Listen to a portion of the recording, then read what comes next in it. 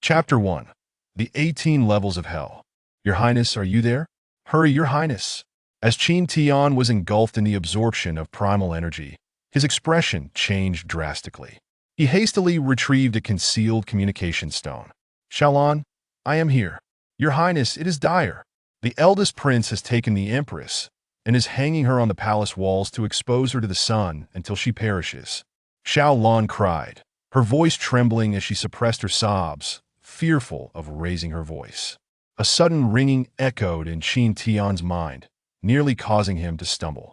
His eyes turned crimson, teeth gritted as he hissed coldly, Qin Hao, if anything happens to my mother, I will annihilate your entire lineage. You wretched servant, how dare you conceal a communication stone? Seek death. Slap. Ah!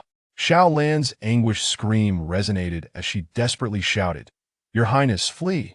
The eldest prince has already issued orders for your execution. Her voice abruptly fell silent. Qin Tian's countenance darkened like a stormy sea, and he sprang to his feet. Yet, in a fit of rage, he halted himself. He could not afford to act recklessly at this moment. The last piece of information Xiaolan relayed must have been Qin Hao's orders to the border city's commander, Yuan Sheng, to take his life. Without power, how could he survive, let alone rescue his mother and slay Qin Hao? I refuse to believe that I cannot vanquish you. Qin Tian's face contorted with fury as he settled back down, fiercely absorbing the primal energy from the heavens and earth, assaulting the mysterious entity within his mind. A year prior, Qin Tian had ventured out to hone his skills, only to be hunted down by Qin Hao himself, who crippled his Dantian and left him for dead in the wilderness. That fateful night, amidst thunderous storms and howling winds, a beam of black light surged into his mind, not only reviving him, but also restoring his Dantian, granting him a second chance at life.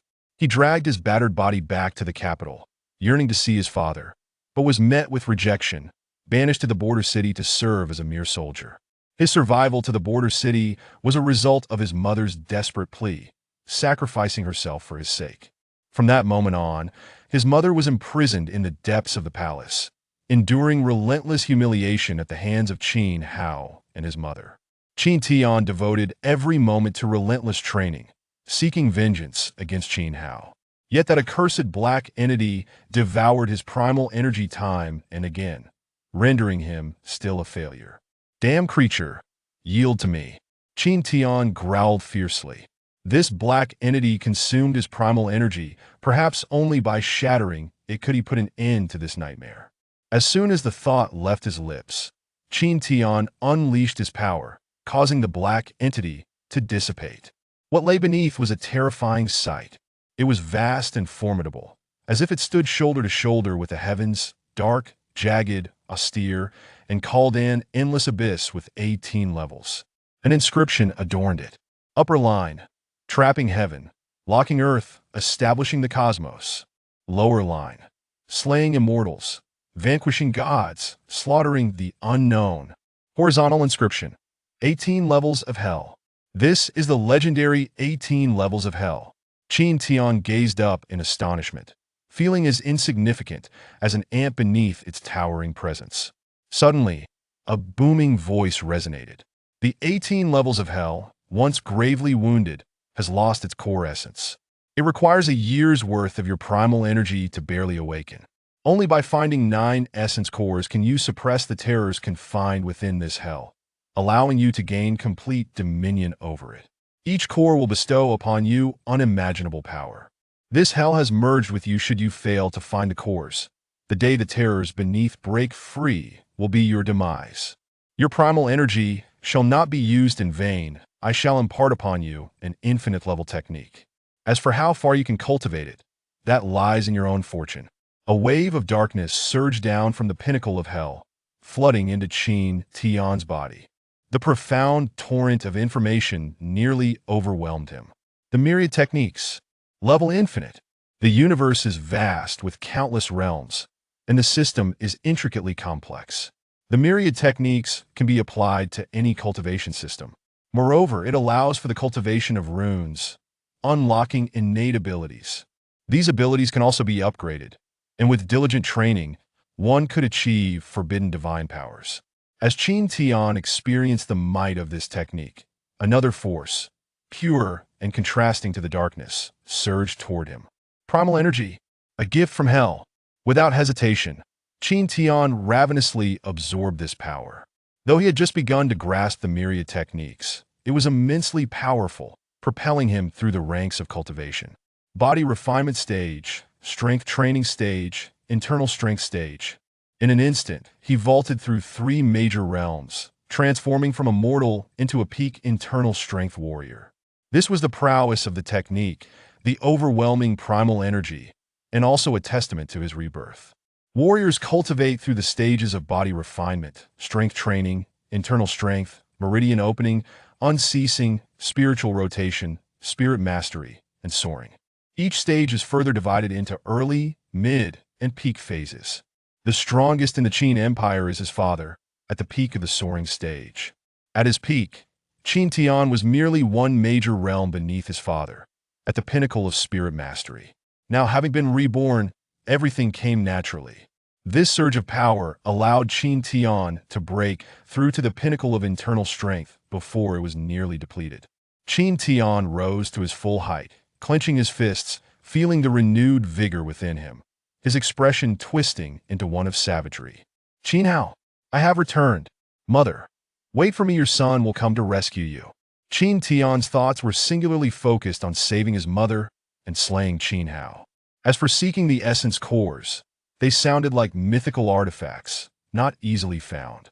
Moreover, nothing was more important than his mother's life. At that moment, the door to his courtyard was smashed to pieces with a resounding crash.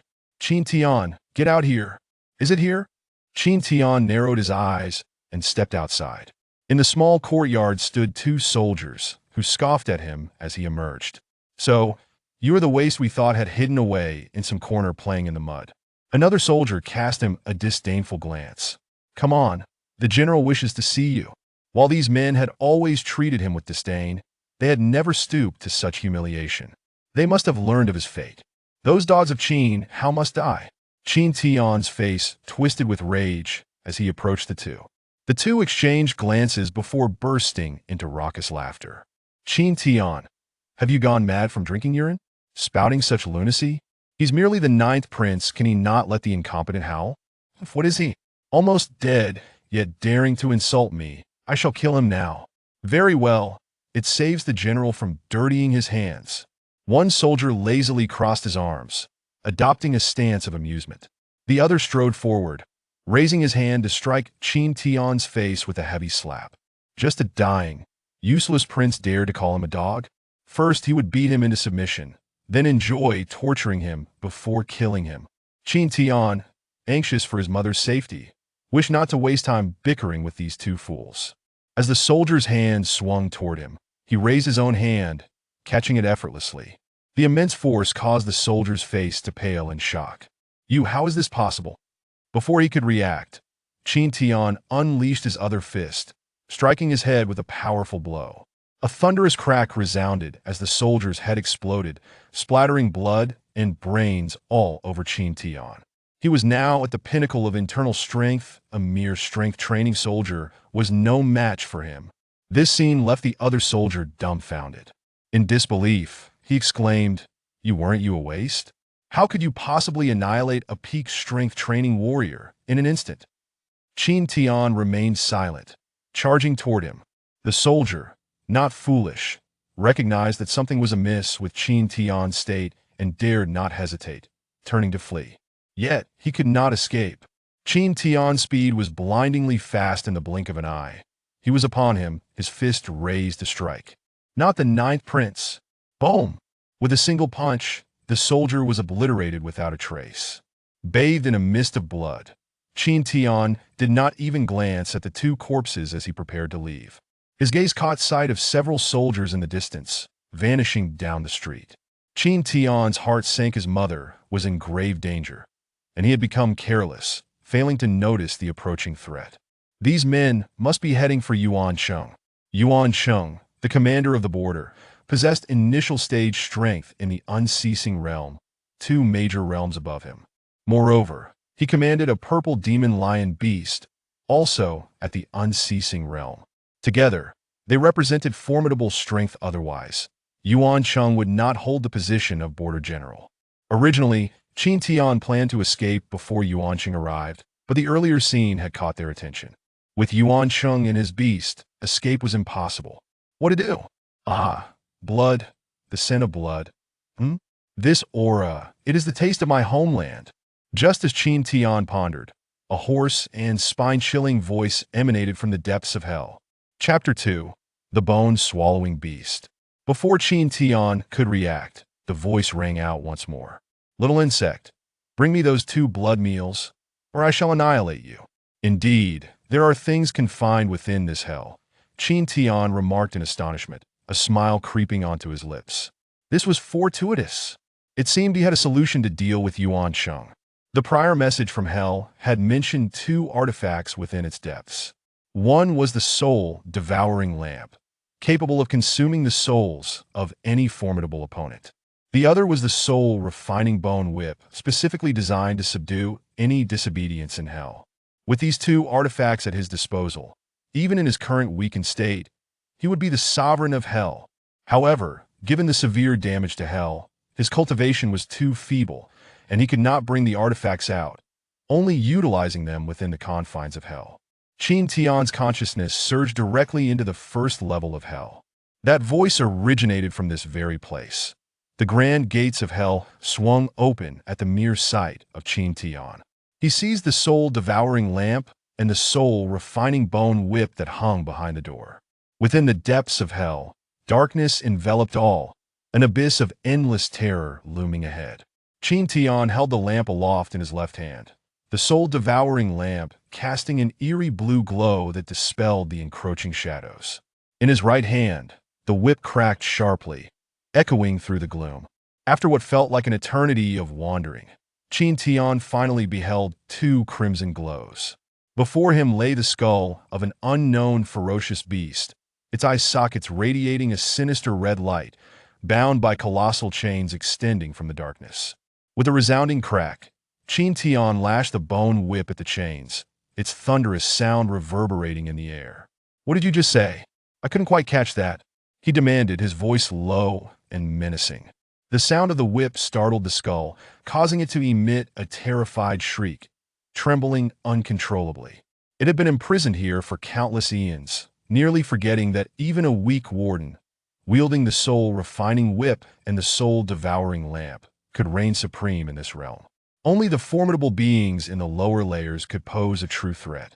Master Warden, forgive me. I did not mean to offend. I shall never dare to do so again. The skull trembled as it spoke. The torment of the soul-refining whip was a memory it could never escape, an agony that lingered even after the passage of endless time. Without further ado, Qin Tian inquired, can the power of the soul-devouring lamp transport your strength to confront the unyielding realm warriors? The skull replied with a pitiful expression, Master, it's a miracle I have survived here. How could I possibly contend with the warriors of the unyielding realm? However, time was of the essence, and it was no moment for games. Qin Tian's patience waned, and he snapped, speak plainly. No more nonsense. Yes, yes, master. If you allow me to consume that blood meal, I can regain some strength, making it trivial to deal with the mere unyielding realm trash. Very well. Qin Tian was well aware that the creature was attempting to haggle, but he had no inclination to engage in a protracted negotiation. After all, they were merely the corpses of Qin. How's dogs their value was negligible. With a thought, he summoned a fragment of hell's power, which promptly brought the 2 corpses before the skull. Hurry, Qin Tian urged. The skull swallowed hard, not daring to hesitate. It devoured the 2 corpses greedily, its tongue glowing red, licking its lips in satisfaction. Master, I am a devouring beast, capable of consuming an entire star in my prime. Before the devouring beast could elaborate, Qin Tian coldly cracked the bone whip. What? Are you trying to boast before me? No, master, you misunderstand. I possess a technique called the soul-devouring demon art, which allows one to absorb the strength of other beings for personal use. I wish to offer this technique to you, master, hoping you will not disdain it. Upon hearing this, Qin Tian paused momentarily. This devouring beast was truly terrified for its life, attempting to curry favor with him in such a manner. However, it made sense as he held its fate in his hands. Furthermore, there might come a time when he could harness its power to free it from its bonds. After enduring countless years, it had returned to life. Failing to appease him would be unwise, for if he were to take offense and strike it down, its fate would be sealed. Very well, hand it over, and I shall provide you with flesh to consume later, Qin Tian replied. He understood the adage that to make a horse run, one must ensure it is well fed. Though he wielded control over its life, withholding rewards could lead to a lack of effort when it mattered most. Thank you, master, the devouring beast exclaimed with immense excitement. Please, open your mind. Unfazed, Qin Tian did as instructed. The devouring beast did not play tricks. It directly transmitted a torrent of consciousness to Qin Tian. Master, I preserve the strength of those two individuals for you. Once you comprehend the soul-devouring demon art, you will be able to absorb their powers. As it spoke, two orbs of power floated before Qin Tian. A smile crept across his face. This devouring beast certainly knew how to please. Now eliminate him for me. At that moment, a chilling voice rang out abruptly. Qin Tian's consciousness snapped back to reality, his cold gaze piercing the speaker. Qin Hao's dog, Yuan Cheng. Standing beside Yuan Cheng was a purple demon lion, exuding an air of majesty, casting a disdainful glance at Qin Tian. What are you waiting for? Kill him. The 8 soldiers exchanged glances, hesitating. One, trembling with fear, spoke up, General, he has the ability to slay peak strength realm warriors in an instant. Fools! Move now! Those who disobey shall be met with death. Yuan Cheng roared in anger. What nonsense about slaying peak strength realm warriors? They must be seeing things, speaking absolute nonsense. A worthless wretch with a shattered dantian could not possibly slay peak strength realm warriors. Ridiculous! As the 8 hesitated, Qin Tian took the initiative. Swiftly, he aimed to end the confrontation and return to the capital. Seeing Qin Tian strike first, the 8 soldiers lost their resolve and hurriedly channeled their power to attack him. Alas, they were merely strength realm warriors. Their numbers mattered not against him. With a single strike for each, he dispatched all 8 in an instant. Yuan Cheng stood in stunned silence, momentarily forgetting to act. How is this possible? Your dantian is shattered. How can you still possess such combat prowess? Yuan Cheng exclaimed in disbelief. He found it hard to accept this reality. He had previously tested Qin Tian and found him devoid of power. Could he have restored it? Impossible. Absolutely impossible. A shattered dantian could not regenerate. It was a fantasy. Could it be that this power belonged to someone else? Yes, that must be it. The former Qin Tian had been a genius. He surely possessed treasures unknown to Yuan Cheng. With this thought, Yuan Cheng's eyes gleamed with greed as he sneered. Qin Tian, I present you with 2 choices. First, surrender the treasures on your person, and I shall grant you a swift death. Second, I shall take you captive and seize your treasures, then torment you until you wish for death. Qin Tian replied coldly.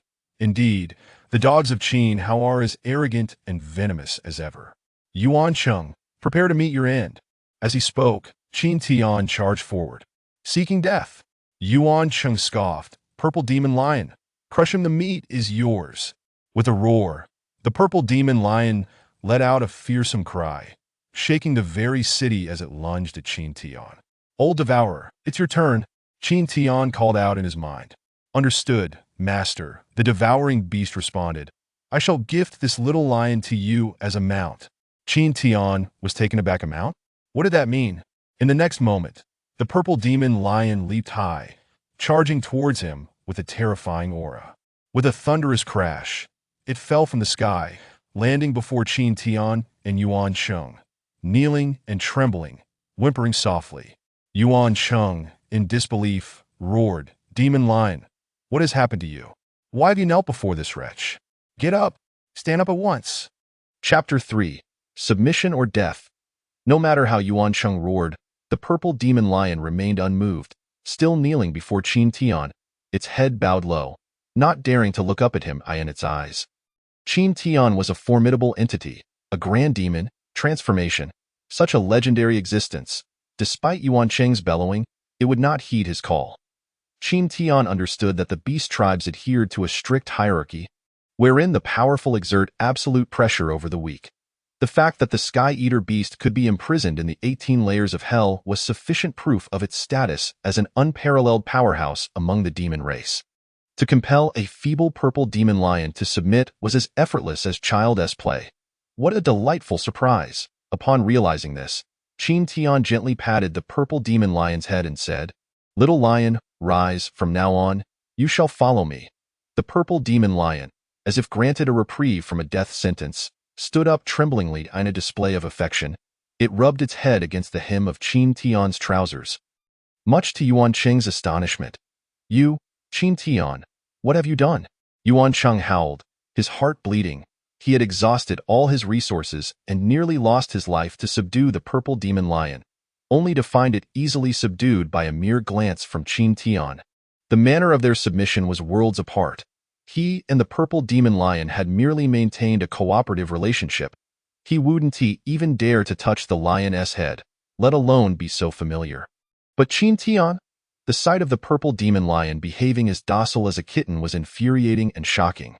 Yuan Cheng could not sense the pressure released by the Sky Eater beast, for it was far too overwhelming and not directed at him. It was like an ultrasonic wave, so powerful that it transcended human auditory perception. Thus, in Yuan Cheng's eyes, everything stemmed from the actions of this worthless prince. Qin Tian did nothing, merely that the little lion finds you too pathetic and no longer wishes to follow you. Qin Tian continued to stroke the purple demon lion's head. "Am I right, little lion?" The purple demon lion nodded vigorously, akin to a chick pecking at grains. Yuan Cheng's eyes were nearly popping out. After years of painstaking effort, it felt like all was being taken from him so lightly by Qin Tian. His murderous intent surged. "Qin Tian, you are insufferable. Today, I shall have your corpse shattered into 1,000 pieces to quench my hatred." With a flash of cold light, Yuan Cheng drew his third-grade spear, transforming into a streak of icy shadow as he charged at Qin Tian. Yuan Cheng was a warrior at the initial stage of the unceasing realm, far beyond what Qin Tian could contend with alone. Originally, he had intended for the old Sky Eater to eliminate Yuan Cheng, but now, with the purple demon lion on his side, he changed his mind. "Little lion, deal with him," Qin Tian commanded sternly. The purple demon lion roared and charged at Yuan Cheng. "You little wretch, a traitor from within!" Yuan Cheng seethed, unleashing a dragon-like strike with his spear, glimmering with cold light as he attacked the purple demon lion. The two clashed fiercely in an instant. Suddenly, Qin Tian's voice reached Yuan Cheng's ears. "General Yuan, have you perhaps forgotten about me?" At the same time, a terrifying fist imprint hurled toward Yuan Cheng's head with tremendous force. "Ha, how could I forget? I've been waiting for you, you overestimating fool." Yuan Cheng replied coldly. He had long been eyeing Qin Tian, believing that even if Qin Tian possessed powers not his own, they were merely of the internal strength realm. He could easily crush him with a single slap if Qin Tian dared to approach. Indeed, he was still a mere child, too naive to realize the danger, and he charged at him.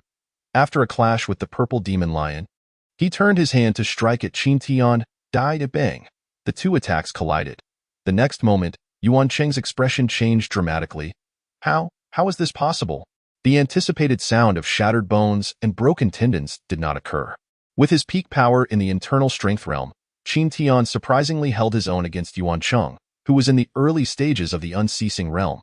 Although Yuan Cheng had diverted some of his strength to contend with the purple demon lion, no mere warrior of the internal strength realm could match him in a direct confrontation.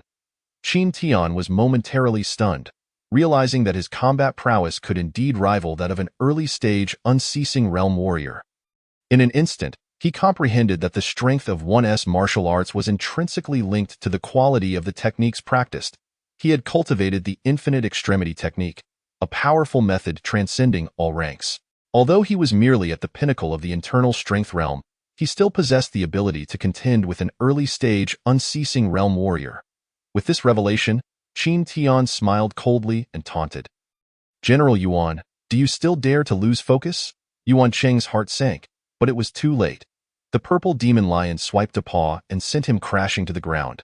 Qin Tian then perched atop him, placing a foot on his dantian, directly shattering all of his power. Yuan Cheng spat blood, his face turning pale, instantly becoming feeble. Yuan Cheng, I offer you two choices. Submit or die.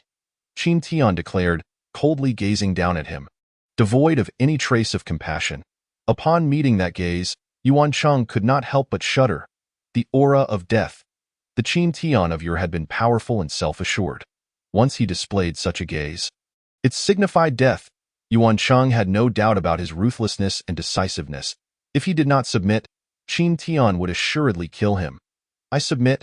Yuan Cheng lowered his head, speaking begrudgingly. Excellent. Qin Tian withdrew his foot and posed a question that had been troubling him. I have been in the border city for a year, yet Qin Hao has not made a move. Why has he suddenly instructed you to kill me? Yuan Cheng replied, His Majesty's time is drawing near. With the transition of the throne, the Crown Prince will not allow any hidden dangers to remain, not even if you have been rendered powerless. The king's time is drawing near? How can this be? He is still in his prime. Qin Tian was taken aback. I do not know. I only know that His Majesty's time is nearing, and the entire nation mourns, Yuan Cheng responded. With the king's time approaching, chaos will surely ensue in the capital. This is the perfect opportunity to eliminate Qin Hao. Qin Tian mused inwardly. The king's impending demise? What did it have to do with him? That indifferent king viewed him and his mother as less than mere passers-by. His life or death was of no consequence. He cared only for his mother's safety and avenging Qin Hao. With the king's time drawing near and chaos in the capital, he had returned to seek vengeance on Qin Hao. You must return to the capital swiftly and inform Qin Hao that I have recovered, and you were unable to kill me. Then remain by Qin Hao's side, and when I return, send word to my royal residence if anything arises. Your Highness, you have truly recovered? Yuan Cheng asked in astonishment. Qin Tian extended his hand, concentrating his yuan power in his palm before letting it dissipate. Yuan Cheng inhaled sharply, astonishment flooding his heart, unable to remain calm. Qin Tian continued, I understand that the purple demon lion is your life's work. I, Qin Tian, will not seize what others cherish. From now on, the little lion shall remain with you. Saying this, Qin Tian turned to the purple demon lion and instructed. Little lion, go with him. He is your master. Though the purple demon lion was perplexed, it did not dare to disobey and promptly returned to Yuan Cheng's side. Yuan Cheng was elated and hurriedly bowed. Thank you, Your Highness. He then turned to leave with the purple demon lion. However, as he turned, his gaze turned icy. Heh, Qin Tian, is that all you've got? You dare to return the purple demon lion to me and suggest I remain by the Crown Prince's side? Even if you have recovered, what of it? In the face of the Crown Prince, you are destined for death. The moment you step into the capital, it will be your end. Yuan Cheng hastened back to the capital, determined to report this matter to the Crown Prince so that preparations could be made. Qin Tian watched his retreating figure, a glimmer of coldness flashing in his eyes. How could he believe Yuan Cheng's deceitful words? He had initially intended to kill him, but upon reflection, he realized that even with his regained strength, he still could not contend with Qin Hao in a one-on-one confrontation. He could not win, let alone against Qin Hao's formidable forces. Thus, he devised a clever ruse. He pretended to believe Yuan Cheng's submission and allowed the purple demon lion to follow him. His current strength was still insufficient to communicate through soul transmission. So as Yuan Cheng departed, he had the Sky Eater beast convey a soul command to the purple demon lion. The plan was to have it remain beside Yuan Cheng.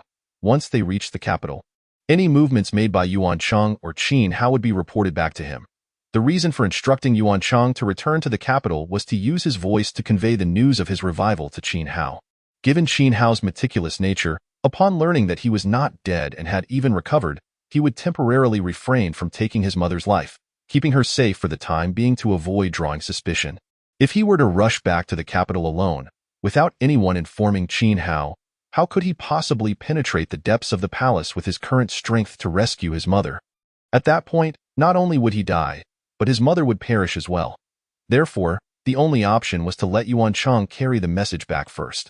Until Qin Hao saw him and killed him, there would be a sliver of hesitation, allowing his mother to live for a while longer and granting him precious time to devise a rescue plan. Could that great being devour these 8 corpses for me? The Sky Eater beast's voice echoed. Qin Tian snapped back to reality, realizing that this creature was indeed not one to shy away from benefits. It seemed that its earlier assistance in subduing the purple demon lion was motivated by a desire for flesh. Very well, all of it is yours, Qin Tian replied generously, directly sending the corpses to hell. Thank you, my lord. The Sky Eater beast exclaimed excitedly. Rest assured, my lord, as per the usual agreement, I shall consume the meat and transfer the residual power to you. Qin Tian smiled, ignoring him as he mounted a horse and set off towards the Black Forest Mountains. Mother, I am coming back now. Wait for me. Qin Hao, live well. I shall come for you. Chapter 4. The arrogant Qin Mingdai. The Black Forest Mountain Range is situated at the heart of the road leading from the border city to the capital. To return to the capital, Qin Tian must traverse this treacherous terrain. The speed of ordinary warhorses pales in comparison to that of fierce beasts. He needs to subdue a powerful beast to accompany him as an ally, while also allowing Yuan Cheng some time to return to the capital ahead of him. It is crucial for him to time his arrival perfectly, so that both he and Yuan Cheng arrive in the capital in succession. On the back of his warhorse, Qin Tian delves into the swallowing Yuan devil art, absorbing the residual energy from 10 groups, remnants left behind after the deaths of 10 individuals. It is undeniable that the myriad techniques of the heavens are remarkably potent. The energies from those 10 individuals, infused with deathly aura and impurities, are purified by the swallowing Yuan devil art, transforming into an exceedingly pure form of power. Qin Tian is elated. According to the scriptures, the side effect of the swallowing Yuan devil art lies in its accumulation of impurities, which poses potential hazards. Yet, this singular drawback has vanished in his case. However, the combined strength of 10 martial artists at the refinement stage has not propelled him into the meridian stage. After all, the techniques are overwhelmingly powerful, and the energy consumed is equally formidable. Upon entering the Black Forest Mountain Range, Qin Tian is surprised to find no formidable beasts. Nevertheless, even the smallest mosquito is still flesh. He slays a dozen beasts, refining their beast crystals, feeding the meat to the swallowing beast, which is so elated that it nearly adores Qin Tian. This Lord of the Abyss is exceedingly generous. He has never experienced such treatment before, with an endless supply of meat to consume. Moreover, the refined beast crystals finally enable Qin Tian to break through to the early meridian stage. As he ventures deeper, he wonders why he has yet to encounter a powerful beast. Suddenly, a thunderous roar reverberates through the air. Qin Tian frowns slightly, yet instead of retreating, he advances stealthily towards the source of the sound. Quick! Surround it, a girl shouts from a distance, directing 8 warriors to encircle a thunder white-headed tiger that measures over 10 feet in length. Qin Mingdai. Qin Tian exclaims in astonishment, quickly realizing that it is this haughty princess who is attempting to hunt the thunder white-headed tiger. No wonder he has not seen any formidable beasts in the vicinity. They must have fled at the sound of the commotion. Outside the Black Forest Mountain Range lies the northern county, the domain of his royal uncle, Lord Qin Shan, the King of the North. With the impending demise of King Qin, it is inevitable that Qin Shan will return to the capital, which is why they must pass through this area. However, not seeing his uncle Qin Shan suggests that he has allowed Qin Mingdai to enter the mountains for her training. Who dares to spy? Suddenly, a cold voice of an elderly woman rings out. Qin Tian steps forward from the shadows, smiling as he says, Zhao Mama, your perception remains as sharp as ever. Qin Tian. Qin Mingdai gasps in surprise. Zhao Mama disregards Qin Tian, casting a cold glance at her before returning her focus to the task at hand. Just a worthless prince. Dare to act recklessly, and I will slap you dead. It is I, dear sister Mingdai. He has been a long time. Qin Tian approaches her. Who is your sister? Qin Mingdai glares at him in disgust. Stand still, keep your distance from me, you repulsive creature. Qin Tian remains unfazed, halting his steps. Are you hunting the thunder white-headed tiger? Tell your people to fall back. Allow me to assist you. You? What can a waste like you possibly do? Oh, I see. You want to disrupt things, don't you? Listen well, Qin Tian, go away, or I will kill you if you disturb my hunt. Qin Mingdai retorts coldly. Qin Tian's expression grows increasingly frigid. He had initially intended to offer his help out of familial ties, only to be met with such humiliation. Just as he is about to speak, Qin Mingdai suddenly gasps, You were supposed to be dead. How are you here? Oh, how do you know I was dead? A glint of menace flashes in Qin Tian's eyes. I heard from father that elder brother secretly sent someone to kill you. How are you still alive? Qin Mingdai inquires. Not even 10 Qin Haos could bring me down? Qin Tian replies, his tone darkening. Ha, Qin Tian, you truly amuse me. You are nothing but a waste now. I could easily squash you with a mere flick of my finger. Qin Mingdai mocks, then quickly turns her attention back to the battle ahead. Everyone, attack! Anyone who dares to retreat shall face my father's wrath. It has been a long time since I have seen such arrogance and disdain. Qin Tian shakes his head. Qin Tian, do you seek death? How dare you insult me? Qin Mingdai retorts coldly, as the royal sister. From the moment I appeared, you have humiliated my royal brother in every way possible. So tell me, who wishes to die more? You or I? Qin Tian's voice has grown icy. Humph, you still think you are the old you, don't you? Qin Mengdia's anger causes her chest to heave, and with a swift movement, she lunges at Qin Tian. As the daughter of the King of the North, her access to training resources is unparalleled. Though still young, she is already a practitioner at the early unceasing stage. However, Qin Tian, having reached the early meridian stage, feels no fear facing her, especially considering she is merely a sheltered flower, nowhere near his formidable resilience forged in the fires of hardship. As Qin Mingdai approaches, he sidesteps her attack just in time. How dare you evade? She bellows in fury. Qin Tian feels an urge to strike her down. Her arrogance has gone unchecked. How dare she say he would not evade?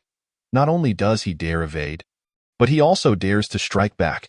After dodging her attack, Qin Tian lifts his foot and kicks her in the waist. With a loud crack, Qin Mingdai is sent flying. Has your uncle not taught you how to respect your royal brother? Today, I shall personally educate you. Qin Tian coldly remarks. Qin Tian, you dare strike me? Zhao Mama, kill him, end him. Qin Mingdai screams, unable to comprehend this affront. Who would dare strike her? Not even her father has raised a hand against her. Yet this waste dares to lay a finger on her. She wishes for nothing more than to see Qin Tian suffer 1,000 deaths. Before she can utter another word, Zhao Mama has already lunged forward. Die! Zhao Mama bellows fiercely. You all are bold to attack a prince. Qin Tian retorts coldly. Do you even qualify to call yourself a prince? To dare strike my little princess is a capital offense. Killing you would not raise an eyebrow, Zhao Mama declares, closing in on Qin Tian. Having surpassed the unceasing stage, Zhao Mama stands as a formidable practitioner at the early spirit rotation stage. If Qin Tian were at the peak of the meridian stage, he could perhaps contend with her, but alas, he is still in the early stages. Without a second thought, he turns and races toward the thunder white-headed tiger, which is currently under siege. This beast is at the pinnacle of the spirit rotation stage, while the 8 attackers are merely mid-unceasing stage experts. Yet, for Qin Tian, as long as they are not at the peak of the unceasing stage, he feels no trepidation. Get out of my way. A man shouts, blocking Qin Tian's path. Kill him, end him. Qin Mingdai shouts from behind. Get out of my way? I shall send you to your death. The man retorts, in the next moment, they collide with a thunderous crash. The man's arm shatters, blood spurting as he is sent reeling backward. Qin Mingdai gasps in shock, her mouth agape. How is this possible? How could a waste with a shattered dantian inflict such damage on a mid-unceasing stage warrior? Her understanding begins to crumble, her mind a whirlwind of confusion. Meanwhile, with Qin Tian's sudden strike, the assault on the thunder white-headed tiger is disrupted. Seizing the opportunity, the beast retaliates, killing one warrior and mauling another. In the next moment, the tiger, observing Qin Tian charging towards it, lets out a deafening roar, its massive paw crashing down upon him. Qin Mingdai, awakening from her shock, revels at the sight. Qin Tian, this is your own doing. Zhao Mama, keep an eye on Qin Tian. Let the beast maim him, but leave him alive. I wish to torment him. Yes, princess, Zhao Mama replies. At the same time, Qin Tian's voice rings out, submit. In the next instant, the massive paw of the thunder white-headed tiger abruptly halts, then retreats with a powerful force. With a thud, it bends its limbs, kneeling before Qin Tian. The scene falls into an eerie silence. Chapter 5. The mysterious beast tamer even Zhao Mama, who had been charging towards Qin Tian, halts in shock, momentarily frozen in place, murmuring, a beast tamer. Qin Tian is momentarily taken aback that a beast tamer? What a delightful misunderstanding. It is well known that fierce beasts are exceedingly proud and violent. Ordinary warriors can only subdue them through sheer force to make them their allies. However, there exists a rare profession known as the beast tamer. The combat strength of a beast tamer is not particularly strong, but they cultivate unique powers that allow them to tame beasts and forge contracts, merging their strengths, resulting in formidable combat prowess. Of course, there are exceptions where a beast tamer possesses formidable personal strength alongside their beast, creating a terrifying combination. The requirements to become a beast tamer are as stringent as those for a pill master. Each beast tamer is revered by various powerful factions, holding a status equivalent to that of a pill master. Since he has been mistaken for a beast tamer, he might as well embrace it. With this identity, having the King of the North on his side would only bolster his position. With this thought in mind, Qin Tian disregards the astonished gazes around him and raises his hand towards the thunder white-headed tiger, saying, "Little tiger, rise. From now on, you shall follow me."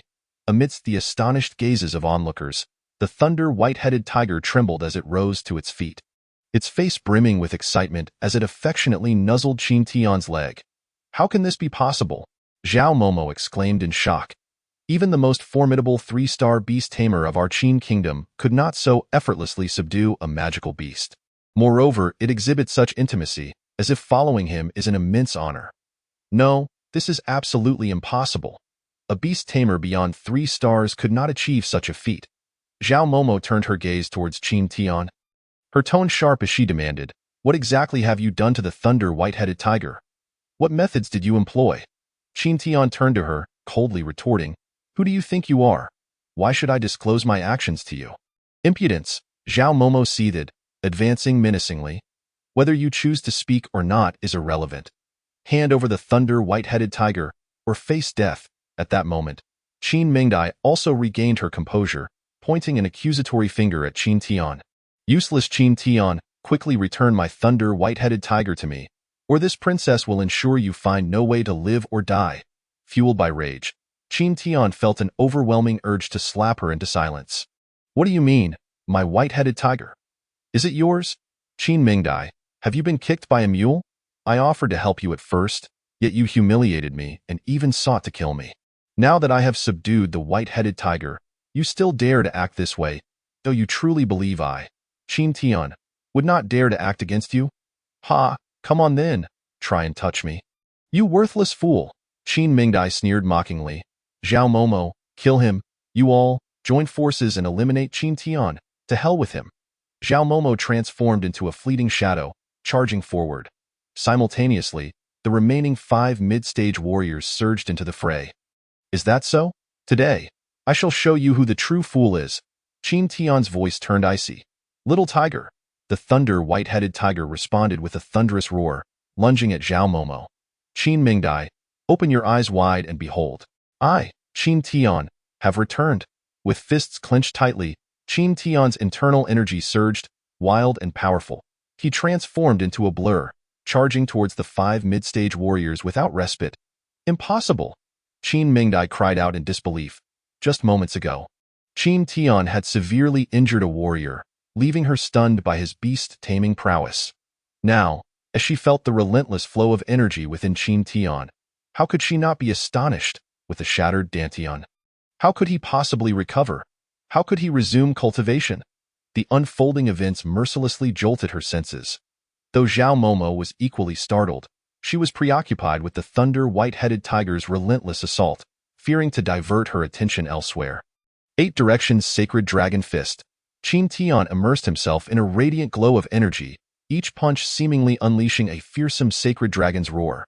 This was his 3rd-tier martial technique, the 8 Directions Sacred Dragon Fist, grand and overwhelming. Upon reaching the meridian opening realm, his energy coursed through his meridians, allowing him to wield martial techniques once more in combat. Bang, bang, bang.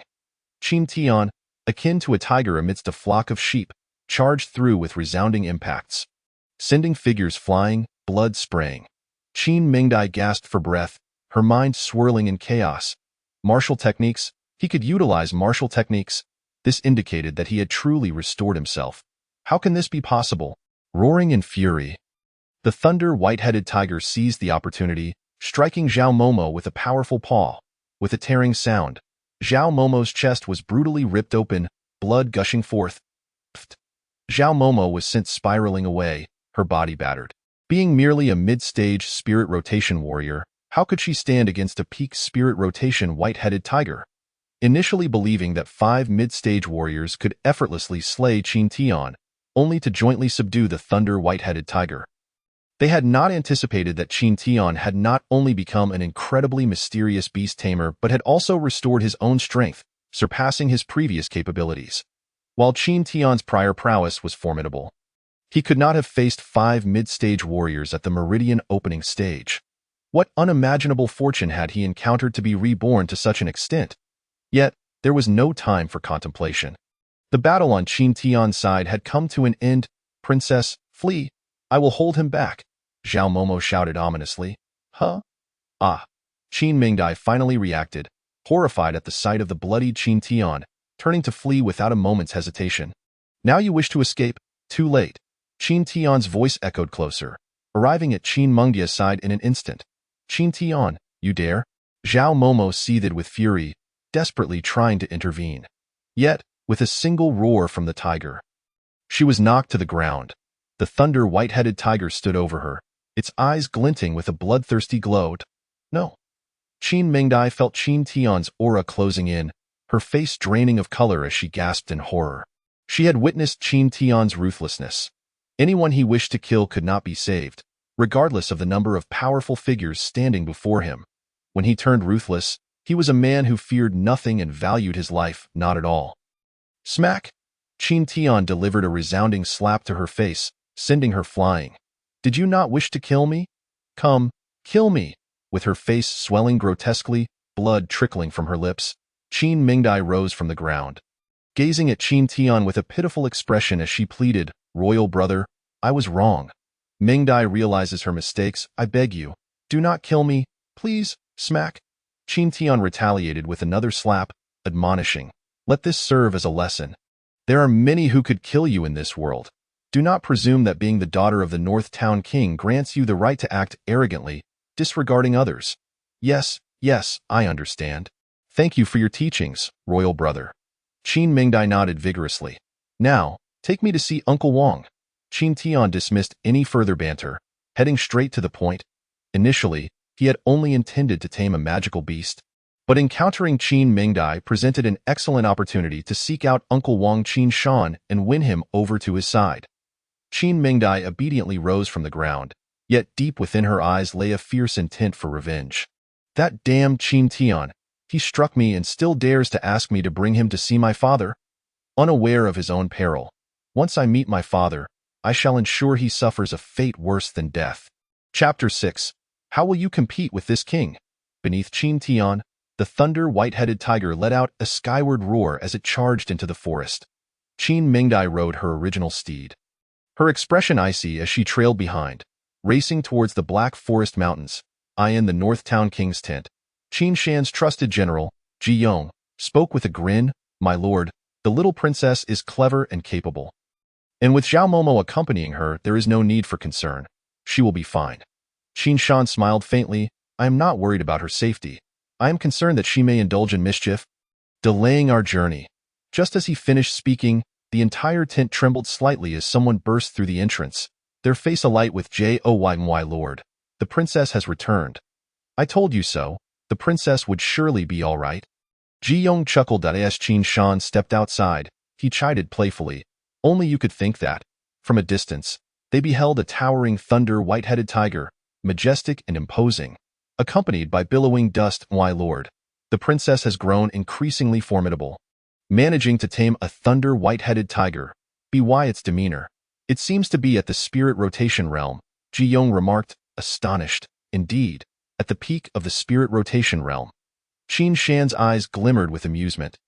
But in the next moment, his brow furrowed sharply. "That is not dire." "Huh?" Ji Yong, puzzled, looked again, his expression freezing as he exclaimed, "Who is that? Why does he seem familiar?" "Who?" Before Qin Shan could finish his sentence, the white-headed tiger came to a halt, and its rider dismounted, bowing to him. "Uncle Wang, It has been a long time. Before Qin Shan could react, Qin Mengdia's voice rang out, sharp and accusatory. Father, kill him, kill him. My lord, this old servant has failed in protecting the princess and narrowly escaped Qin Tian's deadly grasp. I implore you to hold me accountable. Zhao Momo knelt before Qin Shan, her words laced with blame rather than contrition. Qin Shan's gaze fell upon Qin Mengdia's swollen face, his expression darkening as he glared at Qin Tian.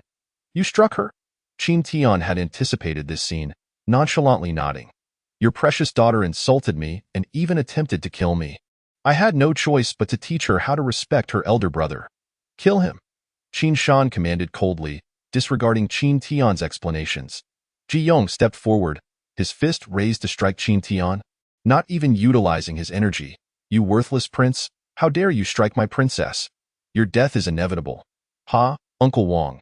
As domineering as ever, Qin Tian mocked, channeling his energy into his fist, meeting Ji Yong's strike head-on. Be careful, General Ji. He has. Zhao Momo's warning was cut short by the sound of bones shattering as Ji Yong's arm fell limply to his side, sent flying by the impact. Uncle, why are your subordinates so inept? Knowing Zhao Momo accompanies me, I could still discipline Meng Dai. What does that signify? To dare be so reckless, even without using energy, does he not seek death? Qin Tian's voice dripped with icy mockery. How is it possible that you can still wield energy? Ji Yong, enduring the excruciating pain of his fractured bones, exclaimed, Don't say it's him. Even Qin Shan is staring at Qin Tian in shock, as if he has seen a ghost. His dantian is shattered. And he can still cultivate? Nonsense. Qin Tian glanced at Ji Yong and replied, Needless to say, my dantian has naturally recovered. How could the dantian possibly recover? Ji Yong gasped. Qin Shan, the Northern King, quickly regained his composure. Regardless of whether Qin Tian was merely putting on a show, they had just suffered defeat. Any further words would only serve to humiliate themselves. He immediately commanded, Silence. With an arm broken, can you not even kill? Ji Yong snapped back to reality, his surging violently as he stomped on the ground like an enraged lion, charging fiercely at Qin Tian. Mountain-crushing fist. Ji Yong, in the mid-stage of the spirit rotation, unleashed a punch imbued with heavy, solidified, as formidable as black gold and terrifyingly hard. And no matter what tricks you play, in the face of absolute power, your only fate is death. General Ji, retreat. Madame Zhao shouted anxiously once more. Alas, it was already too late. His punch had already reached Qin Tian. This time, Qin Tian did not move an inch. He merely cast a cold gaze at the incoming fist imprint and uttered, Little tiger, with a thunderous roar. The white-headed tiger behind Qin Tian suddenly raised its massive paw and struck down upon Ji Yong's punch imprint. Crack! Ji Yong's arm shattered as well, and he was struck as if by lightning.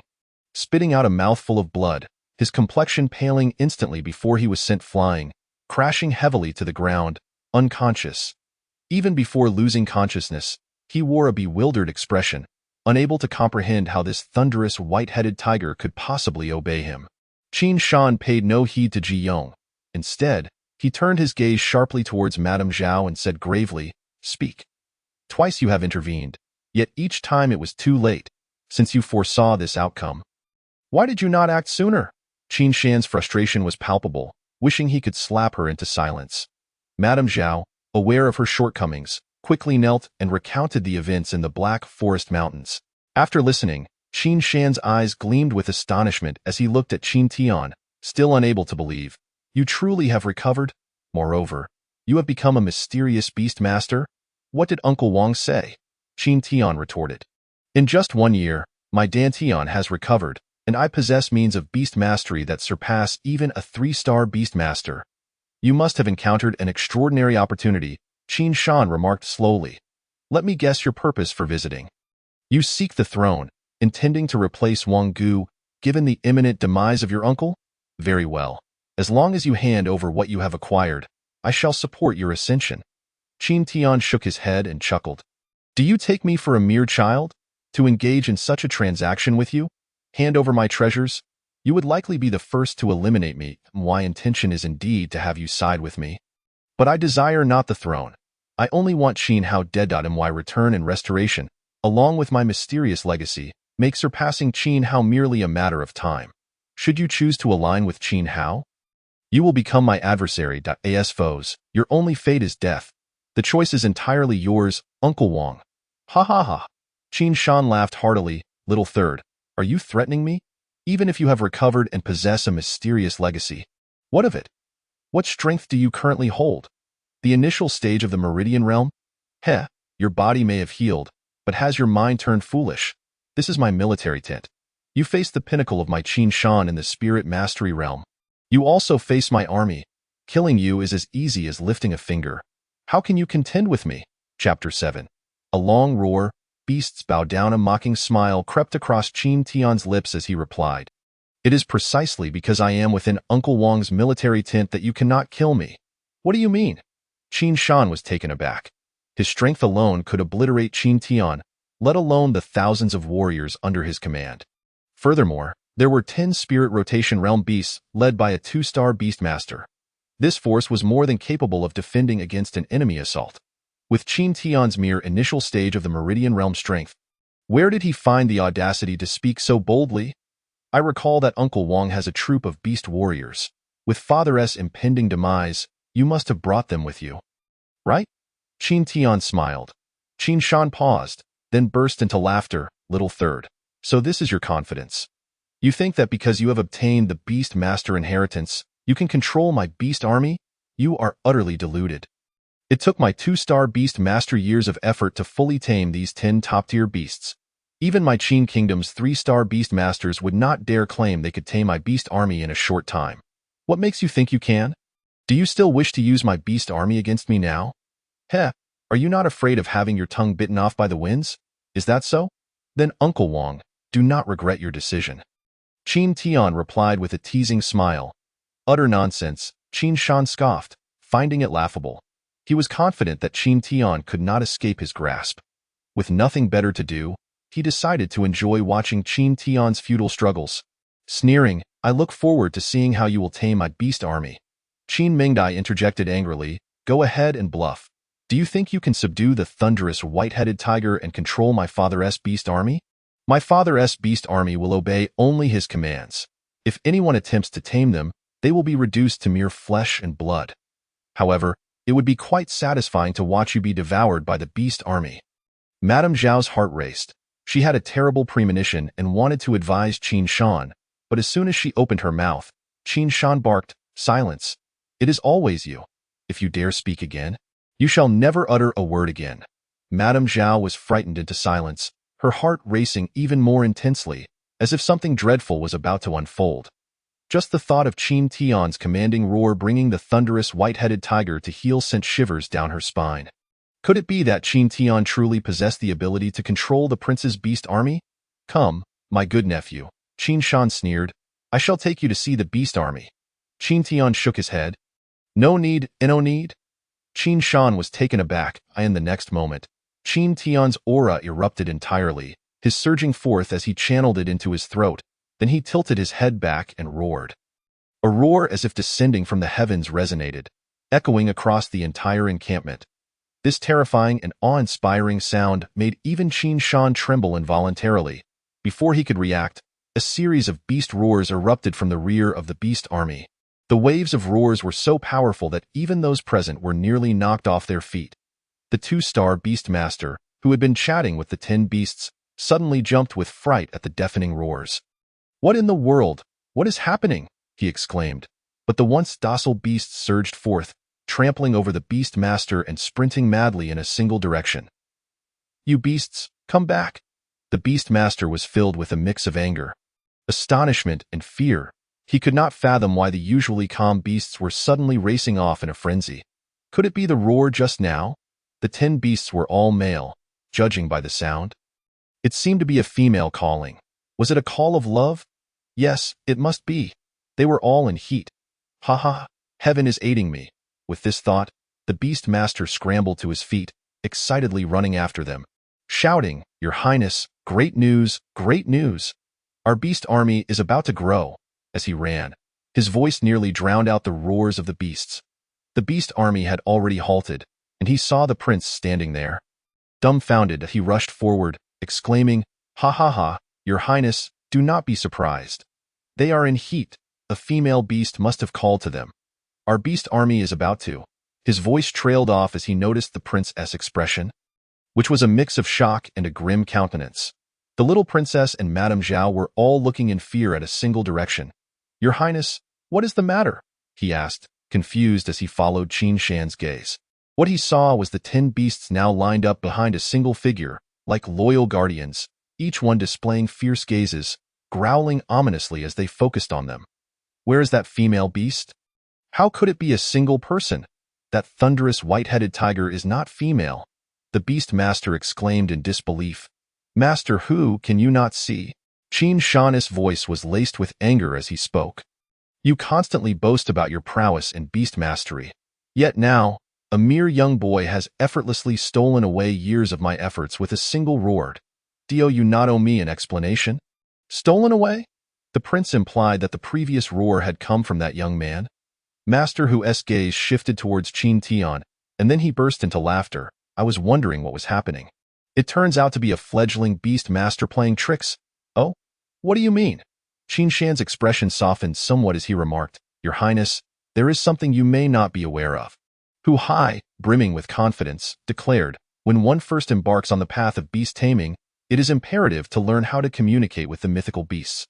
Mimicking their various calls is an essential skill for beginners." "Ha! I never anticipated encountering a naive novice attempting to demonstrate his prowess here, utterly oblivious to the consequences." Turning his gaze towards Qin Tian, Hu Hai scoffed, "Youngster, you are still quite inexperienced. Allow me to enlighten you on the true art of beast taming." With that, a ferocious aura surged around Hu Hai, emanating a formidable power as he unleashed a long, resonant howl. This technique was designed to emulate the presence of a superior beast. It was customary to issue such a sound before subduing a mythical creature, diminishing its will to resist. Subsequently, one could either suppress it with brute force or entice it through various means, thereby leading the creature to gradually submit, signing a contract of allegiance, obeying commands, and fighting side by side. In stark contrast, the young man before him merely emitted a crude imitation of a female's alluring call. Attempting to beguile the beast's Hu Hai's own sound not only shattered the seductive allure of that call, but also introduced the aura of a dominant being, compelling the mythical creatures he had subdued for several years to obediently return. An effortless task, especially given the existing soul contract between them. "Return, you unruly beasts." Hu Hai's voice boomed with authority. However, his command was met with palpable outrage from the 10 mythical beasts, who bared their teeth and unleashed a blood-curdling howl in response.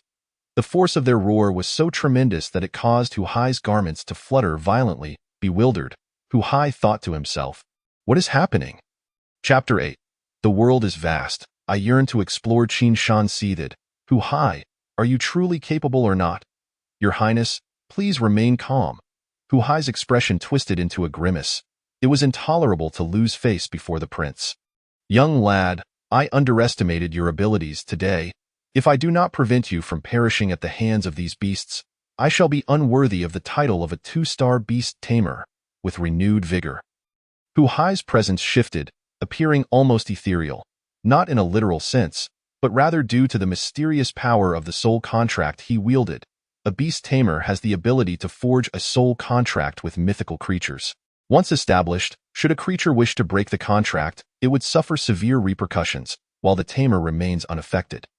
Conversely, if the tamer wishes to nullify the contract, it can be done with a mere thought. This is the terrifying aspect of beast tamers. Though the soul contract does not govern the life and death of the beasts, it instills fear within their very souls, compelling them to submit. "If you do not turn back now, I shall annihilate you."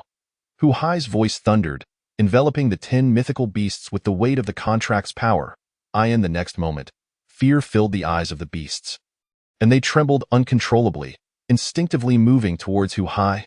"Well done, Master Hu," Qin Shan sighed in relief, witnessing the unfolding scene. Just moments ago, Qin Tian's display had genuinely alarmed him. Had it succeeded, not only would he have been unable to eliminate him, but his army of mythical beasts would have also been lost, a loss of significant magnitude. "Old Tun, can you resolve this?" Qin Tian's consciousness resonated in the depths of the first layer of hell. The fearsome roar he had emitted earlier was that of the devouring beast, merely channeled through Qin Tian. The devouring beast responded, "If I still possess strength, I could directly erase this worthless contract without causing any harm to those lowly beasts. While I cannot obliterate the contract outright, I can compel them to nullify it themselves, my lord. I will require your assistance in channeling my power." Very well. Qin Tian summoned the light of the soul-devouring lamp, creating a verdant path of illumination for the devouring beast. Outside, the 10 mythical beasts had approached the center between the two men.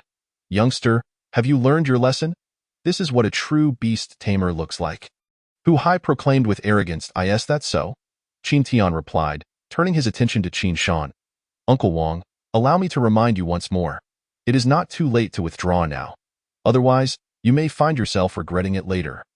Before he could finish, Qin Shan burst into laughter. "Old third, you are becoming increasingly pathetic. Even now, you wish to intimidate me with your foolish words? Ha! You should contemplate how you will meet your demise." Qin Tian retorted, "Since it has come to this, do not blame your nephew for being merciless." He opened his mouth to unleash another, even more terrifying beastly roar, enveloped by an imperceptible yet overwhelming pressure that descended deep into the souls of the 10 mythical beasts. Having been struggling moments ago, the beasts abruptly halted in their tracks. Without hesitation, they all raised their heads and let out a unified howl, unleashing an unparalleled force and determination, expelling copious amounts of their vital essence as they shattered the contract unilaterally. Boom, boom, boom. The 10 mythical beasts collapsed heavily onto the ground.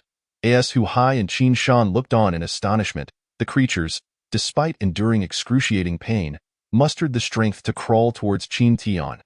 How is this possible? Hu Hai's throat went dry, trembling with disbelief. He had never witnessed a beast tamer subduing mythical beasts with mere beginner techniques, especially ones that had already entered into a soul contract.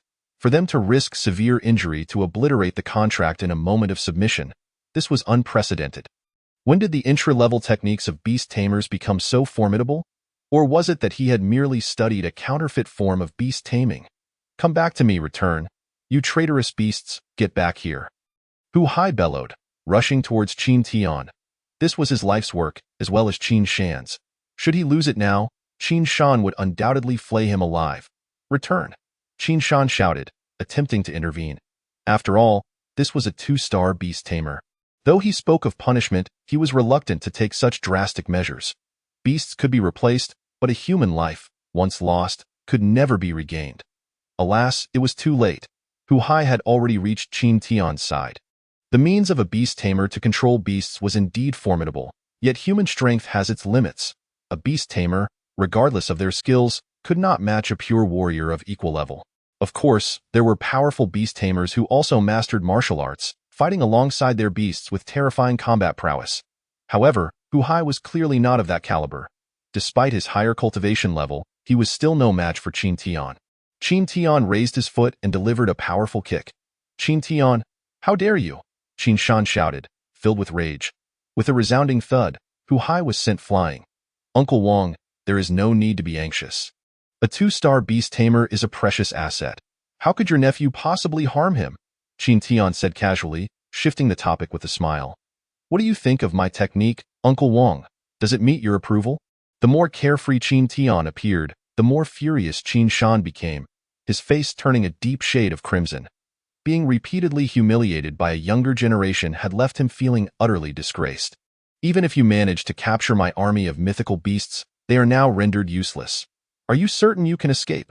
Qin Shan ground his teeth, his energy surging as he slowly approached Qin Tian. "Get up, all of you!" Qin Tian commanded in a deep voice. The 10 mythical beasts gritted their teeth and struggled to rise, positioning themselves protectively in front of Qin Tian. "Uncle Wang, do you believe that if I ordered them to self-destruct, they would hesitate for even a moment?" Qin Tian's mocking gaze locked onto Qin Shan. Qin Shan froze, halting his advance, his expression dark as he stared intently at Qin Tian. He no longer doubted Qin Tian's words. If he were to give the order, those 10 mythical beasts would undoubtedly comply without hesitation. A self-detonation among 10 spirit rotation realm beasts would surely inflict severe injuries, if not death at that point. with Qin Tian possessing a peak spirit rotation white-headed tiger who could stand against him. Qin Shan was consumed by frustration, realizing that despite being a mere conduit, he could not gain the upper hand. He regretted, in hindsight, having been so arrogant as to wish to witness Qin Tian's display of power. Perhaps it would have been better to eliminate him outright. Yet, alas, there is no remedy for regret. Qin Mingdai trembled in fear, aware that even her father could not contend with Qin Tian. She dared not act recklessly, for that would surely lead to her demise. Zhao Mama sighed despondently, wishing she had warned the prince earlier. But would a warning have made any difference? What do you desire? Qin Shan growled menacingly. Qin Tian replied, as I have stated before, stand by my side. I have no interest in the throne. I merely wish to eliminate Qin Hao. Once accomplished, I will take my mother and depart. As for the throne, Uncle Wang, if you desire it, you may have it. Qin Shan's heart sank. The throne? He had never contended with Qin Chong for it in the past. But perhaps this was indeed an opportunity, to only eliminate Qin Hao and not seek the throne. Before Qin Shan could finish his thoughts, Qin Tian interrupted, you need not doubt my resolve. My ambitions lie elsewhere. The world is vast, and I long to explore it with my mother. Qin Tian's casual remarks were heard by Qin Shan as thunderous revelations. It turned out that his ambitions were so grand. Furthermore, with his return to full strength, he possessed a terrifying and mysterious beast-taming legacy. With his talent, this mere one-star dynasty could not hinder his progress. His path lay far beyond. Very well. I shall take my chances. You may rest assured in the capital. I will shield you from any threats. Qin Shan resolved firmly. Then it shall be a labor of love for you, Uncle Wang. Qin Tian smiled slightly, then turned to mount the white-headed tiger. Gesturing towards the 10 beasts lying on the ground, Uncle Wang, I return your army of beasts. Consider it a gift from your nephew. Having said this, he called to the white-headed tiger and turned to leave. Qin Shan was momentarily stunned, his heart swelling with joy.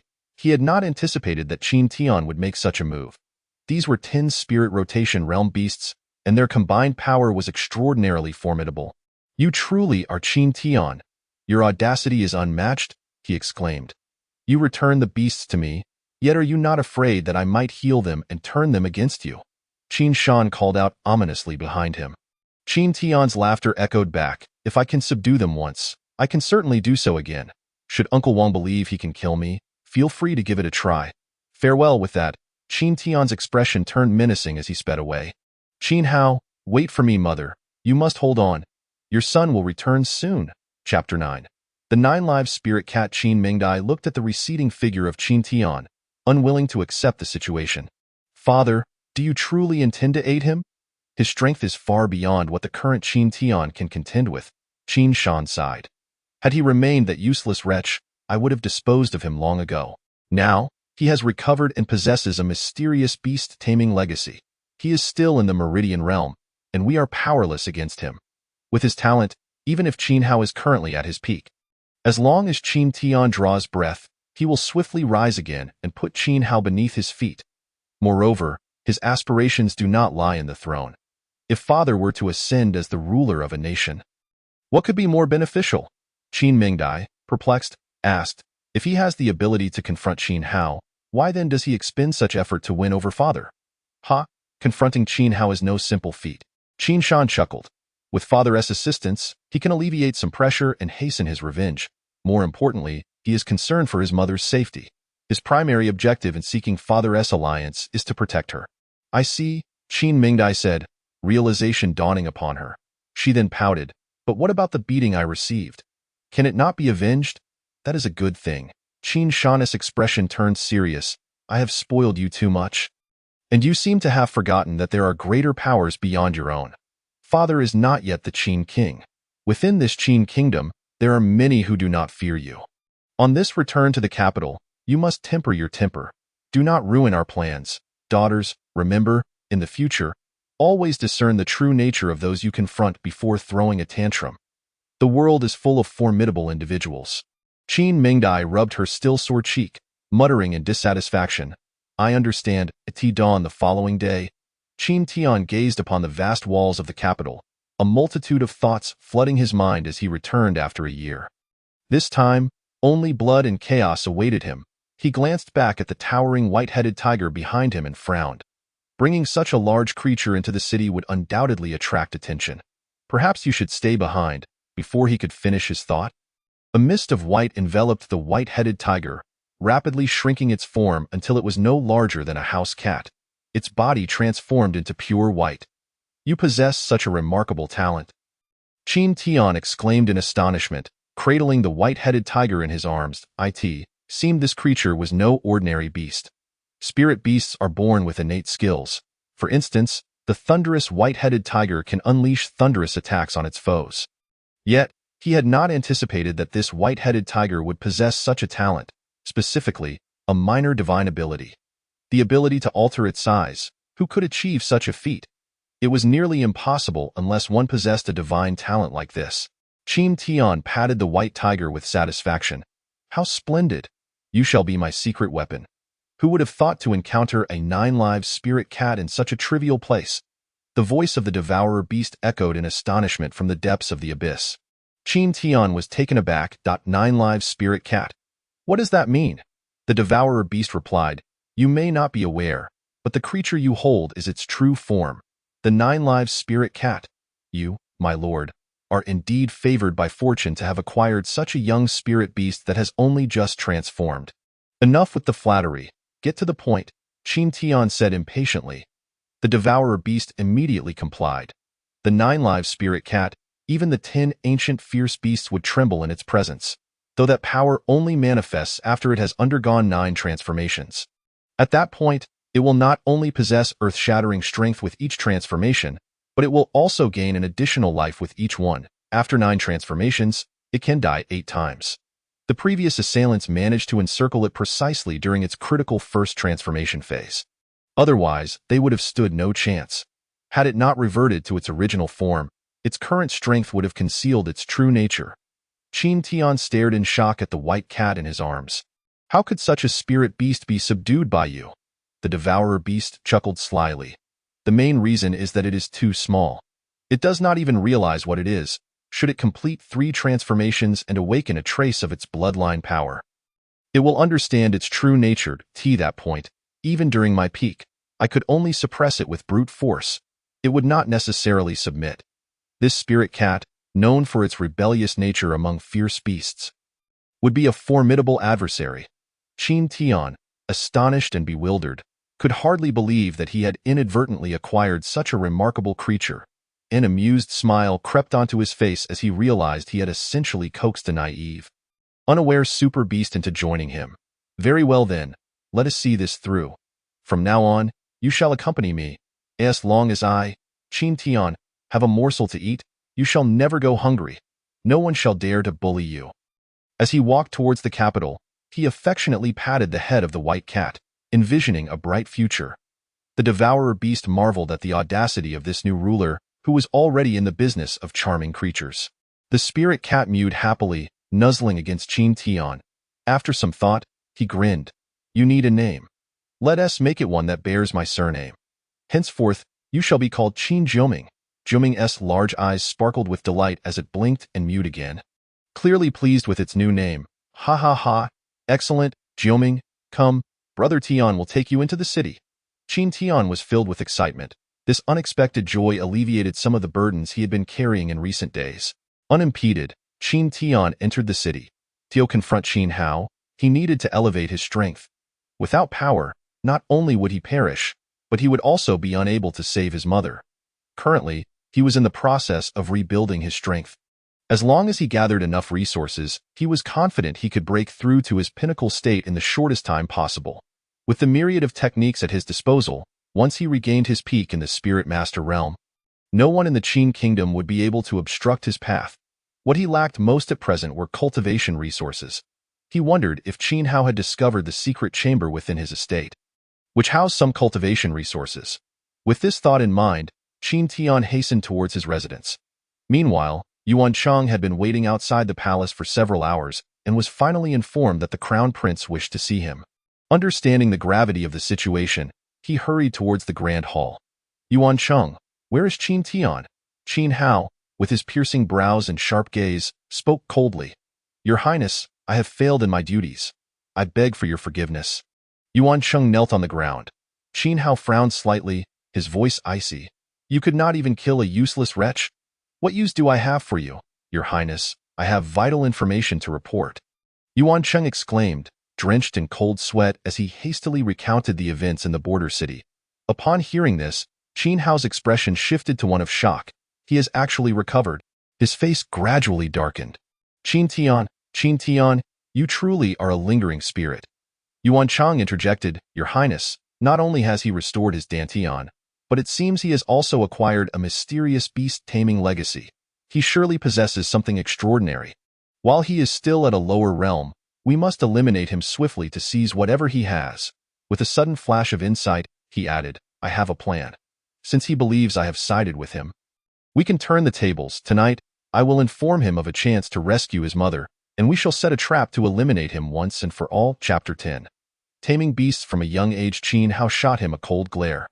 Do you think Qin Tian is a fool? Would he believe your feigned loyalty? He allowed you to return merely to use you as a messenger to learn of his return, so he would refrain from harming that wretched woman for the time being. That is his true intention.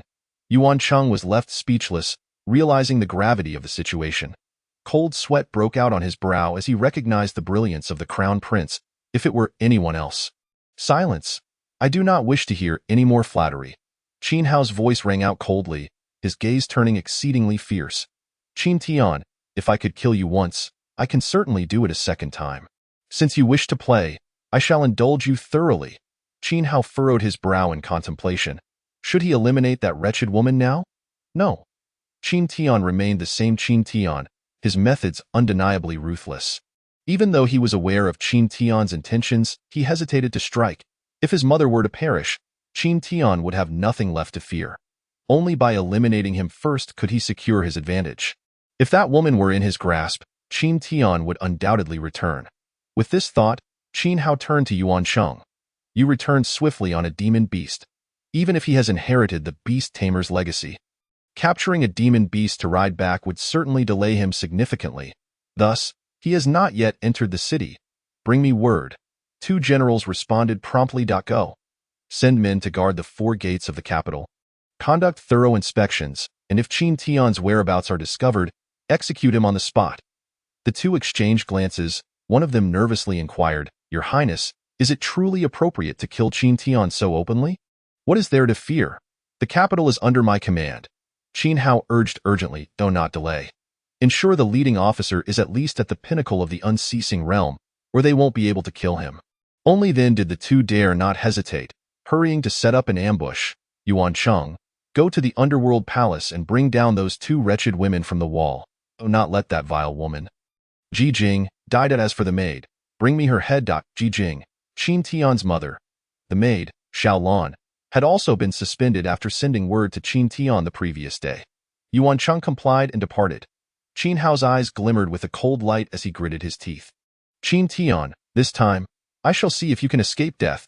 He was indeed contemplating well, however, he still underestimated Qin Tian's speed. The 9 lives spirit demon cat's transformation speed was not something Yuan Cheng's pathetic mount could compare to. At this moment, Qin Tian had already returned to his residence's entrance. Furrowing his brows at the guards stationed there, he approached, but before he could speak, he was halted by 2 individuals. Get lost. Qin Tian's expression darkened instantly. This is my residence. Who are you? Before he could finish, one guard erupted in fury. You insolent fool! How dare you shout in front of our young master Zhou's residence? You are courting death, with that? The man kicked fiercely at Qin Tian, while the other looked on disdainfully, anticipating a scene of Qin Tian being beaten to a pulp. However, in the next moment, a scream pierced the air as the assailant fell to the ground. Clutching his severed leg, the other, enraged, drew his knife to strike at Qin Tian. Yet, before he could do so, he too met the same fate as his companion, as Qin Tian's icy voice rang out. The young master Zhou you referred to is none other than the grandson of the revered Zhou Taishu. Zhou Shun? One of them, howling in pain, snarled, You brat, since you know of my young master, why not kneel and beg for mercy? Otherwise, Qin Tian interrupted, how did you come to possess this residence? The man assumed Qin Tian was intimidated and arrogantly proclaimed, My young master is a close friend of the crown prince. This residence was gifted to him by the prince. What will you do about it? Are you afraid? Kneel and kowtow quickly. Qin Tian's anger flared. Though he had previously been incapacitated, he was still a prince. The audacity of these guards to occupy his residence was infuriating. Ignoring the two, mere watchdogs, he stepped forward to enter. Brat, you are truly seeking death. One yelled. Help! Someone has invaded the young master's residence. Qin Tian had no intention of squabbling with these guards, yet their persistence was infuriating. He turned around, swiftly dispatching one with a kick, and then tossed him into the depths of hell. Old Tun? It's time for a feast. The Tun Tian beast, exquisite in appearance, promptly replied, Thank you, my lord, the usual rules apply. Their cries alerted the guards within the residence, led by a formidable warrior in the initial phase of the spiritual rotation realm, accompanied by 7 or 8 others. You dare invade my young master's residence? You are courting death, the leader shouted fiercely. Kill him, but do so quietly. Do not disturb the young master's guests. The 7 or 8 men advanced silently, all of them at the unceasing realm. The fact that so many skilled fighters were placed beside Zhou Shun indicated the great favor Zhou Taisher held for his grandson. 9 lives. Qin Tian, anxious to find cultivation resources, was reluctant to engage with these fighters, thus unleashing his spirit demon cat from his embrace and charging forward himself. The 8, seeing a cat emerge, paid it no mind.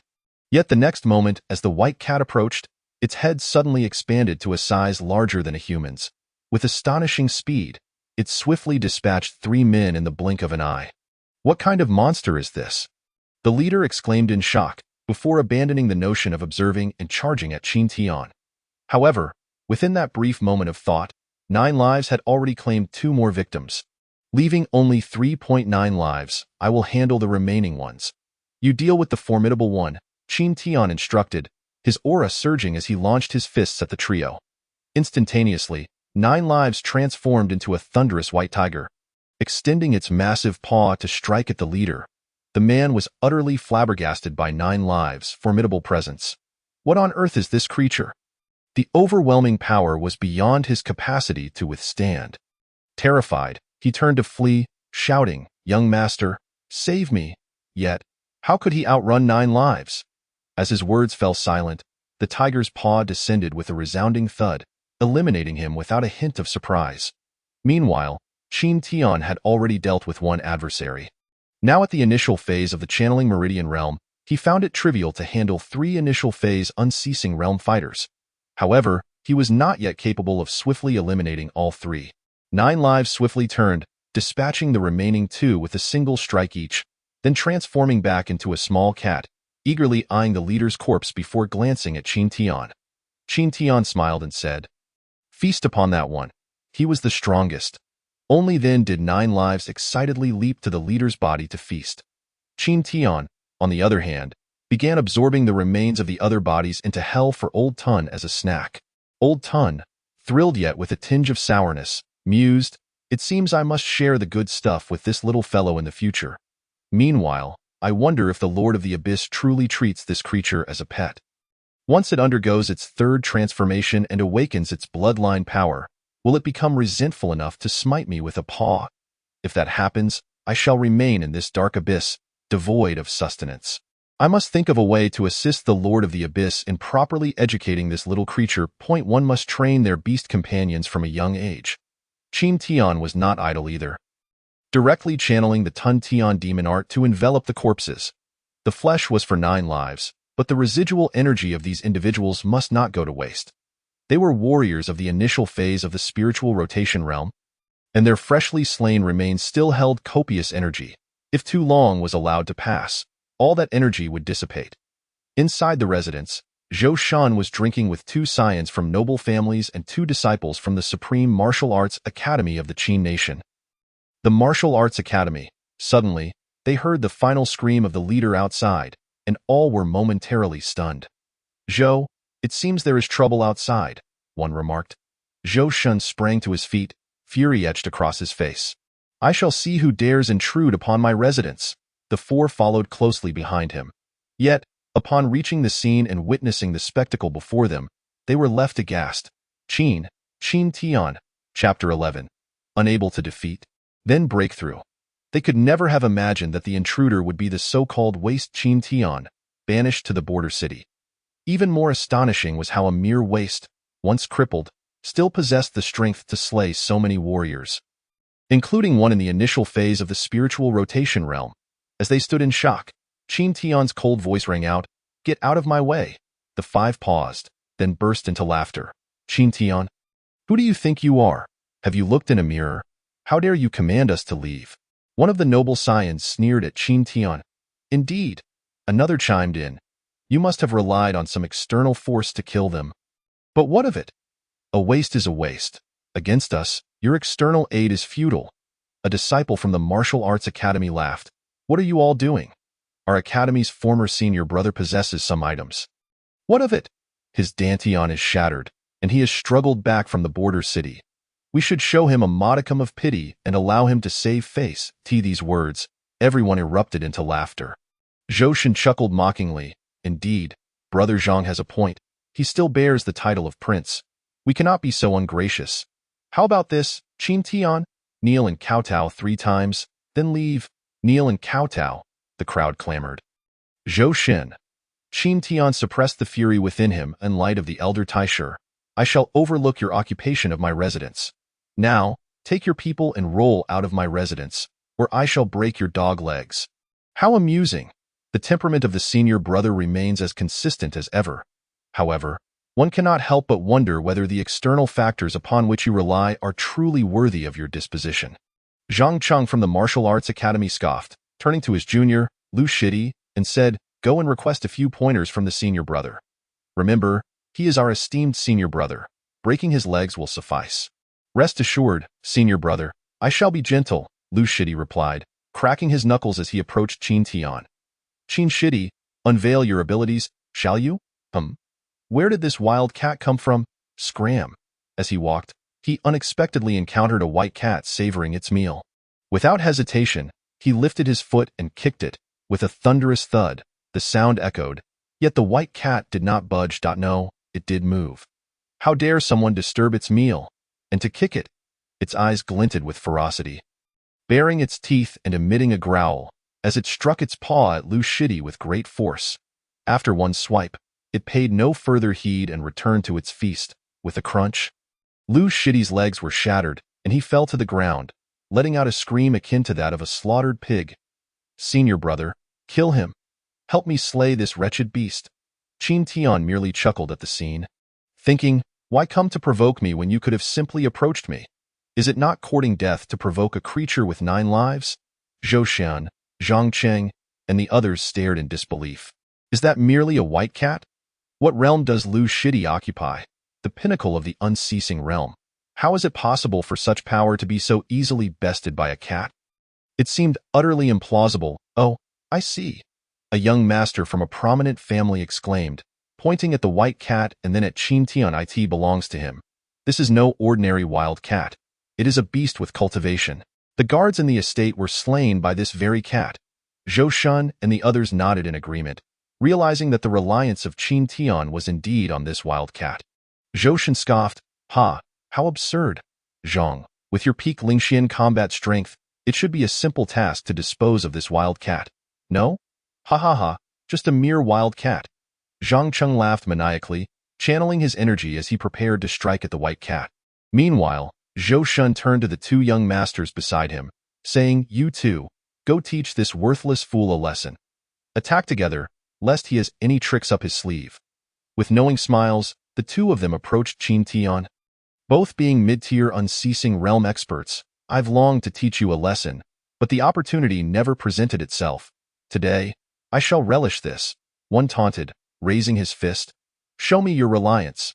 Get down on your knees." The other shouted, aiming a heavy blow at Qin Tian's legs. Qin Tian, feeling the surge of energy within him, unleashed his martial technique, the 8 Directions Holy Dragon Fist. The 2 forces collided in an instant, propelling Qin Tian backward. Struggling to regain his footing, he shook his arms, which felt as though they might shatter, and remarked, "Dealing with mid-tier unceasing realm foes with only the initial stage of meridian opening is indeed challenging. Even if they are sheltered flowers." As Qin Tian expressed his thoughts, Zhou Shan and the others were left in shock. You?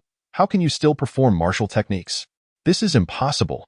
Zhou Shan grasped the crux of the matter, exclaiming, "Has your Dantian healed? That cannot be. How could a shattered Dantian possibly recover? Such is the folly of dreams." Yet the reality before them was undeniable, shaking their perceptions to the core. Ignoring their astonishment, Qin Tian mused aloud, "If I cannot win, then I shall break through." As soon as the words left his lips, a surge of power enveloped him, intensifying with each moment, and before long, his realm ascended directly to the initial stage of the unceasing realm. What am I witnessing? A sudden breakthrough? Zhou Shan gasped in horror, while the other two were left dumbfounded. They had barely processed the shock of Qin Tian performing martial techniques when he ascended a complete realm in the blink of an eye. This was an entire major realm. What kind of prodigy could achieve such a feat? Yet, Qin Tian had done just that. In truth, even before his encounter with the cat, Qin Tian had secretly begun practicing the myriad techniques to absorb the residual energy present in the atmosphere. With his mother in peril, he could not afford to waste a moment of cultivation. The guards at the entrance were merely at the initial stage of meridian opening, while the 8 slain within ranged from the meridian opening to the initial stage of the unceasing realm, with one being at the initial stage of Lingxian. Such an abundance of energy was just sufficient for him to break through to the initial stage of the unceasing realm. Had he possessed greater power, he could have ascended to even higher realms. His rapid breakthrough was attributed not only to his cultivation techniques, but also to his status as a reforged practitioner. The meridian opening realm is fundamentally about unblocking the body's meridians to allow energy to flow freely. Qin Tian's meridians had long been unblocked. Now it was merely a matter of filling a desiccated channel with water. Were it not for the myriad techniques that had refined his meridians, he would have achieved his breakthrough long before Zhou Shan and the others arrived. Feeling the flow of unceasing energy within him, Qin Tian's lips curled into a bloodthirsty smile as he vanished from his position. The two young masters' expressions shifted dramatically. Not good. Zhou Gu, save me. They were not fools. They recognized that Qin Tian, now at the initial stage of the unceasing realm, was even stronger than before. Why not flee? Would they wait for death? Alas, their speed was far too slow for the current Qin Tian. No sooner had their voices faded than Qin Tian had already closed in on them, with swift strikes. He dispatched them with ease, knocking them unconscious, at the same time. A resounding thud echoed as Zhang Cheng was sent sprawling to the ground by the white cat, lying motionless like a dead dog. Had the cat not deemed Zhang Cheng's strength acceptable for a bit of practice, it would have already unleashed its full power. However, after a brief engagement, losing interest, it swatted him aside and returned to its meal. Qin Tian cast a glance at the fallen Zhang Cheng before turning his attention to Zhou Shan. Just as he was about to speak, Zhou Shan suddenly dropped to his knees, banging his head against the ground. What power did he possess? Merely the mid-tier of Lingxian, and even that was solely through the aid of pills. His true combat prowess was pitiful. He had relied on his grandfather's influence to wield authority in the capital. With even the strongest Zhang Cheng dispatched with a single blow, Zhou Shan knew he had no hope of mercy. Only death awaited him. "Your Highness, Third Prince, please spare me. I was wrong. I shall never dare again. Your Highness, I beg you, do not kill me." Zhou Shan's sudden capitulation startled Qin Tian, as he had never realized before how fearful Zhou Shan truly was. It appeared that Qin Hao's favor in granting him a residence was solely due to his grandfather's status. The old Master Zhou's influence in the court, and not due to any merit of Zhou Shan himself. Scram! Qin Tian coldly regarded him. He was not a killer by nature and bore no deep-seated grudge against Zhou Shan. A lesson would suffice.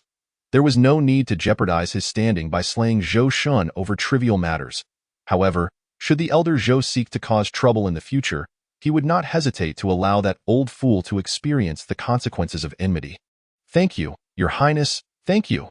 Zhou Shan hurriedly scrambled to his feet and fled. "Wait." Qin Tian called out again. Zhou Shan gasped, feeling as though he had fallen into an icy abyss, collapsing to the ground in a heap, soaking the floor beneath him. "Your Highness, did you not say you would spare me?" Qin Tian shook his head in disbelief at the ineptitude of Zhou Shan, who, under the influence of such a powerful grandfather, had become utterly spineless. "Drag these individuals away. Do not stain my residence." Qin Tian commanded icily. Zhou Shen, as if granted a reprieve from death, dared not delay. Trembling, he rose to his feet and began dragging the unconscious figures one by one out the door. However, as he did so, his face twisted with rage, his body trembling with fury. You, Qin Tian, how dare you humiliate me so? Just wait. If the crown prince learns of your return, he will not allow you to live.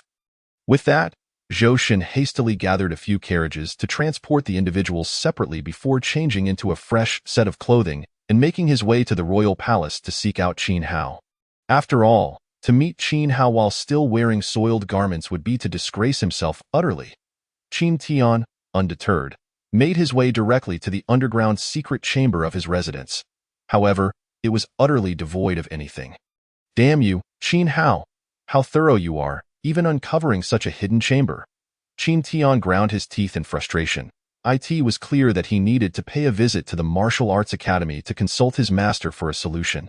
The Martial Arts Academy stands as the pinnacle of martial arts institutions within the Qin Kingdom. The formidable prowess of Qin Tian was cultivated within this esteemed academy, under the tutelage of the academy's master, Feng Zhengqing. Feng Zhengqing devoted himself wholeheartedly to nurturing Qin Tian, who, in turn, lived up to his mentor's expectations with his remarkable talent and steadfast dedication to rigorous training, achieving an extraordinary level of combat strength, ultimately rising to the position of the academy's eldest disciple. Years ago, when Qin Tian was cast aside by Qin Hao, Feng Zhengqing was incensed and nearly took the life of Qin Hao. Yet, despite his fervor, he could not withstand the pressure exerted by His Majesty.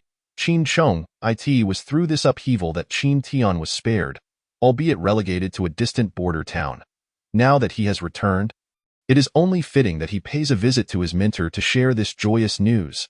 However, this visit carries a request for assistance, which leaves Qin Tian feeling somewhat uncomfortable. Nevertheless, he brushes aside his unease. For the bond between him and Feng Zhengqing transcends mere teacher-student relations, resembling that of a grandfather and grandson.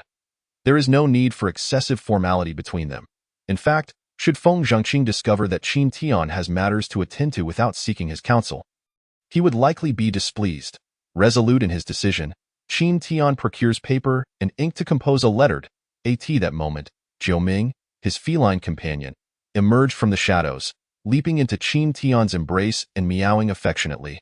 Qin Tian affectionately ruffled its head, instructing, Jiu Ming, take this letter and deliver it here. He then unfurled a map of the royal palace, pointing to the location of the Yu Palace, continuing, refer to the map and ensure this letter reaches the most beautiful person within the Yu Palace. That is my mother, named Ji Jing. After you deliver the letter, stay by her side and protect her. In a few days, I shall come to retrieve you both, having undergone a transformation that awakened its intelligence. Jiu Ming comprehended Qin Tian's words and understood the significance of the map. It promptly took the letter in its mouth, called out to Qin Tian, and vanished. Within the palace, the depths of the Yu Palace were fraught with danger. As a disgraced prince, Qin Tian had no summons and was denied entry.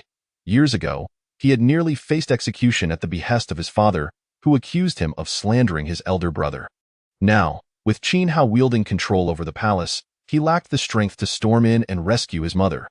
The only source of comfort lay in Jiu Ming's presence. With its prowess, locating his mother would pose no issue.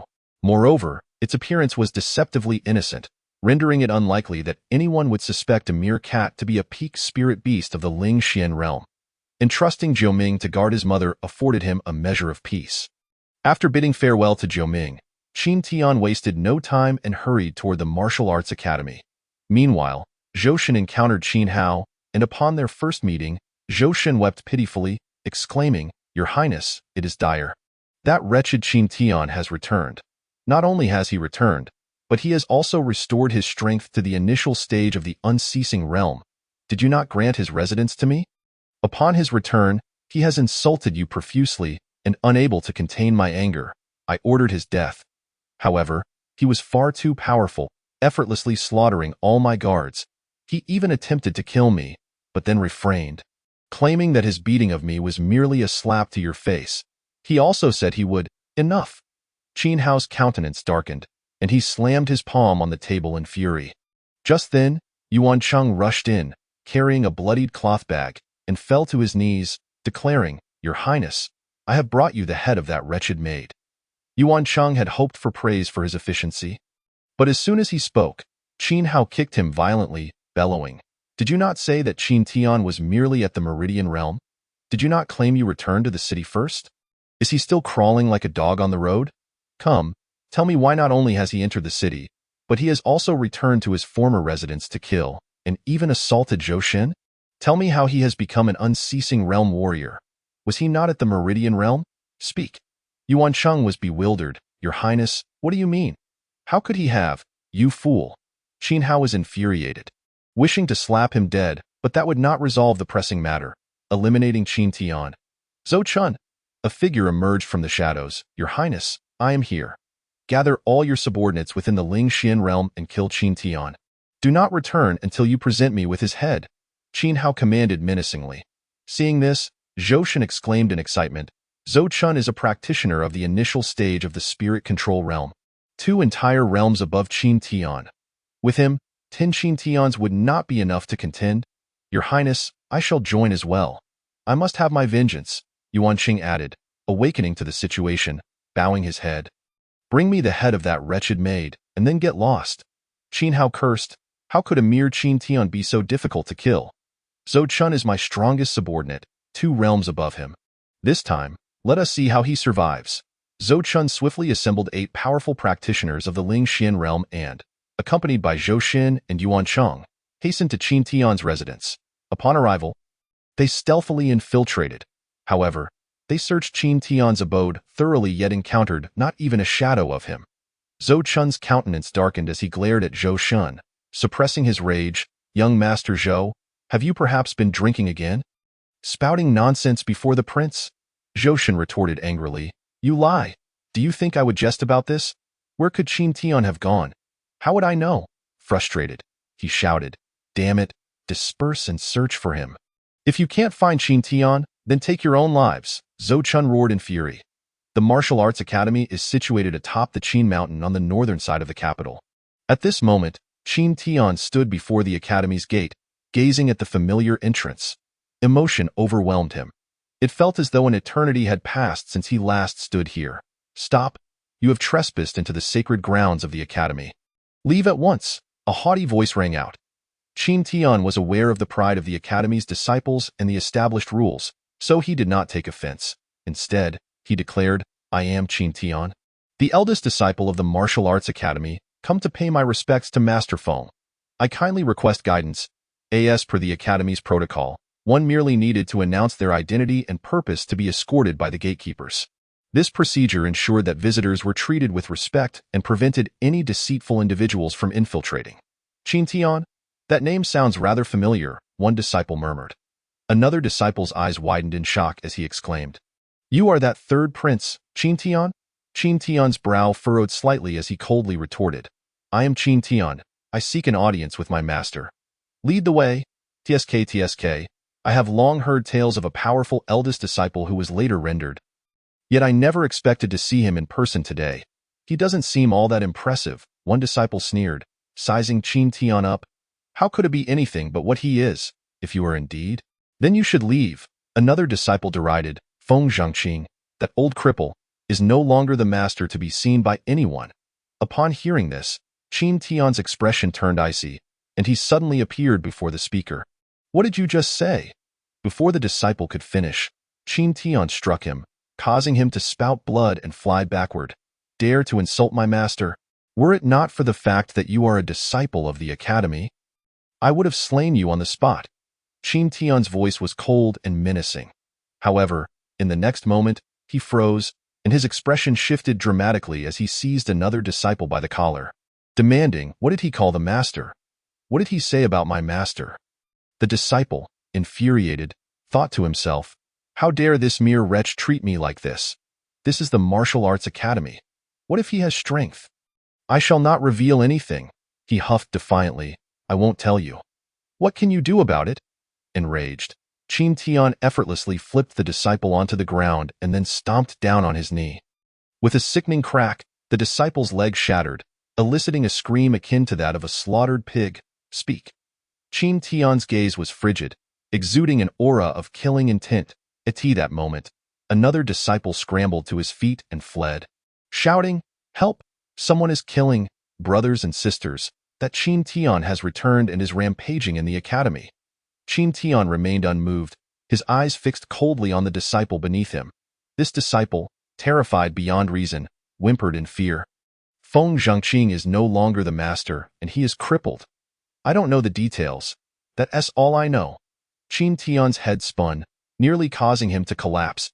He heard nothing further, lost in a daze as he muttered, "The master is no longer the master, and he is crippled? Impossible. This cannot be true. My master is a peak warrior of the Ling Kong realm. How could he be crippled?" At the mountain gate, where outer disciples practiced their martial arts, the disciple's voice boomed, drawing the attention of dozens of figures who swiftly converged, their expressions grim as they surrounded Qin Tian. "Dare to wreak havoc in the martial arts academy? You seek death. Attack, kill him." Qin Tian's gaze turned frigid with rage. "Tell me, where is my master, Feng Zhangqing?" "Humph! The dead have no right to know," came the retort. "Kill him." A throng of individuals surged towards Qin Tian with an intent to strike. As the turbulent energy enveloped him, Qin Tian's expression hardened, and he prepared to confront the approaching crowd.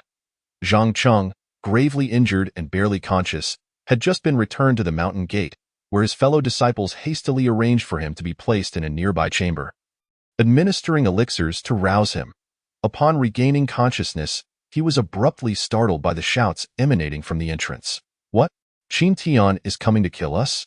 Despite the excruciating pain, Zhang Cheng sprang to his feet and urgently instructed his companion. "Xie Bai, you must intercept those outer disciples. They are no match for him. I will fetch the master." Xie Bai, at the pinnacle of the unyielding realm and the senior disciple of the outer sect, knew that entry into the inner sect required reaching the spirit rotation realm. He looked perplexed and inquired, "Zhang Shixiang, wasn't Qin Tian rendered incapable? Any disciple could easily defeat him. Why the panic?" Zhang Cheng retorted, "You do not understand. He has recovered. Although his personal strength is merely at the Meridian realm, you could easily dispatch him. However, he has somehow acquired a demon beast of the peak spirit rotation level. It was that creature that inflicted my injuries. What are you waiting for? Go now." "Oh, all right." Xie Bai turned to leave, yet he remained skeptical of Zhang Cheng's claims. As Zhang Cheng watched Xie Bai depart, he grit his teeth and hurried towards the inner sect. Xie Bai moved swiftly, still harboring doubts, and within mere moments arrived at the martial arena, only to be left speechless. The ground was littered with bodies, some unconscious, others wailing in agony. At that moment, Qin Tian stood over one individual, coldly demanding, "Speak. Where is my master now?" Just as that person began to utter a word, Xie Bai's voice rang out, "Qin Tian, halt." Qin Tian glanced up with a frigid stare. "Senior brother, save me. Quickly, kill him," cried the fallen disciples around him. "Ah, it's you? I never expected you, a mere outer disciple, to finally ascend to the position of senior brother." Qin Tian released the man and approached Xie Bai. "Since you are here, you shall answer my questions." Xie Bai scanned the surroundings, but saw no sign of the demon beast Zhang Cheng had mentioned. "Did he fail to bring it? Were you all defeated by a demon beast?" Xie Bai disregarded Qin Tian. "No, it was Qin Tian who defeated us," someone shouted in desperation. "Oh, he didn't bring a demon beast after all." A smirk crept onto Xie Bai's lips as he arrogantly declared, "Even as an outer disciple, I am still superior to you, a useless wretch. Zhang Shixiang said you possessed a peak spirit rotation demon beast. What happened? Did you not bring it? And yet you still dare to be so arrogant? You foolish creature, prepare to die." As he spoke, Xie Bai summoned his energy and unleashed his martial technique against Qin Tian. Thunderous Fist. Xie Bai's fists crackled with arcs of electricity, the sound of thunder rumbling as he struck with ferocious might aimed directly at Qin Tian's head. 8 Directions Sacred Dragon Fist. Qin Tian, anxious for the safety of his master, had no time for pleasantries and retaliated with his own martial technique. The two fists collided with a resounding explosion, causing Xie Bai's expression to shift dramatically. Followed by horror and then agony, he emitted a scream akin to a slaughtered pig as he was sent flying, his arm hanging limply. Qin Tian pursued relentlessly, stepping on Xie Bai and coldly commanding, "Speak. You are only at the Meridian realm. How could this be?" Xie Bai stammered in terror. Enough with your prattle. Qin Tian exerted more pressure with his foot. I'll tell you. I'll tell you. He is at the Demon Beast Valley.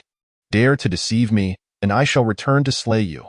With a powerful kick, Qin Tian sent Xie Bai flying before swiftly channeling his energy and racing towards the Demon Beast Valley. Watching Qin Tian's retreating figure, Xie Bai was filled with regret. Zhang Shixiang, you said he was merely at the Meridian Realm.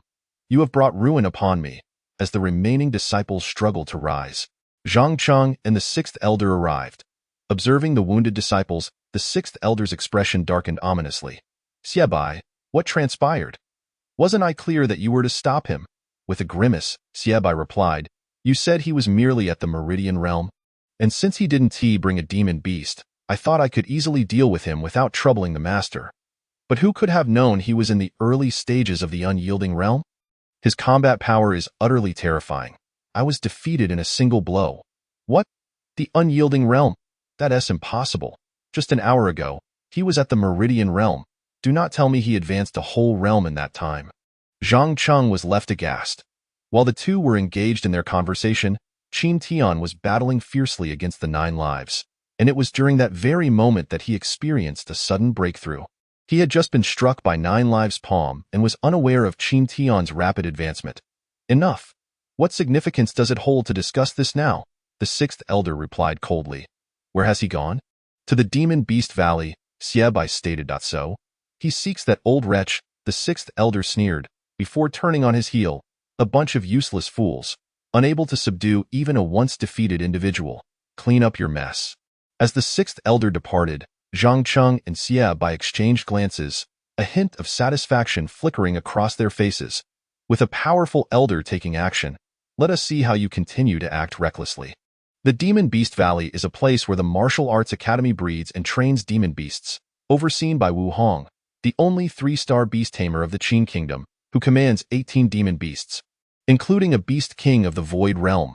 At that moment, tears welled in Qin Tian's eyes as he trembled before an elderly man, whose once bright silver hair had dulled to a lifeless yellow and appeared as unkempt as a bundle of straw. The old man limped as he tended to a demon beast's waist. Qin Tian's throat felt as though it was constricted by a great mountain. The once benevolent and imposing Feng Zhangqing, the esteemed head of the Martial Arts Academy, now appeared in such a decrepit state. Master, Qin Tian choked out softly. Feng Zhangqing's body froze in disbelief, unable to trust his own ears. The demon beast emitted a disgruntled low growl. Feng Zhangqing shook his head, a bitter smile gracing his lips. Alas, another illusion. As he spoke, he resumed his task of cleaning up after the demon beast. Qin Tian, trembling, slowly approached his master, extending his hand to grasp the tool in Feng Zhangqing's possession, and softly called out once more, Master, it is I, your disciple, returned. Feng Zhangqing looked down at the hand gripping the tool, his entire being shaking violently, tears welling in his aged eyes. I must not let my disciple see me in this state, he thought, pretending to rub his eyes, before finally turning to face Qin Tian, revealing a long-lost smile. You little rascal, how have you not perished yet? Is this a jest about returning to visit your master? Qin Tian gazed at his master's weathered face, tears streaming silently down his cheeks as he forced a painful smile. Disciple intends to care for you in your old age. How could I dare to die first? You little imp, Feng Zhangqing playfully smacked Qin Tian on the forehead. Come, come, this place is filthy. Your master shall take you back to my current residence. Qin Tian shook his head, guiding Feng Zhangqing to a cleaner spot, helping him to sit down. This place is perfect, master. Looked at as he spoke, Qin Tian channeled his vast energy, the early stages of the unyielding realm resonating with power akin to that of the initial stages of the spirit control realm, immense and formidable. Feng Zhangqing was momentarily stunned, left speechless for several heartbeats before finally regaining his composure, his excitement barely contained. Have you restored your Dantian? Indeed, I have encountered some fortunate circumstances, and I now stand at the early stages of the unyielding realm, surpassing even the initial stages of the spirit control realm in combat prowess, Qin Tian replied, grinning as he sat beside his master. Look at you, flaunting your abilities before your master. What have I not seen? Feng Zhangqing rolled his eyes at Qin Tian, turning his head away, desperately suppressing his tears. Heaven has shown mercy, allowing my cherished disciple to recover. Even if I were to perish now, I could die with my eyes closed. As Qin Tian observed his master's expression, he wrapped an arm around his shoulder, feeling the tremors coursing through Feng Zhengqing's body. He whispered softly, "Master, my fortunes are formidable. You need not worry. Before long, I shall surpass my former self." Thus, Qin Tian's voice turned frigid, imbued with a palpable murderous intent. "Who has reduced you to this state? Your disciple shall ensure they meet a fate worse than death." With a sigh, Feng Zhengqing lamented, "This matter is beyond your concern. It has all passed as it related to my own affairs?" Qin Tian inquired, his tone grave. "Of course it concerns you." A mocking laughter echoed from afar. Qin Tian and Feng Zhengqing turned abruptly to see the sixth elder, Dongqing. Qin Tian's eyes narrowed. "You old wretch, how dare you show your face before me?" Among those who had accompanied Qin how to slay him was Dongcheng. Back then, they had all concealed their identities, only revealing their true forms once they held an absolute advantage. To his dying breath, Qin Tian remained unaware that among his assailants were the seemingly affable Wang Xiong and a host of senior disciples. "Why should I not dare? What qualifications do you possess to speak so arrogantly in my presence?" Dongcheng sneered, his murderous intent openly displayed. "Restoration of your Dantian, indeed a remarkable stroke of fortune. Should I eliminate you, all that you possess shall become mine."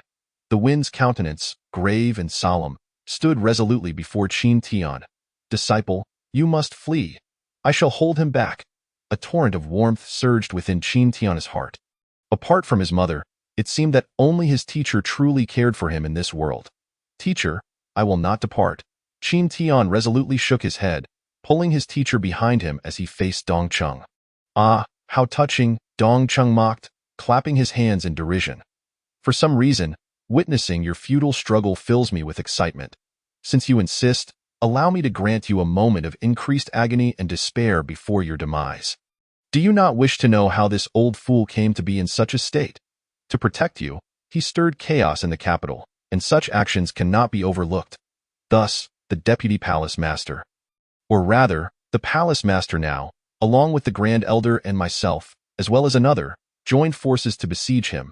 We inflicted grievous injuries upon him, and had it not been for his long-standing role as the Academy's master, I would have struck him down with a single blow. Why should I grant him the opportunity to clean up after the beasts, allowing him to live and become an eyesore? Would you like to know who was the one who struck him?" With a sinister smile, Dongqing added, "It was your father." "Ha ha, did you not see that coming? How astonishing, is it not? Your closest kin has incapacitated your teacher. Such a tale is simply exquisite, wouldn't you agree?" Upon hearing Dongqing's words, a suspicion arose in Qin Tian's heart, and when confirmed, he could scarcely bear the weight of the truth. Qin Chong, could it truly be his father? Why was he so heartless? He now doubted whether Qin Chong was fully aware of the events surrounding Qin Hao's attack on him all those years ago. "Teacher, I am sorry for the humiliation you have endured," Qin Tian exclaimed, his eyes burning crimson. Wen Zhengqing chuckled softly, "It is but a trivial matter. Were it not for the desire to see you once more, I would not have endured such indignity. Now, seeing you return to your former self fulfills my wish. Even in death, I shall hold no regrets. Now, my disciple, you must depart. Allow me to protect you one last time with this frail body." As Wen Zhengqing prepared to take a step toward his demise, Qin Tian firmly restrained him. "Teacher, you shall not die, nor shall the one destined for death is he." Qin Tian's eyes glowed with fury, piercing Dongcheng with a fierce glare as he declared, "Old fool, have you never tasted despair? Fear not, for I shall ensure you do. No, disciple, you are no match for him. You must flee," Wen Zhengqing cried out in alarm. Dongcheng sneered indifferently, "Your arrogance resembles the futile cries of a dying man." Just then, a thunderous roar echoed throughout the Beast Valley, shaking the very heavens. The sound was piercing and resonant, laden with an oppressive force that few could perceive, reverberating endlessly. Immediately, the 18 beasts in the valley shuddered violently, rising to their feet and howling in unison. At the Martial Arts Academy, astonishment gripped all as they turned their gazes toward the direction of the Beast Valley. "What is happening?" Those beasts' cries seem unusual. In the council hall, Palace Master Long Ling, Grand Elder, and the three-star beast tamer Wu Hong were in deep discussion when they were suddenly startled by the commotion. What is going on? Long Ling furrowed his brow. The others exchanged puzzled glances, then turned their attention to Wu Hong, who appeared equally bewildered. I do not know either. You all continue with your discussion while I investigate. With that, Wu Hong rose and hurried toward the Beast Valley. The 18 beasts were treasures of the Martial Arts Academy and indeed of the entire Qin Kingdom. If something were to happen to them, the consequences would be dire, especially at this critical juncture. In the Beast Valley, an imposing Beast King, accompanied by 17 spirit beasts, suddenly materialized around Qin Tian, forming a protective circle around him and his teacher. What is happening? Dong Chung was left utterly dumbfounded. The unfolding events surpassed his comprehension. Why did the beasts respond to Qin Tian's call? It appeared as though they were following him. How could this be possible? These were all spirit beasts painstakingly trained by three-star beast tamers. How could they heed Qin Tian's command with just a single roar? Wen Zhengqing was equally perplexed, glancing between his disciple and the familiar beasts surrounding them. Unable to grasp the situation, if one were to say his disciple was a beast tamer, how could any beast tamer achieve such control with merely a shout, taming beasts that had been trained by three-star tamers? If he were not a beast tamer, then how could one explain this scene? Was it possible that his disciple had received a powerful inheritance? Run! Dong Chung felt a chill run down his spine and turned to flee. Though he could not fathom the situation, he knew that failing to escape would mean certain death. Despite being in the mid-stage of spirit realm, any one of the 18 beasts was beyond his capabilities. A single beast could easily kill him, and facing 18, he had no hope of survival. You think it's too late to run now? Qin Tian's cold voice rang out. Tear him apart. The Beast King surged forward, arriving before Dong Chung in an instant, and the 17 beasts descended upon him with ferocity, overwhelming him entirely. No! Dong Chung screamed in terror. Help, Palace Master! Qin Tian, I beg you. No, save me. I do not wish to die. His cries were shrill and desperate, yet they were met with nothing but mockery from fate, as in mere moments, he was reduced to a mangled heap of flesh, consumed by the beasts. Qin Tian felt no sorrow for not having absorbed Dong Cheng's power. Tearing his body to shreds could not quell the hatred that festered within him.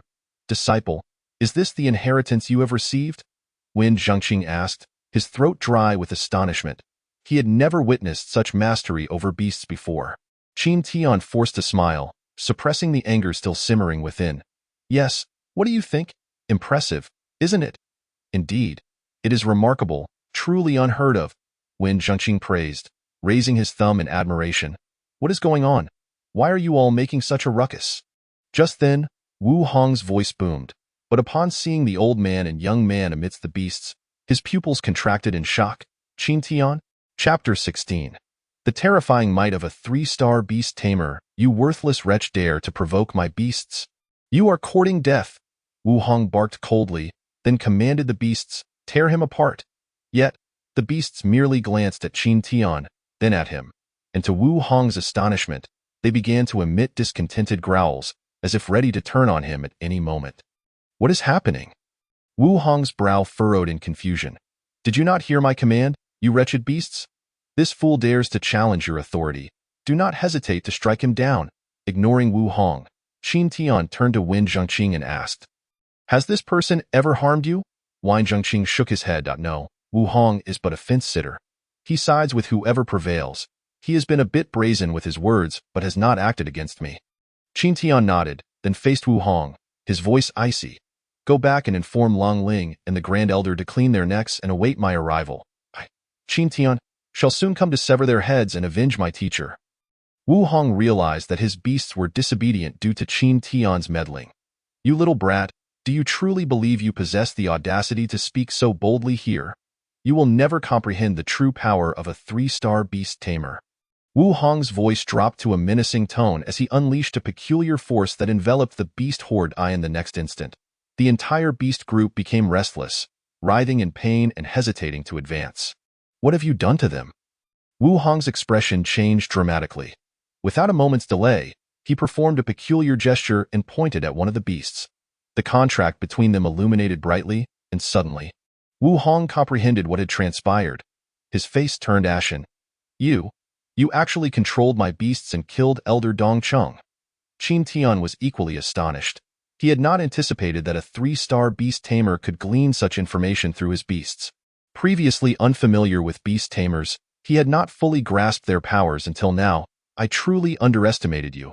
I never thought that despite your crippled Dantian, you would forge a path as an extraordinary beast tamer. To command my beasts with a single roar, using them to eliminate your foes, and inciting them to rebel against me. One must say you have achieved remarkable proficiency in the art of beast taming. However, do you really think this meager skill can contend with me? You are merely dreaming. Upon concluding his words, Wu Hong's entire demeanor shifted dramatically. The vital energy surrounding him surged, exuding an air of primal ferocity. In his mind, a contract transformed into an intricate array, hovering above his head. Beneath this diagram, he was enveloped by the terrifying phantom of a monstrous beast, conjured from that very power. Contractual force, break, Wu Hong bellowed with a grave intensity. The 18 beasts, once gripped by fear of Qin Tian, found their trepidation shattered in an instant. Simultaneously, a barrier of power formed around them, rendering them impervious to any oppressive force. Roar, roar, roar, the 18 beasts, devoid of any struggle, gazed resolutely, their eyes gleaming with ferocity as they directed their savage glances towards Qin Tian and Feng Zhengqing. Qin Tian, do you see this? You are still too green. Wu Hong laughed maniacally, then pointed at Qin Tian, commanding, tear him apart. Qin Tian was also taken aback. The prowess of a 3-star beast tamer was indeed formidable, far surpassing that of a 2-star beast tamer. Master, get back, Qin Tian urged as he propelled Feng Zhengqing out of the fray. He then harnessed his vital energy, leveraging his smaller stature to swiftly conceal himself beneath one of the beasts, and struck fiercely at its abdomen. Roar! The beast howled in pain, thrashing in rage. However, with so many beasts around, its massive form collided with another.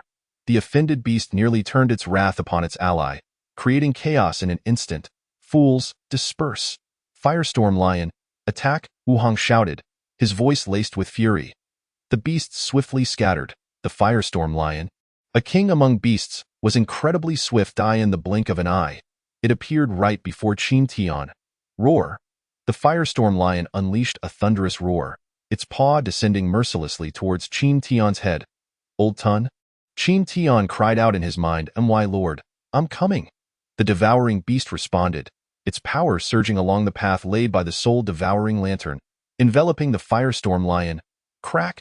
The sound of a barrier shattering echoed suddenly. The protective shield surrounding the Firestorm Lion disintegrated in an instant. Roar!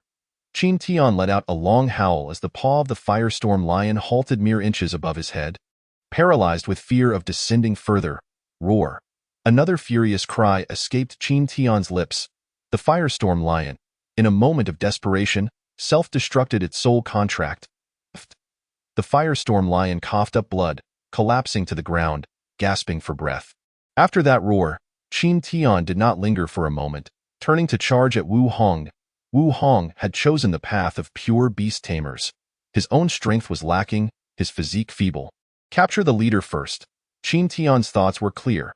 If he could defeat Wu Hong, the beast would fall into disarray. After all, a beast tamer like Wu Hong, who signed contracts with multiple beasts, had inherent weaknesses. Such tamers relied on numbers to triumph, but the downside was the lack of emotional bonds with the beasts, which were bound solely by rigid contracts. The beasts would only obey commands if their master fell. They would not act independently unless provoked. Wu Hong's expression shifted dramatically at this sight. You? How is this possible? He could hardly fathom that Qin Tian could shatter that barrier, one that even strong cultivators could not breach. This was a manifestation of mysterious soul power. What he did not realize was that Qin Tian's devouring beast in the abyss had been reduced to mere bones and soul, all its power derived from soul energy. The strength of the devouring beast's soul was formidable, capable of sustaining itself in the abyss, rendering the fragile barrier powerless against it. What astonished Wu Hong further was that Qin Tian could compel the beast king he had contracted with to self-destruct its soul contract. Such a method was beyond the capabilities of an ordinary beast tamer. Just how many stars did he possess as a beast tamer to wield such power? He could not comprehend, nor did he have the time to ponder. For Qin Tian was already upon him. Yet, he remained unperturbed. Ha! You foolish thing. Do you truly believe your taming skills surpass mine, allowing you to slay me? Wu Hong sneered coldly as he observed Qin Tian closing in. You are still too inexperienced. Do not forget, you have long been rendered useless. A beast tamer's skills lie in taming beasts, not in engaging in direct combat like a warrior. Did you think you were still the same as before? I shall crush you. Chapter 17. With such a master, what regret in death? Wu Hong channeled his vital energy, enhancing his palm, and struck down fiercely at the approaching Qin Tian. You speak true. However, you neglected to mention that I, Qin Tian, have fully recovered. A smirk played on Qin Tian's lips as he raised his hand to meet Wu Hong's powerful strike. A sharp crack echoed as Wu Hong's arm shattered. Unleashing a wretched scream from him, before his voice could fade, Qin Tian delivered another punch directly to his chest. Bang! Pft! Wu Hong spat blood, flying backward as the bones in his chest fractured, leaving a shallow imprint of a fist. How can this be? Wu Hong's face was a mask of horror. A person with a shattered Dantian could not possibly continue cultivating. How could the Dantian regenerate? How had he become a dual practitioner of beast taming and martial arts? His astonishment was tinged with regret. Had he known this would happen, he would have summoned other beasts to eliminate Qin Tian instead of suffering such humiliation. Pfft! Enraged, he coughed up another mouthful of blood. Unable to withstand the onslaught, his eyes fluttering shut in defeat, Qin Tian approached step by step, intent on delivering a final blow. Feng Zhengqing stepped forward, blocking his path. Disciple, spare his life. A 3-star beast tamer is hard to come by, and he has made significant contributions to the academy. Moreover, he has not wronged me. Teaching him a lesson today is sufficient. Qin Tian pondered for a moment, ultimately relenting. His master had devoted his life to the martial arts academy. Every person and event here was a testament to his dedication, his past. Revenge has its rightful targets. There is no need for unnecessary bloodshed, which would only deepen your sorrow, the pain of a life wasted, ultimately leading to the destruction of all he had protected. Death may be avoided, but living with disgrace is inescapable. As Qin Tian spoke, he bent down to wipe away the traces of blood from Wu Hong's body. Feng Zhengqing was taken aback for a moment, then smiled. Still, my disciple knows how to seize every opportunity. Qin Tian sighed. Alas, what can I do? My poverty has left me without your esteemed care. Indeed, this elixir possesses the capability to heal the soul injuries of beasts. Qin Tian exclaimed in delight. The firestorm lion's self-destruction of its contract had left its soul grievously wounded. Without treatment, it would be of no use to him. However, with this elixir, the beast could be restored to vitality in no time. Regrettably, such elixirs were exceedingly rare. Even Wu Hong likely possessed only this single vial, sufficient solely for the firestorm lion. Otherwise, he would not have hesitated to claim all 18 beasts for himself. The remaining 17 beasts, now free from Wu Hong's control, could easily be led to unilaterally break their contracts. Yet, even so, he could not save them. It would be tantamount to their demise. These beasts were treasures of the Martial Arts Academy, and his master would undoubtedly not wish to see them suffer a painful death. Furthermore, before long, he would seek vengeance for his master, eliminating Long Ling and the others, allowing his master to reclaim control over the academy. These beasts would serve as valuable allies for his master in the future. How could he bring himself to harm them?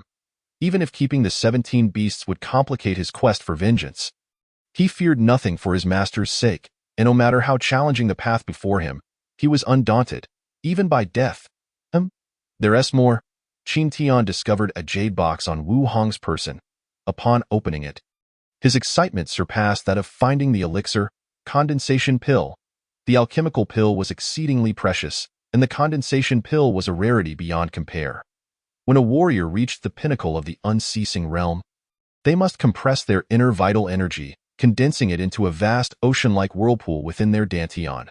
The whirlpool of vital energy, boundless and ceaseless, represented the realm of spiritual rotation. Although Qin Tian had resumed his cultivation, forming this spiritual whirlpool was not merely a matter of consuming vital energy. It required true condensation. Now, With this condensation pill, as long as he possessed sufficient vital energy, he could immediately ascend into the realm of spiritual rotation. Alas, he lamented, unfortunately, I am currently merely at the early stage of the unceasing realm and require a vast amount of vital energy to reach the pinnacle. Otherwise, I could have directly utilized the condensation pill. Sighing, Qin Tian stored the condensation pill away and poured the elixir into the mouth of the firestorm lion. Disciple, you mean to say you have absorbed an immense amount of vital energy? Feng Zhengqing inquired. Yes, master, I have resumed my cultivation. As long as there is power, I can break through, Qin Tian affirmed. Wait, Feng Zhengqing declared, turning and limping away in haste. Qin Tian wished to say something but found himself at a loss for words. With such a master, what regret in death? Before long, Feng Zhengqing returned, his face alight with joy, holding a jade vial which he handed to Qin Tian. I have always thought that one day you would return. Perhaps this would be of use to you. I secretly stashed away a vial of explosive vitality pills while they were distracted. Do you think you would not let your disciple down? It seems it will indeed come in handy. Feng Zhengqing remarked. Master, Qin Tian's eyes brimmed with emotion, nearly bringing him to tears. The words secretly and stashed away conveyed the immense hardship and suffering his master endured for him. Qin Tian clenched the jade vial tightly, his expression fierce. Long Ling, Elder Zheng Tong, and you? Wait for me. Qin Tian, filled with indignation, sat cross-legged and gulped down the entire content. Disciple, you startled me, Feng Zhengqing exclaimed. That's an entire bottle. Won't you be overwhelmed? Qin Tian reassured him. Master, it's nothing. As a disciple, I am undergoing a rebirth. I have no bottlenecks. This entire bottle of explosive essence pills won't be my undoing. The true reason, however, was the cultivation technique he harbored but did not disclose. It wasn't a matter of distrust towards his master, but the overwhelming shock of the 18 layers of hell was beyond the mundane realm. If he were to explain, it might very well bring calamity upon his master in the future. The explosive essence pills were meant to augment a warrior's primordial energy. An entire bottle contained no less than 12 pills. The myriad techniques surged wildly, devouring that immense power. Qin Tian's cultivation level soared rapidly. In mere moments, he reached the pinnacle of the unceasing realm. The congealing spin pill was consumed by Qin Tian, its power entwining with the colossal energy within him, compressing and rotating incessantly in his dantian.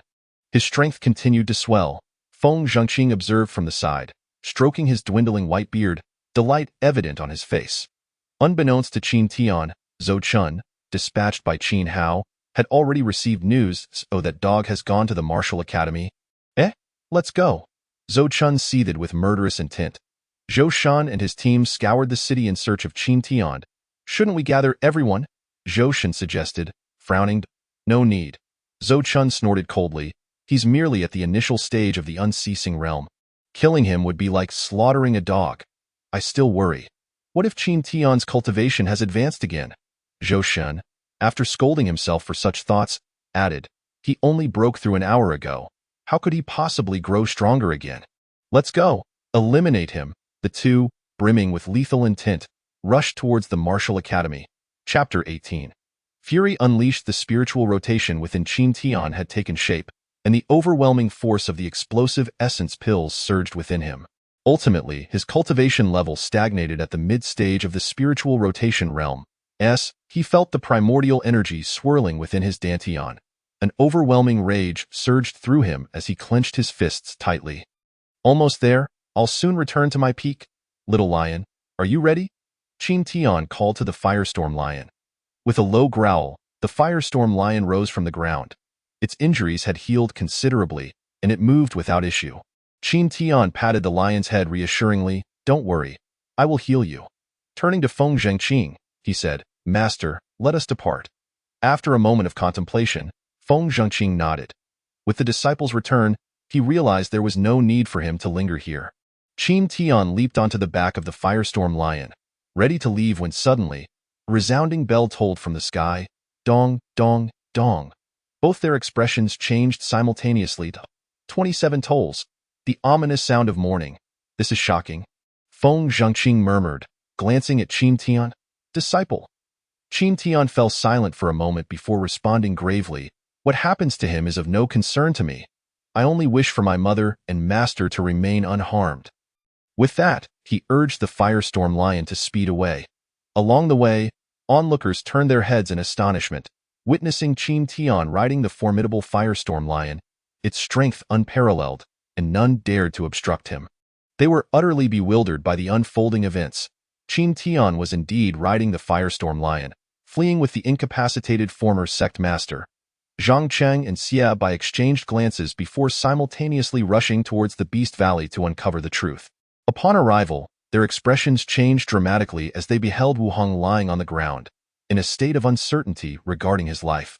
They hurried over to assist him, urgently producing a healing pill to revive him. Seeing Zhang Cheng and Xia Bai, Wu Hong weakly urged, "Quick, take me to see the sect master." Without hesitation, they hoisted Wu Hong and ran. Simultaneously, an overwhelming dread filled their hearts. It appeared that Qin Tian had severely injured Wu Hong in the Beast Valley and had departed the martial academy with his incapacitated master. Could it be that Qin Tian possesses such formidable strength? Defeating a 3-star beast tamer in the Beast Valley? It is simply unfathomable. As they reached the entrance of the council hall, they encountered the sect master, Lung Ling, hurrying out alongside the Grand Elder, Zheng Tong. Upon seeing Wu Hong's condition, everyone was taken aback. "Old Wu, what on earth happened?" Zheng Tong inquired urgently. Wu Hong, filled with anxiety, replied, "Grand Elder, Sect Master, it's terrible. A grave situation has arisen. Qin Tian has returned." "Qin Tian?" Lung Ling was momentarily taken aback before realization dawned upon him. "Don't tell me it was Qin Tian who did this to you." As those words left his mouth, the crowd erupted into laughter, incredulous at the idea of Qin Tian injuring Wu Hong. Nevertheless, what Wu Hong said next left everyone in the hall utterly astounded. "Not only did he injure me, but he also killed Elder Dong Cheng, and he took away our Beast King, the Firestorm Lion. Although the Firestorm Lion is also severely injured, Qin Tian also seized the only bottle of medicine I had for treating beast injuries. The Firestorm Lion's recovery is merely a matter of time." The atmosphere grew tense, silence enveloping the room. Lung Ling took a deep breath, still struggling to believe, and asked, "Are you certain that person was Qin Tian?" "I would recognize him even if he were turned to ashes," Wu Hong declared resolutely. "Not only has he recovered, but he has also acquired an incredibly powerful beast tamer legacy. Even I could only defend myself. If it weren't for my advantage in the Beast Valley, I might have perished today. Sect Master, Qin Tian is now more terrifying than before. He is fiercely protective of his incapacitated master. If we do not eliminate him, none of us will have any chance of survival." Everyone gasped, their breathing quickening, unable to articulate their shock. The revival of his Dantian, the legacy of a beast tamer, the killing of Dong Cheng, the defeat of Wu Hong, and the abduction of the Beast King, the Firestorm Lion. All of these events struck their nerves like thunder. Old Wu is right. This child must be eradicated, or he will be a calamity. Zheng Tong's face turned icy. "Indeed. Let us go and kill him," a Long Elder declared in a deep voice. Lung Ling remained silent for a moment before raising a hand. "First, let us return to the palace. We cannot allow one person to jeopardize our plans. As for Qin Tian, he won't survive for long." The crowd paused, then understood his meaning, their previous tension dissipating. Yes, the purpose of Qin Tian's return is obvious to all. When he believes the time is ripe to strike, he will realize how laughable all his efforts have been. "All right, let's escort old Wu back to recuperate. We must hasten to the royal palace," Lung Ling commanded, taking the lead as he soared into the sky towards the royal palace. With his ability to fly briefly in midair, a hallmark of the unceasing realm, only Grand Elder Zheng Tong could keep pace with him, while the others leapt over the mountains in pursuit. At this moment, Qin Tian had already left the martial academy. Upon reaching the foot of the mountain, he encountered two figures rushing towards him, Zhou Chun, the foremost warrior under Qin Hao, and Zhou Shan, the grandson of the Grand Tutor. "Qin Tian, so you are indeed here." Zhou Chun's brows furrowed in anger as he bellowed. Zhou Shan's face lit up with joy upon seeing Qin Tian. During the search for him, he had obtained the head of the maid, Xiao Lan. He detested Qin Tian and yearned to humiliate him thoroughly when they finally crossed paths, relishing the expression on his face upon seeing the head. Without hesitation, upon spotting Qin Tian, he hurled the package in his hand. Laughing maniacally, "Qin Tian, take a good look at what this is." I long to witness the pain etched on your face, only to be trampled by Zhou Chun. Humiliated, the thought of the scene filled him with delight as he laughed heartily. Qin Tian swiftly grasped the package, casting a cold glance at Zhou Shun before opening it. Inside lay a pure, innocent figure, pale, with tears lingering at the corners of her eyes and blood staining her lips. Xiao Lan. Qin Tian felt as though he had a lump in his throat, his body trembling uncontrollably. Veins bulging on his forehead. Fury ignited within him, a killing intent raging around him, chilling the air for dozens of feet. He recalled the moments when Xiao Lan had called him Your Highness, serving him, and the time she risked her life to send him messages. Qin Hao, if I do not kill you, I vow I shall not be human. Qin Tian roared, his voice echoing like a volcanic eruption. Ha, yes, that is the expression. Zhou Shun clapped his hands in excitement. The Crown Prince truly has a way of striking at the heart. Killing someone and bringing their head back to him certainly elicits a spectacular reaction. You dare to kill the Crown Prince? You ignorant fool, you shall die first. Zhou Chun shouted coldly, his primordial energy exploding forth in an instant, transforming into a blur as he charged towards Qin Tian. Chapter 19. Apologies, I just broke through again. Qin Tian, like an enraged lion, slammed his palm onto the back of the firestorm lion. Leaping into the air, channeling his boundless fury and strength, he raised his fist to meet Zhou Chun's attacking fist. Crashing down with ferocity, dare you to clash head-on? As the words of Zhou Chun faded, the two combatants' fists collided with a resounding impact. The disdain etched upon Zhou Chun's face abruptly froze, swiftly transforming into astonishment and then into sheer terror. He barely had time to react before a deafening explosion echoed, and his fist shattered into a pulp of blood and flesh. Zhou Chun found himself rendered speechless. For Qin Tian showed no signs of halting after his initial strike. The terrifying force of successive blows erupted upon him, one after another, leaving him only able to emit a wretched and piercing scream. Bang, bang, bang. Qin Tian's eyes blazed with wrath, his gaze filled with murderous intent that poured forth in a cathartic release. Zhou Chun, drenched in blood and battered beyond recognition, writhed on the ground in agony. You said he was only at the initial stage of the Endless Realm, didn't you? Zhou Chun gasped, clinging to his last breath, his eyes filled with venomous hatred as he glared at Zhou Shun. Struggling to articulate his words in a frail and resentful tone, at that moment, Zhou Shun was hardly in a position to comprehend his words. He was paralyzed with fear, his breath heavy, and his mind a blank slate. The ferocity of Qin Tian's assault had left him utterly overwhelmed. Previously, he had believed that with Zhou Chun's presence, they could finally deal with Qin Tian decisively. He had even spoken boldly just moments ago. Yet now, the sheer brutality of Qin Tian's attack had left Zhou Chun in a state of torment. How could he not be filled with dread and despair in the face of such formidable strength? After unleashing his rage, Qin Tian's emotions, which had nearly driven him to the brink of fury, calmed slightly. His cold gaze pierced through Zhou Chun, delivering a message of vengeance. You wanted to kill? Allow me to return the favor. Then he addressed Zhou Chun, saying, he is correct, but I must apologize. I have just experienced another breakthrough. With a splatter, Zhou Chun spat out a mouthful of blood, succumbing to death. To break through again so soon after reaching a new realm, this was no minor achievement, but a significant leap in the earlier confrontation. Qin Tian had displayed strength that was undoubtedly at the mid-stage of the spirit rotation realm. Having just crossed into the initial stage of the Endless Realm barely an hour ago, he had now ascended to the mid-stage of the spirit rotation realm. The sheer terror of such a rapid advancement left Zhou Chun in disbelief, ultimately causing him to perish from shock. Qin Tian showed no hesitation. He immediately activated the Swallowing Heaven Devil technique, voraciously consuming Zhou Chun's residual power. Unfortunately, the remnants from Zhou Chun, merely from the initial stage of the spirit control realm, were insufficient for Qin Tian to achieve another minor breakthrough. Upon finishing this consumption, he decisively severed Zhou Chun's head and strode toward Zhou Shun, tossing the corpse aside for the fiery lion. The sight left the old beast drooling. Another meal to feast upon. Suddenly jolted awake from his stupor, Zhou Shun felt a chill run down his spine as he saw Qin Tian approach.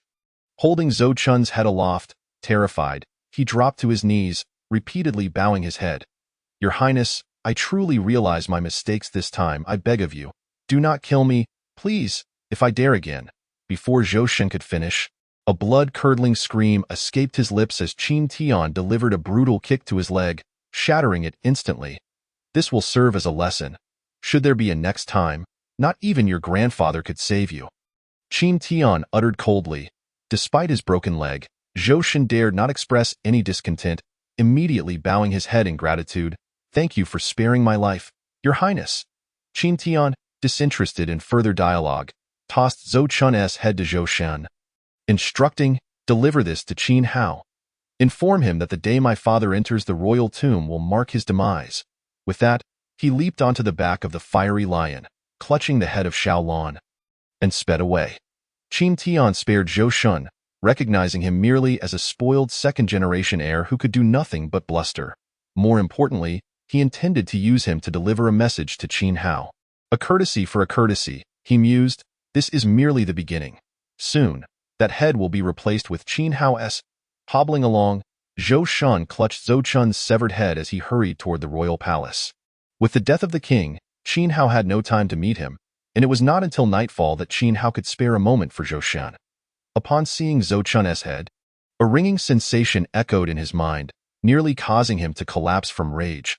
His entire body shook with fury as he pointed at Zhou Shen, bellowing, "Speak! What transpired? How did Zhou Chun die? Where is Qin Tian? Is he dead? Do not tell me he still lives?" Zhou Shen, trembling in terror, could barely muster a response. "Speak." Qin Hao's fury propelled him to kick Zhou Shen away. Finally, Zhou Shen stammered. He is not dead. He is not merely at the Endless Realm. He is at the mid-stage of the Spirit Rotation Realm." As he spoke, Zhou Shen, fearing another violent outburst from Qin Hao, quickly added, "It's not that my intelligence was flawed. It was Qin Tian. He is simply too strange.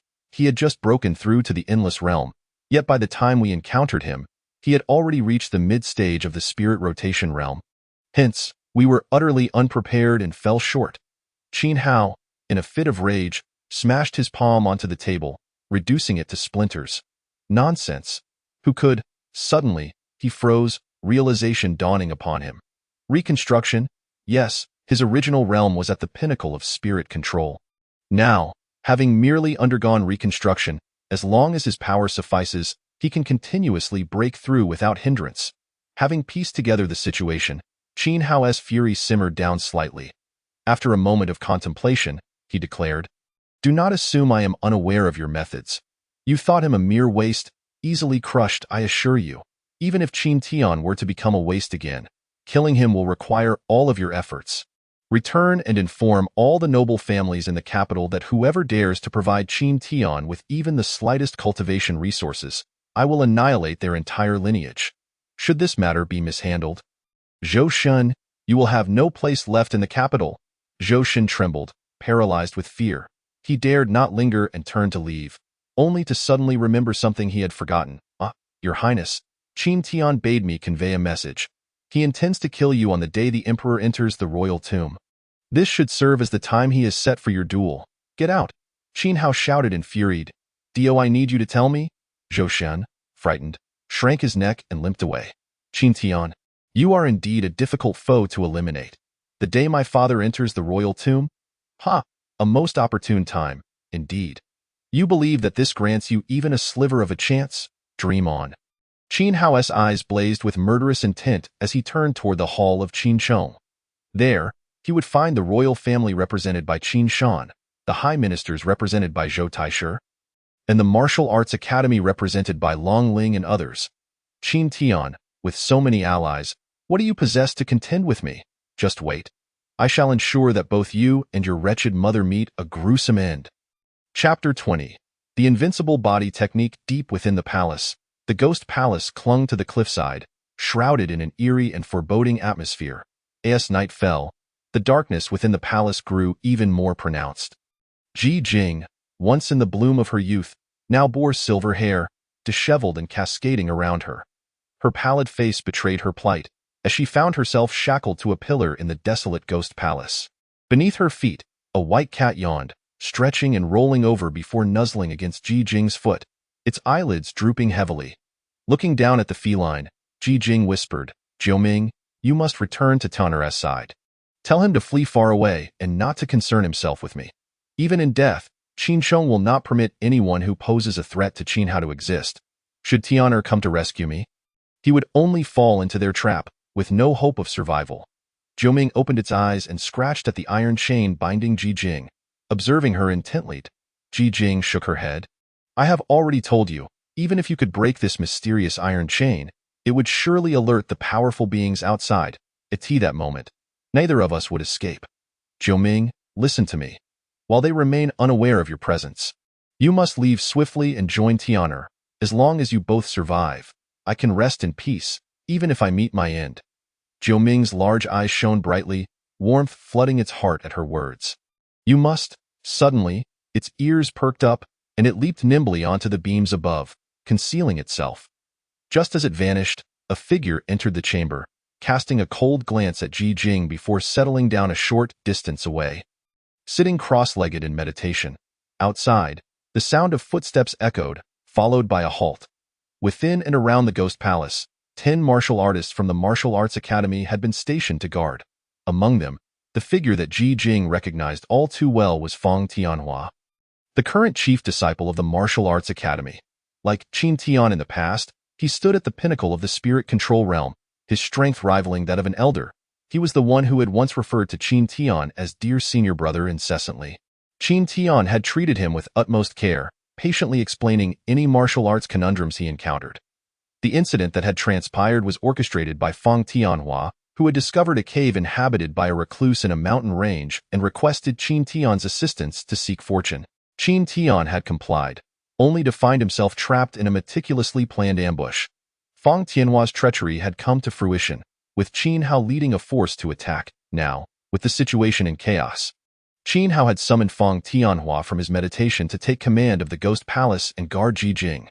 Gazing through the window at the silvery moonlight, Ji Jing wore a face full of worry. Tian'er, please do not act rashly. Unbeknownst to her, at that very moment, Qin Tian, clad in black and masked, had infiltrated the royal palace. During the day, he interred Xiaolin's head and placed his teacher in a concealed chamber within his estate. Guarded by the fierce lion of fire, the lion's injuries had mostly healed. As long as no formidable adversary from the sky-rising realm intervened, the teacher would be safe. Qin Tian was acutely aware of his teacher's condition and pondered how to administer the necessary treatment. Feng Zhengqing's meridians were entirely severed. Even if he could gather elemental energy within his dantian, it could only remain dormant, unable to be wielded. Consequently, he had been rendered a cripple, his leg's affliction irreparable. By reconnecting the teacher's meridians, he could break through the barriers and reclaim his former glory. However, restoring meridians was no simple feat. It required a 4th-grade meridian restoration pill. The most potent elixirs in the entire Qin kingdom were merely 3rd grade, while 4th-grade pills were as rare as phoenix feathers or unicorn horns. The meridian restoration pill was exceedingly difficult to concoct, verging on the miraculous.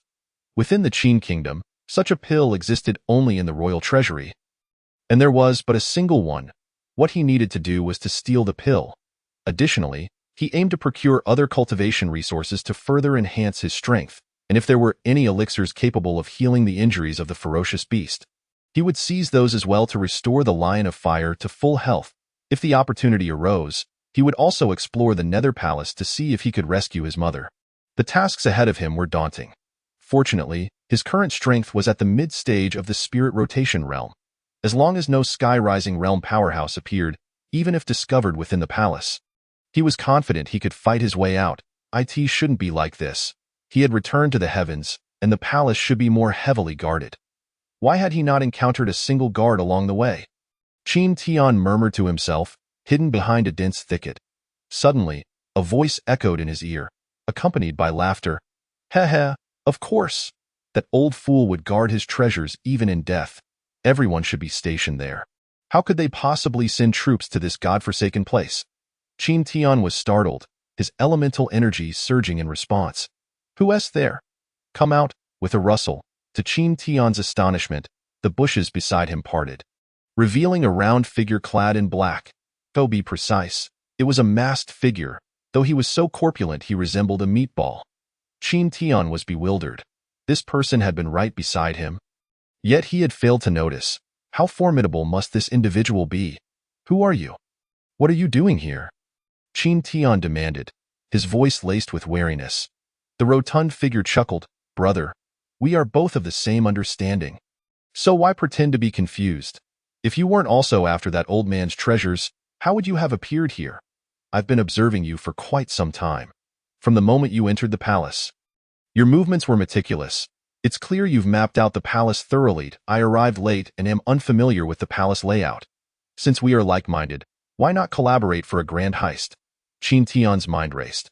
It seemed that the sudden demise of the old man was indeed connected to the treasure the rotund figure spoke of. What kind of treasure could lead to such an outcome? Even more astonishing was the fact that this figure had been trailing him since his entry into the palace, hiding right beside him. Such stealth was truly remarkable. Having such an ally could only be a stroke of fortune. With this thought, Qin Tian nodded. Since we are both kindred spirits, there is no need for further discussion. Let us join forces. However, I must make it clear that I am not solely here for that treasure. I seek a few other items as well, which I will claim for myself. The remainder is yours. Splendid. It's a deal. The rotund figure exclaimed excitedly. Brother, lead the way to the treasure vault. Collaborating with me will ensure you reap abundant rewards. Qin Tian did not engage in further conversation, glancing around before signaling for him to follow. The two concealed themselves in the shadows and stealthily approached the treasure vault. Boom, boom, boom. As they advanced, two figures clashed violently above the imperial harem, both of them from the sky-rising realm. Suddenly, another person shot forth, charging into the palace. An elderly eunuch emerged to engage in battle, followed by the Grand Marshal of the Qin Kingdom. Qin Tian also witnessed Lung Ling in combat, and Zheng Tong was likewise embroiled in a skirmish. Chaos erupted in the harem as numerous sky-rising realm powerhouses clashed. Tzk, all manner of monsters have emerged. The competition is fierce. The rotund figure couldn't help but click his tongue, then exclaimed, Wait a moment. Those individuals are attacking that location. Could it be that the treasure lies there? Qin Tian quickly interjected. What are you thinking? This is a feigned setup. Why stationing so many people there? Are they not signaling to others that the treasure is located in that spot? Do you really think the treasure would be there? You have a point. The rotund figure nodded in agreement. Let us take advantage of the chaos and swiftly steal what we can. Chapter 21. Damn it. Have I been duped? Before the treasure vault, the rotund figure gave Qin Tian a thumbs up. I knew I had not misjudged you.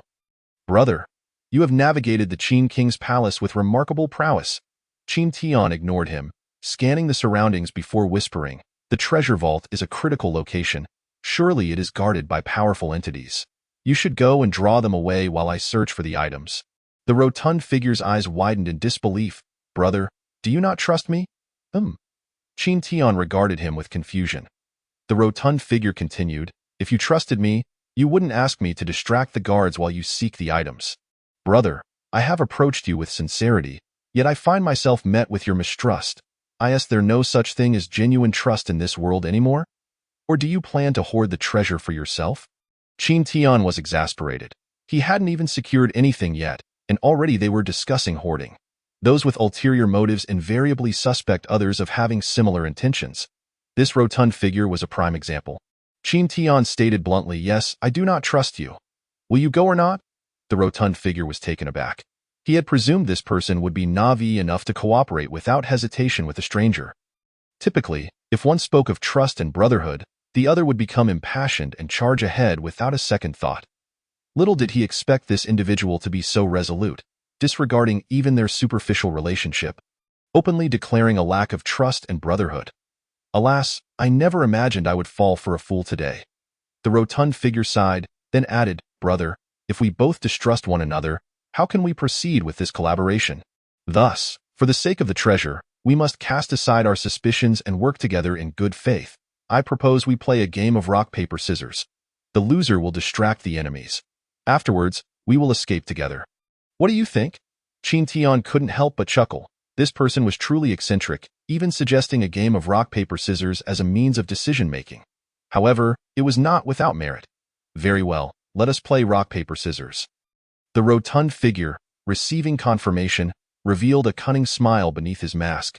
You are still too inexperienced to play with me. Come on, let's begin. The rotund figure extended his hand, channeling a force that Qin Tian could not perceive, one that belonged to the world around them rather than himself. Qin Tian chose rock, while the rotund figure selected scissors. Yet, in Qin Tian's eyes, the rotund figure had chosen paper. The rotund figure swiftly retracted his hand. Grinning triumphantly, brother, you have lost. How could I possibly lose to this? Qin Tian grumbled indignantly. The treasure vault is divided into two sections. The outer area holds nothing of value. Once you enter, proceed directly to the depths. There, you will find a stone pillar. At 3 feet and 5 inches, rotate left 3 times and right 3 times, and a hidden door will open. I need that Meridian Restoration Pill, a potion to heal the spirit of the ferocious beast, and elixirs to enhance a warrior's elemental energy. The rotund figure was taken aback, unable to suppress his admiration. Brother, you truly possess great insight. You have thoroughly uncovered the secrets of the Qin King's palace's treasure vault. I am in awe. Rest assured, I will definitely bring you what you seek. Go now, brother. The time has come for you to shine. Qin Tian nodded, offering no further words, and stealthily slipped out. He efficiently dealt with the outermost guards, refraining from using the devouring elemental magic, as he could not operate both it and the myriad techniques simultaneously. Time was of the essence. He could not afford to delay. Qin Tian moved like a specter, swiftly eliminating guard after guard around the treasure vault's perimeter, eliciting impressed sounds from the rotund figure. This brother was undeniably ruthless and efficient. The guards outside posed no obstacle to Qin Tian. He successfully advanced to the entrance of the treasure vault. Just as he was about to push the door open, a figure erupted from within. Who dares intrude upon the sacred grounds of the Qin Palace? Without hesitation, Qin Tian engaged in combat. The guardian of the treasure vault was no ordinary foe, possessing strength at the mid-stage of the spirit control realm. Yet, Qin Tian was undeterred, unleashing the 8 Directions' Holy Dragon Fist to clash with this individual. With a resounding bang, the guardian was sent reeling. Brother, the intruder is formidable. Let us strike together, the guardian bellowed. From within the treasure vault, another figure emerged, this one at the pinnacle of the spirit control realm. The two converged, assaulting Qin Tian. He dared not underestimate them, unleashing his elemental energy with fervor as he fought against the two. Their combined might was overwhelming, and Qin Tian found himself being pushed back. Meanwhile, the rotund figure, witnessing the second guardian emerge, discreetly circled the battlefield, infiltrating the treasure vault. Observing the silent and deserted vault, he exhaled in relief. Brother, may you find fortune in your endeavors. I shall quietly amass my wealth. Ha ha ha!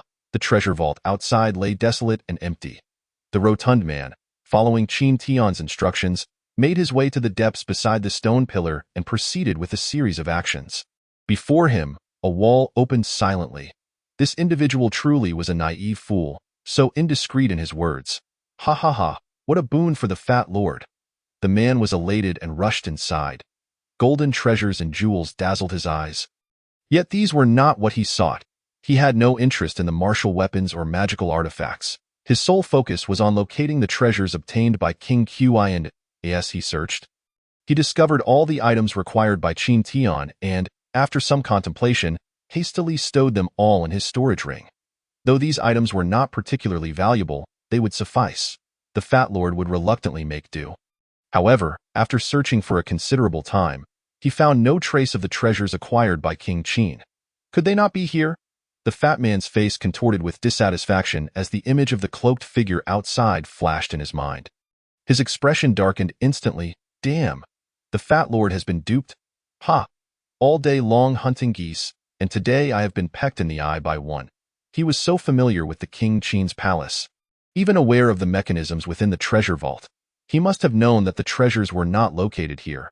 And to speak of laying a false trail, damn you. It was clearly a ruse to have the fat lord retrieve the items he needed. I am utterly infuriated. The fat man's anger boiled over, realizing that he had initially thought he was deceiving Qin Tian, only to discover he was the one being played.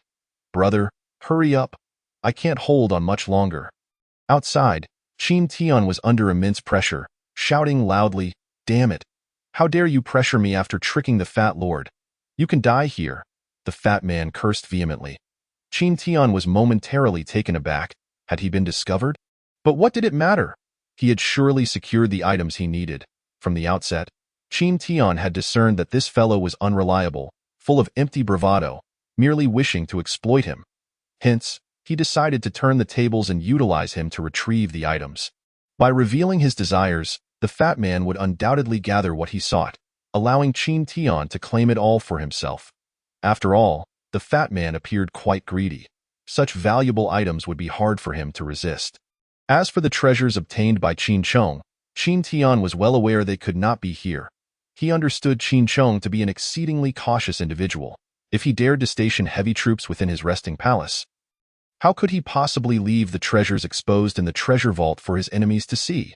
The so-called false trail was, without a doubt, a trap within a trap. Chapter 22. Brotherhood. The treasure vault and inner palace were layered in deception. And the true source of this deception was likely known only to Qin Chong himself. Perhaps Qin Hao was also aware. After all, with Qin Chong deceased, Qin Hao was his successor. The treasures must be passed down. Damn it! You have accomplices! The booming voice echoed above the entire Qin royal palace. The fat man had just reached the door when he was besieged by two furious attackers. Upon hearing the thunderous shout, the fat man realized another layer of deception and his face turned ashen. How dare this scoundrel betray the fat lord? Should I ever see you again, I will end your life, the fat man cursed. Turning to flee, Qin Tian too was stunned. He had considered Qin Chong's false trail but had not anticipated the key point of the deception was right here. The emptiness of the treasure vault would surely lead some to believe the items might be hidden there. Once someone attacked, the two guardians would release the earlier shout, alerting all treasure seekers that the items had already been taken. Brilliant. Qin Tian let out a long sigh of relief, thankful that someone else had taken the blame. Otherwise, he would be at odds with the world. With this thought in mind, he wasted no time and dashed after the fat man. Even if he was aware of the massive trap, why not continue to play the fool? He shouted, "Brother, what do you mean? How have I wronged you? I fought tooth and nail outside so you could secure the items. Now that you have them, you wish to hoard them all for yourself? Have you no conscience?" The fat man nearly spat blood in fury. You are ruthless. I will remember this." Meanwhile, the enemies near the inner palace, upon hearing the shout from the treasure vault, changed their expressions drastically and rushed toward the sound.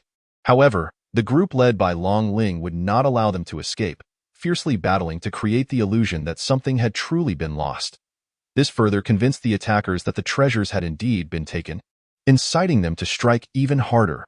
Another round of frenzied combat ensued, while the fat man floundered about like a headless fly within the Qin palace.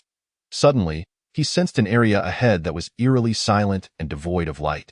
It had to be an escape route. Qin Tian, following behind, was taken aback with joy. If the fat man could storm in, there was hope for rescuing his mother. Indeed, the fat man had discovered the place where Ji Jing was imprisoned, the Abyss Palace. However, the show must go on, as the fat man still held onto the items he desired. "Brother, come back. Do not enter. It is dangerous," Qin Tian shouted. The fat man rolled his eyes in exasperation, retorting, "Do you think you can deceive the fat lord? Go die." Without further ado, he charged into the Abyss Palace, only to be left dumbfounded. For within were 18 royal martial guards and 10 disciples of the Martial Arts Academy. The guards paused for a moment, then erupted into a cacophony of battle cries. "Kill! Destroy him!" The fat man was terrified, drenched in cold sweat, and turned to flee. Upon hearing the battle cries, Qin Tian couldn't help but smile. One who wishes to play with me shall see who truly plays whom. He had anticipated that even if he warned the fat man, he would not believe him, but would instead plunge headlong into danger. Once inside, faced with the truth, the fat man would undoubtedly begin to question his perceptions. "I did not deceive you. I provided you with a warning." The fat man turned to escape, but the two pursuers had already charged in, launching a relentless assault upon him. Qin Tian chuckled, calling out with righteous indignation, "Brother, you have shown me no kindness, so I cannot be ungrateful. I shall assist you in breaking free." The fat man was momentarily stunned. Had he truly misjudged him? He could have fled on his own but chose to fight alongside him. Even if he coveted those items, they were nothing compared to his life. he risked himself to ensure they both escaped. The fat man felt a surge of emotion. What a good person, brother. I did not expect such loyalty from you. I apologize for my wrong assumptions. If that is the case, let us join forces and fight our way out. You shall lead the assault, and I shall provide support. The fat man, knowing the peril he was in, did not hold back. He summoned his strength, and in an instant, an extraordinary force seemed to erupt around him. With his hands forming strange seals, he commanded the energies of nature. In a flash, countless thick vines shot up from the ground, ensnaring the two powerful adversaries. The duo's faces turned pale with astonishment. Nature affinity, a mage? Qin Tian was equally astonished. He had never anticipated that this bumbling fat man was a mysterious nature mage. Qin Tian's understanding of mages was limited to 4 primary affinities: nature, time-space, mental, and arcane. To become a mage required a heightened sensitivity to the elemental forces of the world, along with a unique spiritual root. Furthermore, the lineage of mages could be severed, making each mage an extraordinary enigma. To encounter a mage today was indeed unexpected. Brother, stop gawking. Turn back and let the fat lord show you the wonders. Hurry and attack, the fat man shouted anxiously. His vines wrapped tightly around the two foes, placing him under immense pressure. The two adversaries, alarmed, desperately blasted at the vines, yet they seemed to be endless, with one snapping only to be replaced by another. If it were not for their combined efforts, they would likely be choked to death by the relentless vines. Realizing this, Qin Tian activated his own energy and unleashed the 8 Directions Sacred Dragon Fist, choosing not to confront the two directly, but to bypass them. Brother, what are you doing? The fat man's expression changed dramatically. Could it be that this fellow was backing out? But in the next moment, he felt reassured. Qin Tian was not abandoning the fight. Rather, the martial practitioners in the Abyss Palace had already closed in on the fat man. Qin Tian understood that a mage's physical prowess was inferior to that of a warrior. If a warrior were to close in, the fat man would undoubtedly perish unless he defended himself. However, if he defended, the two pursuers would attack. They were in an incredibly precarious situation. Qin Tian could only have the fat man first restrain the two enemies while he dealt with the incoming warriors. Boom! With a single punch, he obliterated the two warriors approaching the fat man. But there were simply too many foes. For every 2 he defeated, 3 more appeared, and they found themselves in a bitter struggle. With a creak, the door to the Abyss Palace opened, and Feng Tianhua stepped out, standing with his hands clasped behind his back, coldly observing the chaos before him. Qin Tian's pupils constricted sharply. Feng Tianhua. So, Qin Hao had arranged for him to be beside his mother. He noticed the blue-eyed creature, Jiuming, perched atop the eaves above Feng Tianhua's head. Chapter 23. The Slaughter of Tang Old Tun, Inquire with 9 Lives. Aside from Feng Tianhua, my mother has also lost someone. While Qin Tian fought fiercely, he queried within his mind, "All right, my lord." The devouring beast, utilizing the path of the soul-devouring lamp, projected a consciousness that then returned. "My lord, there is no one left, only him." Qin Tian felt a wave of relief. With only one adversary remaining, 9 lives could take action. He instructed 9 lives to eliminate those 2 powerful figures from the spirit guardian realm first. As his thoughts coalesced into a consciousness that surged into 9 lives' mind, no one noticed a white cat darting through the shadows, swiftly appearing on the vines of the corpulent man. Where did this wild cat come from? "It truly knows no fear," the man exclaimed. "Brother, hurry and kill them. I can't hold on much longer." No sooner had he spoken than his eyes widened in shock. The wild cat, with ferocity unmatched, seized the moment when one was shattering its vines, transforming into a blur, extending its sharp claws towards the man's throat. With a chilling sound, the man's neck was gruesomely sliced open, blood gushing forth. His eyes bulged, desperately clutching his throat, before he collapsed, lifeless. "Ha ha ha, divine intervention indeed. Whose wild cat is this? It's utterly extraordinary." The corpulent man shouted with excitement. With one adversary dead, his pressure diminished significantly, allowing the vines to surge wildly, engulfing the other opponent entirely, leaving only a head exposed. Explode. This man, a pinnacle spirit guardian, was immensely powerful. In this critical moment, he exerted all his strength and finally broke free from the vines constricting him. charging forward. Alas, what awaited him was the terrifying claws of Nine Lives, in its true form. Nine Lives moved with the swiftness of lightning. Though it was merely at the peak of the spirit rotation realm, its speed outmatched even those of the skyward realm. As he broke free from the vines, Nine Lives appeared upon his shoulder, extending its claws towards his neck. One must acknowledge the strength of a peak spirit guardian. In this dire moment, he managed to react. Nine Lives' claws tore through his neck, while his fist struck Nine Lives. With a resounding boom, Nine Lives was sent flying, simultaneously inflicting a massive gash upon the man's throat. Blood gushed forth as he stared in shock and confusion at the white cat that had struck him down, before he crashed to the ground, equally lifeless. Neither man could comprehend how such a formidable white cat had appeared, nor why it had chosen to attack them specifically. The corpulent man, brimming with excitement, shouted, "Cat brother, you are incredible. Come, follow me, and we shall fight our way out. I shall treat you to the finest delights henceforth." As a Nine Lives spirit demon cat, its physique was beyond formidable. The attack from a peak spirit guardian posed no threat. It simply rose from the ground, displeased by the corpulent man's cheers, and charged into the fray. However, just as it surged forward, its path altered, vanishing from sight. An awareness had flooded into its mind, instructing it to rescue its mother first. "Hey, cat brother, don't run. Stick with me and you'll have everything." The corpulent man hollered at the vanishing Nine Lives. Qin Tian shot him a fierce glare, growling, "What are you doing at a time like this? Hurry and assist. We need to break through." The corpulent man finally regained his composure. Right, brother. Watch me." Vines erupted once more, targeting the throng of warriors. Qin Tian, too, unleashed his martial prowess, advancing fearlessly. These noble warriors and disciples from the academy were, at their strongest, merely at the early stages of the spirit guardian realm. With most being at the spirit rotation realm, how could they withstand the combined assault of Qin Tian and the corpulent man? In the blink of an eye, 4 of them fell lifelessly. At that moment, Fang Tianhua seized one individual, whispering urgently in their ear. The person's expression shifted dramatically, glancing at the gaunt, black-clad figure, before nodding emphatically and vanishing from sight. Fang Tianhua, now wielding a chilling spear, fixed his frostbitten gaze upon Qin Tian, advancing step by step. Then, with a swift motion, he unleashed his spear towards Qin Tian, shouting, "Qin Tian, die!" The thunderous roar reverberated through the AI in the depths of the ghost palace.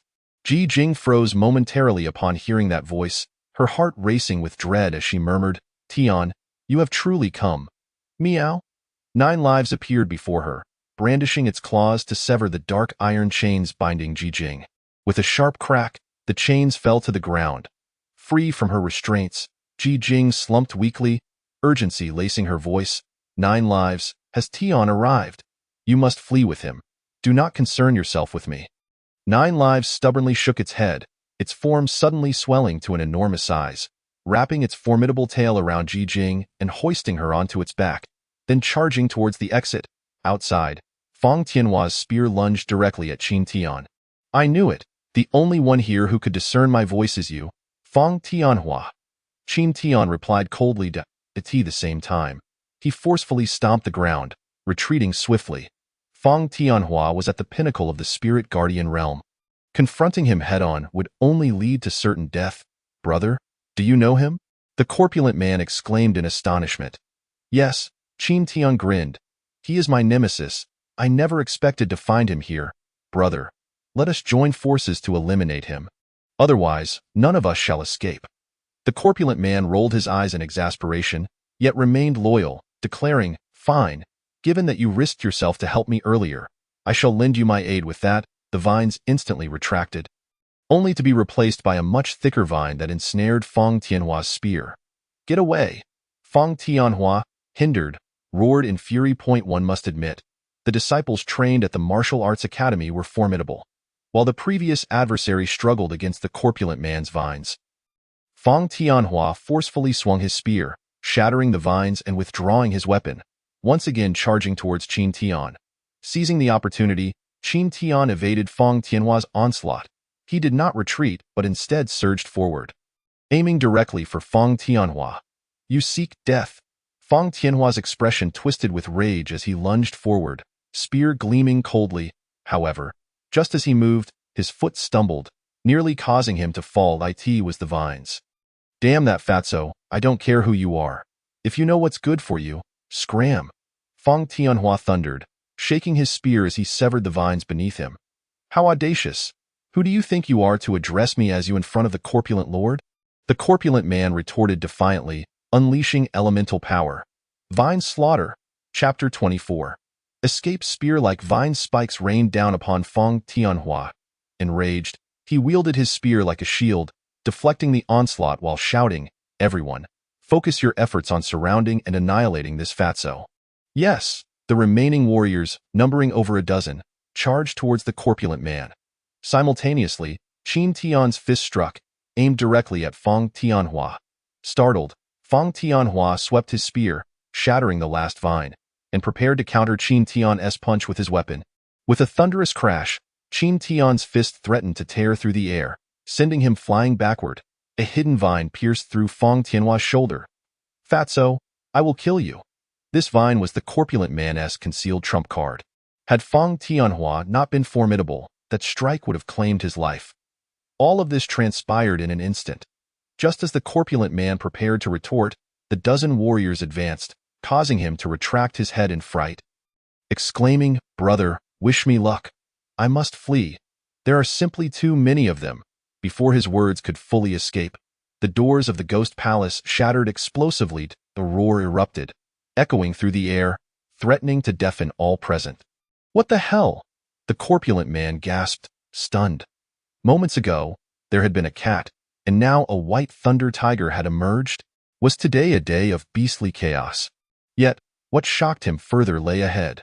The thunder tiger let out a long roar, seemingly channeling its power, as something terrifying began to coalesce within its MAW in the following instant.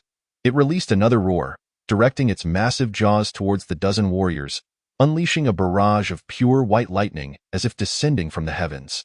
The deafening sound of thunder followed, striking indiscriminately at the group. "Help!" Cries of terror erupted, mingling with the acrid scent of scorched flesh. It was only due to 9 lives area attack that some were merely injured, while others were obliterated. Had it unleashed its full thunder transformation, there would have been nothing left of its foes. However, after executing such a devastating strike, 9 lives strength was entirely depleted, nearly causing it to collapse. Yet, it summoned its remaining willpower, gritting its teeth to remain upright. "Ha ha ha, Tiger Brother is incredible." The corpulent man, in a fit of exhilaration, shouted out loudly. Though he had been on the brink of fleeing for his life, he was now confronted by the emergence of a ferocious thunder tiger. How could he not feel a surge of excitement? It appeared that I, the esteemed Fat Lord, was truly the chosen one. As extraordinary beasts repeatedly came to my rescue, it seemed that the moment had arrived for my rise to prominence. "Ha ha ha, foolish fat man. What are you so pleased about? There remains one more adversary to deal with." Qin Tian bellowed sternly, charging once more at Fang Tianhua. "Ha! There's only him left. Come, brothers, Tiger Brother, let us strike together and eliminate him." The fat man cried out, ready to join the fray. Suddenly, a thunderous roar echoed. "Qin Tian, this time, I shall see where you attempt to flee." Qin Tian swiftly turned, his expression morphing into a mask of fury. Qin Hao, not only him, but beside him were also 2 elders from the Martial Arts Academy. Just dealing with Fang Tianhua was already a formidable challenge. Adding Qin Hao, who was equally powerful, along with the 2 elders, both of whom were at the spirit control realm, made the situation even more dire. Without a moment's hesitation, he turned to flee. "Fatty, Jiuming, stay close to me." The fat man, witnessing the menacing group approaching, did not require Qin Tian's urging. He immediately took off running. "I say, brother, these are members of the Qin royal family. It seems they are all after you. What on earth have you done to provoke them?" he shouted as he ran, not forgetting to hurl a multitude of vines at Fang Tianhua to buy them some time to escape. All routes had been blocked by Qin Hao and his men, forcing them to retreat toward the back of the Ghost Palace. The Ghost Palace was built against a cliff, its summit a perilous precipice. The most dangerous location within the Qin royal palace. Yet, they had no choice but to ascend. I'll explain later. Qin Tian led the charge, maneuvering around the ghost palace toward the cliff's peak. Eh? Why is Tiger Brother following us as well? Wait, what did you just shout? Zhou Ming? Is this Thunder Tiger yours, brother? He exclaimed, and there's a woman on its back. The fat man babbled incessantly. Qin Tian, exasperated, interrupted him. Can we discuss this later? Now, hand over the cultivation resources you obtained from the treasure vault, quickly. The fat man immediately protested. I say, brother, we haven't even escaped yet, and you're already demanding my belongings? Isn't that a bit unreasonable? Stop with the nonsense. Give me the cultivation resources, and I can break through my current realm immediately. That is how we'll survive, understand? Qin Tian urged urgently. His desperate flight was a ruse to buy time for his breakthrough. Once he transcended his present level, he could fight his way out, however. At that moment, the fat man's obstinacy resurfaced, shaking his head defiantly. I don't understand. I've never seen anyone able to break through while fleeing and holding onto cultivation resources. Furthermore, aren't you merely at the mid-stage of the spirit rotation? To where do you wish to break through? Only the spirit control realm can provide a means of escape, right? You think you can leap from a minor realm to a major one? Are you trying to deceive me? Oh, I see now. You're more ruthless than I am. You're willing to risk your life just to seize the items from the treasure vault while aiding me in my predicament. No, wait. You're not helping me. You're ensnaring me. That Feng character is your enemy, and the people pursuing us are from the royal family, also your foes. This Thunder Tiger is yours too, and the person on its back appears quite feeble. She must have been imprisoned there. You've come to rescue her, haven't you? As the fat man pondered, realization struck him, and he erupted into a furious tirade. You wretched creature! I pride myself on being the most duplicitous person in the world. Yet today I discover that there exists someone even more treacherous than I. Not only have you led me to this dire situation, but you also made me feel a fleeting sense of gratitude and brotherly affection toward you. Impressive, brother. You are truly remarkable. I concede defeat. Qin Tian, infuriated, smacked the truth into him, exclaiming, What are you babbling about at a time like this? Hurry up and give me the items. Trust me. Me give you? I've given you enough face already. You've led me to this dreadful plight, and now you want my belongings? No way. Even if I perish, I will not part with them. The fat man cursed vehemently. Qin Tian was on the verge of exploding with rage. He had meticulously planned every detail, yet at this crucial moment, the fat man refused to comply. Old San, where do you think you're going? Ahead lies a deadly cliff. Suddenly, upon reaching the cliff's summit, Qin Tian and his companions were confronted. Uncle Wang, Qin Tian exclaimed joyfully. Seeing this, the fat man rejoiced. Uncle Wang. So it's our own people. Uncle Wang, don't forget about me. I'm your nephew's close friend. You must save me. Zhou Ming, upon spotting Qin Shan, knew they were saved. Unable to hold on any longer, his massive form suddenly reverted to its original shape, collapsing to the ground. Panting heavily, Ji Jing, having landed weakly, swayed slightly. Qin Tian hastily supported his mother, tears welling in his eyes, overwhelmed with words unspoken. Yet, he understood that now was not the time. He merely choked out, Mother. Since the incident, he had not referred to Ji Jing as mother because that title felt unworthy in the eyes of Qin Chong. Upon seeing her son again, Ji Jing's tears flowed freely as she trembled, reaching out to caress Qin Tian's cheek. Tianer. With countless words unuttered, both were left speechless, their emotions crystallizing into two heartfelt calls filled with boundless love. Ah, it's all right now, you two. Qin Shan chuckled, patting Qin Tian on the shoulder. However, just as he spoke, his gaze turned icy. The hand that had patted Qin Tian suddenly unleashed an unparalleled force, striking toward his neck with a vicious intent. Die! Qin Tian's face shifted dramatically. He could hardly fathom that Qin Shan would betray him at such a critical juncture. Qin Shan harbored ambitions. Allying with him would yield immense benefits. Qin Tian could not comprehend why Qin Shan would act in such a treacherous manner. In the blink of an eye, Qin Tian retreated, raising his hand to block Qin Shan's strike. The suddenness of the attack left him no time to evade, and with his strength still inferior to Qin Shan's, how could he withstand it? Yet, leveraging his extensive combat experience and reaction speed, he managed to deflect the blow at the last moment, turning his head to avoid a fatal strike. The The sound of a violent clash echoed as Qin Tian's arm snapped under the tremendous force, sending him hurtling backward. Behind him loomed a sheer cliff. Below lay an icy abyss. Even a powerful figure at the spirit control realm would meet certain death if they fell in. Qin Tian faced the grim choice of being crushed against the rocks or succumbing to the frigid waters below. Miao, Jiuming, witnessing this scene, felt his vision turn red with rage and leaped desperately to pull Qin Tian back. Unfortunately, Qin Shan unleashed another blow, striking Jiuming directly. Jiuming let out a mournful cry, colliding with Qin Tian as they plummeted rapidly. All of this transpired in the blink of an eye, taking less than 3 breaths. Honor, Ji Jing screamed, her heart wrenching in despair. Was their reunion to be so fleeting? No, please, even in death, let it be together.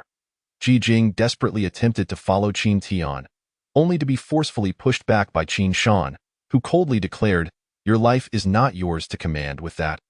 He unleashed his might against the fat man. Didn't he expect this situation to involve friends of Qin Tian? If you've revealed yourself, then you shall die as well. Stop, the fat man, filled with regret, shouted.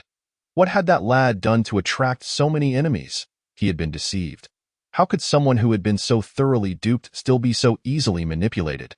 Had the circumstances been different, he would have laughed uncontrollably, but now, he felt the urge to CRY as he shouted. Endless vines surged forth, stretching toward Qin Shan. I'm not his friend. I don't know him. Really, I was just passing by. Humph! Does Qin Tian's friend fear death? What kind of misfortune has he brought upon himself to end up with such companions? Qin Shan scoffed. How could he believe the fat man's claims? You say you are not his friend? Yet you fought alongside him for so long and killed so many. Your excuses for survival are quite feeble. You're a mage. Yet it's unfortunate that you're Qin Tian's friend. Otherwise, you would have a chance to live, die. Qin Shan continued to unleash his fury, shattering the vines with relentless force. His peak power at the spirit control realm surpassed even Feng Tanhua's, and the fat man alone could not stand against him. In mere moments, Qin Shan was upon the fat man, delivering a powerful punch. Damn that Qin Tian! You've truly led me to my doom. The fat man cursed vehemently, his invectives pouring forth. As he raged, countless vines surged forth from his chest. With a deafening crash, the vines serving as his shield shattered. The overwhelming force sent his rotund form hurtling backward. Plummeting toward the abyss like a massive stone, he was far too heavy. His descent outpaced even Qin Tian's few. Qin Shan exhaled, relieved that it was finally over. That was close. He nearly condemned himself to an inescapable fate. Uncle Wang, where's Qin Tian? Qin Hao arrived, breathless. Qin Shan gestured toward the cliff's edge with his chin. They're all down there. There's no way they survived. Uncle Wang, are you serious? Qin Hao could scarcely believe his ears. Yet upon observing the displeasure etched upon Qin Shan's visage, he hastily amended his words, attributing the fault to his nephew, asserting that Uncle Wang's prowess would surely secure a swift victory. However, the enigma surrounding Qin Tian troubled him. Without sight of his corpse, his unease lingered. It would be prudent to dispatch someone to investigate. Qin Shan furrowed his brow in contemplation before nodding in agreement. You speak wisely, but let us merely send a few individuals to search. We must not divert our elite forces. Our immediate priority is to eliminate the approaching enemy and stabilize the capital. Rest assured, Uncle Wang, I am well aware of the course of action, Qin Hao replied. Then turning his gaze coldly towards Ji Jing, who lay unconscious from Qin Shan's blow, he spat with disdain. Wretched woman, you nearly escaped. Uncle Wang, how do you propose we deal with this scoundrel? You have taken her in. The decision lies with you. Qin Shan waved his hand dismissively and turned to leave. Qin Tian was utterly helpless, his every endeavor rendered futile, and now, with his life extinguished, the Qin kingdom would inevitably fall under Qin Hao's dominion. By leaving Ji Jing to him, it was a gesture of goodwill. Qin Hao understood this all too well and, addressing Qin Shan's retreating figure, expressed his gratitude. I thank you, Uncle Wang. As he spoke, his gaze chilled as it fell upon Ji Jing. Take her away, keep a close watch, and ensure she does not perish. With my father entering the mausoleum, we are in need of a consort for burial, a fitting fate for her to endure my father's torment. Ah, Qin Tian, did you ever imagine that the one you cherish most would be buried alive by my hand? He commanded his subordinates. You lot, descend to the bottom of the cliff. I demand to see a corpse. Yes, Your Highness. A contingent promptly departed. After a moment of reflection, Qin Hao turned to Feng Tianhua. Tianhua, I remain uneasy. Tonight, after we repel the intruders from the palace, take some time to venture down and investigate. Feng Tianhua hesitated momentarily. Your Highness, there is no possibility of survival for Qin Tian after falling into the abyss, especially considering his severe injuries. Qin Hao shook his head, asserting, if he could mend his shattered dantian. What else is beyond his reach? I shall not find peace until I behold his remains. Feng Tianhua's expression tightened, and he nodded gravely. Very well. I shall bring more disciples from the academy with me tomorrow. Chapter 26. The 1,000-year cold ice pearl. Qin Tian plummeted like a small stone, his mind racing as he called out, Old Tun, is there any way to escape? The Tun Tian beast pondered for a moment before exclaiming with joy, I have a solution, my lord. While I lack the power to lift you, I can generate force below to counteract your fall, using rebound energy to slow your descent. Excellent. I will channel your energy. Qin Tian directed the soul-devouring lamp to transfer the Tun Tian beast's power. His arms, shattered and unable to summon strength, would not withstand the backlash even if he could muster it. The Tun Tian beast unleashed a surge of energy downward. The resultant rebound indeed lessened Qin Tian's velocity.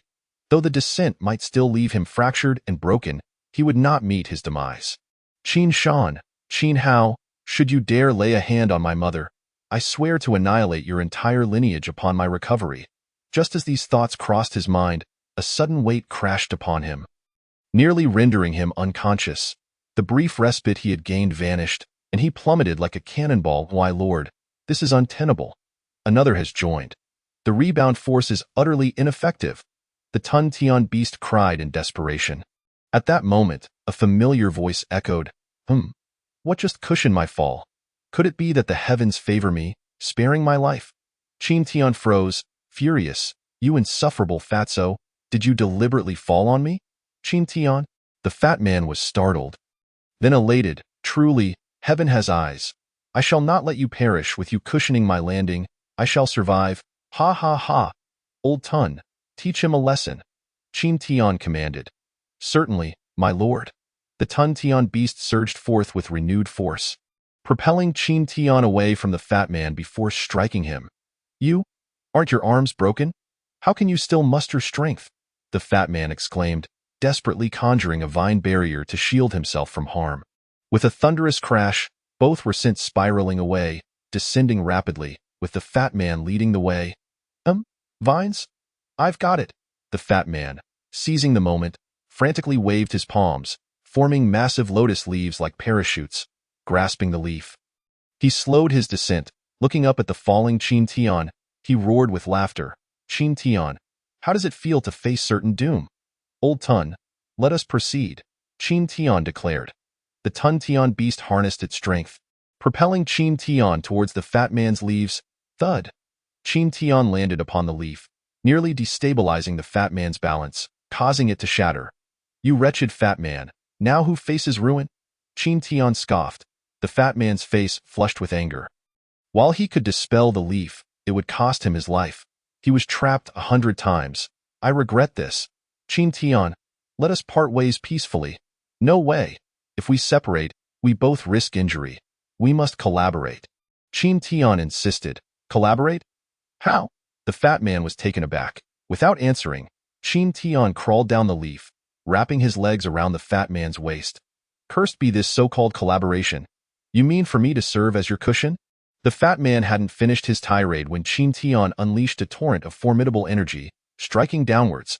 The fat man's weight served as an anchor, amplifying the Tun Tian beast's power and the rebound force. Coupled with the fat man's colossal lotus leaf parachute, their descent slowed significantly. Bravo, Qin Tian, the fat man praised, focused on maintaining the giant leaf amid the gravity of their situation. Below them, a chilling mist enveloped the area, obscuring their vision. As they descended, the temperature plummeted, and frost began to form upon their bodies. Where are we? It is freezing. The fat man shivered. The extreme ice-cold pool. If fortune favors us, we may plunge into the pool and be encased in ice. Qin Tian replied, trembling as well. What manner of place is this Qin royal palace that such a place exists? The fat man couldn't help but exclaim. This is bad. It's a cold pool. Qin Tian exclaimed just as he lost control and plummeted into the icy depths. Fat man! Qin Tian cried in alarm, noticing that the fat man had become stiff with cold, unable to conjure any more leaves. The rebound force was now ineffective, and despair set in. Would they truly perish here? Suddenly, the Tun Tian beast's voice rang out with excitement. My lord, beneath this cold pool lies the 1,000-year cold ice pearl.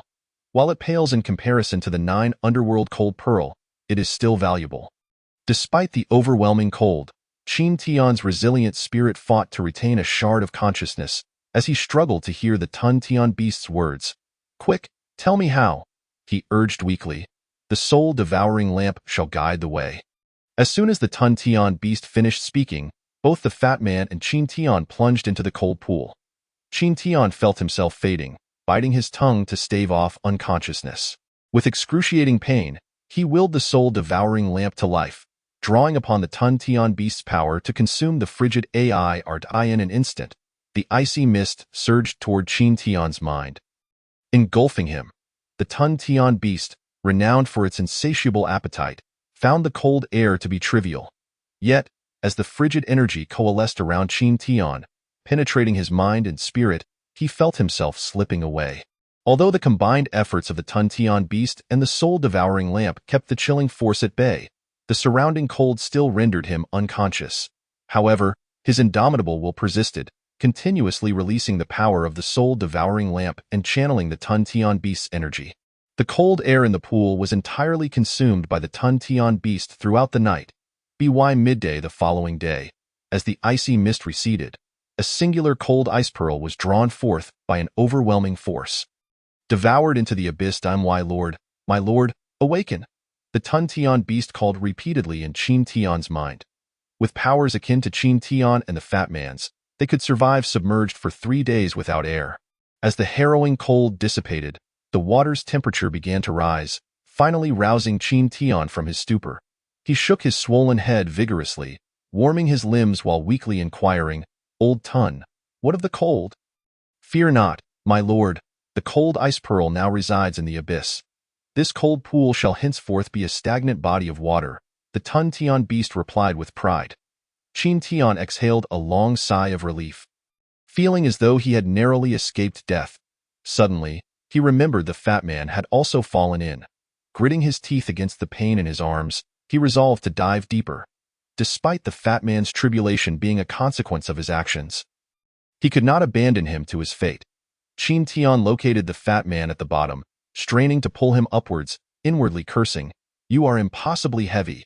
Even a pig would weigh less. Chapter 27. The explosion of Feng Tianhua. Qin Tian surged forth from the water's surface alongside the portly companion. Unfettered by the intense chill that had previously obscured their sight from the cliff's base, with clarity restored, he observed the man beside him.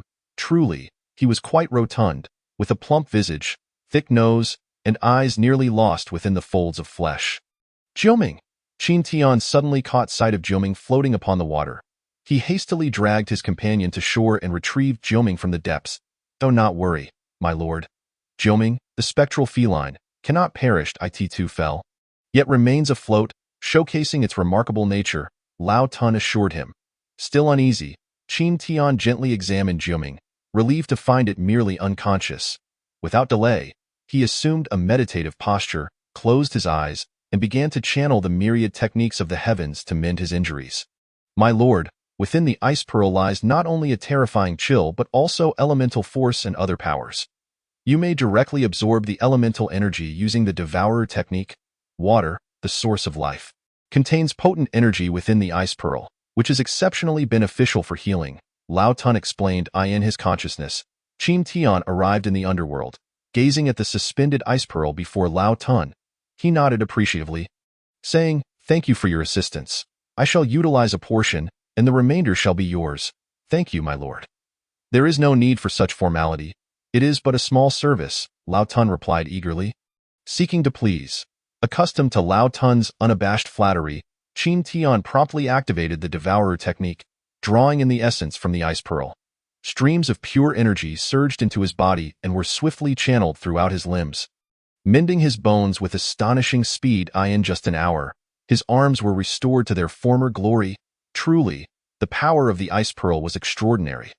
Qin Tian clenched his fist, unable to refrain from exclaiming, "If I had relied solely on techniques for bone repair, it would have taken at least 3 hours." Once more, he closed his eyes, continuing to absorb the energy from the Ice Pearl, determined to break through, fervently striving for a breakthrough. Spiraling to the pinnacle of the spirit manipulation realm, he absorbed half of the Ice Pearl's power, and by evening, Qin Tian had finally returned to his zenith, reaching the peak of the spirit manipulation realm. Feeling the formidable energy coursing within him, Qin Tian sprang to his feet and unleashed a powerful punch at the water's surface, creating towering waves. "Qin Hao, await your demise," he thundered, glaring at his clenched fist. His expression twisted with fury. The colossal waves cascaded down upon his portly companion, who gasped and sat upright in astonishment. "Is it raining in hell?" he exclaimed. A giant pit? Ha ha ha, did you die too? Damn it. Even in death, I shall ensure your demise once more." The portly man rose, ready to charge at Qin Tian. Suddenly, an incredulous voice erupted. "Qin Tian? You? How is it possible that you still live?" "This is impossible." Qin Tian swiftly turned, a predatory grin forming at the corners of his mouth as he beheld the newcomer. "Feng Tianhua, you've arrived just in time. Today, you shall meet your end." With that, Qin Tian transformed into a blur, hurtling toward Feng Tianhua. "Alive?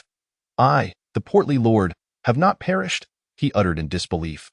Upon seeing Feng Tianhua and the 3 individuals behind him, he finally grasped the reality. Qin Tian was indeed alive. "Ha ha ha, splendid.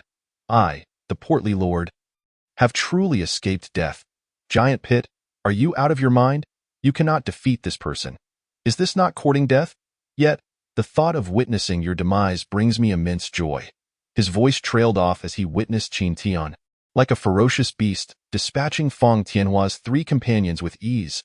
Each, despite being at the initial stage of spirit manipulation, fell before Qin Tian's might. Was it possible? Just yesterday, he had struggled against these foes. But now, he could annihilate them with a single blow. He was astonished, as was Feng Tianhua. The earlier group that had departed to report the absence of Qin Tian's corpse from the cliff's base presumed him to have perished in the cold pond. Feng Tianhua, seeking confirmation, had hastened back with his men, only to discover the chilling aura of the pond had vanished entirely. As he puzzled over this, he spotted Qin Tian, unharmed and exuding terrifying power. "How can this not astonish me?" he thought, realizing that Qin Tian had turned misfortune into fortune, reclaiming his peak form. Feng Tianhua brandished a spear, slicing through the air with a cold glimmer, and thrust it toward Qin Tian. "Let us see just how your restored power measures against mine. Prepare to witness," Qin Tian retorted, charging forward to meet Feng Tianhua's spearhead dash-on. "Do you dare to clash with my Dragon Slayer spear? You seek death!" Feng Tianhua bellowed in fury, with the spear slicing through the void. Its icy edge sought to rend all within its path, targeting Qin Tian with relentless force. The speed was blinding. There was no evading it. However, Qin Tian had no intention of dodging. He converged his palms, channeling a tempest of power, and seized the spear's shaft just behind its razor-sharp tip. Crack! His hands clamped down with iron resolve, halting the spear mere inches from his chest. Feng Tianhua's countenance paled as he struggled to break free, unable to escape Qin Tian's vice-like grip. "Now, meet your demise," Qin Tian growled, pivoting sharply while grasping the spear, yanking Feng Tianhua toward him. Qin Tian's movements were too swift for Feng Tianhua to react, and before he knew it, he was thrust directly before Qin Tian. Qin Tian unleashed a devastating punch aimed at Feng Tianhua's head. Terrified, Feng Tianhua desperately turned his head, yet the blow landed squarely upon his neck. With a resounding crack, he was sent sprawling to the ground. Qin Tian planted a foot upon Feng Tianhua's dantian, rendering him powerless. "Ah!" Feng Tianhua let out a wail akin to a slaughtered pig. "You! How dare you cripple me? I shall kill you!" Regret, disbelief, dread, and fury coursed through him. He had once held confidence that he could vanquish Qin Tian, even within the same realm. Yet, who would have imagined that Qin Tian, also of the same realm, could be so terrifying, leaving him no room to retaliate? Now you shall experience the taste of being incapacitated. Qin Tian's voice was chilling as he inquired, "What has become of my mother? Otherwise, I shall make your existence a living hell." As he spoke, he pressed down with renewed force, tormenting Feng Tianhua. Feng Tianhua could no longer endure. "Stop, stop. I shall tell you." Qin Tian relented, lifting his foot, gasping for breath. Feng Tianhua struggled to articulate, "The crown prince? No. Qin Hao has imprisoned the empress. Tomorrow, during the emperor's burial, she is to be entombed alongside him." An inferno of rage surged within Qin Tian. "Qin Hao, how ruthless. What does it mean to be entombed? That is to be buried alive. Qin Hao, if I do not slay you, I shall defy the heavens." Fury contorted his features as he raised his foot and stomped down upon Feng Tianhua's head. Before Feng Tianhua could finish his sentence, his skull shattered. "I merely stated that you would wish for death, not that I would spare you," Qin Tian declared coldly, gazing upon Feng Tianhua's lifeless form. "Lao Tun, feast upon the flesh. There is no need to reserve their power for me. It is all yours. The remaining energy from the ice pearl is also yours." A surge of energy flowed forth, and the four corpses vanished into the underworld. "Splendid. Thank you, my lord," Lao Tun exclaimed, nearly bursting with excitement, though restrained by heavy chains. The portly companion stood by, utterly dumbfounded. How has this giant pit grown so powerful overnight? He wondered, then gasped as he witnessed the corpses being absorbed by Qin Tian, exclaiming, "Where have you taken their bodies?" A thought struck Qin Tian, realizing he had forgotten the portly man was present. He hastily collected the bodies. Just as he was about to concoct an explanation, the portly man interjected, "I never imagined you to be this kind of giant pit, possessing such a peculiar appetite." Chapter 28. Dawn breaks. The morning bell tolls again. Qin Tian was at a loss for words, ready to explain when the portly man continued, "You need not clarify. I understand. Rest assured, I shall never reveal your secret." "You understand nothing," Qin Tian retorted furiously. "I am feeding my beast." "Oh, I see." The portly man nodded earnestly, though his expression was laden with meaning. Frustrated, Qin Tian nearly struck him down and barked, "Hand over the items you took from the treasure vault yesterday. I do not require the cultivation resources. Simply give me the healing and revitalization elixirs for my beast." The portly man rolled his eyes. "What are you thinking, my brother? I nearly lost my life because of you. Those items are compensation. I saved you from the cold pond," Qin Tian countered. "Without you, would I have fallen in?" The portly man shot back. "You?" Qin Tian was exasperated, yet a thought struck him. "Very well, let us make a deal. You provide me the items, and I shall lead you to the treasures obtained by the Qin King. You? Assist me? Do you think I would still trust you?" The portly man scoffed. Qin Tian's expression darkened as he slowly replied, "You should be aware of my intentions. Tomorrow marks the day of the Qin King's burial. My mother has been designated to accompany him to the afterlife, and she will surely be beside the Qin King's coffin. The ploy at the armory yesterday was merely a temporary ruse. The true treasures will undoubtedly be guarded closely at the Qin King's side. Tomorrow will surely erupt into chaos, and I will seize the opportunity to rescue my mother. Divert attention while you play the role of the hidden observer. At that moment, success will be assured. Of course, you may choose not to cooperate. However, without my assistance, even if you acquire the item, you will be unable to take it away." The rotund man pondered for a moment and said, "If you help me, how can I manage to carry it out?" "Many formidable individuals covet that item," I replied. "I am here to rescue my mother, and everyone knows I care only for her. Your presence will merely lead others to believe you are aiding me in saving her. Seize the opportunity to discreetly obtain the item, and no one will be the wiser." Upon hearing this, the rotund man was overjoyed, but then he shook his head vigorously and said, "You wouldn't be deceiving me again, would you?" Qin Tian, exasperated, retorted, "Believe it or not, I no longer want the item." With that, Qin Tian picked up Jiuming and turned to leave. The rotund man, seeing this, hurriedly followed, producing the item and handing it to Qin Tian. "Brother, wait. I'm not joking. I certainly trust you now. Here are the 2 items you requested. Forget it. I cannot afford them. I was wrong. Big brother. Here. I have also brought you the cultivation resources. Yuan Ling stones, Shang Yuan pills, and healing potions. Everything is yours. Excellent. Qin Tian seized them all and placed them in the abyss. You? The rotund man was taken aback. You tricked me again. How did I deceive you? You gave them to me. Qin Tian shot him a glare. All right, you've got me. The rotund man, furious, trembled with rage but remained silent, resolutely following Qin Tian. He had made up his mind. If he were deceived during the heist, he would immediately turn against him and eliminate him. As night fell, Qin Tian stealthily led the rotund man back to his estate. Along the way, he learned the peculiar name of the rotund man, which seemed quite fitting for his corpulent physique, Fan Duo Ro. This name nearly caused Qin Tian to burst into laughter. The rotund man explained that he was orphaned, with no knowledge of his origins, and having faced hunger since childhood, he had named himself in the hope of eating meat every day. His ample flesh was earned through desperate efforts to eat.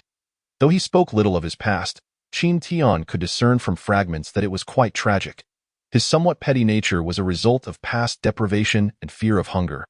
Aside from these traits, he was not a bad person, which was the primary reason Qin Tian was willing to save him and collaborate with him. In the secret chamber, Feng Zhengqing anxiously watched the restless fire explosive lion, pondering why it had been a whole day and night without any sign of return. What if something had gone awry? He was about to leave when a familiar voice echoed, "Master, I have returned." Seeing Qin Tian enter, Feng Zhengqing was elated. "Disciple, why have you returned only now? Did something happen?" Qin Tian shook his head. "Nothing to worry about.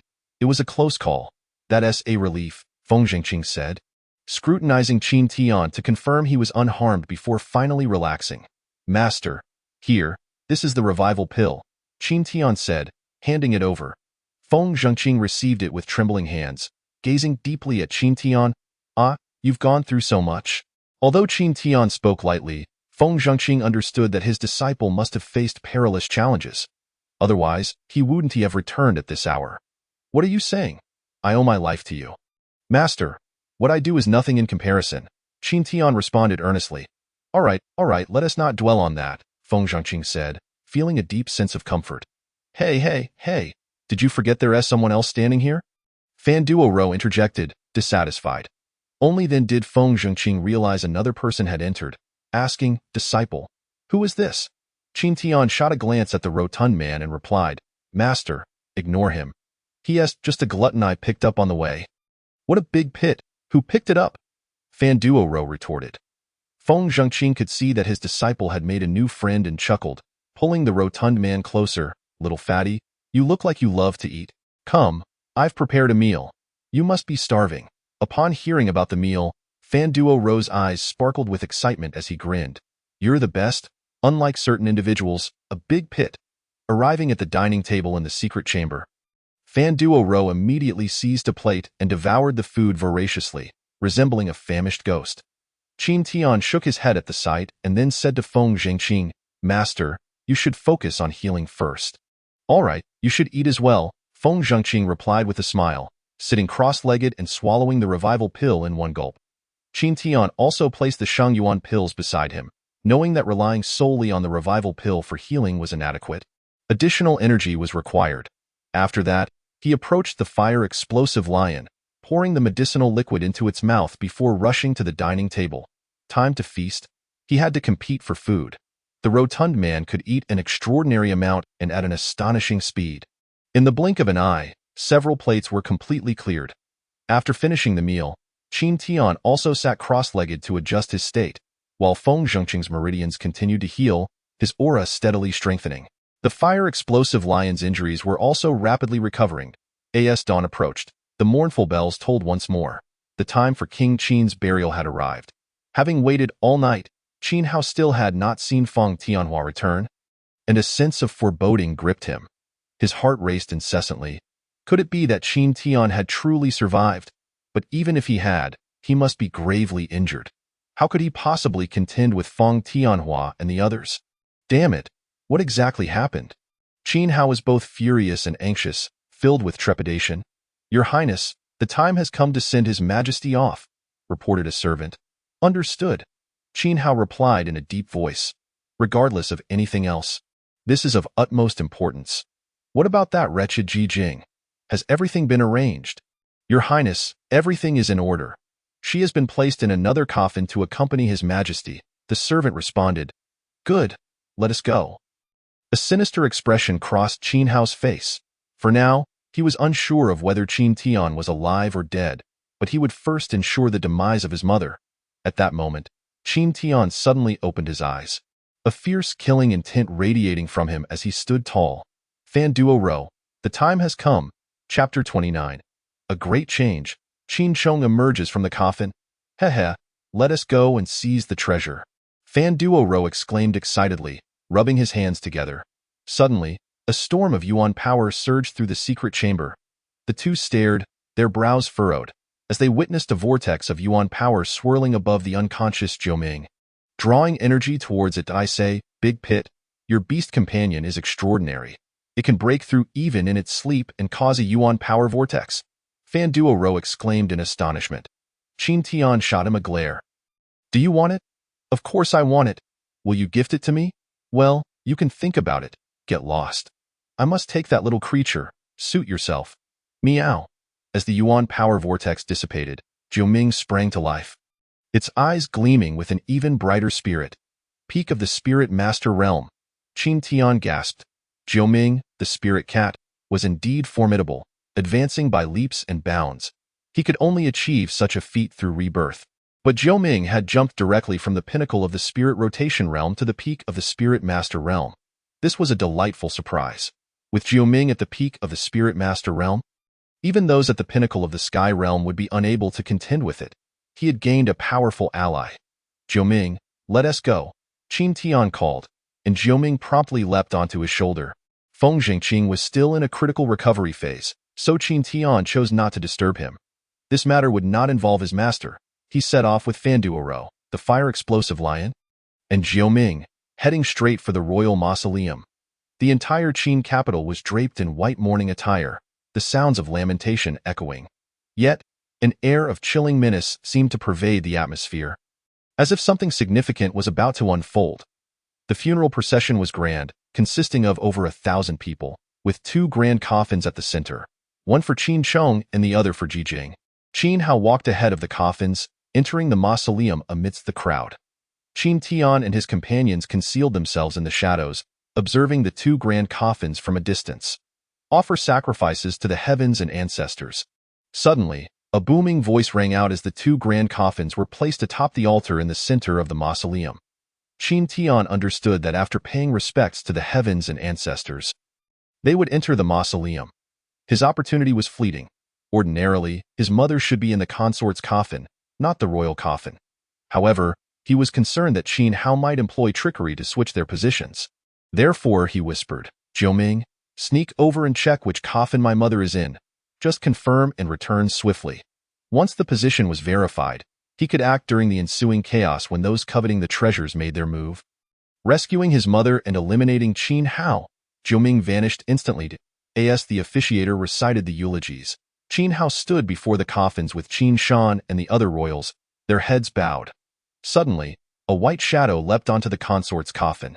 Its nose twitched, and it then jumped onto the royal coffin. Meow. They have indeed switched places. Where did that wild cat come from? How dare it defile His Majesty's sacred body? The officiator bellowed.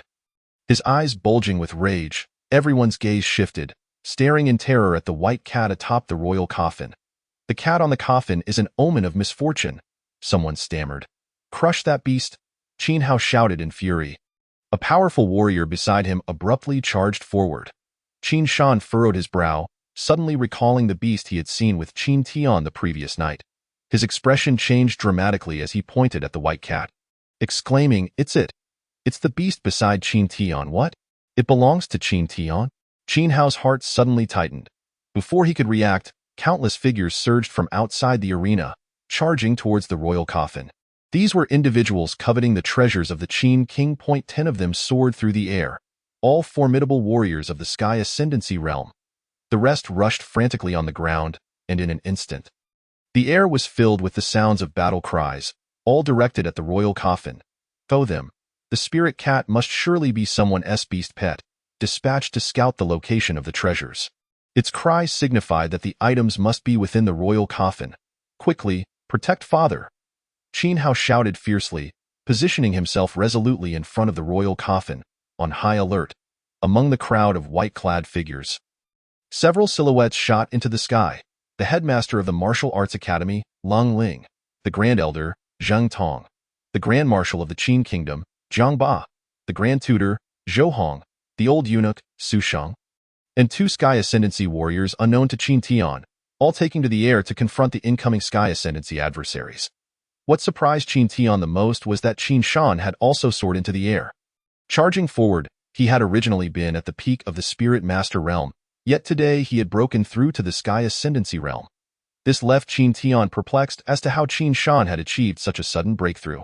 Unbeknownst to him, it was an unexpected benefactor who had provided him with unparalleled elixirs, enabling his swift ascent to the mid-stage of the Sky Ascendancy realm. It was also because of this person that Qin Shan had determined to eliminate him. Qin Shan and his entourage were thoroughly prepared, with a 1,000-strong funeral procession, all martial artists led by powerful warriors, launching an assault on the other enemies.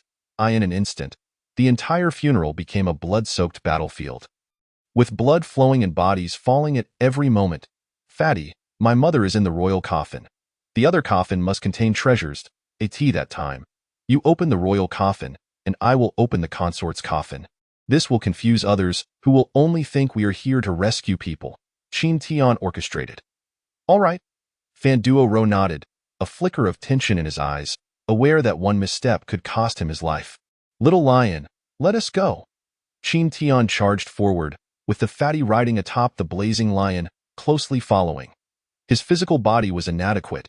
Amidst the chaos, danger was ever present, with him on the blazing lioness back. Employing magic, their combination was indeed a formidable force. The blazing lion, fully restored, was at the initial stage of the Sky Ascendancy realm, its combat strength rivaling that of a peak Sky Ascendancy warrior. Except for its inability to fly. Although Qin Tian was merely at the peak of the Spirit Master realm, his combat prowess was sufficient to stand shoulder to shoulder with the peak Sky Ascendancy warrior. Fan Duo was at the initial stage of the Spirit Master realm, adept in nature magic, catching foes off guard. The trio, 2 men and a beast, moved like a sharp blade, carving a path through the crowd of over 1,000. Heading straight for the 2 colossal coffins. Who are these 2? So fierce. Who cares? Follow them and charge. Kill. In that moment, Qin Tian appeared as the leader of these individuals, swiftly approaching the enormous coffins. Qin Hao's gaze suddenly froze. Incredulity flooding his expression. Qin Tian? You really didn't die? Qin Tian's gaze turned icy. Die? How could I dare to die before killing you? With a furious roar, Qin Tian raised his furious fist and struck towards Qin Hao's head with unrelenting force. Die! The one who is meant to perish is you. Qin Hao's face twisted in rage, his energy surging as he raised his fist to meet Qin Tian's. What does it matter if you didn't die? I am at the peak of the Spirit Master realm. I could crush you with a single hand. The 2 fists collided with a thunderous boom. Qin Hao's previous ferocity instantly morphed into shock and agony. He was astonished that Qin Tian's strength had utterly overwhelmed him. What realm had he been in just the day before? What had he achieved in such a short span of time? How had his power escalated to such a terrifying level? Even if he had recultivated, where had he found such abundant resources? He could not understand, nor did he have time to ponder, for that very fist had shattered his arm. Blood gushed forth. I'll deal with you later. Qin Tian shot him a cold glance, then turned to strike the consort's coffin. Fatty, you handle the other one. My mother must be in one of these 2 coffins. Understood. Fan Duo, astride the blazing lion, charged directly towards the royal coffin. You little beast, stop. Who dares to lay a hand on such treasures? In an instant, numerous Sky Ascendancy warriors bellowed, eager to slay Qin Tian and Fatty. They had exerted tremendous effort to fend off so many powerful foes. How could they allow 2 insignificant beings to reap the rewards? Qin Tian quickly shouted into the air, Esteemed elders, please hold. My mother is in the coffin. I am merely here to rescue her. I have no intention of claiming any of your desired treasures. With that, he and Fatty simultaneously took action. Bang! 2 dull thuds echoed as the royal coffin and consort's coffin burst open simultaneously. Inside the royal coffin lay Ji Jing, serene and still. "Aunt Jing, Fatty has come to rescue you," Fan Duo shouted, attempting to draw attention, as he ensnared Ji Jing with vines and placed her upon the back of the blazing lion. Before Ji Jing could comprehend the situation, she suddenly heard a piercing scream from Qin Tian. Her expression shifted dramatically as she turned to see Qin Tian's figure soaring through the air. Blood sprang from his mouth as he was sent flying backward like a kite severed from its string. The scene froze in that moment. Everyone ceased their battles, even forgetting to breathe, their gazes fixed in shock upon the consort's coffin. There, a figure stood, exuding an air of cold arrogance. Qin Chong. Chapter 30. Everything is a scheme. Qin Tian realized that Qin Chong's corpse lay within the consort's coffin, and he surmised that the coveted item was inside as well. Yet, he never anticipated that Qin Chong was, in fact, alive. Not only alive, but also in perfect condition, exuding a robust and vigorous aura. The moment Qin Tian shattered the coffin lid, he was met with an explosive punch. He had no time to react. The punch struck him directly in the chest. Had it not been for the urgency of the moment, when he hastily reinforced his chest with energy, that blow would have claimed nearly all of his life.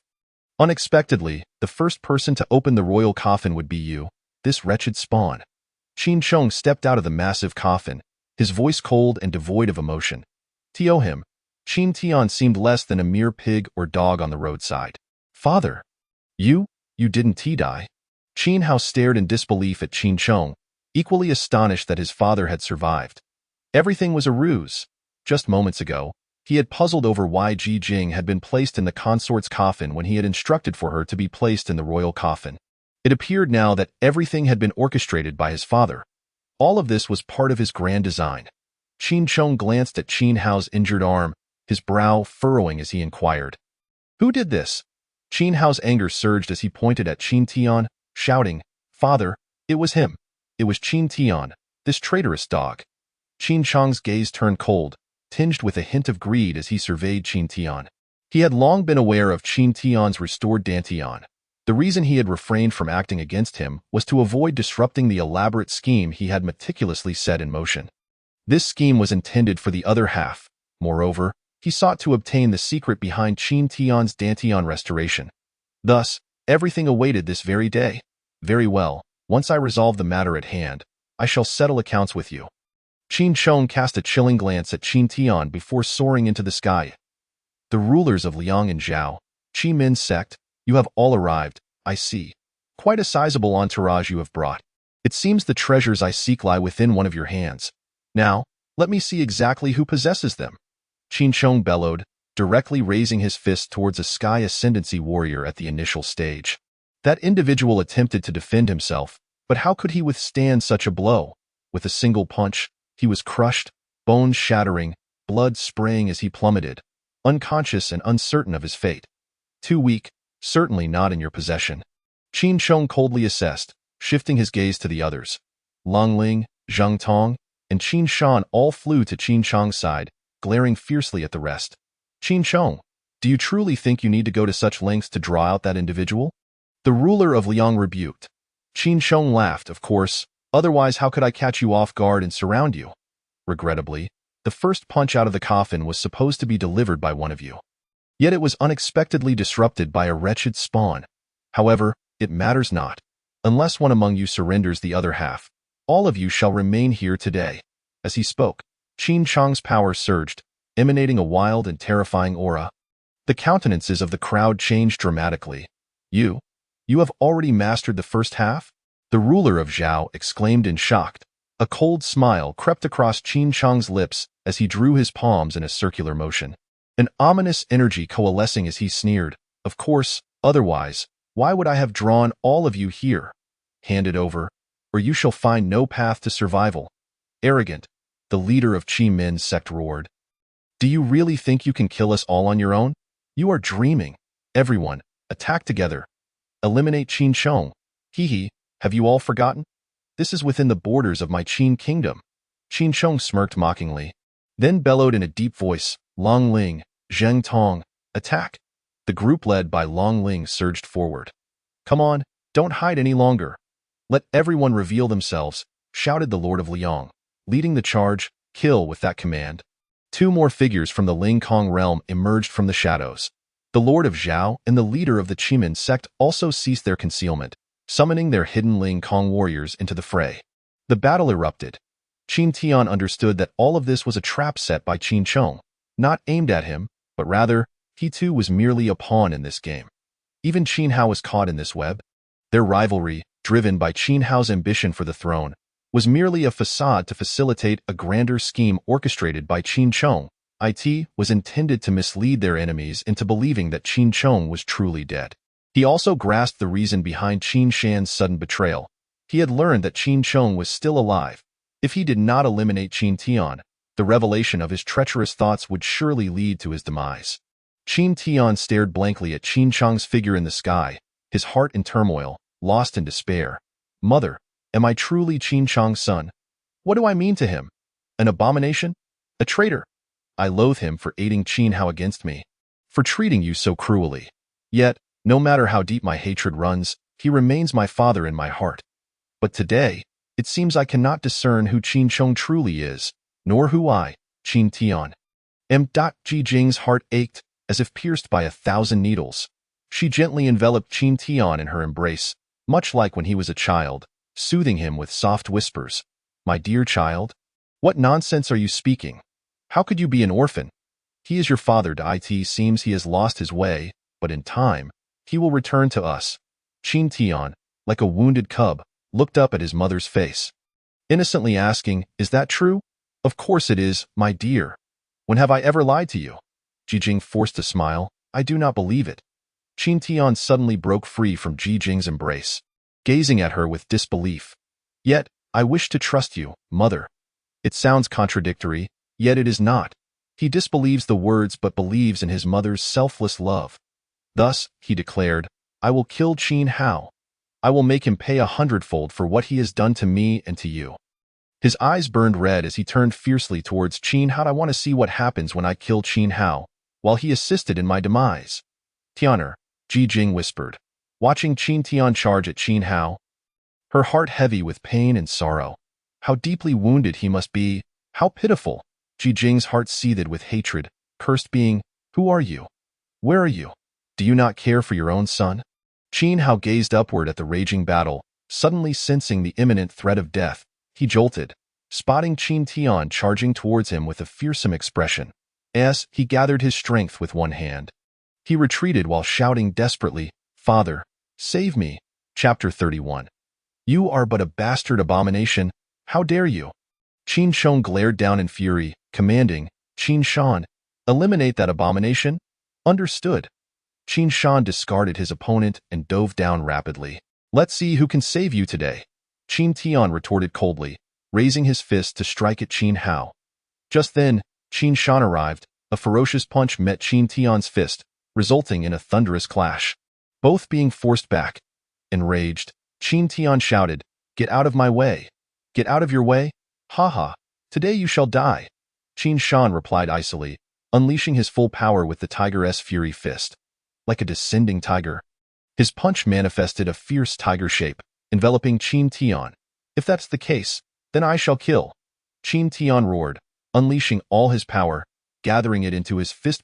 8 directions sacred dragon fist. In an instant, the clash of tiger and dragon echoed through the AI art.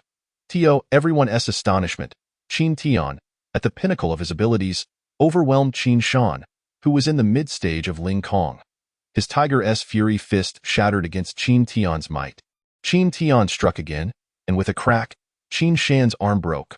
With a swift motion, Qin Tian charged past, delivering a kick to Qin Shan's chest, causing it to cave in. Qin Shan, filled with terror, spewed blood, crashing heavily in the distance, uncertain of his fate. Qin Hao, you will die. Qin Tian roared repeatedly, unleashing all the torment his mother had endured and all he had suffered. Kill Qin Hao. Qin Hao screamed in terror, desperately channeling his power to defend against Qin Tian's assault, retreating as he did. Bastard. How dare you? Qin Chong's expression twisted in rage upon witnessing this. He abandoned his opponent, gathering a terrifying force, unleashing a devastating palm strike that descended upon Qin Tian. Rending sun-breaking demon palm? The Lord of Zhao's face paled. He has truly mastered the upper half. The Lord of Liang exclaimed in shock. Is this the power of a sixth-rank martial skill? The leader of the Chiman sect murmured in disbelief. In their small, one-star kingdom, even third-rank martial skills were considered exceptional. They had never witnessed such a fearsome sixth-rank martial skill, even within the vast two-star kingdoms. Sixth-rank martial skills were among the elite. A powerful martial skill, once mastered, could elevate an entire faction to new heights, or even beyond. Qin Sheng had mastered the upper half of the Rending Sun-breaking demon palm. Though incomplete, its might rivaled that of a fifth-rank martial skill. Once unleashed, it could crush any of the lords present. Given time, Qin Sheng could easily annihilate the surrounding kingdoms, leading to an exponential rise in the Qin kingdom's resources and status. This sixth-rank Rending Sun-breaking demon palm was discovered in an ancient ruin, with Qin Sheng obtaining the upper half, while the lower half remained unknown. Without the upper half, the lower half could not be practiced. Thus, his strategy was to lure out those seeking the lower half. The lords of Zhao and others had come for the same reason. Some for Qin Sheng's upper half, others hoping to obtain the whole. The power of a sixth-rank martial skill was overwhelming, and even the Lord of Zhao dared not confront it. How much less could Qin Tian hope to withstand? Qin Sheng struck without mercy, harboring a heart intent on annihilation. Upon witnessing this, Qin Tian suddenly threw his head back and laughed. A chilling, bitter laugh. He can kill me, but I cannot kill him. Today, I shall kill him.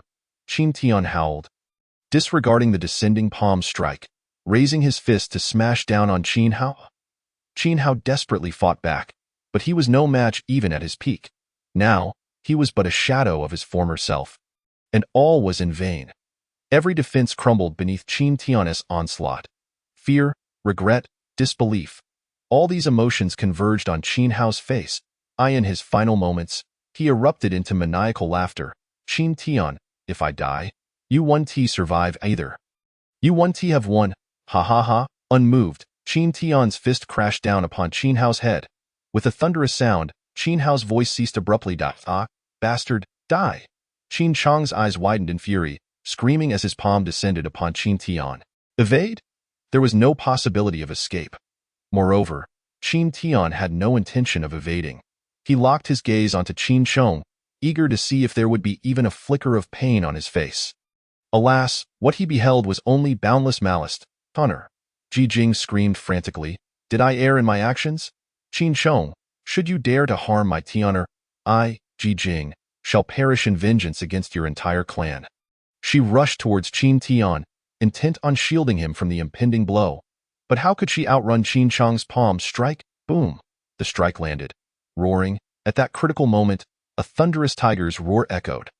Unbeknownst to anyone, Jiao Ming had surged to Qin Tian's side, suddenly expanding to block the terrifying blow. With a resounding crash, Jiao Ming emitted a pitiful cry, hurtling away. Qin Tian was also thrown back by the force. Jiao Ming coughed up blood, reverting to its original form, trembling as it approached Qin Tian, checking on his condition. Qin Tian sprang to his feet, cradling Jiao Ming in his arms. Jiao Ming, are you all right? Please be safe. I am at fault. I have brought you trouble. Jiao Ming licked Qin Tian's arm, then glared at Qin Sheng with fury. Carrying Jiao Ming, Qin Tian approached Ji Jing, handing Jiao Ming over to her. Jiao Ming, my dear brother, I know what I must do. I still have my mother, and I have you. Thank you. With that, he turned resolutely, his gaze piercing into Qin Sheng, asking with a fierce tone, I ask you but one thing. Am I, Qin Tian, truly your son? Qin Sheng's face twisted in rage. You are but a bastard. How could I, Qin Sheng, have a son who is such a traitor? Once, this king kindly took in you and your son. Yet you repaid kindness with enmity. Not only did you turn against me, but you also took the life of my son.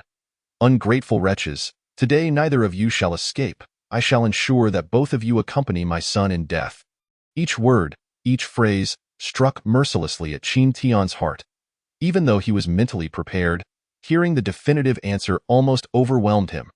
The father he had called for 16 years, the one he had respected as a father, turned out to be someone who not only sought to take his life, but also revealed that he was not even his true son. The pain of this realization was known only to Qin Tian. He glanced at Jiao Ming and then at Ji Jing, his voice hoarse. Mother, I am not his son, am I? We were taken in by him, were we not? Did he save our lives? Ji Jing, in anguish, replied, my dear child, I was wrong to keep this from you. Yes, he speaks the truth. You are not his son. Your true father is someone else. Shall I explain this to you later? I have yet to figure out how to tell you. However, the other things Qin Chong said are nothing but nonsense. Our survival in the Qin kingdom was merely a transaction between him and me. His throne was secured with my help, in exchange for which I was to bear you, granting you a decent environment to grow up in. So that is the case. A sense of relief washed over Qin Tian. It was merely a transaction between his mother and Qin Chong. He was a person who valued gratitude and would have been at a loss on how to face Qin Chong had it been as Qin Chong had claimed, that he had taken them in and saved their lives. Qin Tian fixed his gaze upon Qin Chong, inhaled deeply, and declared in a deep voice, Qin Hao killed me and insulted my mother. I shall avenge him. Let our grievances be settled.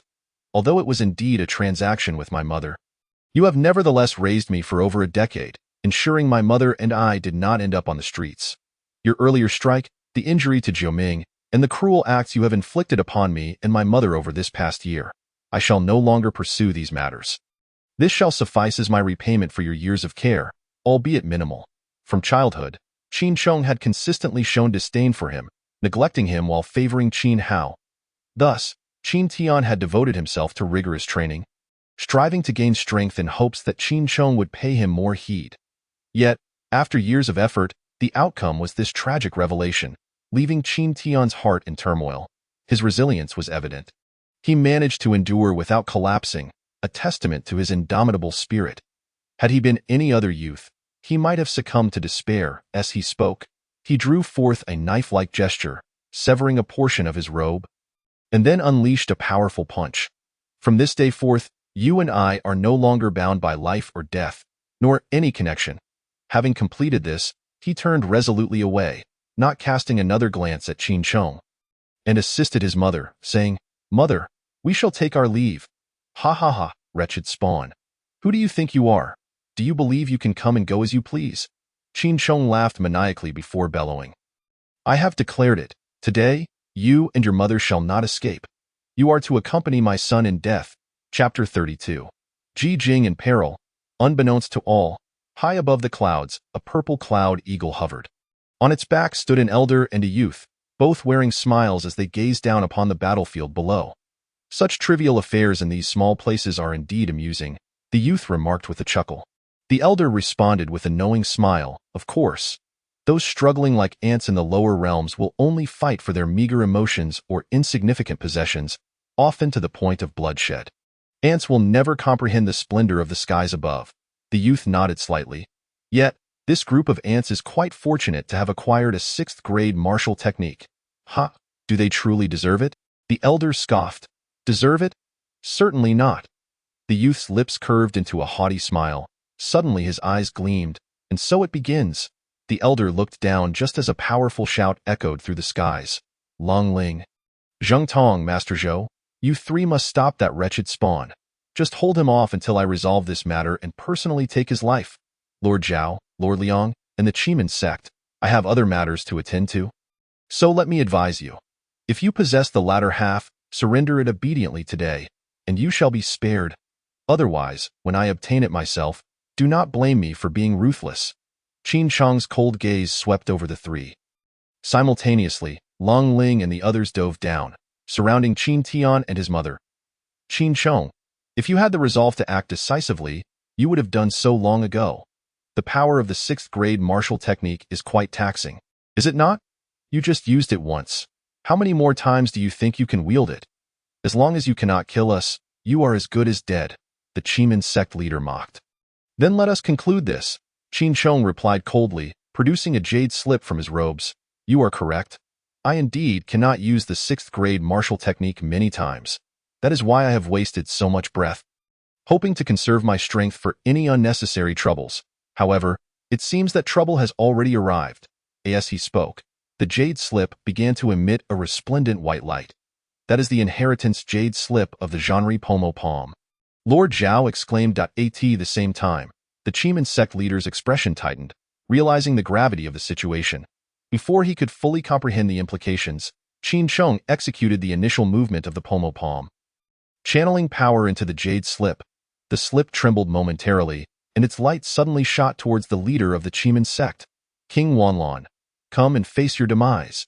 Qin Chong bellowed, unleashing the Zhanri pomo palm upon him. Brothers, let us join forces to eliminate Qin Chong, and then we can contend for the pomo palm, King Wanlon urged, gathering his strength to evade, unwilling to confront Qin Chong directly. Lord Zhao and Lord Liang did not hesitate, channeling their strength to attack Qin Chong. They understood that to obtain the martial technique, they must work together to eliminate Qin Chong. None of the others possessed such high-tier techniques, and defeating Qin Chong would make seizing the techniques from the others much easier. As Qin Chong's palm strike descended upon King Wanlon, the timing to act was perfect. Yet, Qin Chong had anticipated that they would not remain passive. That previous strike had only been a phantom.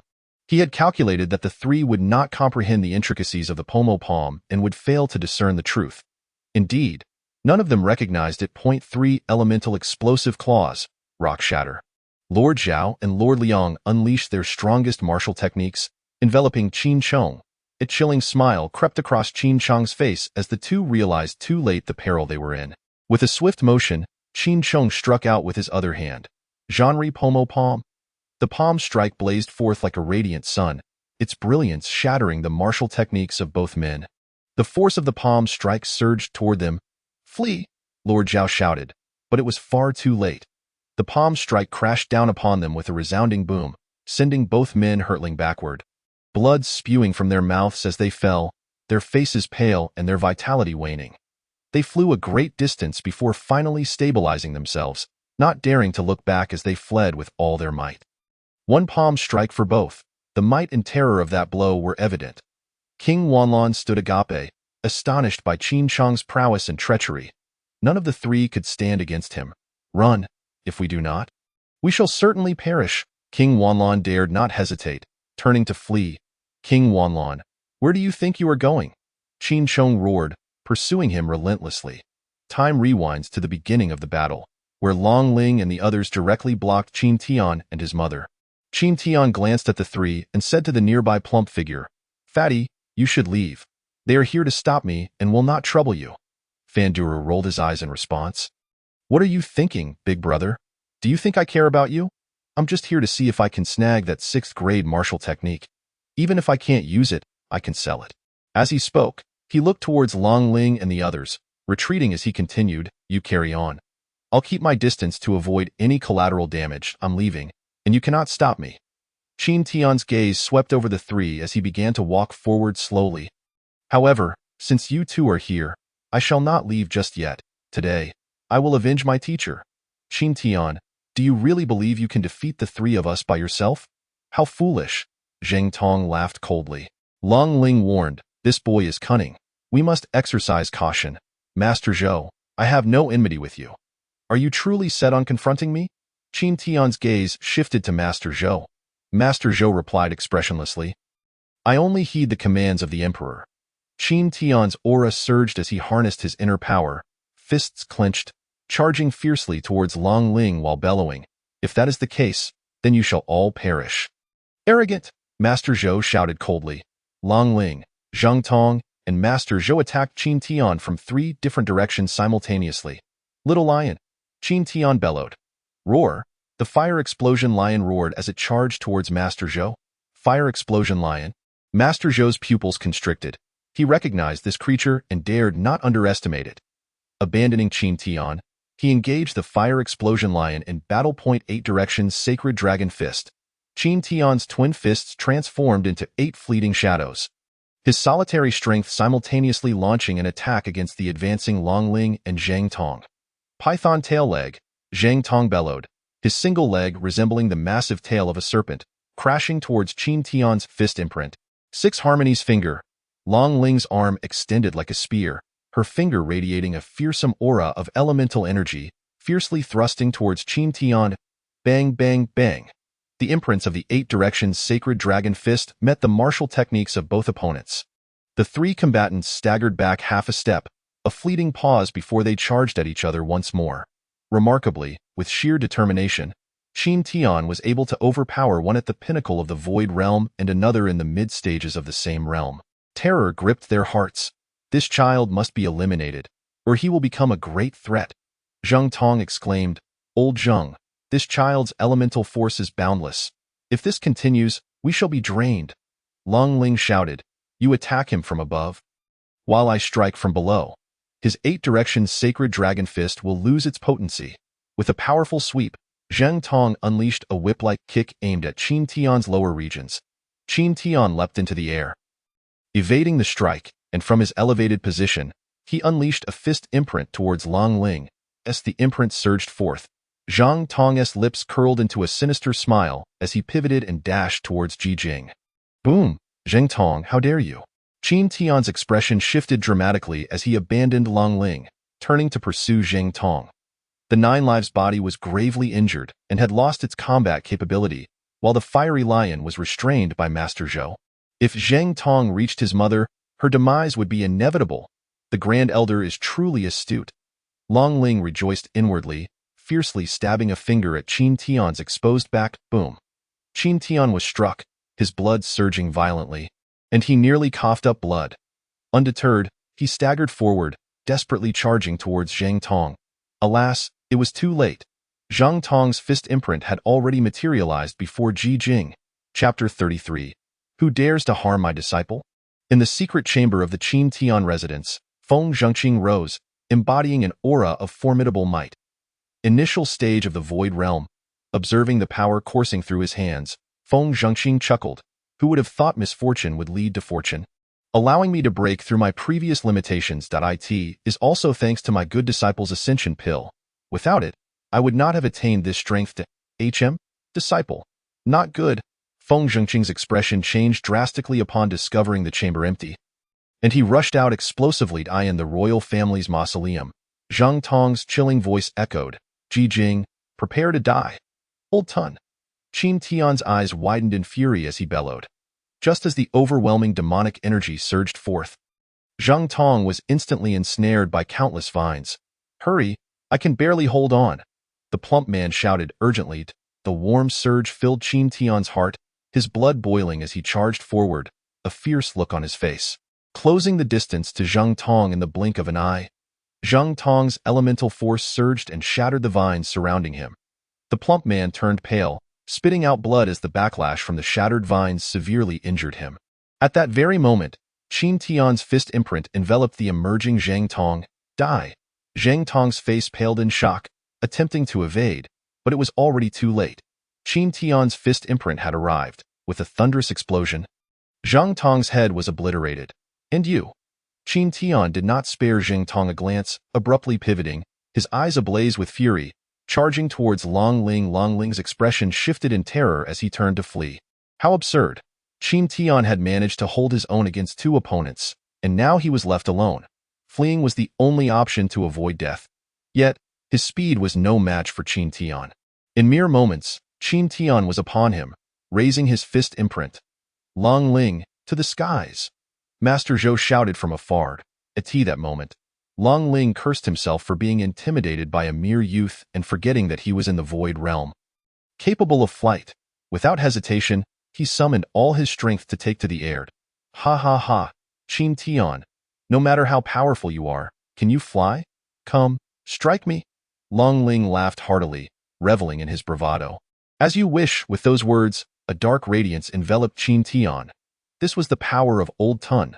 The speed of the dark haze was so swift that Long Ling had no time to react, enveloping him entirely. In the next instant, Long Ling's expression transformed in horror as he cried, What is this? The dark mist yanked him down from the sky, crashing him violently into the ground.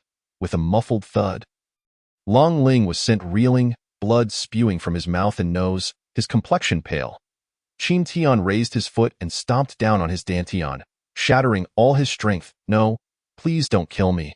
Qin Tian, I once guided your cultivation. Long Ling cried in terror. Now you know to beg for mercy? Did you ever consider today when you killed my teacher? Qin Tian's eyes were frigid as he lifted his foot once more. Suddenly, a long howl echoed from above. Bastard, die!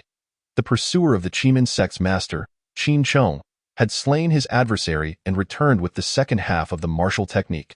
A colossal fist imprint descended from the sky, looming ominously over Qin Tian.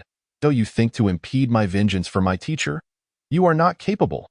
Qin Tian shouted coldly, disregarding everything as he forcefully kicked downward. "No."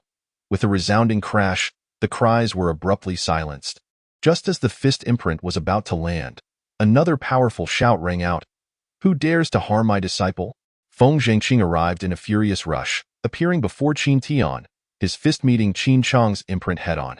With a thunderous explosion, Qin Chong was sent flying through the air, while Feng Zhengqing remained steady, untouched. Feng Zhengqing. Qin Chong's expression turned grave, though it quickly shifted to arrogance. "Even if you have recovered, what can you do against this king's 6th-grade martial technique?" Feng Zhengqing ignored Qin Chong, fixing a stern gaze on Qin Tian. "Who told you to act recklessly? Do you not realize how dangerous it was just now?" With a sigh, Feng Zhengqing softened his tone. "I understand your desire for vengeance for your teacher, but timing is essential. If you were to sacrifice your life for this, your teacher would rest in peace neither in life nor in death." Gazing at Feng Zhengqing, a smile finally broke across Qin Tian's face. He could not kill his disciple. "You are indeed fortunate." Feng Zhengqing shot him a fierce glare. "Humph! How dare you disregard this king?" Qin Chong roared, furious. "All of you shall die." Qin Chong's overwhelming elemental force surged downward, charging towards Feng Zhengqing. "Disciple, he is your father." Feng Zhengqing's words were cut short by Qin Tian's grim smile. "He is not my father. I have no ties to him anymore. My teacher is free to act as he sees fit." "What is happening?" Feng Zhengqing was taken aback, his expression one of shock. Qin Chong's fist imprint descended, and his frustration boiled over. He was already here to kill, yet they were still chatting. Such folly. Silence. Feng Zhengqing's cold gaze swept over, remaining motionless as he unleashed a single punch. He then turned to Qin Tian, seeking confirmation with his eyes. "This is true.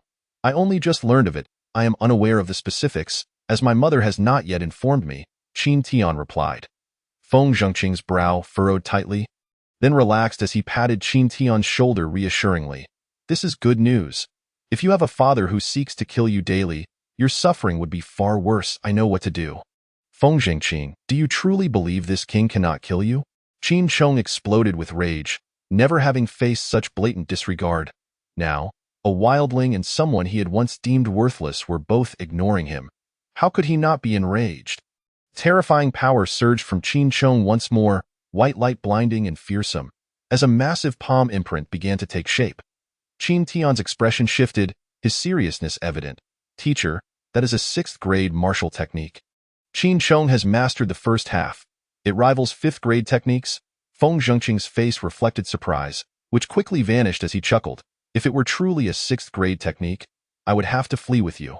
But if it is merely 5th grade, then I need not." "Arrogant!" Qin Chong roared, the palm imprint whistling as it shook the very air, pressing down on those below, their garments fluttering. "Humph! Let me show you who is truly arrogant." Feng Zhengqing sneered. A resonant sound erupted, the sonic boom of Feng Zhengqing's unleashed power. This force was more mystical than Qin Chong's, imbued with an unfathomable essence, more grand and overwhelming. Wild lion explosive. Feng Zhengqing's fist imprint bore the image of a wild lion. Crashing fiercely against the palm imprint, boom! The two forces collided violently, both shattering simultaneously. Qin Chong's expression shifted dramatically as he exclaimed, You have actually broken through to the Void Realm." Chapter 34. Bring it here. All present were left speechless in shock. In this small one-star kingdom, the pinnacle of the Void Realm was an absolute powerhouse. No one had ever broken through to the Void Realm, and this individual, who had been crippled once, not only recovered but also reached the Void Realm. How could this not astonish all? "I must thank you. Had you not crippled me, I would not have been able to break through and open the door to the void," Feng Zhengqing remarked with a teasing smile. Breakthrough and resurgence. Reaching the Void Realm. This is something Qin Chong had done, and it sounds rather ironic. Qin Chong's brow furrowed deeply, then steeled with determination as he declared, "For my Qin kingdom to produce a Void Realm expert is indeed no easy feat. Moreover, I possess martial prowess of the 6th rank, which leaves neither of us with any advantage. Thus, today I, Qin Chong, concede defeat and allow that mother and child to depart. From this moment forth, you, Feng Zhengqing, shall remain the master of the academy, independent of the royal lineage. Ha! Qin Sheng, do you not find your words absurd? Feng Zhengqing mocked, observing the current predicament. Have you not been engaged in relentless battles? The toll of sixth-rank martial arts is not something an ordinary person can endure. You are already drained of strength, are you not? Otherwise, with your temperament, would you ever yield? Your performance is woefully inadequate. Surrender your sixth-rank martial arts, and I shall spare your life, as compensation for your bullying of my disciple. Qin Sheng's countenance darkened, revealing his vulnerability to Feng Zhengqing's insight. He surveyed the surroundings. After a series of fierce battles, only Zhou Taishu, the old marshal, and the elderly eunuch remained among his ranks. Moreover, Feng Zhengqing appeared to have recently broken through, his realm still unstable. But I still command the Academy's beast army. I shall surely vanquish Feng Zhengqing. With this thought, Qin Sheng declared coldly, since you, old man, are so oblivious to the situation, do not blame me. Zhou Taishu, old marshal, Su Sheng, attack together and surround Feng Zhengqing. Wu Hong, come forth, kill. Leading the charge, Qin Sheng advanced with the three. Roaring fiercely, Wu Hong commanded a dozen beasts, charging towards Qin Tian. In truth, Wu Hong felt a pang of fear within. Having faced Qin Tian before, he was acutely aware of his terrifying beast-taming abilities. And he genuinely feared being crushed again. Thus, as he led the beast army into battle, he enveloped them in layer upon layer of protective barriers to guard against Qin Tian's techniques. 17 beasts launched a simultaneous assault, each shielded by layers of barriers, which lent him a sliver of confidence. He could not believe that Qin Tian could breach all of the beast's protections. Little lion, go assist the master, Qin Tian bellowed, simultaneously calling out in his mind, Old Tun, how are we faring? It is ready, my lord. I have fully refined the ice pearl and the powers of those individuals. My current strength is sufficient to contend with these beasts. Old Tun replied with pride. Excellent, then let us commence. Qin Tian surged forward against the beast army. Qin Tian, you truly are oblivious to your own demise. Do you believe you can overcome my entire beast army? Wu Hong shouted bravely, though he felt a tremor of dread within. No sooner had Wu Hong's words left his lips than Qin Tian emitted a thunderous beast roar, an overwhelming pressure enveloping all the beasts. Reinforced by recovering power, Old Tun was formidable. With but a single roar, he shattered the successive barriers, leaving the 17 beasts writhing in pain, trembling and halting their advance. In the next instant, they howled, severing their contracts.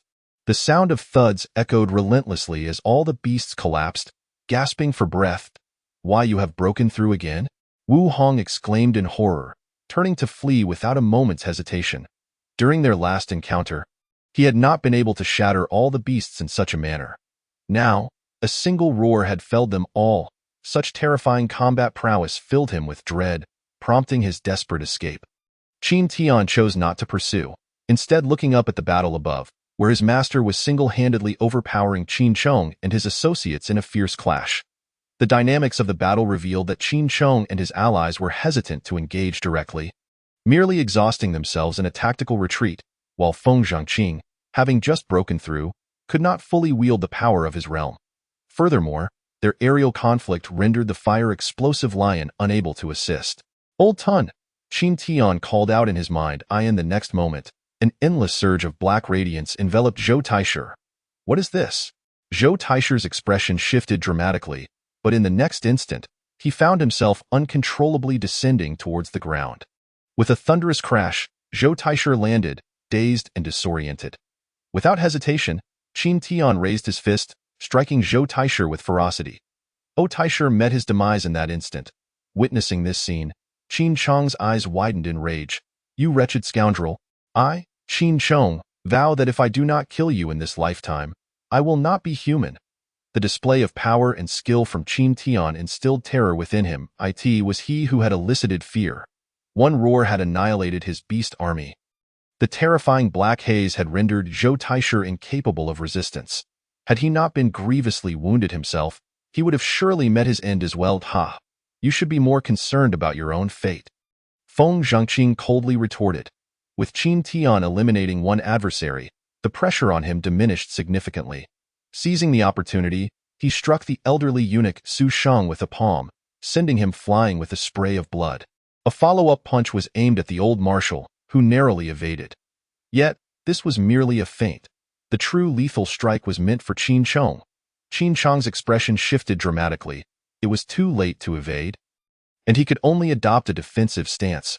Regrettably, his strength had already been depleted, rendering him incapable of withstanding Feng Zhengqing's onslaught. With a resounding crash, Qin Chong's arm shattered, and he screamed in agony as he plummeted from the sky. Feng Zhengqing charged downward, delivering another kick to Qin Chong, who crashed into the ground, creating a massive crater. "Your Majesty!" Zhou Taishu and the others gasped in shock, coughing, as the dust settled. Qin Chong emerged, bloodied and battered. Feng Zhengqing stood before him, gazing down with cold disdain. "Hand it over, and I shall spare your life." Qin Chong's eyes burned with rage, fixating on Feng Zhengqing, then glancing at the standing Qin Tian. His gaze imbued with murderous intent. He could hardly believe that his elaborate scheme had been unraveled by this wild seed, who now stood as the greatest beneficiary. Wrath and fury surged within him, prompting another spurt of blood. Qin Tian regarded him with indifference, a fleeting glimmer of pity crossing his gaze before vanishing entirely. He was no longer relevant to him. Feeling the cold disdain in Qin Tian's eyes, Qin Chong gritted his teeth and tossed 2 jade slips to Feng Zhengqing. "Just you wait. Once I recover from my injuries, I will annihilate you all." Feng Zhengqing accepted the jade slips, coldly stating, "Were it not for the years you cared for my disciple, I would have struck you down today. However, mark my words. If you dare to harm my disciple again, I shall eradicate your entire clan. Begone with that." Feng Zhengqing kicked Qin Chong away. The old marshal quickly caught him, casting a deep glance at Feng Zhengqing before turning to leave. Feng Zhengqing then handed the 2 jade slips to Qin Tian, saying, "Disciple, take these and study them diligently. You must leave the Qin kingdom. I shall escort you further." "Master, will you not accompany us?" Qin Tian inquired, not taking the jade slips. However, no sooner had he spoken than a hawk's cry descended from the heavens, accompanied by a disdainful sneer. The performance of this group of ants is truly tedious. It has only just concluded. Nevertheless, the outcome is favorable. This 6th-rank martial art is now complete. Chapter 35. A Great Change and a New Dawn. A desperate situation. A tragic hero, Feng Zhengqing. The expressions of all present shifted simultaneously as they looked up to behold the colossal purple cloud hawk soaring above. The mere aura emanating from the purple cloud hawk was enough to make one's brows furrow in trepidation. It must possess power at least at the realm of the ethereal. If even a flying steed embodies such strength, how formidable must the 2 figures upon its back be? "Young master, we have tarried here far too long. Allow this old servant to retrieve the martial arts, and we shall depart," the elder declared, leaping from the purple cloud hawk towards Feng Zhengqing with astonishing speed, closing the distance in the blink of an eye. From the moment the two appeared, to the instant the elder attacked, only a few breaths had passed, granting no one even a moment to catch their breath. Furthermore, it was evident from the elder's assault that he held no regard for the lives of Feng Zhengqing and the others. To him, Qin Tian and his companions were but insignificant ants. Should they possess something he desired, he would crush them without a second thought, devoid of any reason. Feng Zhengqing understood this, as did Qin Tian. Everyone was acutely aware that even if they willingly surrendered the martial arts, the assailant would not show them any mercy. This was the brutal world of martial artists, where the weak were devoured by the strong, and no justification was offered. Thus, Feng Zhengqing cast the 2 jade slips to Qin Tian, forcefully pushing him away while shouting, "Disciple, run!" Simultaneously, he unleashed all his power to confront the elder's massive hand. He did not wish to evade. He simply could not.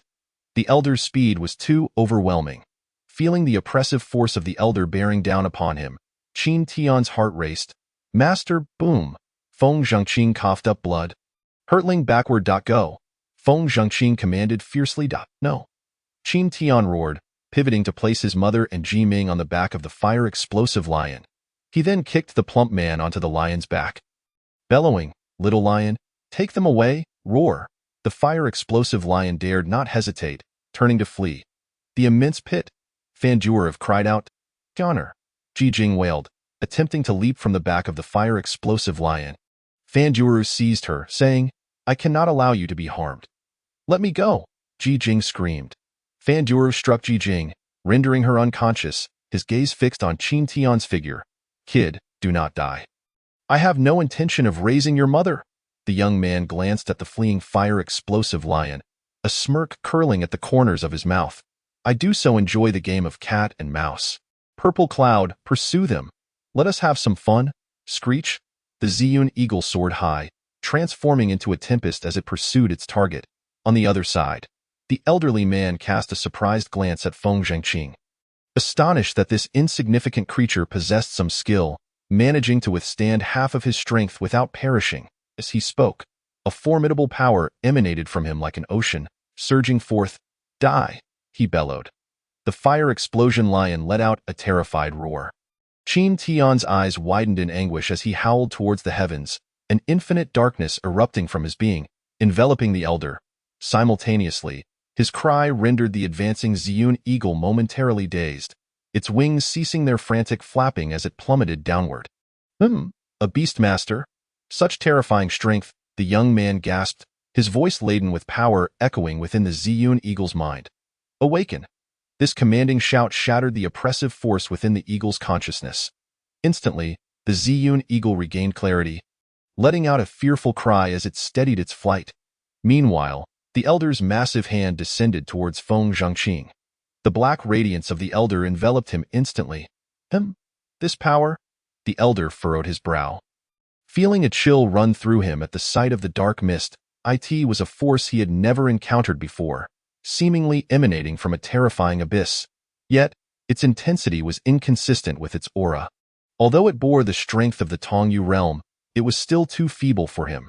Disperse, the elder shouted, his voice booming with authority as he unleashed a tremendous force, causing the relentless dark mist to suddenly dissipate. In that moment of disarray, Feng Zhengqing's fist struck, aiming directly at the elder's head with tremendous force. Overestimating yourself? The elder scoffed, his speed like lightning as he defensively reached out to seize Feng Zhengqing's hand. Die! With his other hand, he aimed a palm strike at Feng Zhengqing's forehead. As the elder's power was scattered, Qin Tian was also jolted backward. Just as he regained his footing, he witnessed this scene, his eyes blazing red as he charged forward with a roar. Let go of my master, he cried. Disciple, don't worry about me, you must escape. Do not let my death be in vain. Feng Zhengqing's voice was a desperate wail, reverberating with a profound sense of resolve and helplessness. The elder was far too powerful, granting them no chance for resistance. They could only resort to self-destruction. It was the only way to secure a glimmer of hope for his disciple.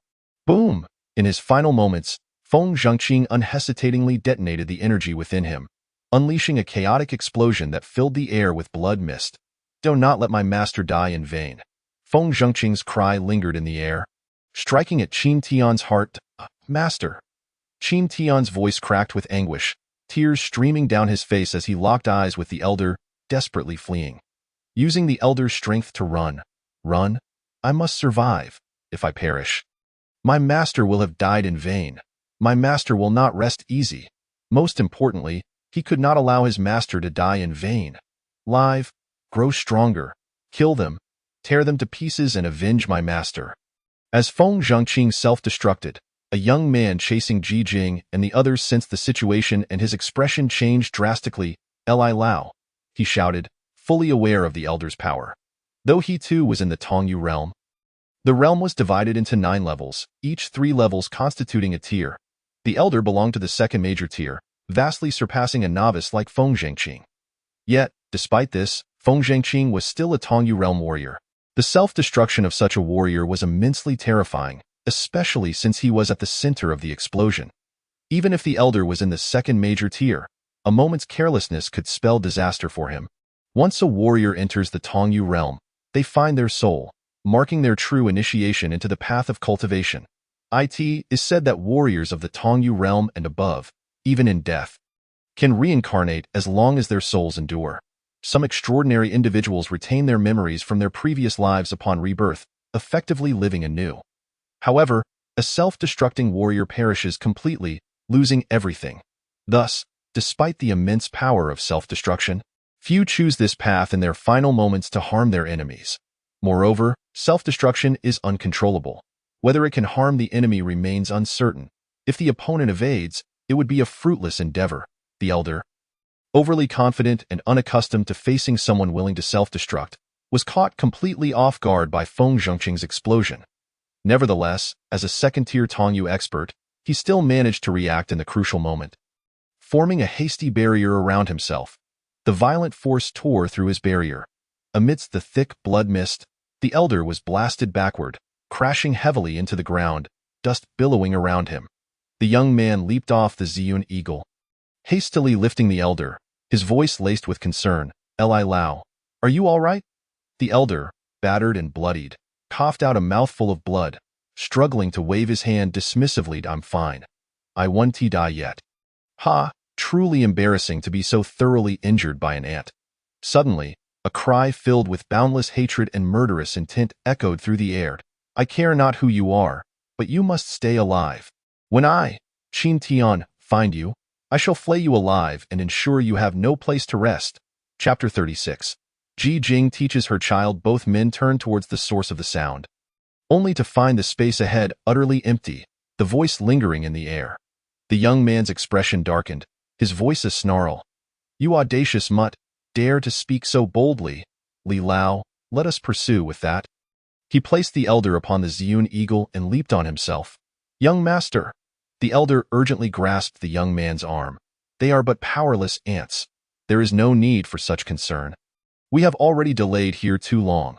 We must hasten to our business in Qilian Mountain. As for that ant, he is merely an ant. How far can he possibly run? With such meager strength, he cannot escape even the borders of a first-star dynasty. When the opportunity arises, it will be easy to find him." The young man nodded silently. "Li Lao is correct. It is a pity to let him live a few more days. Is it not better to let him live in fear?" The elder chuckled. "Indeed. Once we conclude matters in Qilian Mountain, I shall relish in his demise." A cold glint flashed in the young man's eyes as he urged the Ziyun eagle to ascend into the sky. Qin Chong and others had been lying low, feigning death until the elder and the young man vanished from sight, at which point they cautiously rose. How could that dog Qin Tian escape? The old general cursed bitterly. Qin Chong shook his head. "He will not survive. Those two are undeniably from a terrifying power. That little wildling has offended them and possesses a 6th-grade martial skill. They will not let him live. Your Majesty speaks the truth. Your Majesty, we may face some difficulties ahead." The old eunuch Su Sheng expressed his concern. Qin Chong sighed. "Indeed, word of this will spread quickly. I have lost the 6th-grade martial skill and am gravely injured. The strength of my Qin Kingdom's Lingkong realm experts has been decimated. The leader of the Qimen sect perished at my hands. They will surely retaliate fiercely, and the Zhao and Liang kingdoms will not sit idly by, seizing the opportunity to strike. The days ahead will be the most arduous for my Qin Kingdom. However, remember this. As long as we can withstand them until I fully recover, with the power of half a 6th-grade martial skill, I shall annihilate them all in one fell swoop." The old general nodded gravely. Su Sheng furrowed his brow. "Your Majesty, should we send a message to the second princess? Perhaps she could return." Qin Chong shot him a glare. "We have not yet reached the point of desperation. Why should we summon her back? The Tianwu sect is a major sect, far surpassing our Qin Kingdom. We have expended considerable strength, and Xiang'er has put in immense effort to join the Tianwu sect. The regulations are strict. She is at a crucial stage. Summoning her back would only hinder her development. From now on, gather all our strong warriors and defend the capital. We must delay until I am fully restored." Su Sheng and the old general exchanged glances, both nodding firmly. They understood that a tempest was about to descend. The Zhao and Liang kingdoms, along with the Qimen sect, would undoubtedly launch a thunderous assault. Now, it is a matter of time. They must endure until Qin Chong has fully recovered. However, all of this was of no concern to Qin Tian. Filled with rage, he ran desperately, not daring to pause for even a moment. He could not allow his master to die with regret. Fan Georg felt the same. Qin Tian entrusted his mother to him because he believed in him. "Hurry, if you don't run fast. It won't just be Qin Tian's mother. It will be you as well." Those two were ruthless, utterly devoid of reason. He believed that the fire explosion lion was Qin Tian's beast companion. He would find a way to locate him. Fan Duoru dashed into an unknown mountain, traversing one peak after another. Qin Tian instructed Lao Tun to sense the scent left by the fire explosion lion along the way. Tracking it down, finally, in a ravine filled with tangled underbrush, he spotted the traces of the fire explosion lion. "Mother!" Qin Tian softly called out, and Ji Jing, as if possessed, suddenly trembled, her eyes once again radiating light as she caught sight of Qin Tian's figure. "Tianer!" Ji Jing's tears could no longer be contained, bursting forth as she lunged towards Qin Tian. He yearned to move, yet his grievous injuries rendered him immobile. His arrival here had solely relied on sheer willpower. In that moment of reuniting with his mother, his heart found a modicum of solace, but the very will that had driven him dissipated in an instant, causing him to collapse heavily to the ground. Time seemed to stretch indefinitely until Qin Tian finally regained consciousness, enduring excruciating pain as he sat up from Ji Jing's embrace. She remained seated on the ground, holding him tightly. "Ah," the giant pit awakens. "Here, have a chicken leg. It's a treat from your Uncle Fan Duoru." He tossed a freshly caught and roasted chicken leg towards Qin Tian. Qin Tian accepted it, gazing at his mother's swollen eyes. He choked out, "Mother, the teacher sacrificed himself to save me." During his days of unconsciousness, he had been calling out for his teacher or his mother, tears still glimmering in his eyes. Remarkably, he had not shed a single tear when his Dantian was destroyed, underscoring the profound impact of Feng Zhengqing's death on him. This was the first time in his life he had wept. Ji Jing wiped away the tears from the corners of Qin Tian's eyes, her tone turning stern. "Tianer, strong individuals do not weep. What you must do is grow stronger, relentlessly grow stronger. Only then can you avenge your teacher." Qin Tian looked at Ji Jing, his gaze igniting with unparalleled brilliance. He straightened his posture and brought the chicken leg to his mouth with fervor. He recuperated for 3 days in this place before fully recovering. "Why help me? You could have fled," Qin Tian mused as he sat atop the mountain, his gaze fixed on the vast sky. Fan Duoru comfortably reclined, glancing at the heavens, and solemnly remarked, "I have never seen a person more wretched than myself. I am orphaned, devoid of everything, and will never experience the emotional ties you possess. Yet here you are with everything, yet your fate is so tragic. Seeing your plight, I suppose I can lend you a hand, considering you once saved me." He spoke with a nonchalant air, but Qin Tian understood how perilous the situation had been. Choosing to assist him could have led to dire consequences. Yet the rotund figure had ultimately stepped forward to help him despite their brief acquaintance. This bond, however fleeting, was etched deep within Qin Tian's heart. "Thank you. Wherever I may be, if anyone dares to harm you, they must first step over my corpse," Qin Tian declared earnestly. "Enough of that. The world outside exceeds your imagination. With your current strength, even the most casual passerby could easily dispose of you." Fan Duoru retorted, delivering a harsh blow to Qin Tian's spirits. "Then I shall grow stronger."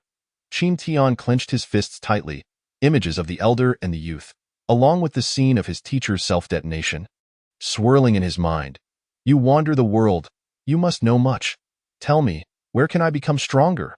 Qin Tian inquired. "Blast it. I nearly forgot something crucial." Fan Duoru abruptly sat upright. "It's your fault for delaying me." "What is it?" Qin Tian asked, perplexed. "What else?" "The 3 major sects are recruiting disciples in Qilian Mountain during these days. I exerted great effort to arrive here, passing through your Qin country and hearing rumors of treasures. I intended to take a chance. Little did I expect to encounter you, which has now delayed my journey. If I miss the recruitment of the 3 major sects, I will hold you accountable." Qin Tian was taken aback. The 3 major sects? Indeed. Danding sect, Holy Beast sect, and Tianwu sect. Fan Duoru looked at him with disdain. "You don't even know this?" Chapter 37. The 3 major sects. Qin Tian shook his head. "I only know that a 1-star dynasty like Qin country or Zhao country is a vassal of a 2-star dynasty, the Qilong dynasty. There are over 100 such vassal states. How could I be aware of the 3 major sects?" Fan Duoru sighed. "You truly are not of this world. Even a 1-star dynasty would have some qualifications to understand matters related to 2-star dynasties. However, such knowledge is beyond the reach of ordinary folk, I can assure you. The Qin Hao you killed certainly knew. Let us not dwell on that. Speak about the 3 major sects," Qin Tian urged. "Let us go find Aunt Jing and discuss as we walk," Fan Duoru said, dashing ahead, eager not to waste time. Qin Tian learned that although the three major sects resided within the territory of the Qilong dynasty, they operated independently, unbound by its regulations in this world. There existed not only dynasties but also sects and powerful clans that held dominion over their realms. The three major sects belonged to this elite category, possessing formidable strength. Any disciple drawn from their ranks could reign supreme within a one-star dynasty. Every year, countless youths expend immense resources and risk their lives to gain admission into the three major sections. With the backing of these sects, their families rise in prominence, dominating their regions. As disciples, they enjoy unimaginable benefits. Fan Duo, having learned of this news and possessing a reasonable level of strength, aspired to enter one of the three major sections. Even the weakest outer disciples within those sects would be at the Spirit Master level, while entry into the inner sanctum required one to reach the pinnacle of the Spirit Ascension stage. Qin Tian felt a rush of awe. Merely entering the inner sect demanded such a high threshold. It was evident how terrifying the might of the three major sects truly was. I must enter the three major sects. Only then can I swiftly gain strength and avenge my teacher. Qin Tian resolved, gritting his teeth. What? You intend to go to the three major sects? Ji Jing inquired, a fleeting glimmer of intrigue flashing in her eyes. Fan Duo, astonished, remarked, Aunt Jing knows quite a bit. Qin Tian looked at Ji Jing with curiosity. Ji Jing paused for a moment before smiling. In my youth, I also traveled the world, so naturally, I am aware. You traveled outside? Aunt Jing was once a martial artist? Fan Duo exclaimed in surprise. Qin Tian, equally astonished, stared at her. Having never known that his mother had once been a martial artist, Ji Jing regarded Qin Tian calmly. I once was, but due to certain events, I lost all my cultivation and have long since become a waste. What realm did you once reach, mother? Qin Tian asked in shock. Ji Jing's mind wandered back through time. Tinged with nostalgia, the peak of spirit connection, a profound silence enveloped the scene. The peak of spirit connection, an extraordinary level. The spirit connection realm consisted of 9 levels, each 3 levels marking a significant threshold. Crossing each barrier resulted in a qualitative leap in a martial artist's combat prowess. The elder and youth who had slain Feng Zhangqing were formidable, yet that elder was merely at the 2nd major level of spirit connection. While Qin Tian's seemingly frail mother had once been a peak powerhouse, had she remained at her pinnacle, she could have effortlessly dispatched those two with a mere finger. Both Qin Tian and Fan Duo felt their breaths quicken. Something far more sinister must have transpired in Ji Jing's life, for her to have fallen from such heights to her current state. What, are you frightened? Know that the world outside is teeming with strong individuals. My former strength was only sufficient for self-preservation. Ji Jing encouraged them to aim high, then shifted her tone. Now, you both wish to go to the 3 major sects? Hurry along, lest you miss the disciple selection battle. If you do, you'll have to wait a year. Upon hearing this, Fan Duo snapped back to reality, eagerly pulling Ji Jing's arm. Come, Aunt Jing, take your time. Your big nephew will assist you. Let us set forth. Qin Tian glared at him, feeling a surge of irritation. This rotund fellow was far too pragmatic.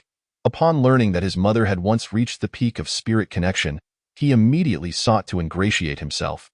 Shamelessly currying favor, Fan Duo helped Ji Jing mount the fiery lion, then leaped atop himself, shouting, Aunt Jing, hold on tight. Let us go, little lion. Let the giant pit eat dust behind us.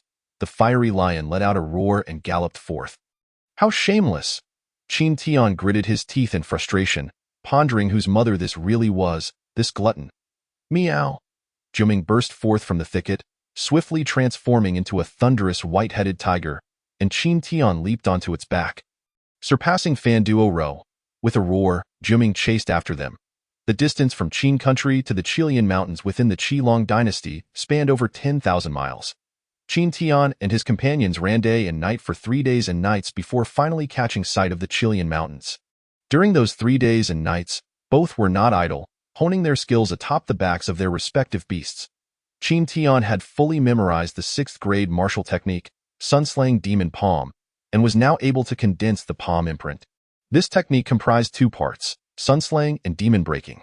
Qin Shang's incomplete training had resulted in a flawed version of the technique. The sunslaying palm was for slaying, while the demon-breaking palm was for breaking. The profound essence contained within is exceedingly arcane. Otherwise, how could Qin Chong, merely armed with the first half, have effortlessly vanquished the three sovereigns of Zhao? They were utterly incapable of evading him, let alone engaging in a struggle. Under Ji Jing's tutelage, Fan Duru's prowess has reached the pinnacle of spirit manipulation, granting him a deeper understanding of elemental forces. This revelation left both Fan Duru and Qin Tian in a state of astonishment. How could she possess such extensive knowledge? What experiences had she endured? Yet, Ji Jing consistently diverted the conversation, seemingly reluctant to delve into her past. "Aunt Jing, look, the Qilian Mountains!" Fan Duru exclaimed excitedly, pointing towards the towering peaks that pierced the clouds. The Qilian Mountains soared into the sky, their summits hidden from view, exuding an overwhelming grandeur. Qin Tian had never beheld such towering heights, his heart swelling with exhilaration. "Come, let us hasten to see." The two raced forward once more. After an exhausting hour, they finally reached the foothills of the Qilian Mountains. Before them lay a throng of people. "Fortunately, we made it," Fan Duru sighed in relief. "Let us hurry along." Qin Tian dismounted from Jiuming and assisted Ji Jing down from the Fireburst Lion. "Mother, we shall register for the selection battle. Let Jiuming and the Fireburst Lion accompany you for now." "Yes, go ahead. Do not fret over me," Ji Jing replied with a smile. Just as they were about to depart, a figure suddenly appeared before them, moving with such swiftness that they scarcely noticed his arrival. "Young fellows, I perceive that you possess extraordinary potential. You are indeed rare prodigies in martial arts. You must have come here to join a super sect?" "Yes? There is no need for the selection battle. Follow me, and I shall recommend you for entry, allowing you to bypass the preliminary disciples and directly become inner disciples." "Really? If we cannot gain entry?" "You can strike me down on the spot." Chapter 38. The Cunning Old Trickster. The two exchanged glances, incredulous. Such good fortune seemed too good to be true. How could they trust this frail, hunchbacked old man's recommendation? "Let us go. Is there such a thing as good fortune in this world?" Qin Tian scoffed, turning to leave. Fan Duru also grimaced, muttering, "If it were truly that easy to join the three major sects, would anyone fight tooth and nail? They would simply have you recommend them." "Wait." The old man blocked their path once more. "Who mentioned the three major sects? I speak of a hidden super sect beyond the three major sects, the 10,000 Methods sect." "What is the essence of the 10,000 Methods?" "It encompasses all forms of martial arts in existence and possesses unparalleled strength. The three major sects are but children in comparison." "I've never even heard of it." Fan Duru rolled his eyes. Qin Tian chuckled, "Old senior, if you are at leisure, perhaps you should find a place to nap. We have matters to attend to and cannot indulge you further." The old man straightened his posture, stroking his goatee, and spoke with gravity. "Indeed. I too was once a youth like you. Yet, everyone treated me with disdain, scorned my existence. Only you two have shown me respect. You are indeed fine seedlings. Come, you have passed my assessment. I shall lead you to the sect." Stunned, Qin Tian and Fan Duru exchanged glances. The old trickster had reached a level of deception that was truly remarkable. His words flowed seamlessly, without a hint of inconsistency. If it were any other hot-blooded youth, they might have fallen for his ruse. The 10,000 Methods sect? I have heard of it." Ji Jing suddenly interjected, a teasing smile gracing her lips as she recognized the old man's tenacity. "See, she knows," the old man exclaimed, his excitement palpable. Qin Tian and Fan Duru looked at Ji Jing in astonishment. Was there truly a hidden sect? Ji Jing continued. The three major sects were once referred to as the four major sections. However, due to a severed lineage and gradual decline, they faced a catastrophic disaster 16 years ago. Since then, the 10,000 Methods sect has been expelled from the ranks of the four major sections. If I am not mistaken, the current 10,000 Methods sect is but a remnant of its former glory, is it not? The old man's expression grew grim as he glared at Ji Jing. Gritting his teeth, "I thought you were from afar. It seems I have encountered a formidable opponent. But what does it matter if you know? The three major sects are utterly beyond your reach. Do you dare to challenge that?"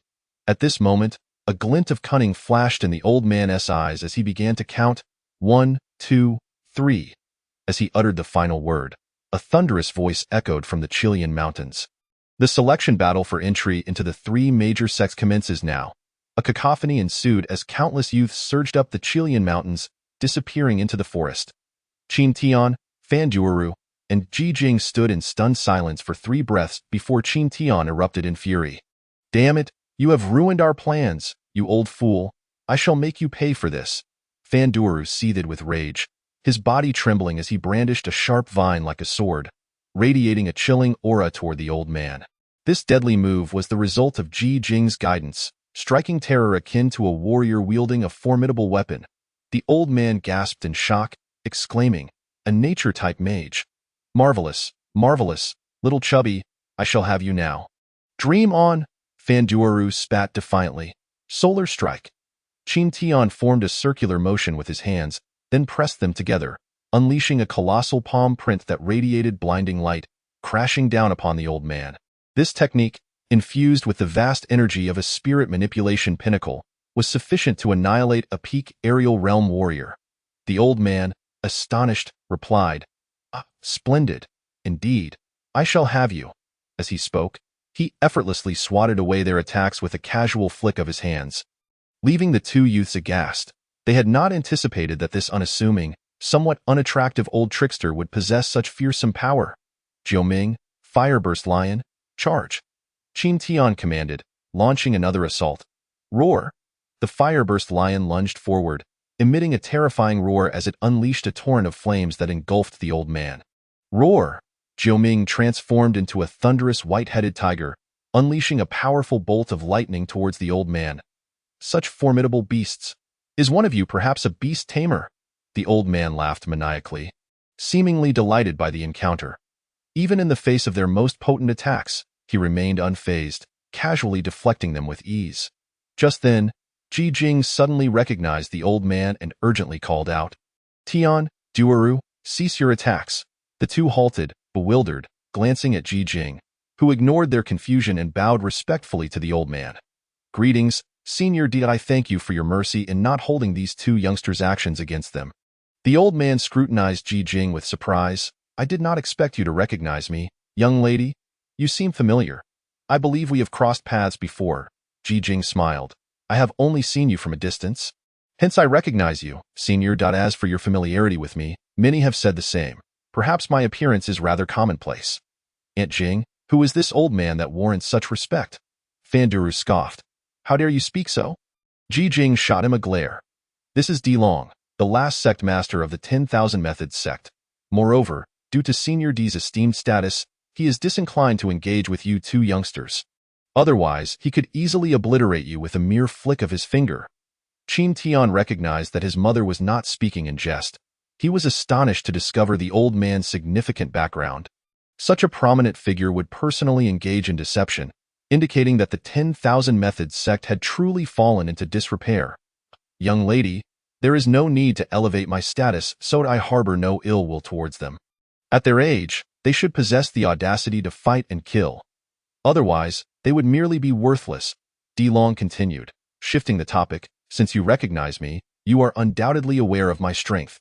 Dio encouraged these 2 youngsters to accompany me." Ji Jing smiled apologetically. "There is no doubt regarding Senior D's strength. However, you are well aware of the plight of the 10,000 Methods sect. Even if they were to join, they would gain no resources for cultivation. Without resources and with a severed lineage, would it not be a self-destructive path for them? I speak candidly and hope you do not take offense." Di Long waved his hand dismissively. "No offense taken. What you say is indeed true. I do not wish to force them into a situation they do not desire. If their hearts are not set on the 10,000 Methods, even if I were to take them by force, they would not become strong. Go on, then." Qin Tian and Fan Duoru longed to chastise Di Long for disrupting the selection battle, but upon seeing Ji Jing's glare, they held their tongues. "Let us try our luck. Perhaps they will still allow you to participate," Ji Jing suggested, bowing to Di Long. "I thank you for your understanding, Senior. We shall take our leave." Di Long said nothing further, merely shaking his head in regret. Suddenly, his gaze lingered on Ji Jing's profile as she departed. "She resembles someone. Could it be her?" Di Long's exclamation was abruptly stifled as he recalled the boy calling her mother. She actually has a son. Moreover, it appears that her son remains oblivious to his mother's true identity. Indeed, how could he possibly know? How could Ji Jing ever divulge such information? If she did, how could they maintain such tranquility? "I must uncover the true lineage of this young man." Di Long felt a sudden stir within, as he formed a mysterious seal with his hands, channeling an imperceptible energy that converged upon Qin Tian. Following this, the energy dissipated, and Di Long shut his eyes tightly, his hands weaving intricate gestures as he recited incantations with fervor. This is not good. Di Long's expression changed dramatically. It cannot be traced. He inhaled sharply, contemplating the future. Another surge of operations followed, and he discerned a thread of enmity tied to this youth, foretelling his exclusion from the three major sections. This is rather intriguing. Suddenly, Di Long spat out a mouthful of blood. Horrified at the revelations, the past is irretrievable, and the future is elusive. The father of this boy is unfathomably formidable. With this thought, Di Long wiped the blood from the corner of his mouth and positioned himself once again to confront Qin Tian. Before anyone could speak, he addressed Ji Jing first. Young lady, since you are acquainted with my name, you must also be aware that I, Di Long, am not only the final sovereign of the Wanfa sect but also a master of fate. Correct? I have just divined the fates of the two before me. They bear not one, but two vendettas, both entwined within the three major sects of Qilian Mountain. They are destined to be excluded from these sects. The Wanfa sect is their sole option. Upon hearing this, Ji Jing's expression shifted. Could it be true that they could not enter the three major sects? She harbored no doubt regarding Di Long's words. Qin Tian, dissatisfied, retorted.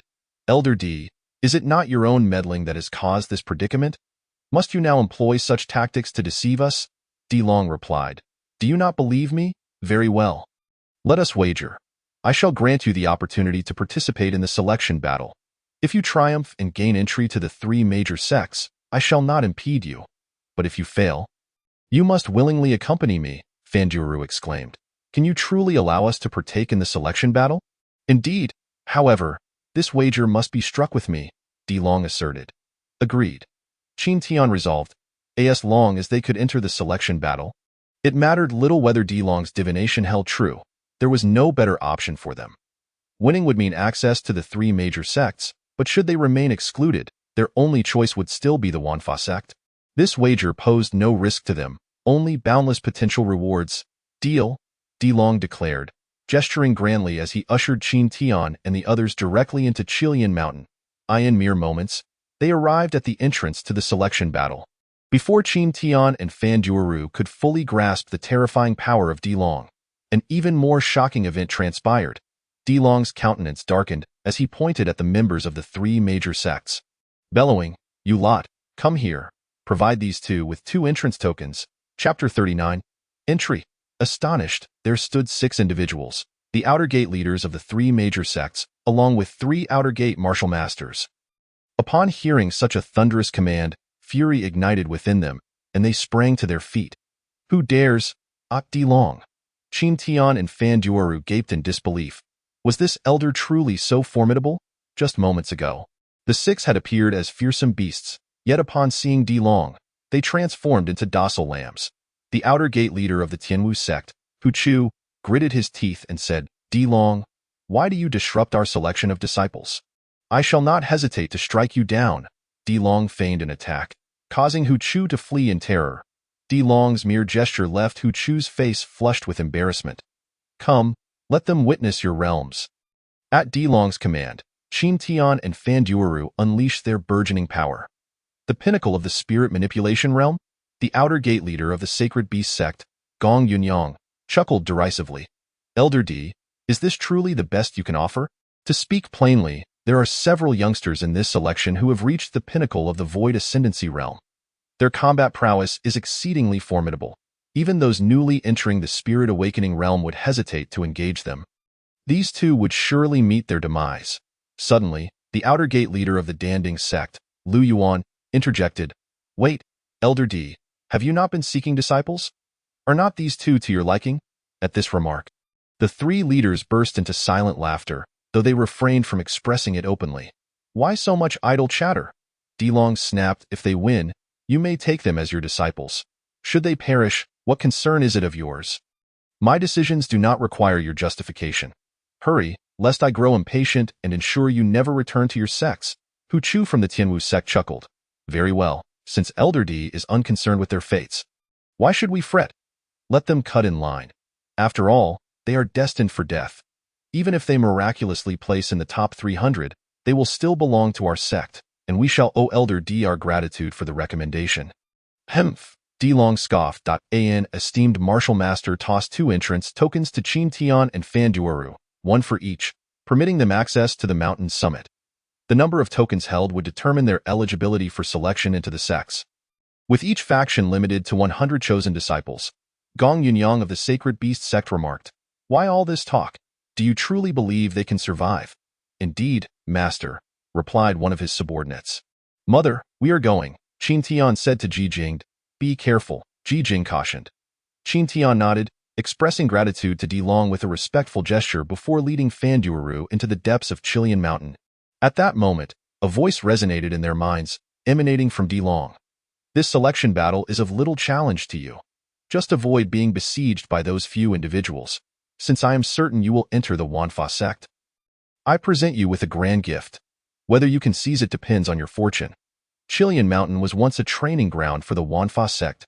At the rear lies a sheer cliff, 3,000 zhang deep, where there exists a cave containing a pool of primordial essence.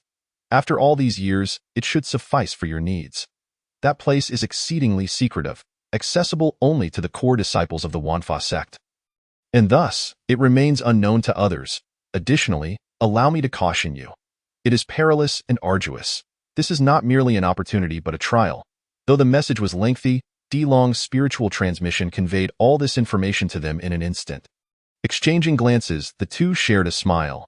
This old man is rather generous. Then, they plunged into the forest, vanishing from sight. Observing their entrance into the mountain, Di Long took his leave with Ji Jing. Hu Chu of the Tianwu sect smirked coldly. "Go. Spread the word that 2 trespassers have invaded the selection battle. Whoever slays them shall directly enter the top 300. Remember to accurately describe their appearances." Lu Yuan of the Danding sect inquired. "What are you up to?" "Brother Hu," Gong Yunyang of the Sacred Beast sect understood, chuckling. "Does Di Long truly intend to gift us disciples? He surely has his own schemes. Should those 2 perish in battle, what can he say?" Lu Yuan's eyes lit up as he praised. "Clever." Subsequently, all 3 outer gate martial masters ventured into the mountain, disseminating the descriptions of Qin Tian and Fan Duoru. At this moment, the two had completely lost sight of one another. Upon entering the forest, the scenery abruptly transformed. Thick fog enveloped them, and fierce gales howled. The terrifying winds, akin to blades, threatened to rend them asunder, their strength overwhelming and impossible to resist, sweeping them away. The gales seemed relentless. An unending torrent, Qin Tian, akin to a leaf caught in the tempest, swayed amidst the winds. In the tumult, he collided with others, some already lifeless, others barely clinging to life, and still others missing limbs. These individuals were too weak to withstand the gales, unable to escape, and were thus left to perish. Such is the brutality of the selection battle held by the 3 major sects. The moment one enters, the stakes are grave. Yet, knowing it to be a selection battle, it cannot be a dead end. There must be rules, Qin Tian realized, channeling his strength to combat the winds while centering his mind to comprehend their nature. As he calmed his thoughts, he distinctly felt the winds begin to diminish. Indeed, there lies a method. Elation surged within him as he continued to explore. After a quarter of an hour, a smile graced his lips. He had discerned the truth. The winds were not singular. Rather, they comprised countless currents colliding together. Within them existed a pattern. 2 currents rotating clockwise formed one combination, while 2 counterclockwise currents formed another. Countless combinations created a formidable gale array. The key to survival lay in evading the counterclockwise winds and threading through the gaps of the clockwise winds. The 8 directions Sacred Dragon Fist struck against the counterclockwise currents, the rebounding force propelling him into the clockwise formation. He burst forth from a clockwise combination. The exit lay in the counterclockwise winds. A misstep could see him torn asunder. Even with his prowess, he hurriedly sought refuge within a clockwise vortex, plunging headlong into the next counterclockwise combination as it materialized. For a full hour, he traversed the final combination, collapsing onto the ground as he gasped for breath. This is exceedingly difficult. Just as he caught his breath, a thunderous shout echoed. "Look, it's him, brothers! Slay this intruder! Doing so will grant you direct entry into the sect." Kill! In the blink of an eye, a cacophony of over 10 battle cries surged towards Qin Tian. With a sudden burst of agility, he leaped from the ground, gazing at the ferocious mob charging at him. Surely, they could not be coming for me? Yet, a barrage of terrifying martial techniques rained down upon him. Qin Tian, bewildered, exclaimed, "What on earth is happening?" Chapter 40. An opportunity to speak your last words. Qin Tian struggled to comprehend the situation. He seemed unfamiliar with these individuals. How could so many wish to end his life the moment he showed his face? This was undoubtedly more than a mere attempt to seize a token. Though the reasons eluded him, he recognized that in this realm there were no rules, only murder and the theft of tokens.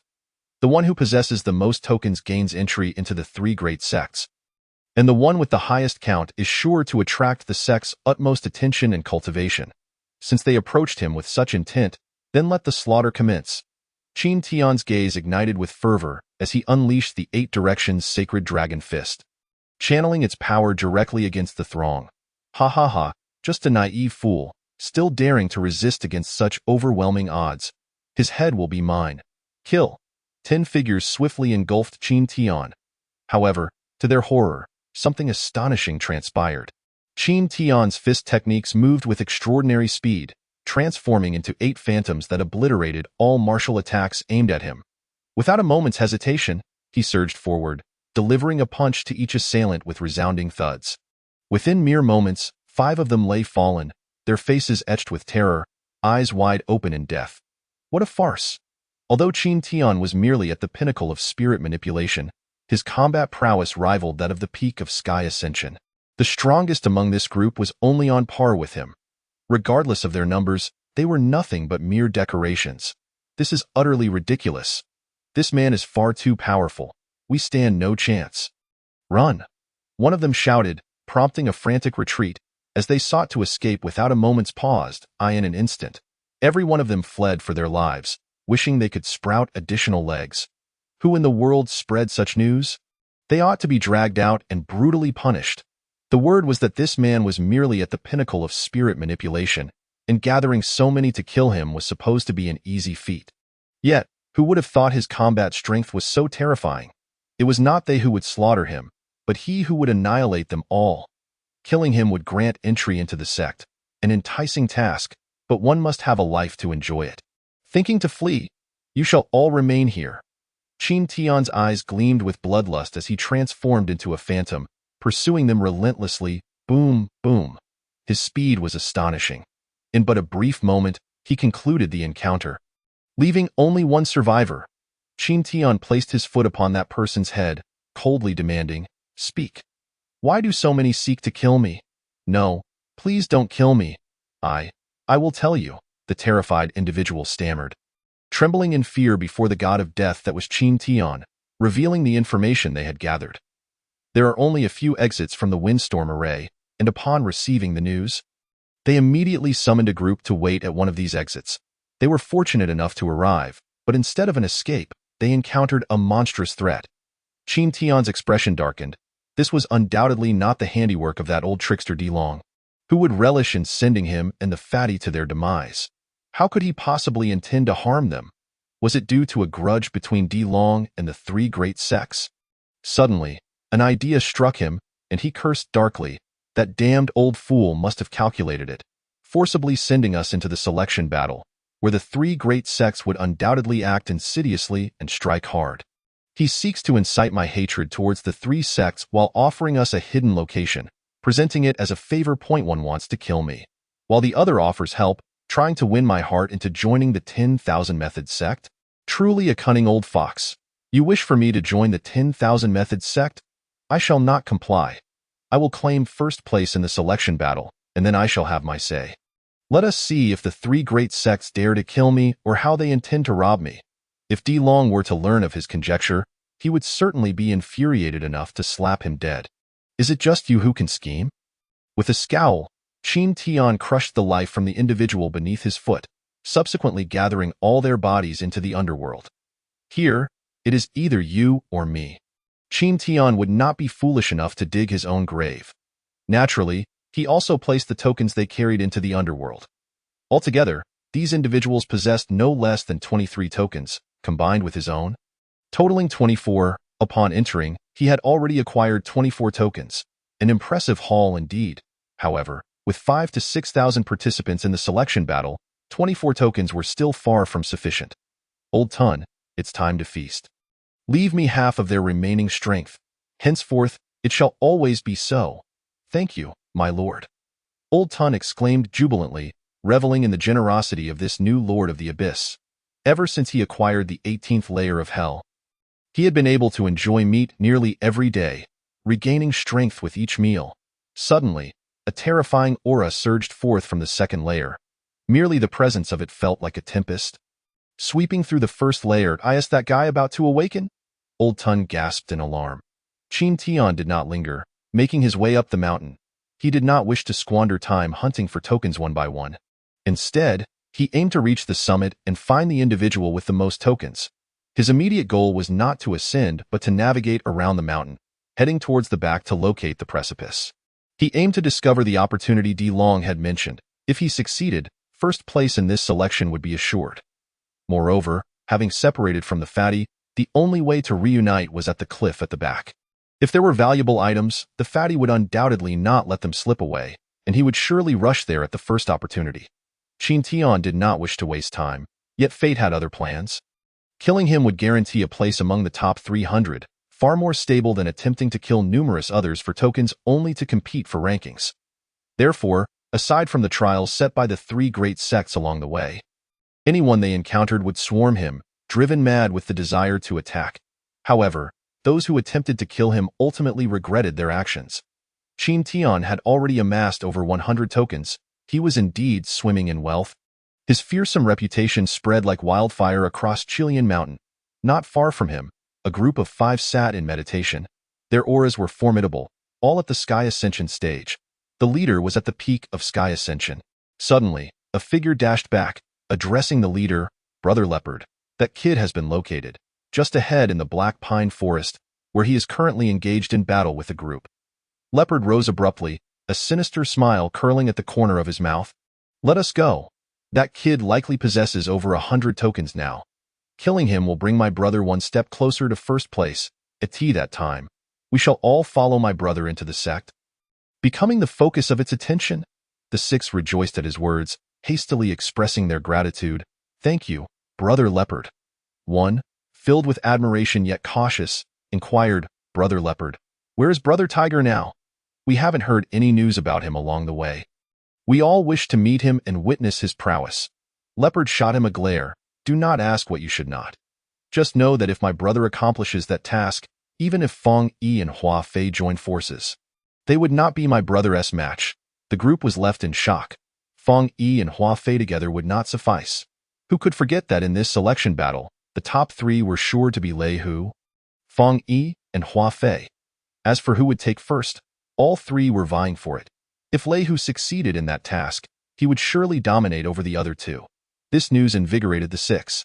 Their faces flushed, breathing rapid with excitement.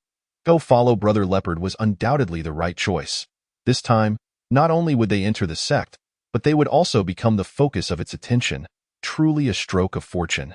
The group charged eagerly towards the location of Qin Tian's fierce battle. At this moment, Qin Tian had just dispatched 6 foolish individuals, tossing their bodies into the underworld. As he prepared to leave, 6 figures suddenly surrounded him from different directions, effectively trapping him. It was none other than Leopard and his crew. Kid, I shall grant you an opportunity to speak your last words. Remember, only one sentence. Speak your mind. Leopard stood with his hands clasped behind his back, exuding an air of arrogance, as if offering Qin Tian this chance was a monumental favor. Chapter 41. My brother is Lei Hu. I care not who your brother is. Qin Tian coldly glanced at the 6, retorting, Is this not a never-ending affair? The 6 were momentarily taken aback before bursting into laughter. One mocked, What a foolish daredevil. Faced with us, instead of begging for mercy, he still finds time to reflect on his situation. He has made it this far and still lives. How could one not bask in the glory of it? Another chimed in, Indeed, he must be proud of his survival thus far. Leopard, losing patience, interjected, Enough. He has already used his chance to speak his last words. Kill him. Understood, Brother Leopard. I shall take his life. A nascent figure of the Sky Ascension stage approached Qin Tian, a sinister grin plastered across his face. Since that is the case, you shall all remain here. Qin Tian replied coldly, charging forward to meet the oncoming attack. You dare to confront me? Before he could finish his sentence, a piercing scream erupted as the attacker was sent flying backward. Blood spewing forth, his face frozen in terror, a gaping hole was left in his chest, and he fell lifelessly to the ground. Daybreak slash. Qin Tian spread his arms, drawing a circle before bringing them together forcefully. A massive white light forming a palm that enveloped his hand. Slash. Qin Tian bellowed, his massive palm sweeping diagonally towards the 5 individuals, with Lei Bao standing front and center. How is this possible? This is bad. Run. The expressions of the 5 were filled with terror. Wasn't he said that this person was only at the pinnacle of the Spirit Master realm? How could his combat prowess be so terrifying? The martial technique he wielded was exceedingly formidable. Merely the aura emanating from it sent chills down their spines. Lei Bao attempted to flee, but it was already too late. Qin Tian's palm strike was aimed squarely at him. There was no escape, no way to evade. Lei Bao and the 2 nearest to him desperately channeled their energy to form a defensive barrier before them. Bang, bang, bang. The defenses of the 3 shattered almost simultaneously. The force of the massive palm had yet to dissipate and crashed directly into the 3 of them. They were struck as if by a bolt of lightning, spewing blood and flying backwards. The remaining 2 seized the opportunity, soaring into the air in a frantic bid for survival. Nowhere to run. Qin Tian once more conjured his gigantic palm and aimed it at one of them. That individual, sensing the massive hand approaching from behind, was gripped by fear and fought desperately to defend himself. Alas, all his efforts were in vain. The palm strike obliterated everything in its path. No. The man let out his final, anguished scream as he was cleaved in 2, crashing heavily to the ground. Meanwhile, the other took advantage of this moment to vanish into the forest. Qin Tian paid him no heed and turned his attention towards the 3 remaining. Still living, Lei Bao. With a face full of dread, Lei Bao crawled backwards on the ground. You, stay away. Qin Tian remained unfazed, raising his foot towards him. You can't kill me. Do you know who my brother is? My brother is Lei Hu. Even if you can defeat me, a mere spirit master, my brother's strength is 100 times greater. He fears no one, not even those in the profound realm. My brothers have already gone to find him. If you dare to kill me, my brother will ensure that you suffer a fate worse than death. Qin Tian paused momentarily, realizing that this Lei Hu must be one of the figures mentioned among the 3 great sections. The other 2, seeing Qin Tian hesitate, assumed he was frightened and felt emboldened, coldly declaring, Kid, are you starting to fear? If you're smart, kneel and beg for mercy. Our brother who might just spare your miserable life. Kneel, otherwise when our brother who arrives, you'll be forced to drink my urine. Another shouted fiercely. Lei Hu is your brother. Qin Tian scoffed coldly. Lei Bao's gaze turned icy, about to retort, but Qin Tian abruptly interjected. I care not who your brother is. If you wish to kill me, be prepared to die. As his words fell, he stomped down hard upon Lei Bao. No, please. Lei Bao's voice was filled with terror, his cries echoing in despair. Bang. His voice was abruptly silenced, his face a mask of fear, regret, and unwillingness. Brother, we were wrong. We will never. 2 dull thuds marked the end of their pleas. If it were I lying on the ground, my fate would surely be 100 times worse than yours, Qin Tian remarked coldly, casting a glance over the 5 corpses before discarding them into the abyss, serving as nourishment for him and the devouring beast. They possessed at least 300 tokens among them. Adding his own, he now had over 400 tokens. Wealth beyond measure. Qin Tian did not linger but vanished into the forest, racing towards the cliff at the back mountain. Whether it was Lei Hu from the 3 great sects or the others, both their strength and combat prowess were exceptionally formidable. He and the fatty were merely at the pinnacle of the Spirit Master realm. Such power would be utterly inadequate against them. Only by obtaining the opportunity spoken of by Di Long did he have any hope of claiming the top spot and entering the 3 great sections. As he ran, he channeled the devouring demon art, absorbing the power left behind by the Elder Devourer. If it weren't for the demonic art, he would have exhausted his strength long ago. Now, the residual energy from Lei Bao and his companions had been halved by the Elder Devourer, and the remaining portion was just enough to replenish his Dantian. Upon spotting the cliff, his strength surged once more. Meanwhile, news of Lei Bao's death had spread throughout the Chilean mountains. The culprit was none other than Qin Tian, one of the individuals on the wanted list. All participants were shaken. The power of this individual was shockingly terrifying. The opportunity to enter the sect seemed far more challenging than merely obtaining a token. Simultaneously, some scoffed, recognizing that Qin Tian's slaying of Lei Bao had sealed his fate. Lei Hu would not let him go. Tio dare kill the younger brother of Lei Hu, even if Qin Tian had 10 lives. It would not be enough to escape death. Indeed, on the opposite side of the cliff, the individual who had fled finally found Lei Hu. He had spread the word to facilitate finding Lei Hu. My brother is dead. How are you still alive? Lei Hu's eyes glinted with cold fury as he struck the man's head fiercely. The man's face was filled with terror. Brother Hu, no, please. I came to deliver news. I barely escaped, bang. This man had never anticipated that, after narrowly escaping the clutches of death to deliver a message, he would receive no reward but rather meet his end. Regret was futile. Everything was now beyond his concern. Qin Tian? Good. I have remembered you. Since you are in Chilean Mountain, even if you are not here for the 3 great sects, you are certainly here to make a name for yourself. Now, I have urgent matters to attend to. Once I reach the summit, you will undoubtedly appear, at that time. I, Lei Hu, will ensure you face 1,000 tortures and a fate worse than death. Lei Hu's eyes gleamed with malice, his teeth clenched as he descended the cliff. Climbing down relentlessly, the cliff of Chilean Mountain exerted an inexplicable pressure, preventing martial artists from flying. This place was originally a training ground for disciples of the 10,000 Methods sect, where one could only rely on their physical strength to resist the pressure and climb. Honing their skills, before entering, his father had informed him that there seemed to be secrets hidden within the cliff. He had inadvertently obtained a map left behind by the 10,000 Methods sect, speculating that there might be opportunities here. However, the map was incomplete, providing only a rough location. Thus, he seized this chance to search. As he descended the cliff, 2 figures emerged from the shadows, Fang Yi and Hua Feiyi. The two exchanged a brief glance, and Hua Feiyi chuckled. You two have noticed something off about Lei Hu. Fang Yi smiled. Hee. Lei Hu has his brothers scouring the mountains for tokens while he acts covertly. There must be something afoot. I just wonder what exactly he is seeking. Since that is the case, let us go and see what he is after.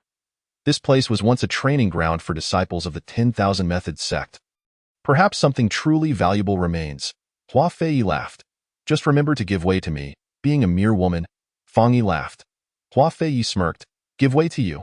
I fear I might end up as nothing but bones left behind. Let us go together, lest we remain at a standoff, wary of each other as sudden moves. Agreed. Fang Yi nodded, smiling. The two began their descent down the cliff simultaneously. Qin Tian reached the midpoint of the cliff. The exact location had not been specified by Di Long. He had merely indicated it was at 3,000 zhong, and starting the search from the middle would increase the chances of a quick find. Just as he was about to proceed, something suddenly prodded him. Qin Tian's body tensed instantly, power coalescing as he swiftly turned around. However, what he encountered was a creeping vine. Fatty! Qin Tian exclaimed in delight. Where are you? As soon as he spoke, a broken wooden stake above him shattered, and Fan Duo Ro sprang forth from within. Qin Tian, incredulous, asked, weren't you only able to disguise yourself with plants? How come? Sure. Fan Duo Ro placed a finger to his lips, signaling Qin Tian to be quiet. He cautiously peered down at the cliff, ensuring there was nothing amiss before proudly declaring in a hushed tone. Isn't a broken wooden stake still not a plant? Does it not belong to the nature type? Qin Tian considered this and realized he had a point, silently admiring the elusive techniques of mages. He then inquired, what is going on? Are you being hunted? Why so cautious? Hunted? Damn it. Once I exited the gale array, I became like a fish in the sea, Fatty recounted, narrating his experiences.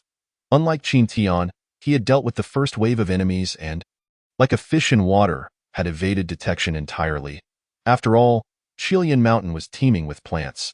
As long as the fatty wished to hide, no one could find him. he had completely avoided everyone and arrived at the cliff to wait for Qin Tian. He had been observing all the actions of Lei Bao, Fang Yi, and Hua Feiyi from a distance. Qin Tian was taken aback. Are you saying they all know the secret of the cliff? Chapter 42. What is the Tao? Fan Duo shook his head. It seems only Lei who knows. Those two are unaware. They merely wish to act as mantises capturing cicadas. With that, the two exchanged knowing smiles and spoke in unison. We are the last sparrows. What is the plan for this giant pit? Fatty rubbed his hands together in excitement. Qin Tian pondered for a moment, his expression growing serious. We are not their match. We must race against time. We know the entrance is at 3,000 zhong. That is our advantage. Let us descend quickly to 3,000 zhong to find the cave entrance, if they find it first.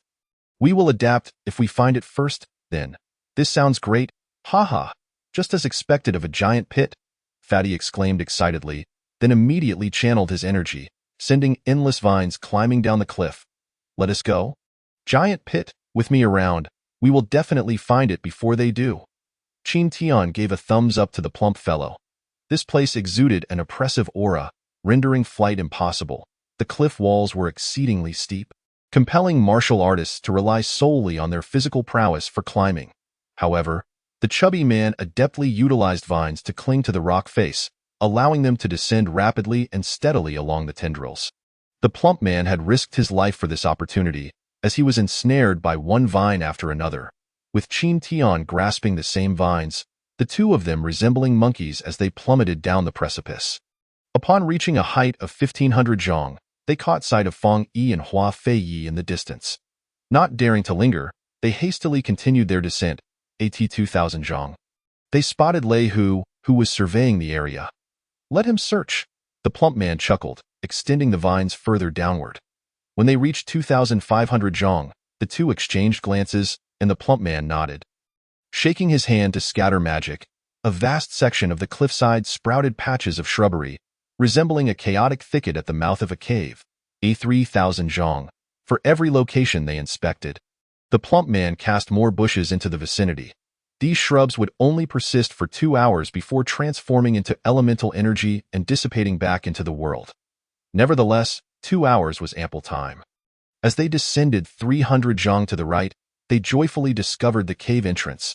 Ha, we found it, we found it, the plump man exclaimed, elated as he gazed at the rock walls, which were adorned with countless carvings depicting various martial techniques. Though devoid of any mental formulas, the techniques were merely hollow forms, rendering them impossible to practice. Plump man, hold your excitement. Continue tossing some shrubs outside, Qin Tian urged. Stay put. Wait for my return, if you dare enter first. I will sell you out immediately, Fan Duo threatened, darting out to scatter shrubbery in all directions. Upon his entry, he cast more bushes at the cave entrance. Phew, I'm utterly exhausted. Finally managed to disguise the entrance. That should tire those 3 brats out. Fan Duo sighed in relief. Noticing Qin Tian standing still, that he huffed at him. I'll give you credit for loyalty. Hurry up. If we delay any longer, they will catch up. Qin Tian turned and ventured deeper within. Hey, wait for me. The plump man, fearing Qin Tian would seize all the good fortune, hurried after him. The stone walls of the cave bore marks of fists, palms, feet, blade cuts, and sword traces. However, it was unclear whether these marks were left by disciples of the 10,000 Laws sect or remnants of a past battle. Yet, they had only traversed 800 zhong when they reached a dead end. Apart from an unsightly stone tablet at the end, there was nothing else. The plump man was utterly befuddled. That damned old man tricked us.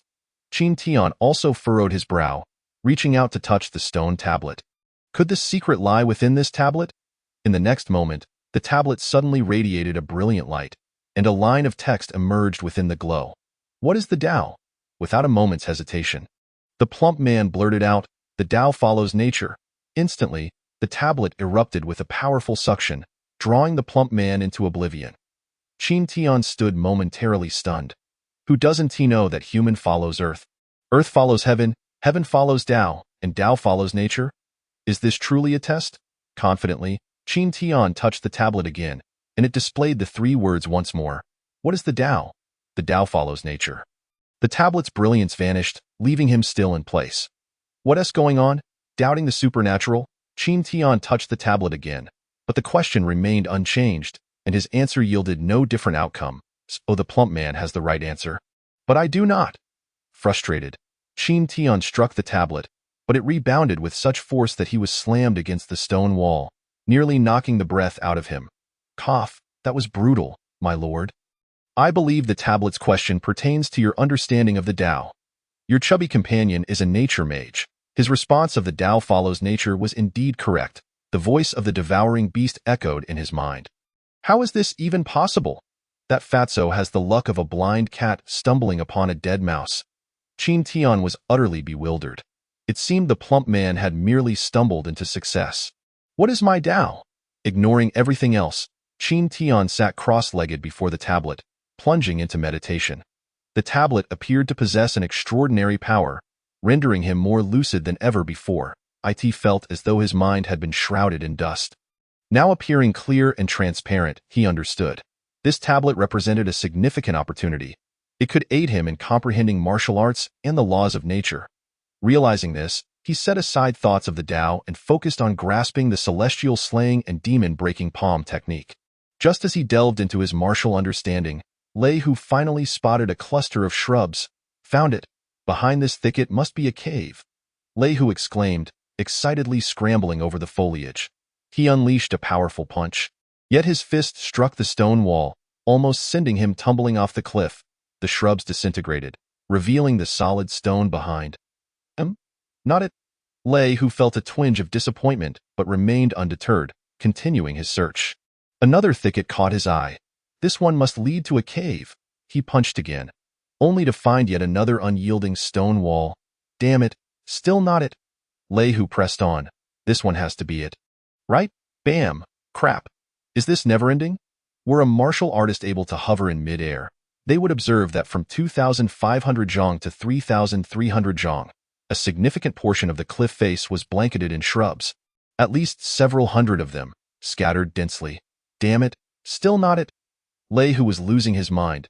I've seen over a dozen thickets, and none of them lead to a cave, yet he couldn't ignore them, for fear of missing out. Meanwhile, Fang Yi and Hua Fei had begun their frantic ascent as well, driven by the same desperation. As one of the culprits, Qin Tian had fully comprehended the celestial slaying and demon-breaking palm technique. And now it was merely a matter of mastering it. What is my Tao? Forget it. I'll meditate on the myriad laws of heaven and earth for a while longer. I still don't know how to refine that mysterious Tao pattern. Qin Tian fell back into contemplation. The Tao patterns were profound, akin to the grand principles of heaven and earth, and the cultivation methods were exceedingly intricate. Qin Tian continuously explored these methods, iterating and re-evaluating them. The universe has its great Tao. Tao patterns can also be termed as theft patterns, stealing the path of heaven and earth to forge one's essence, to be mine. The martial artist's cultivation is to seize the power of heaven and earth for their own use. Cultivate the heart, cultivate oneself, cultivate the body, cultivate the Tao, cultivate me. At the moment Qin Tian grasped this truth, the shrubs outside the cave abruptly vanished, transforming into elemental energy that dissipated into the ether. Just then, Lei Hu arrived at that very thicket, filled with rage. I refused to believe it. Boom. Yet, nothing remained. He struck nothing at all. Stumbling, he fell into the cave. Damn it. Who dares to toy with me?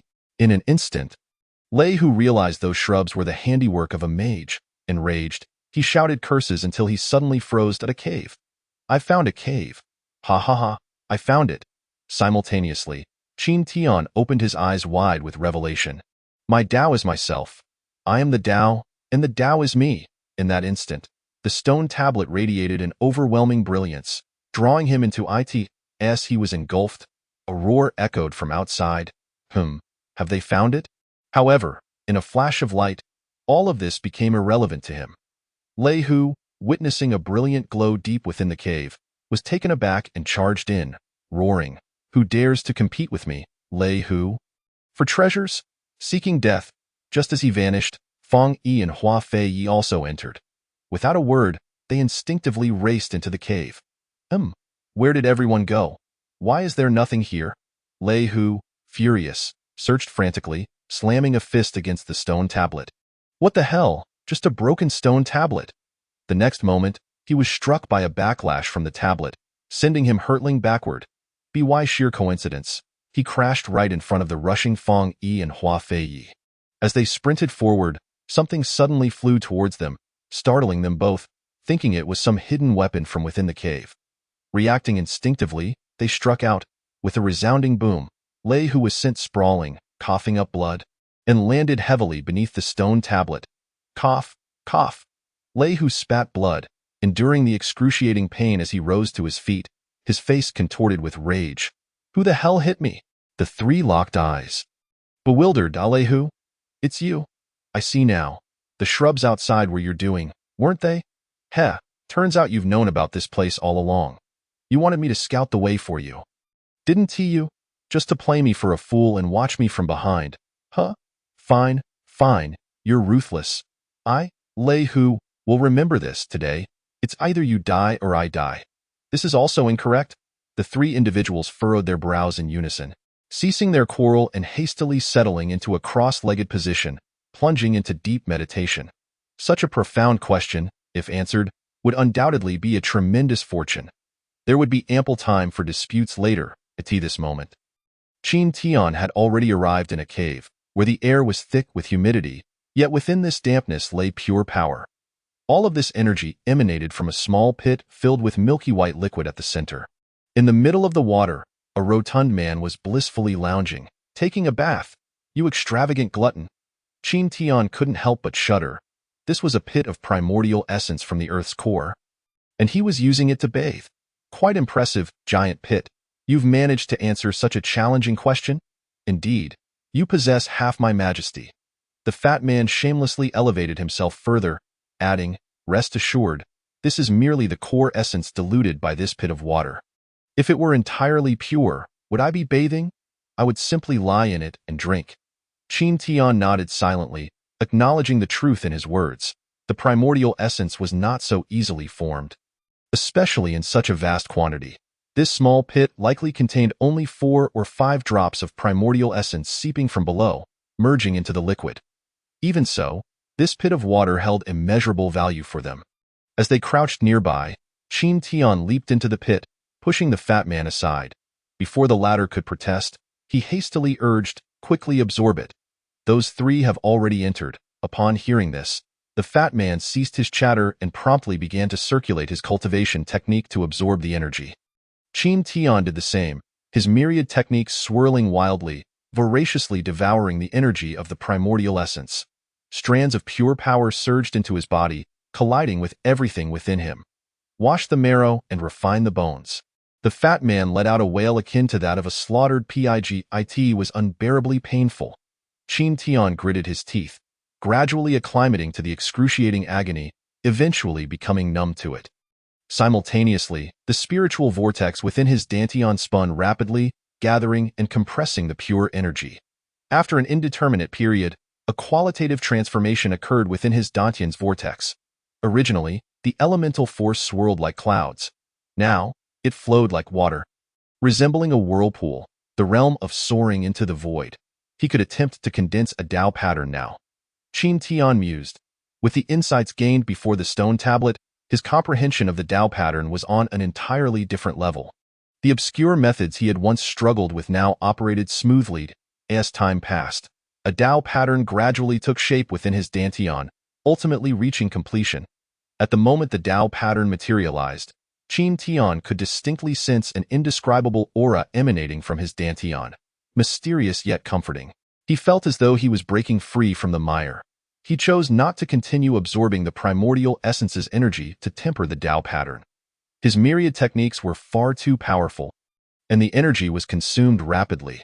The fat man said nothing, but his bathing in the pit was a sign he awaited Qin Tian. How could he simply disregard this and devour all the energy?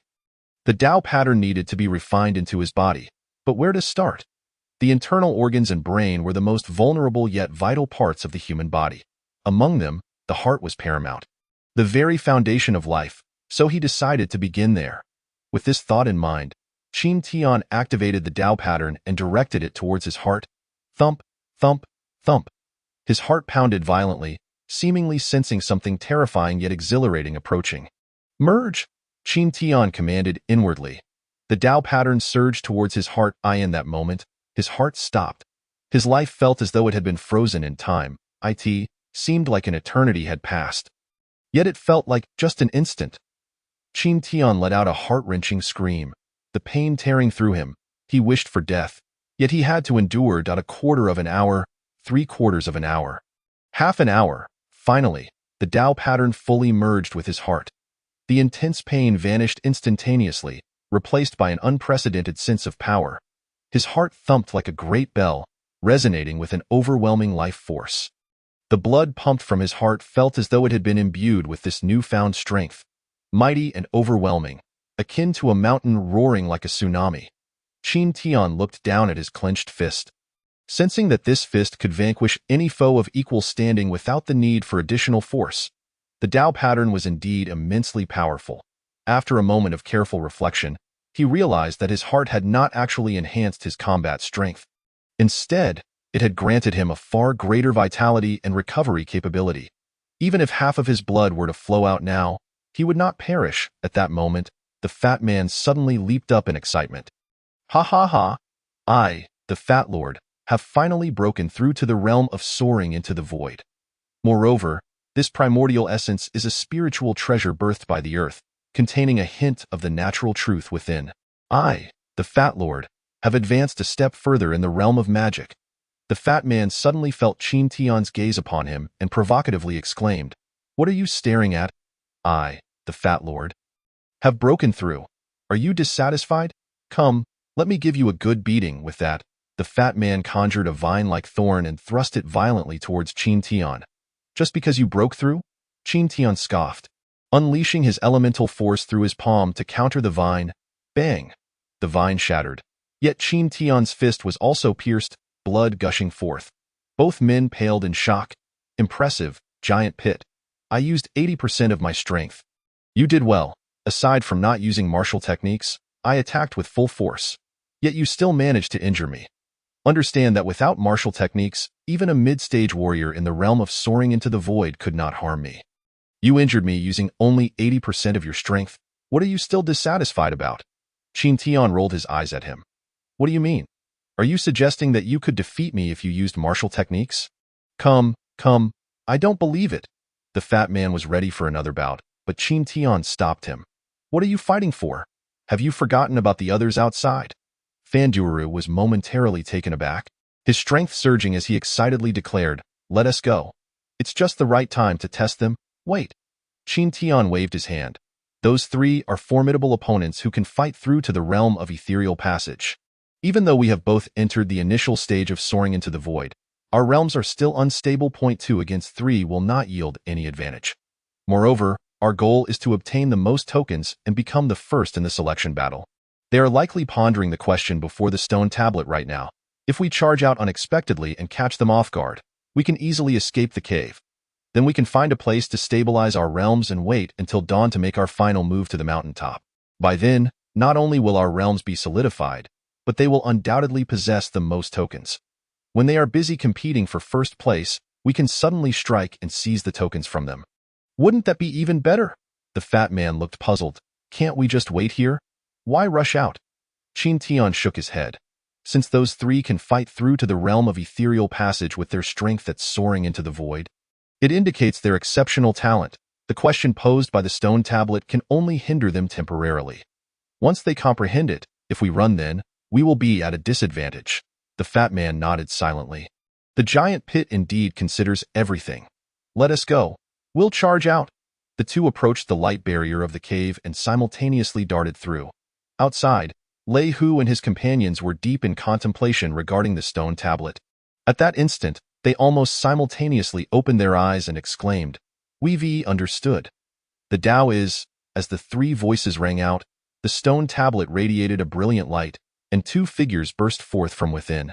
Before the three could react in shock, a barrage of 8 directions sacred dragon fists rained down upon them, accompanied by a flurry of thorny vines that ensnared them tightly, leaving no gap for escape. "Go!" Qin Tian shouted in a deep voice, leading the fat man toward the cave's exit. As they fled halfway, Three explosive sounds suddenly erupted behind them. The three figures simultaneously shattered the vines binding them. Filled with fury, chase them. They must have obtained something. Hua Fei was the first to pursue, with Fang Yi and Lei Hu close behind. Why do those two figures seem familiar? Fang Yi murmured. A flash of realization crossed Lei Hu's mind, igniting his rage. You. So it's you. You dared to kill my brother. I, Lei Hu, will make sure you suffer a fate worse than death. Hua Fei and Fang Yi quickly connected the dots, realizing that these were the two troublemakers mentioned by the three major sections. It appeared that they were not merely here to cause chaos. They were aware of the Wanfa sect's secret in Qilian Mountain and perhaps knew even more than Lei Hu. Otherwise, how could they have found the location first and even passed through the stone tablet? Having pieced together many things, the three gave chase with renewed fervor. They were in possession of the cave's secrets. Fat man, you go first. Qin Tian bellowed, standing at the cave's entrance, channeling his elemental force, and pressed his palms together. A massive palm print suddenly materialized, slicing toward the approaching three. The palm print was so large that it nearly filled the cave, leaving the three with no avenue for escape. They could only brace themselves to strike against the palm print. Bang! The palm print shattered, and the three charged through the residual energy waves. Go, giant pit! Qin Tian shouted, grabbing a descending vine and swiftly climbing upward. Seeing the vine, Lei Hu's anger boiled over as he shouted in fury, You glutton! Just wait! He exerted himself tirelessly, demolishing several hundred bushes, only to ultimately discover that they were the handiwork of a sorcerer. Now, upon seeing the rotund figure's vines, how could he still be oblivious to the mischief at play? In that moment, his animosity towards the rotund one surged, nearly eclipsing even his disdain for Qin Tian. The trio climbed fervently in pursuit, but upon witnessing the speed of the two, they were left astounded, resembling two monkeys scaling the vines.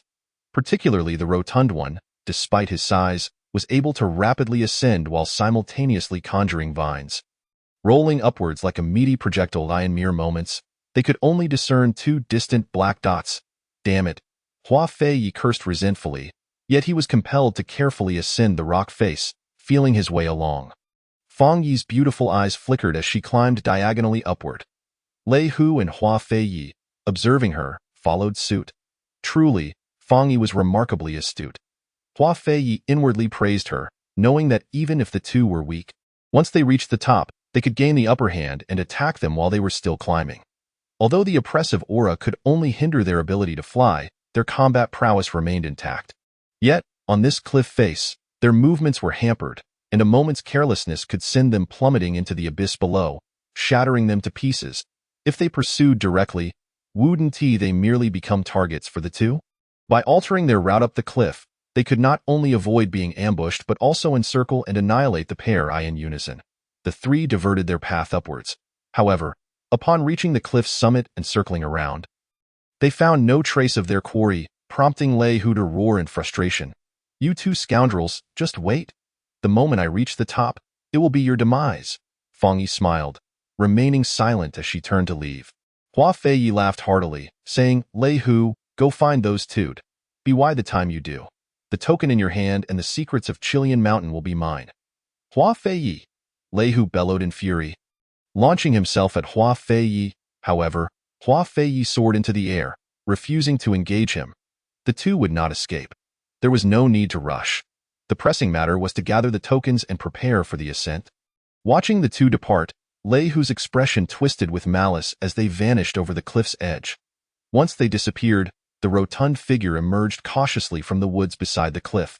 Pitiful brother, it seems you're truly remarkable. Having anticipated their diversion and choosing to encircle us from three sides, I bow to you. Qin Tian chuckled and replied, Let us find a secure location to consolidate our realms. When the time comes, let them see who truly wields the knife. Absolutely, the rotund one exclaimed. The two found a discreet cave, camouflaged it, and then felt secure enough to enter meditation, their mastery of the skyward realm steadily advancing. As night fell, battles raged on Qilian Mountain, with people vying for tokens. With Lei Hu, Fang Yi, and Hua Fei re-engaging, their notoriety escalated to new heights. Anyone who laid eyes on them wasted no time, immediately tossing away their tokens to preserve their lives. Each person held tokens numbering 500 to 600, a truly terrifying quantity. At dawn the next day, the trio stood simultaneously at the stone steps leading to the summit. This was the final trial, the stairway to heaven, with 81 steps. The first 39 steps imposed a physical restraint, requiring pure bodily strength to ascend. The second 39 steps presented a terrifying pressure that could be resisted through sheer force.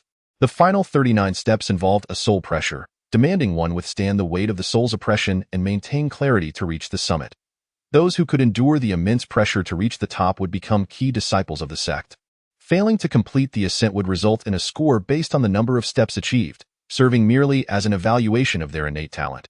While it did not affect their entry into the sect, a higher number of steps would yield significantly better treatment upon arrival.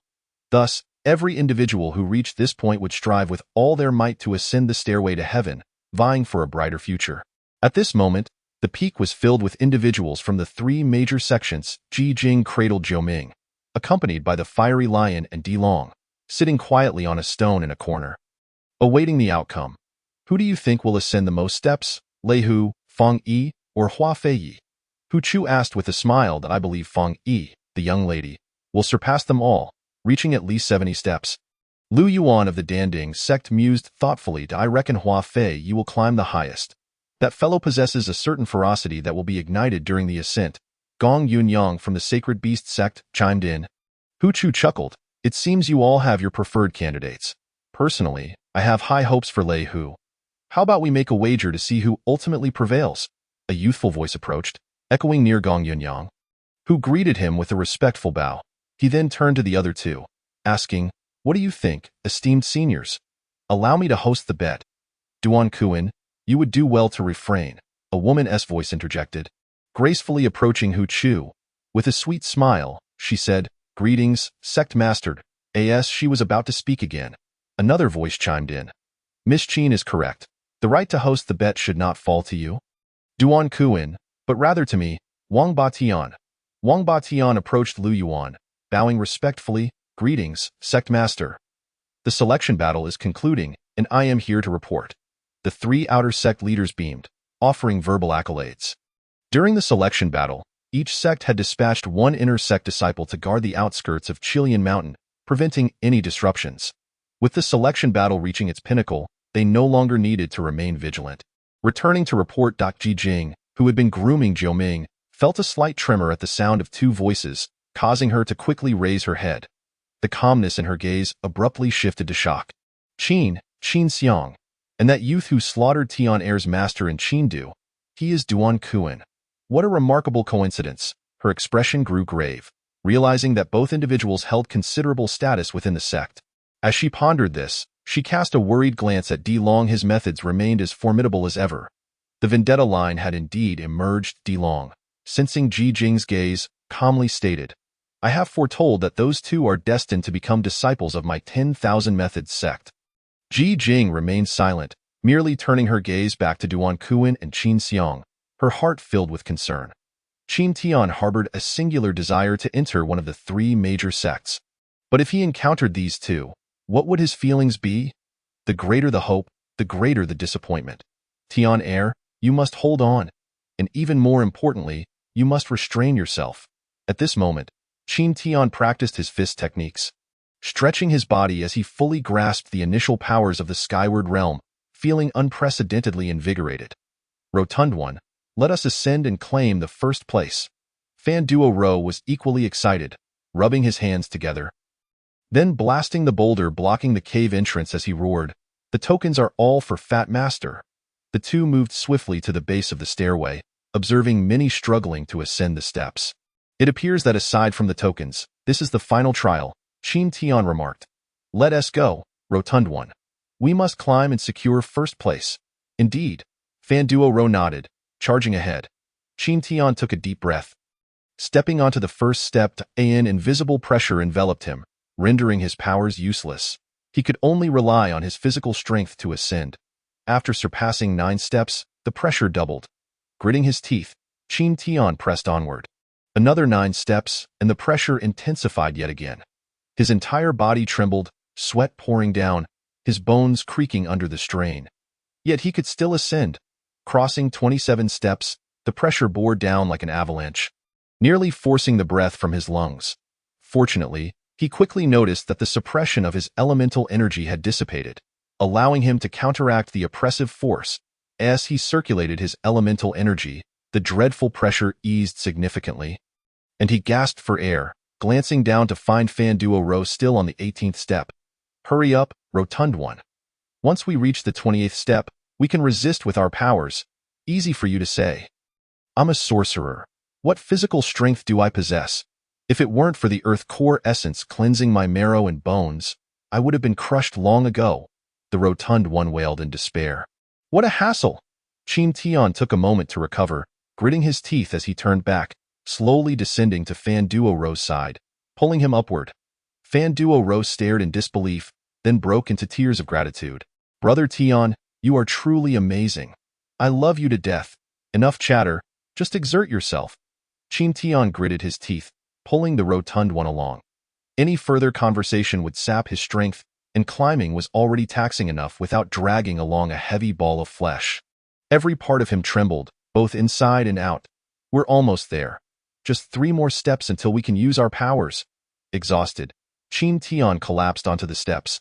Suddenly, his heart raced violently, the Tao pattern materializing on its own as an extraordinary power surged through his blood, coursing throughout his body. Chapter 45. Who can surpass Lei Hu and his companions? A fool's dream. In that moment, all of Qin Tian's fatigue vanished. Moreover, he distinctly felt his physical form grow stronger. The Tao pattern could even nourish his flesh. In a moment of astonishment, Qin Tian sprang to life, seizing the plump figure beside him and hastening forward. The hefty man, exhausted and panting like a dog, stared with wide, bulging eyes, struggling to utter, Are you still even human? Once he had spoken, Qin Tian led him once more to the 20th step. Hurry and recover. We can no longer see anyone. They must have reached the summit, Qin Tian urged. Fanduo, with great difficulty, extracted a jade vial from his bosom, gritting his teeth as he declared, This is the last elixir I possess, and I shall risk it all to enter the sect, upon consuming the elixir. Within moments, Fanduo sprang to his feet, the fatigue of his body vanishing. Let us go, my friend, I have yet to fear anyone. As he spoke, he summoned the elemental forces of nature, directing them towards himself to counteract the overwhelming pressure as he ascended the steps. Qin Tian, too, hurriedly activated the myriad techniques of the heavens, climbing the steps. The terrifying pressure bore down upon them relentlessly, their techniques whirling as they summoned every ounce of strength within to resist. While they struggled on the second of the 39 steps, on the 70th step, Lei Hu, Feng Yi, and Hua Feiyi were drenched in sweat, their heads pounding. Their gazes were dazed, yet Hua Feiyi gritted his teeth, stating, Only 2 more steps, and we shall enter the final 9 levels. With determination, Hua Feiyi bit down hard and forcefully lifted his foot towards the 71st step. Thud. His foot landed, and after what felt like an eternity, his other foot followed suit. However, just as he stepped up, a piercing cry of agony escaped him, and he collapsed to the ground, unable to take another step. Desperately, he crawled away from the steps, finally escaping their grip as the dreadful soul pressure vanished. He gasped for air, as if emerging from the brink of death. His progress halted at the halfway mark of the 70th step. Feng Yi glanced at him with difficulty, hesitating no longer. Taking a deep breath, she summoned all her might, shouting as she ascended. With a couple of firm steps, both her feet landed on the 71st step. Yet, before she could steady herself, she too fell to the ground in agony. Holding on to the last vestiges of consciousness as she crawled off the steps, her progress was halted at the 71st step. Watching the two, Lei Hu smirked, struggling to speak. First place is mine with that. He inhaled deeply and took a step forward. Thud. He reached the 71st step, but a cry of torment erupted from him as he declared, I am first, he shouted frantically, taking another step. Just as he was about to take yet another step, his legs suddenly went limp and he collapsed. His progress stopped at the halfway mark of the 71st step. The soul pressure was merely a force of intimidation, not injuring the martial artist's spirit. Therefore, Feng Yi and Hua Feiyi had by now recovered their composure and watched with some regret as Lei Hu took first place. These 3 truly are exceptional talents, all reaching the 70th step. Lu Yuan remarked with satisfaction. Gong Yunyang nodded in agreement, stroking his beard. Indeed, the 70th step. Among the top 3 in history, they are all outstanding, Hu Chu, with a victorious smile, added. But it was that Lei Hu who triumphed. Reaching 71.5, surpassing both of your favored candidates. The two could not help but roll their eyes at him. At this stage, what does it matter if it's just a half step? As they spoke, the 3 ascended to the summit. At this moment, the mountaintop was already bustling with many who had exited the steps earlier. Their gazes were filled with admiration and awe as they regarded the trio. Hu Chu glanced at the sky and declared, in another quarter hour, those who have not reached the summit will be eliminated. Those who have reached the summit shall rest for half an hour. After half an hour, the final contest for the tokens will commence. The time frame is half an hour. The resounding announcement echoed throughout the Chilean mountains. Upon hearing these words, everyone quickly distanced themselves from one another, sitting cross-legged to adjust their states. Elder Hu, I see no one left on the steps. Shall we not begin the final contest? Duan Kuan suggested with a smile. Qin Xiang glanced down toward the steps and remarked. But are there not still 2 individuals striving? Duan Kuan looked down quizzically before chuckling. They are still on the second of the 39 steps. Is there really a need to wait? Only a quarter hour remains. Aside from their exit from the steps, the only outcome is elimination. Wang Batian interjected. What does it matter whether they are on the steps? The quarter hour is to wait for those who have yet to reach the summit. Not to see who can ascend the most steps, he continued. With Lei Hu and the others present, even a full day would not allow them to surpass. Duan Kuan and Qin Xiang exchanged glances and smiled, tacitly agreeing with his words. Meanwhile, Lei Hu, Feng Yi, and Hua Feiyi exchanged glances, scanning the crowd for Qin Tian and Fan Duoru.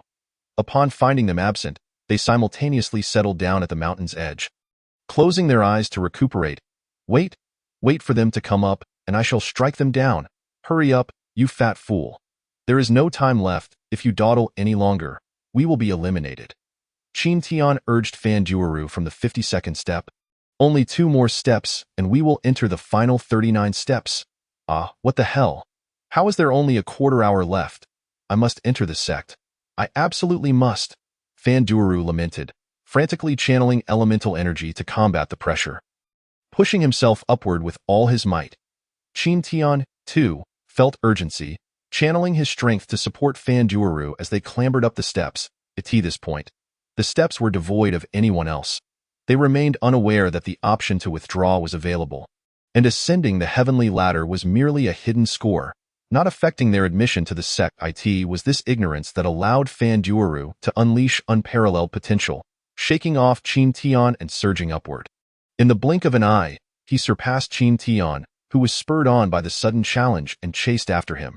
Within mere moments, they leaped up, reaching the final 39 steps. Suddenly, a wave of soul pressure surged into their minds.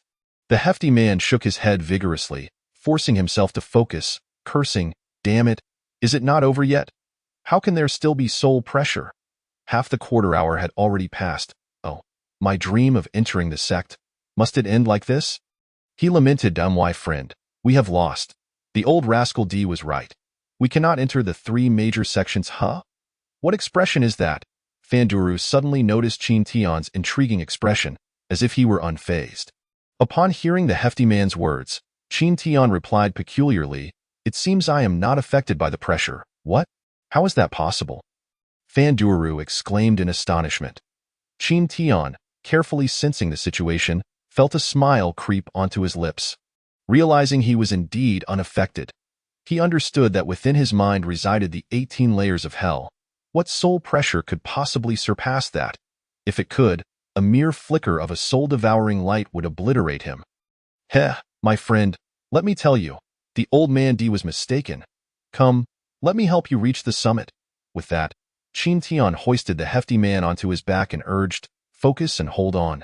As he finished speaking, to Fan Duoru's astonishment, Qin Tian took off running. Chapter 46, Astonishment. Someone is actually running up the heavenly ladder, and he carries a hefty individual on his back. Indeed, he was running up the heavenly ladder. Fan Duoru's eyes nearly popped out of his head, overwhelmed with shock, leaving him speechless. Eventually, he could not even muster the ability to be shocked. The staggering soul pressure dulled his senses, leaving him weak and feeble. Thankfully, with Qin Tian supporting him, he merely had to endure the pressure like a lifeless fish. Otherwise, he would have collapsed long ago. Atop the mountain, someone inadvertently glanced down and was left utterly dumbfounded. Stuttering and pointing below, they exclaimed in a voice filled with disbelief, you look, someone is running up, biffed. So what if someone is running up? Haven't you seen someone run before? Came a mocking voice. No, it's different. He is running up the heavenly ladder, another shouted. Wait, no, he seems to be carrying someone on his back. Are you out of your mind? Who could possibly run? But the voice was abruptly silenced as another cried out in disbelief. How is that possible? How can someone run up the heavenly ladder while carrying a super hefty person? In an instant, everyone was stirred into action, abandoning their meditative states to peer over the mountain's edge. They were met with wide-eyed astonishment, their jaws dropping in unison. How fast? 68, 69, 72. Everyone instinctively began counting, their hearts racing with anticipation. Lei Hu and his companions were also taken aback. Has everyone lost their minds? Who here could possibly surpass me? Lei Hu, he said, peering down, only for his pupils to dilate in shocked. Its them. Who? There's no one in this world who could run up the heavenly ladder. Let alone carry Hua Feiyi. The voice fell into a stunned silence. Fang Yi's eyes widened in disbelief. Could it really be true? Hu Chu cast his gaze upon Lu Yuan and Gong Yunyang. The three of them, almost instinctively, raced towards the mountain peaked. At that moment, 6 pairs of eyes were frozen in disbelief, their breaths quickening, struggling to maintain composure. How could it be them? They were still alive. How could this be possible? Was he truly unaffected by the oppressive force? Or was his soul already so powerful that such pressure was utterly inconsequential to him? As the trio gasped in astonishment, arriving Qin Xiang and Duan Kuan could not help but exclaim in unison. It's him! Qin Xiang, in disbelief, and Duan Kuan, with a chilling smirk, inquired, What? Do you know him? Hu Chu looked at the two in confusion. They answered simultaneously once more, We know him. Sharing a glance as if in collusion, they asked in unison. How do you know him? Just as they were about to speak again, Qin Tian's voice suddenly boomed from below. Make way! Clear the path! There's no time to waste. When people looked back, he was seen carrying the hefty figure of the fat man, having reached the 79th step. The two were mere steps away. With a swift motion, Qin Tian bounded forward, disregarding the immobile crowd at the top of the stairs, and forcefully collided with them. Bam! Bam! Qin Tian, bearing the fat man, sent a group of people sprawling, successfully reaching the summit. Finally catching up, Qin Tian exhaled a long breath of relief, tossing the fat man onto the ground, disdainfully remarking, You fatso! You really ought to lose some weight. As the oppressive aura dissipated, the fat man regained consciousness. Looking around in confusion, murmuring, Am I dead? Dead? Nonsense. I brought you to the top. Open your eyes and take a good look. Qin Tian shook his head, trying to rouse him. The fat man, still dazed, finally noticed the crowd staring at them with wide eyes. Oh my dear mother, Brother Pitt, you're incredible, Fat Master exclaimed, his body trembling with excitement, nearly kissing Qin Tian in gratitude. He never expected Brother Pitt to be this formidable. Qin Tian, how did you end up here?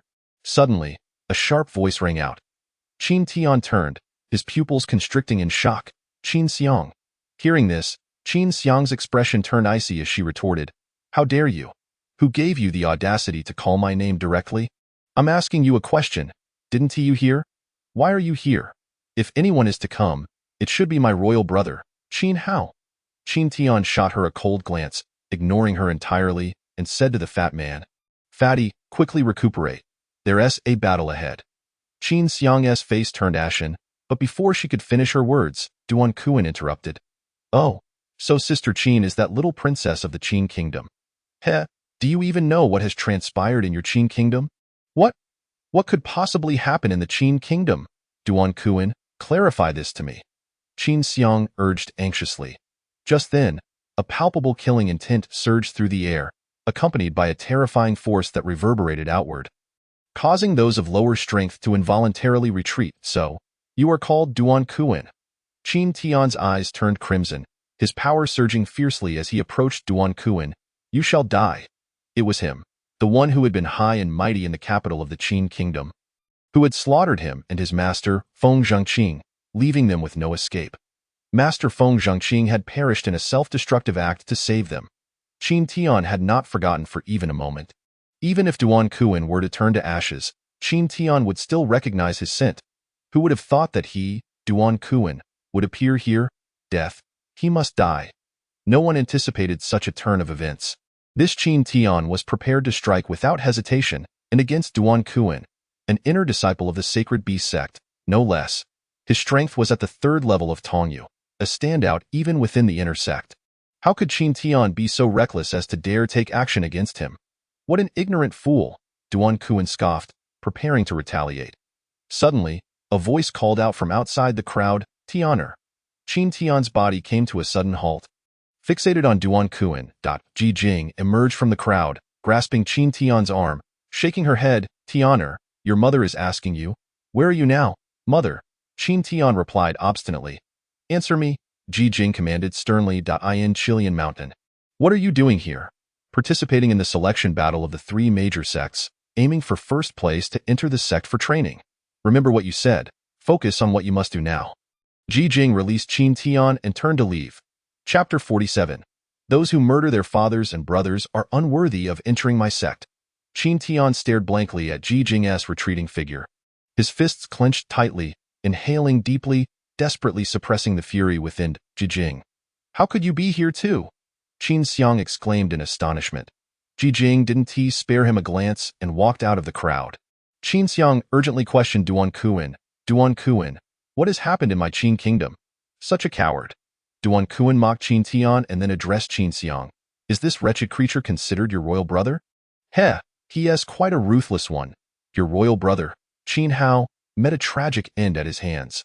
Even your father nearly fell to him. Countless strong individuals from your Qin kingdom have perished at the hands of this wretched beast. Qin Xiang, I must say, this picked-up stray of yours is merciless. Your father raised him, only for him to turn out to be a parricide, fratricide, an ungrateful scoundrel. Why royal brother? Dead? Qin Xiang gasped in disbelief. Trembling as she demanded, what on earth happened? Please explain. Sigh very well, I shall recount it to you. Duan Kuan sighed, narrating the events he witnessed while passing through the capital of the Qin kingdom, but of course, he omitted the matter of the 6th grade martial technique. He still intended to kill Qin Tian and acquire it, so how could he reveal that? Instead, he embellished the tale, portraying Qin Tian as an orphan who had wandered into the Qin kingdom, raised by the Qin king, only to become an ungrateful villain, committing fratricide and patricide, a truly nefarious figure. Once his tale concluded, the gazes of all around Qin Tian were filled with disdain and disgust. This man was indeed so cruel, so vile, he deserved 1,000 deaths and to be reviled by all. You ungrateful wretch, you deserve to die. Qin Xiang's eyes turned crimson, glaring fiercely at Qin Tian. For killing my royal brother and injuring my father, all debts shall be repaid today. You, along with that damned Ji Jing. I shall carve you into pieces and feed you to the dogs. As she spoke, Qin Xiang's power surged forth, her killing intent slicing toward Qin Tian. Stop, Hu Chu suddenly shouted. Qin Xiang turned to him, her voice steady. Master, this is a family matter. I ask that you do not interfere. Hu Chu shook his head. Family matter? I do not concern myself with that. But this is the selection battle of our 3 major sections. Personal grievances can wait. We cannot delay the important matters. Master, a wretch like him, so ungrateful and venomous, deserves to be eradicated. Do you truly wish to let him enter the sect? Qin Xiang pressed, her voice low. Of course not. Such a villain would tarnish the reputation of our Tianwu sect. Let whoever desires him take him, Hu Chu replied, glancing at Di Long in the distance, a cold smile forming in his heart. He had likely known of this brat's deeds long ago, allowing him to enter the selection battle so that he could join any of their 3 houses. Then, this brat's disgraceful actions would surely come to light, and by that time, the sect's reputation would be in tatters. Even without the fallout, with this brat's parricidal and fratricidal acts, he would be a bane in any sect. Tio breed a person who would eventually turn against them was quite a spectacle indeed. What a clever scheme, killing without bloodshed. Even without Di Long, he would not want him. Just as Qin Xiang said, who would dare to take in such a person? Moreover, Qin Xiang held a grudge against him. For the sake of a trivial insect, to chill the heart of an already prominent inner sect disciple. Only a fool would do such a thing. Duan Kuan cast a mocking glance at Qin Tian, then turned to Gong Yunyang with a questioning look. Gong Yunyang looked at Qin Tian with evident disdain, coldly stating, even if my sacred beast sect were to take in a beggar, we would not accept such a despicable character. Heh, my Danding sect has no desire to become the target of public scorn. Lu Yuan sneered, his gaze filled with loathing for Qin Tian, rivaling that of anyone else present in that case. Let us eliminate these two from the final selection battle. Once the battle concludes, do as you wish, Hu Chu determined. Good. Qin Xiang coldly regarded Qin Tian. You shall live a little longer. Wait. Lei Hu suddenly interjected. Respected elders, senior brothers and sisters, I propose we do not eliminate him from the selection battle just yet. This wretch killed my brother and stole what rightfully belonged to me. I await this battle to end him. Hua Feiyi and Fang Yi simultaneously bowed. We also hope for your approval, as we have grievances with him. Hu Chu and the others were momentarily stunned, then shook their heads in amusement. This brat truly was something. It hadn't he been long before he became an enemy to the world. It would be best for him to perish in the selection battle, thus sparing us from the whispers that may arise, insinuating that our three major sects have deprived him of his right to compete. Hu Chu mocked disdainfully, while Qin Xiang addressed Lei Hu and the others, saying, whoever slays him shall become my brother. Regardless of which sect you belong to, should anyone dare to bully you, I, Qin Xiang, will be the first to strike them down. Thank you, senior sister Qin, exclaimed Lei Hu and his companions, elated beyond measure. They had already intended to kill Qin Tian, and now, unexpectedly, they had acquired such a formidable ally. The mere thought thrilled them. Duan Kuan looked at Qin Tian with a mocking gaze, then turned his attention to Lei Hu and his companions, saying with a hint of amusement, I feel the same. Whoever kills this brat will have my support. However, his corpse will belong to me, as I wish to conduct some research on corpse manipulation. Please do not misunderstand. Manipulating beasts and corpses share certain similarities, and I merely wish to learn through analogy. He fabricated an excuse, refraining from revealing that Qin Tian possessed 6th grade martial skills, and he was confident that what Lei Hu and his companions sought was not aligned with his own desires. After all, the matter of 6th grade martial skills was not something one would proclaim to the world. Their aspirations undoubtedly lay within the treasures of Chilean Mountain. Upon hearing Duan Kuan's words, Lei Hu and his companions felt even more elated. They truly had to thank Qin Tian. Little did they know, by killing him, they would unexpectedly gain so many advantages. Truly, a benevolent person indeed. Rest assured, Brother Duan. I promise his corpse will remain intact, Lei Hu said, a bloodthirsty grin curling at the corner of his mouth. Enough of this idle chatter. The ultimate token battle among the three major sects is about to commence. Lu Yuan's voice had yet to finish when a cold reprimand interrupted him. Have you all finished speaking? Qin Tian's voice was frigid as he scanned the crowd. Having said my piece, it is now my turn. With that, he fixed his gaze on Hu Chu and his companions, stating, I do not wish to explain what they have said.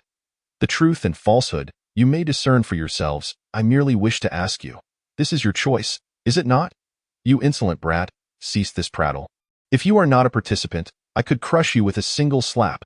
Hu Chu huffed disdainfully. Lu Yuan and Gong Yunyang disregarded him entirely. Qin Tian understood that no amount of explanation would bear weight and would only serve to make him appear a fool. He also recognized that his inquiries were superfluous.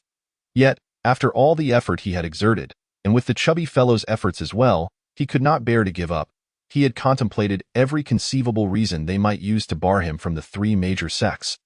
Yet they had relentlessly pursued first place, defeating every obstacle in their path. What he could not have anticipated was that his final hope would be extinguished at the hands of his sworn enemies. Duan Kuan and Qin Xiang.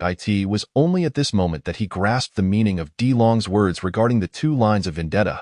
He took a deep breath, and the last vestige of disappointment within him evaporated. His eyes narrowed, and a chilling light burst forth from the slits of his eyelids, piercing through the crowd. Simultaneously, the energy within him surged violently, cascading outward. If you do not want me, that is your loss.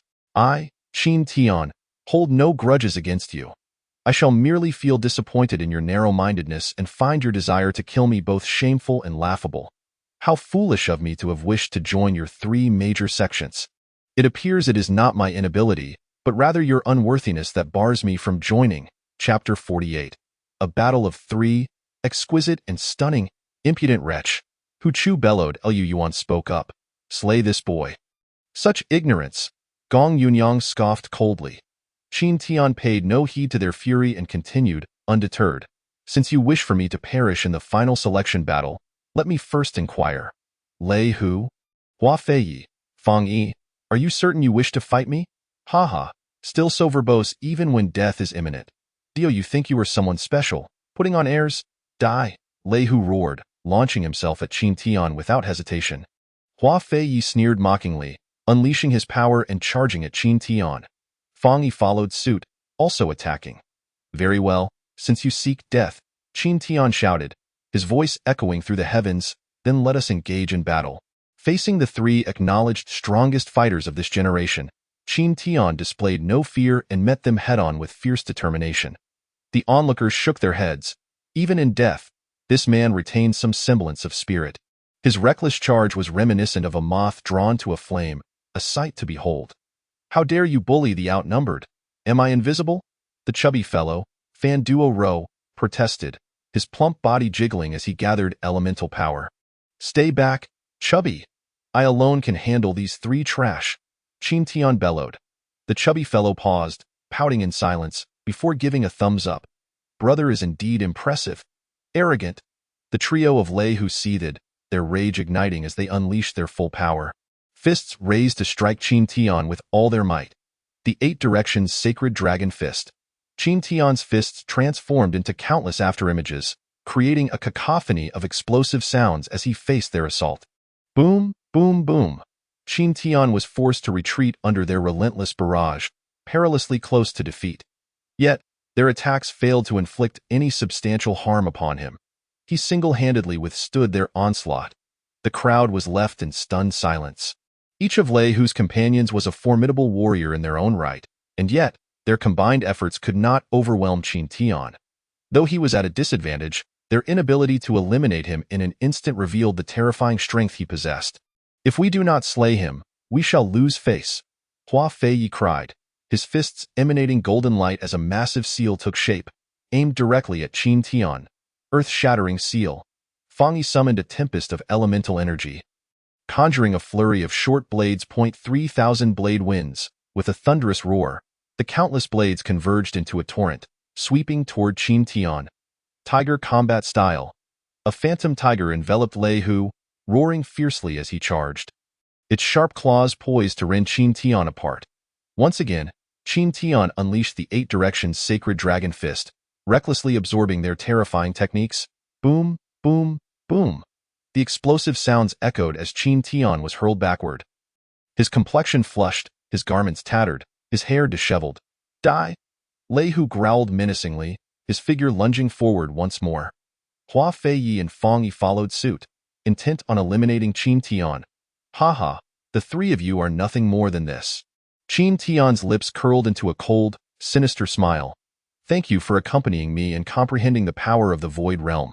Now, let us conclude this. Upon hearing his words, the crowd was taken aback. He had yet to unleash his full strength. Had he merely been honing his skills in battle? Just as the spectators were in disbelief, Qin Tian raised his arms in a circular motion. Lifting them high, then struck down with tremendous force, a colossal palm imprint suddenly took shape. Sun Slayer Palm. The palm imprint radiated with blinding white light, resembling a scorching sun. Slash, as the palm imprint descended. Lei Hu's tiger combat style barely managed to withstand it for a moment before shattering into pieces. The immense force sent Lei Hu crashing backward. Qin Tian's feet pounded the ground relentlessly, evading Fang Yi's wind blades, while simultaneously delivering another palm strike. Crack!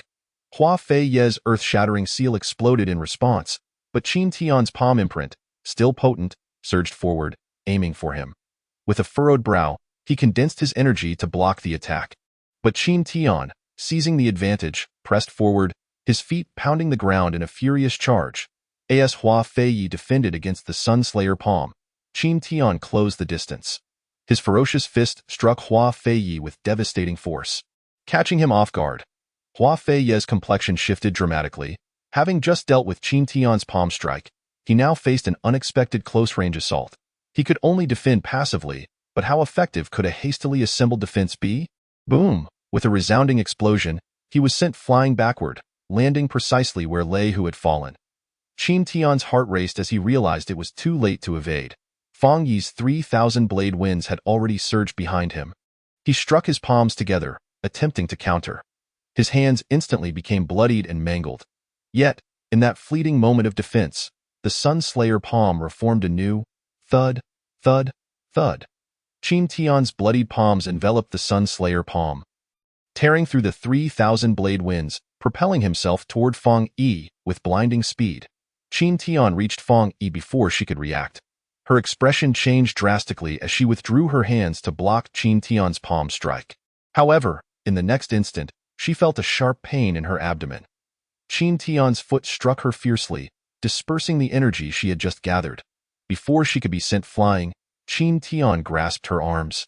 Then, with tremendous force, hurled her over his head toward Lei Hu and Hua Feiyi. The spectators gasped, some in shock and others in disapproval. The chubby fellow felt a wave of shame wash over him, exclaiming, "My goodness, she's a girl. Must you be so brutal?" Qin Tian paid him no mind. "A girl. When she sought to kill you, did you not consider her gender?" From the moment he launched his attack to the instant he tossed the three away, it was nearly a seamless process. One by one, Qin Tian hurled Lei Hu, Hua Feiyi, and Fang Yi aside. Without pausing, he extended his palms wide, as if to embrace the universe. An even more terrifying power coalesced before his chest, and he raised his palms high, above him. A black palm imprint, exuding a chilling aura, suddenly took shape. Devil-breaking palm. Qin Tian bellowed, his palms overshadowing the three individuals before him. The black, shattered, demon-slaying palm expanded in the wind, ominous and colossal, looming over the heads of Lei Hu and his companions, descending silently to crush them. Chapter 49. As a disciple of the Wanfa sect, do you dare to provoke me? Seeking death. This scene not only caused the faces of Lei Hu and his companions to change drastically, but even Hu Chu and Duan Kuan were similarly affected. They now comprehended that Qin Tian's earlier act of forcing the three together was not an accident, but a premeditated strategy. Waiting for this very moment, he intended to strike all three down with a single palm. This tactic had its advantages and disadvantages. The advantage was that he would not have to endure a siege, leaving him with no vulnerabilities. The disadvantage was that he had to withstand the combined resistance of the three with a single blow. If the power of this strike was insufficient, it would pose no threat to the trio. Merely wasting his own strength, still attempting to deal with us three with one palm? You truly are audacious, Fang Yi, infuriated by Qin Tian's earlier maneuver, coldly remarked. The three of them channeled their energies to counter the palm print above them. Boom! The black palm print was blocked, yet it did not shatter. Qin Tian's power remained steadfast as he soared into the air, heading towards the trio's heads. Simultaneously, he squeezed his palms tightly and shouted, "Explode!" The black palm print erupted instantaneously, unleashing a terrifying force that surged towards their defenses. Bang! At that moment, the trio's resistance was utterly shattered. The onlookers' expressions shifted dramatically. What martial technique is this? It possesses residual force. And such terrifying residual force at that. It can directly obliterate the combined resistance of Lei Hu and his companions. Duan Kuan's pupils constricted sharply, a sinister smile curling at the corners of his mouth. Truly, a sixth-grade martial skill. Its power is indeed formidable, capable of enabling an early-stage Ling Kong realm Qin Tian to simultaneously overpower three peak Ling Kong realm warriors. These three are no ordinary peak Ling Kong warriors. They are extraordinarily talented geniuses. Savor your moment of glory while you can. Today, you shall undoubtedly meet your demise. The sixth-grade martial skill is mine. Duan Kuan's heart was filled with cold laughter. What he did not realize was that Qin Tian's terrifying combat power was not solely attributable to the sixth-grade martial skill, but also to his own formidable strength and the might of the myriad techniques. It was this combination that forged his terrifying prowess. The dreadful explosive force not only shattered Lei Hu and his companions' defenses, but also left them with flushed faces and unsteady breaths. However, before they could react, another horrifying black palm print appeared above them. The trio's faces changed dramatically. Qin Tian, having taken to the air the moment the first explosion occurred, was now directly above them. Head down, feet up, with the demon-slaying seal coalescing between his palms, descending upon them with overwhelming force. Die! Qin Tian's thunderous roar echoed as the palm print loomed just above their heads, mere inches away. Although it seemed slow, in reality, from the moment the first demon-slaying seal shattered, Qin Tian's second palm print had already formed, crashing down upon the trio. The three had just finished resisting the terrifying explosion of the first palm print and had not even caught their breath before the second one was upon them. Everything unfolded too swiftly. Even though they were peak Ling Kong realm warriors, they could hardly react in time. They could only hastily prepare their defenses. Yet, even as they readied themselves with all their might, they could do nothing against the demon-slaying seal, let alone in such dire circumstances. All defenses were in vain. The demon-slaying seal swept through without hindrance. No. Hua Feiyi screamed in terror, his soul shattered. He could never have imagined that a mere early-stage Ling Kong realm nobody could possess the terrifying power to slay him. If given the choice, he would never have dared to oppose Qin Tian. Ah, Qin Tian, I do not wish to die. Lei Hu echoed, equally horrified, his spirit crumbling. In the face of imminent death, Fang Yi exhibited more resolve than the other two. Though her face was etched with shock and regret, she fixed her gaze on Qin Tian, gritting her teeth, wordlessly defiant. I have already offered you a choice. It is you who sought death. Qin Tian's pupils chilled suddenly as he tightened his palms. Explode! You wretch! How dare you? Stop! What audacity! Seeking death. Hu Chu, Gong Yunyang, and Lu Yuan were all incensed. Rushing towards Qin Tian in the blink of an eye, one raised a hand to strike him fiercely, another unleashed a surge of power, enveloping the explosive force of the demon-slaying palm, while the third directed a torrent of energy towards Lei Hu and his companions, shielding them within. Tian Gu! Fan Duo cried out in dread. The one attacking him was Hu Chu. What chance did Qin Tian have against such power? Tian Ji Jing felt her heart stop, her complexion paling instantaneously. Duan Kuan sneered mockingly, while Qin Xiang felt exhilarated. Old Tun! Qin Tian cried out in desperation, for he had not anticipated that the leaders of the three major sects would shamelessly intervene to this extent. This battle was sanctioned by them and even orchestrated to eliminate him.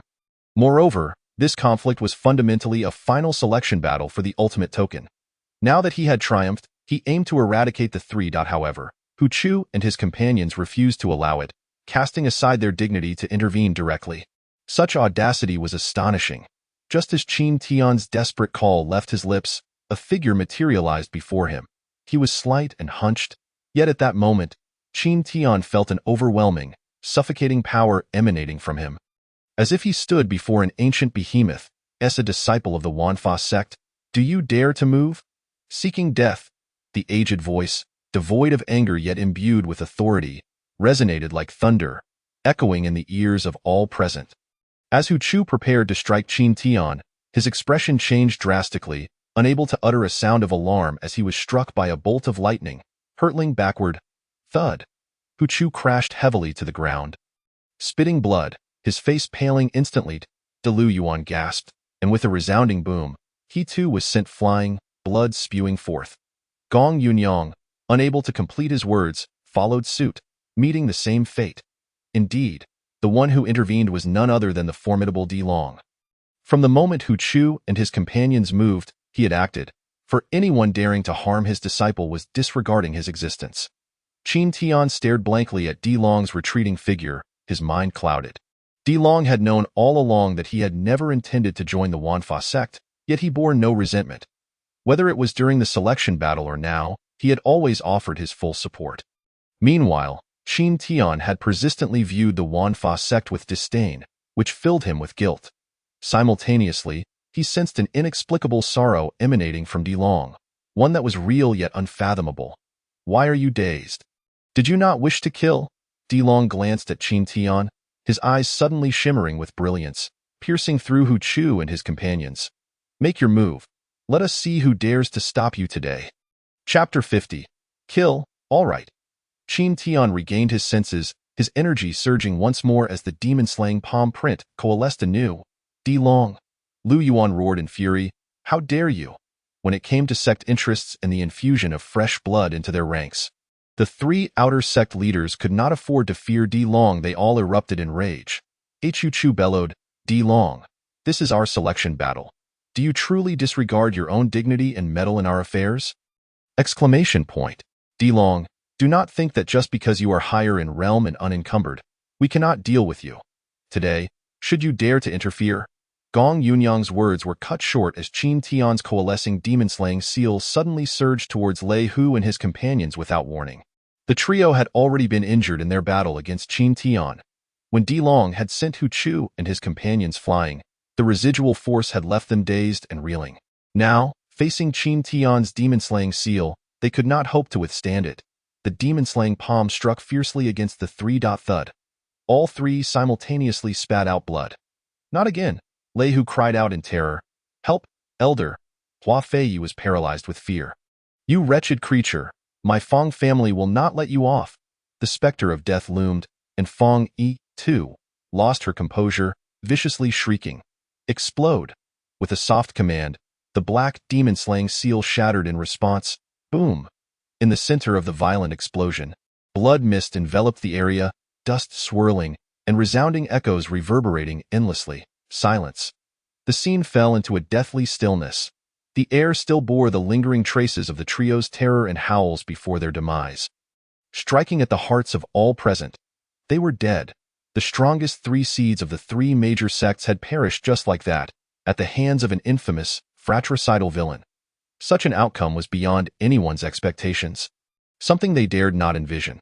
Who would dare to imagine it? These three were the most valued disciples of the three major sects, having been predetermined as key candidates for cultivation. They could be considered core disciples even before formally entering the sections.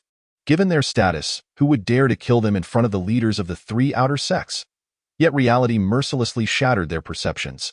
Someone dared to do so, and succeeded. This was not merely the killing of three core disciples. It was a brazen act of defiance against the three major sects, an affront that left them utterly humiliated. These three prodigies are nothing but this. Qin Tian coldly shattered the silence, fixing his gaze upon the three sect leaders. Did you not wish to kill me? Continue. Di Long gazed at Qin Tian, his eyes shimmering with boundless brilliance. His assessment of him soared to unprecedented heights. Compared to Lei Hu and the others, they seemed like mere mortals beneath the heavens. Even with his backing, to dare slay a core disciple designated by the three major sects in front of their outer sect leaders, without a hint of hesitation, was an act of remarkable courage. While it may sound simple, how many youths would dare to act so boldly in the face of the three great sects? Surely, apart from Qin Tian, none would have the audacity. This sheer audacity and resolve alone rendered countless onlookers abashed. You little bastard, die! Hu Chu, with eyes wide and fierce, unleashed a turbulent wave of elemental energy, charging violently towards Qin Tian.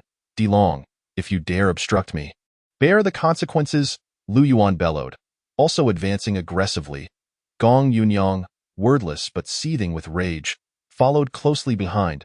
A wretched child who had committed patricide and fratricide dared to disregard them, to slap their faces, and to slay their core disciples? If he were not to be executed, what face would the three great sects have left?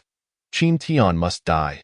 Di Long's aged eyes glinted with intensity as he stomped the ground, causing the earth to tremble and three earthen pillars to surge forth. Hurtling towards the trio, both Qin Tian and Fan Duo's eyes lit up simultaneously, their hearts exclaiming, a natural system. An Earth-type mage. Furthermore, this was the first time he had unleashed his prowess through martial arts. The seemingly unremarkable Di Long was, astonishingly, adept in both magic and martial arts. Boom, boom, boom. The three were sent sprawling, blood spurting as they crashed heavily in the distance. Di Long continued. This is the consequence of bullying a disciple of the Wanfa sect. Coughing, Hu Chu spat another mouthful of blood. Disciple? What disciple? Lu Yuan and Gong Yunyang exchanged bewildered glances, unable to comprehend the situation. Di Long had arranged for them to enter the selection battle. Was he not orchestrating discord among them? How had it turned into him being the sole disciple of the Wanfa sect? Ignoring them entirely, Di Long turned to Qin Tian and remarked, "So, what do you say? I won our bet," without hesitation. Qin Tian clasped his hands in salute. Disciple Qin Tian pays respect to the sect master. As he spoke, Qin Tian flicked his wrist, unleashing hundreds of tokens with a single punch, shattering them. The meaning was unmistakable. And me? Seeing Di Long's terrifying magic, Fan Duo could no longer maintain his composure. He rushed over, also clasping his hands in salute. Disciple Fan Duo pays respect to the sect master. He too followed Qin Tian's example, obliterating all of his tokens. This was a blatant slap to the face of the three great sects. Lu Yuan and the others turned crimson, their blood boiling in fury. Fan Duo, observing their expressions, taunted, surprised, "Are we? Let me tell you the truth. We actually came here for the three major sections. Unfortunately, we encountered our great sect master D, who invited us to join the Wanfa sect. When we refused, we made a bet. We won the selection battle, and if we could not enter the three great sects, we would follow him. What a pity. It turns out our sect master was right. Not only did you reject us, but you also sought to kill us. Just look at you three compared to our sect master. You are utterly foolish. You turned down such exceptional talent and willingly handed us over to our magnificent sect master. In hindsight, thank goodness you didn't want us. Otherwise, we would have missed out on such a great leader." The plump boy's words left the entire venue in shock. It turned out they genuinely wished to join the three major sections. Both of these individuals surpassed Lei Hu and his companions in both talent and combat prowess, yet such individuals had been turned away and were now facing annihilation. The three major sects must surely be regretting their decisions deeply. Hu Chu and the others were indeed remorseful, casting furious glances at Duan Kuan and Qin Xiang. Had it not been for them, matters might not have escalated to this point. Sensing their gazes, Duan Kuan chuckled. "Even if your strengths are commendable, what of it? One is a patricidal villain, and the other an accomplice. Such individuals deserve to be eradicated. Do you think you are worthy of entering the three major sects? Only a sect as long extinct as the Wanfa sect would be desperate enough to accept such scum." Qin Xiang added, "I have only just learned that Qin Tian and his mother were rescued by my father from outside. My father, my royal brother, everyone showered them with affection. Yet, we never expected that our Qin kingdom had nurtured a treacherous wolf. He killed my royal brother, harmed my father, and slaughtered countless top-tier experts of our Qin kingdom. Such a white-eyed wolf is unworthy of entering any of the three major sects." As she spoke, Qin Xiang's cold gaze sliced towards Qin Tian, her voice frigid. "Your surname was granted to you by my father. Qin Tian, do you think you are worthy of the Qin name? Today, as long as he protects you, I cannot harm you. But you best remain a coward, never showing your face. The moment an opportunity arises, I, Qin Xiang, will be the first to shred you to pieces." Qin Tian's expression was pained, and Ji Jing's heart sank as she rushed over. She understood that even having left the Qin kingdom, the incident and her surname remained a festering wound for her Tianer. Now, with Qin Xiang striking at his sore spot, how could he feel at ease? "Tianer," Ji Jing softly called to comfort him, her gaze turning icy as she fixed it on Qin Xiang. "The unworthy ones are you. The Qin surname is said to be that of the emperor who contributed to creation. Your father Qin Chong, your brother Qin Hao, and you? None of you are worthy of the Qin name." As she spoke, Ji Jing solemnly addressed Qin Tian. "Tianer, you are indeed of the Qin name, but your lineage is that of your biological father, not the despicable Qin Chong. Everything in the Qin kingdom is unworthy of your sorrow. Remember, you are Qin Tian. Your father bears the Qin name." Qin Tian looked up at Ji Jing. "Does my father also bear the Qin name?" "Yes, my father's Qin is not the Qin of the kingdom. They are the ones unworthy of that name." With this realization, Qin Tian's heart was liberated, as if a shackle within him had shattered. And he burst forth, feeling an unprecedented sense of ease, as if he had emerged from a quagmire. "We have no time to indulge in your prattle." Gong Yunyang suddenly interjected coldly. "What they have said is true. Even if such treacherous villains possess great talent, they are not worth shedding tears over, and certainly do not deserve to enter our sect. Old man D, I ask you one question. Are you truly willing to side with such a villain? Brazenly confronting the three major sects?" Hu Chu and Lu Yuan glared at Di Long, their intent unmistakable. Before De Long could respond, the plump boy interjected angrily, "Who lacks face here? You set the rules for the selection battle, did you not? And it was your instigation that led to the final battle where your people, too incompetent, were slain. You three old fools, shamelessly using your power to bully the weak, seeking to kill us. Come, tell me, who is truly lacking in face? Our great sect master has merely given you a sound thrashing, and you claim he is bullying the weak? Is that so?" The plump boy turned to De Long, encouragingly saying, "Sect master, since they accuse you of bullying, we cannot let them speak in vain. Let us deal with them. Otherwise, we would be wasting their fervent sentiments." De Long pinched the chubby boy's cheek. Nodding in agreement, the little chubby one makes a valid point. As he spoke, a surge of killing intent erupted from him, enveloping the entire mountaintop. Everyone was taken aback. Even the instigator, the plump boy, was stunned. This old man was indeed formidable. He was merely indulging in banter, yet he escalated the situation to the point of threatening the outer sect leaders of the three major sects. Hu Chu and the others were horrified, retreating hastily. De Long, if you truly dare to act, even if you flee to the ends of the earth, you will find no place to rest in death. If that happens, the Wanfa sect will never have a chance at revival. De Long, think carefully. If we die, you will not survive, nor will these two brats. Are you threatening me? De Long's energy surged violently. His expression fierce, closing in on the three. The younger generation atop the mountain was so terrified they dared not breathe. They had thought it was over, yet an even greater upheaval was unfolding. Should the three outer sect leaders perish, it would be a monumental earthquake. Sect Master Qin Tian suddenly interjected, blocking De Long. Their lives are not worthy of your personal involvement. If they wish to kill me, let them live for now. I shall deal with them myself later. Allowing them to have a proper ending would surely be better. De Long furrowed his brow, pondering for a moment before retracting his power and nodding. You make a compelling argument. Killing these three would serve as a trial for you. Within a year, bring their heads back to the sect for me, not only to relieve my grievances but also to vindicate yourself. If you fail, you shall no longer be a disciple of the Wanfa sect. Very well. Qin Tian nodded earnestly. Currently, he was merely at the initial stage of the Ling Kong realm, while Hu Chu and his companions were conservatively estimated to be at the second level of the Tongyu realm, or perhaps even higher. It is essential to understand that transitioning from the Ling Kong realm to the Tongyu realm signifies a qualitative transformation, with a staggering disparity in combat prowess between the two. Moreover, the Tongyu realm encompasses 9 heights, divided into 3 major levels, each representing a formidable leap. The gap between them is not trivial.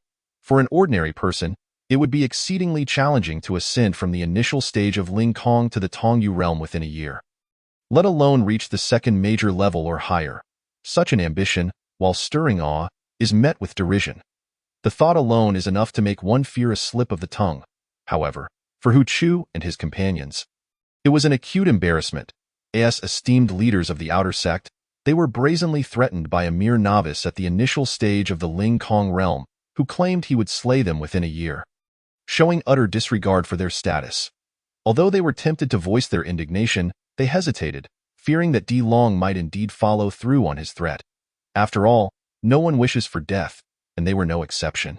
Let us return to the sect, De Long declared, his aged visage alight with a radiant smile. It was fortuitous for him to have seized such significant advantages, as he passed by the rotund figure of the fat man. He could not help but pinch his chubby cheek, advising, take good notes. Fan Duo Ro grimaced in pain, aware that De Long was encouraging him to learn from Qin Tian's audacity and willingness to confront the powerful. Yet, did he truly wish to learn? This was mere brashness. If one couldn't win, they should flee. What was there to learn? Just as De Long took a couple of steps, he suddenly halted and turned to face Hu Chu and his companions. Chapter 52. The sect's death order. Initially, the three felt a sense of relief as De Long departed, but his abrupt stop and gaze upon them rekindled their anxiety, tightening their throats with tension. Yet, De Long made no move to strike. Instead, he began to speak slowly. Regarding their disdain for Qin Tian's character, he preferred to refrain from extensive explanation, but as the sect leader, he could not allow such humiliation to persist. As long as I am here, no one shall dare to insult him again. If you are interested in the truth, feel free to investigate. I assure you, you will not be disappointed. However, should I hear of anyone maligning him again, I will ensure they regret ever coming into this world." With that, Di Long ceased his words and turned to leave. Although he could not trace Qin Tian's past, he could sense the gravity of the current situation. He was certain that Qin Tian was not the parasital, fratricidal, ungrateful villain they portrayed him to be. "Let's go," Di Long urged Qin Tian. Qin Tian's gaze lingered for a moment on Qin Xiang before shifting to Duan Kuan, his eyes betraying unmasked hatred and murderous intent as he pointed at him. "Live well, and that old scoundrel beside you. Make sure you both stay alive. Wait for me." With those words, Qin Tian turned away and departed. Duan Kuan wore a mocking smile, remaining silent as he watched him, lost in thought. "Qin Tian, you shall wait for me, Dai. Qin Xiang, swear that unless I take your life, I shall not bear the surname Qin." With a fierce glare, Qin Xiang fixed her gaze on Qin Tian's retreating figure. However, Qin Tian chose to ignore her completely. Everything associated with the Qin state had long since faded away if she continued to overstep her bounds. He would not hesitate to be unkind. Di Long waved his sleeve, enveloping Qin Tian and the others in a vast surge of power, propelling them into the sky. The crowd atop the mountain stood in stunned silence, watching them vanish into the horizon, their hearts tumultuous. The events of that day would remain etched in their memories forever. What was supposed to be a routine selection battle among the three major sects had been transformed into a tumultuous affair due to the actions of two individuals, two who aspired to join the sects, yet were vilified as rogues, slaying three core disciples regarded as pivotal by the sects before the eyes of the three outer sect leaders. Ultimately, they were taken in by the fallen sect's once great leader, departing with a flourish. Whether they liked it or not, the brilliance of Qin Tian and his companion had already eclipsed the now-deceased Lei Hu and his two associates. Their excellence had merely served as fuel for the radiant blaze of Qin Tian and his companion. "Convey the order throughout the Tianwu sect. Qin Tian and his companion are to be placed on the death list," Hu Chu bellowed menacingly. The Sacred Beast sect followed suit, issuing a decree. As did the Danding sect. The three outer sect leaders simultaneously transmitted their commands, sending shockwaves through the summit of Qilian Mountain once more. A death order from the three major sects, a rarity indeed. For such a decree had never been issued before. Qin Tian and his companion were truly unprecedented in this regard. "What are you staring at?" Lu Yuan roared in fury. "The ultimate battle of the sect selection tournament begins now." Regardless of the tumultuous events that had transpired, the show must go on, even if their hearts burned with unquenchable rage. The absence of Qin Tian and his companion rendered the upcoming selection battle particularly bleak and uninspiring. In the end, each of the three major sects selected 100 individuals to lead back home. Thus concluded one chapter, while another began. However, this new chapter was marked by the three major sects' death order against Qin Tian, a commencement of the vendetta from Duan Kuan and Qin Xiang. As for the one-year agreement between Qin Tian and Di Long, Hu Chu and his companions regarded it as nothing more than a jest. "Who do you think you are? A mere ant at the initial stage of the Ling Kong realm? Daring to fantasize about slaying us within a year? Such folly." With the death order issued, they doubted Qin Tian would even survive 6 months, let alone a year. 2 hours later, Di Long and the group halted before a colossal peak. Surrounding them for 100 miles were towering mountains, desolate and uninhabited. The middle of this great peak was filled with broken walls and overgrown weeds, adorned with enormous spider webs, while wild beasts made this place their playground, creating a cacophony that was surprisingly lively. Fan Duo Ro swallowed hard, trembling as he gestured toward the scene before him, stammering, Old man, please don't tell me this is our sect." Throughout their journey, they had grown familiar with one another. And Di Long was no stubborn old curmudgeon. Thus, the dynamic between Qin Tian, the fat man, and himself resembled that of close friends rather than mere sect leader and disciples. "Welcome to the Wan Fa sect." Di Long chuckled, though his laughter was tinged with a profound sense of desolation. Qin Tian was momentarily dazed. He had anticipated that the Wan Fa sect would be somewhat dilapidated, but he had never imagined it would be in such a state. This was not a sect. It was clearly a long-abandoned ruin hidden deep within the mountains. "How many disciples does our Wan Fa sect have in its current state?" Qin Tian asked, exasperated. Di Long solemnly replied, "In the past, there was a pitifully small number. None at all. Now, there are quite a few. Quite a few. The fat man exclaimed incredulously. Are you implying that there are only the two of us? Ha, I'm growing fonder of you by the moment, you little fatso. You hit the nail on the head. Indeed, it is just the two of you. DeLong laughed heartily. What do you think? Not too shabby. Right? Yes, that's a direct doubling. Fan Duo exclaimed, falling backward onto the ground, unwilling to rise. Ji Jing chuckled softly, crouching down to pat the fat man's belly, saying, Duo, look at this place, filled with the sounds of nature, vibrant with life, undisturbed by anyone. It's perfect for cultivation. Aunt Jing, I don't like it, Fan Duo mumbled, rolling onto his side. You will come to love it here, Ji Jing replied with a mysterious smile. Have you forgotten? You are a nature mage. Immersing yourself in such an environment will help you grasp the natural forces with remarkable effect. This. The fat man sprang up, wide-eyed, and asked, Really? Of course it's true. When have I ever deceived you? Ji Jing laughed. If you don't believe me, ask Dician. DeLong nodded. The elemental force is far more elusive than the Yuan force. The Yuan force is the profound power of heaven and earth, while the elemental force is more aligned with the primal energies of the universe. What exists in nature? Metal, wood, water, fire, earth, sun, moon, stars, darkness, light, chaos, and so forth. These are the fundamental forces of existence. They differ from the Tao but are closer to it than Yuan force. Thus, every mage requires a place to comprehend their elemental power, significantly enhancing their cultivation. Fan Duo, being a mage, could discern truth from falsehood. He promptly stood up, pointing at the remnants of the walls ahead, proclaiming, From this day forth, this shall be the place where I, Fat Lord, rise to greatness. Chapter 53. I don't even know who your father is. Rise to greatness? First, tidy up.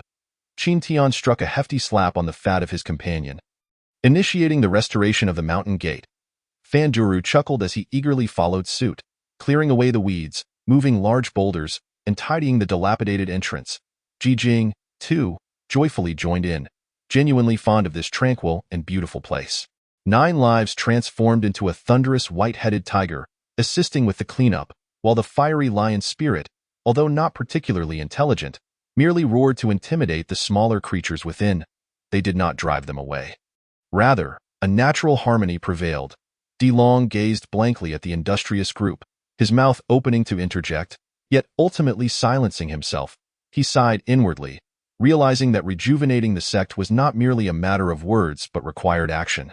Even if the mountain gate lay in ruins, as long as he remained alive and they were still present, it would stand resilient atop the Wanfa Peak. With newfound clarity, DeLong, who had never concerned himself with such trivialities, joined the effort. Previously, he had only wished to gaze upon the crumbling walls as a constant reminder of past events, ensuring he would not falter, for he still bore an unfinished mission. Now, however, there was no need. Wanfa sect had finally gained new disciples, instilling hope within him. It was time to provide them with a home, to present the sect in the manner it deserved. The past would not be erased, but rather, it resided deep within the heart. The vastness of Wanfa Peak was overwhelming, with its shattered pavilions, grand halls, and training grounds presenting an arduous task far beyond the capabilities of the 4 of them. They merely undertook a preliminary organization of the mountain gate, selecting a relatively intact area to establish their living quarters. A cascading waterfall flowed from the peak, converging into a moonlit pond before transforming into a babbling brook. Cascading downward, beside the moon pond stood several intact small houses where they busied themselves. Qin Tian accompanied his mother as they tidied one of the houses. After an indeterminate amount of time, he finally summoned the courage to softly inquire, Mother, could you tell me about father? Ji Jing's body stiffened abruptly, and after a prolonged moment, she relaxed and continued to clean, somewhat embarrassed as she replied. This matter is difficult for your mother to articulate. Huh? What is so complicated about it? Is my biological father akin to Qin Chong? Qin Tian's expression turned icy. Ji Jing hastily countered, No, it is not that. It is just, I do not even know who he is, ah. Qin Tian exclaimed instinctively, disbelief etched across his face. What do you mean you don't know who he is? Ji Jing's face flushed crimson, grappling with the awkwardness of disclosing such a matter to her child. She hurriedly continued cleaning to mask her embarrassment while explaining, "It is not as you imagine. That year, I ventured out and inadvertently stumbled into a peculiar realm, where I fainted. When I regained consciousness, I found myself in an unfamiliar location, surrounded by endless darkness. No sky, only an unseen ground resembling a chasm, with terrifying unknown forces roaring intermittently. I was terrified, running desperately. But that place seemed boundless, with no end in sight. Eventually, I encountered something that engulfed me into an absolute void of darkness. I lost consciousness again. When I awoke, I was back in the place prior to being consumed. In the sky loomed a colossal figure resembling a man, seemingly one with the heavens, his back turned to me, exuding an indescribable aura.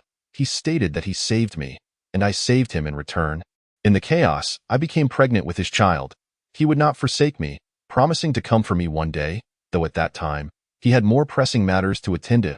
He even named you, Qin Tian, and urged me to raise you well, assuring that when father and son meet one day, recognition would come naturally. Then, that immense figure vanished, and a terrifying force enveloped me, extracting me from that place. I sought to return, yet I could never find it again. It was as though it did not exist, or perhaps I was separated from it by an unfathomable distance. Qin Tian listened, his mouth agape, unable to find his composure. His mother's ordeal was truly beyond belief. Conceiving without any knowledge of the father's identity was astounding. However, he felt a surge of joy knowing that his name was bestowed by his father. Like any child from an ordinary family, he cherished his surname, his name, his lineage. Mother, do you truly believe in his words? Just a verbal promise? Qin Tian inquired, skepticism lacing his tone. Ji Jing huffed, her voice laced with frustration. Believe? I trust him not at all. Am I so easily deceived? So, she hesitated, feeling somewhat embarrassed. I desperately attempted to terminate the pregnancy. Yet, despite my peak strength at the time, I could not bring you harm. I do not know if it was your vitality that was too strong, or if a force was protecting you. Regardless, I employed every method, even toxins, yet you remained lively and kicking. Qin Tian was left dumbfounded, realizing that he had nearly perished at his mother's hands before even being born. His mother was truly ruthless, willing to resort to poison to eliminate an unknown child. Such fierce tenacity was beyond words. Ji Jing continued, eventually, my belly grew larger. I dared not return home, wandering alone, and met Qin Chong, who was merely a prince at the time. We reached an agreement. I would assist him in attaining the throne, and in return, he would provide me a place to give birth to you. Upon your arrival, seeing your small and adorable self, I could no longer harbor thoughts of eliminating you. You became my everything, my son, Ji Jing, and I vowed to raise you to adulthood. Qin Tian listened in awe, his lineage unfolding in a most extraordinary and tumultuous manner. Mother, what happened to your cultivation then? He queried. Ji Jing sighed. I do not know. Ever since your birth, my cultivation began to wane. In a mere 3 years, I fell from the pinnacle of my realm to that of a mere mortal. Had I retained my strength, Qin Chong would not have dared to act against you.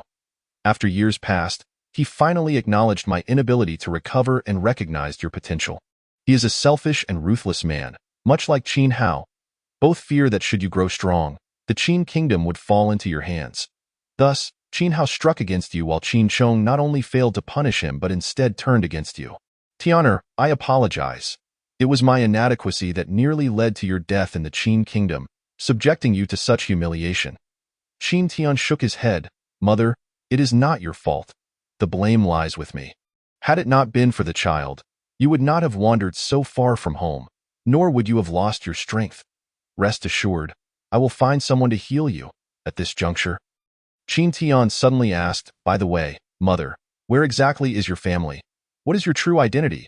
Upon hearing this, Ji Jing's body stiffened, and she froze in place. Chapter 54, The Awakening of the Second-Level Overlord. Mother, what is wrong?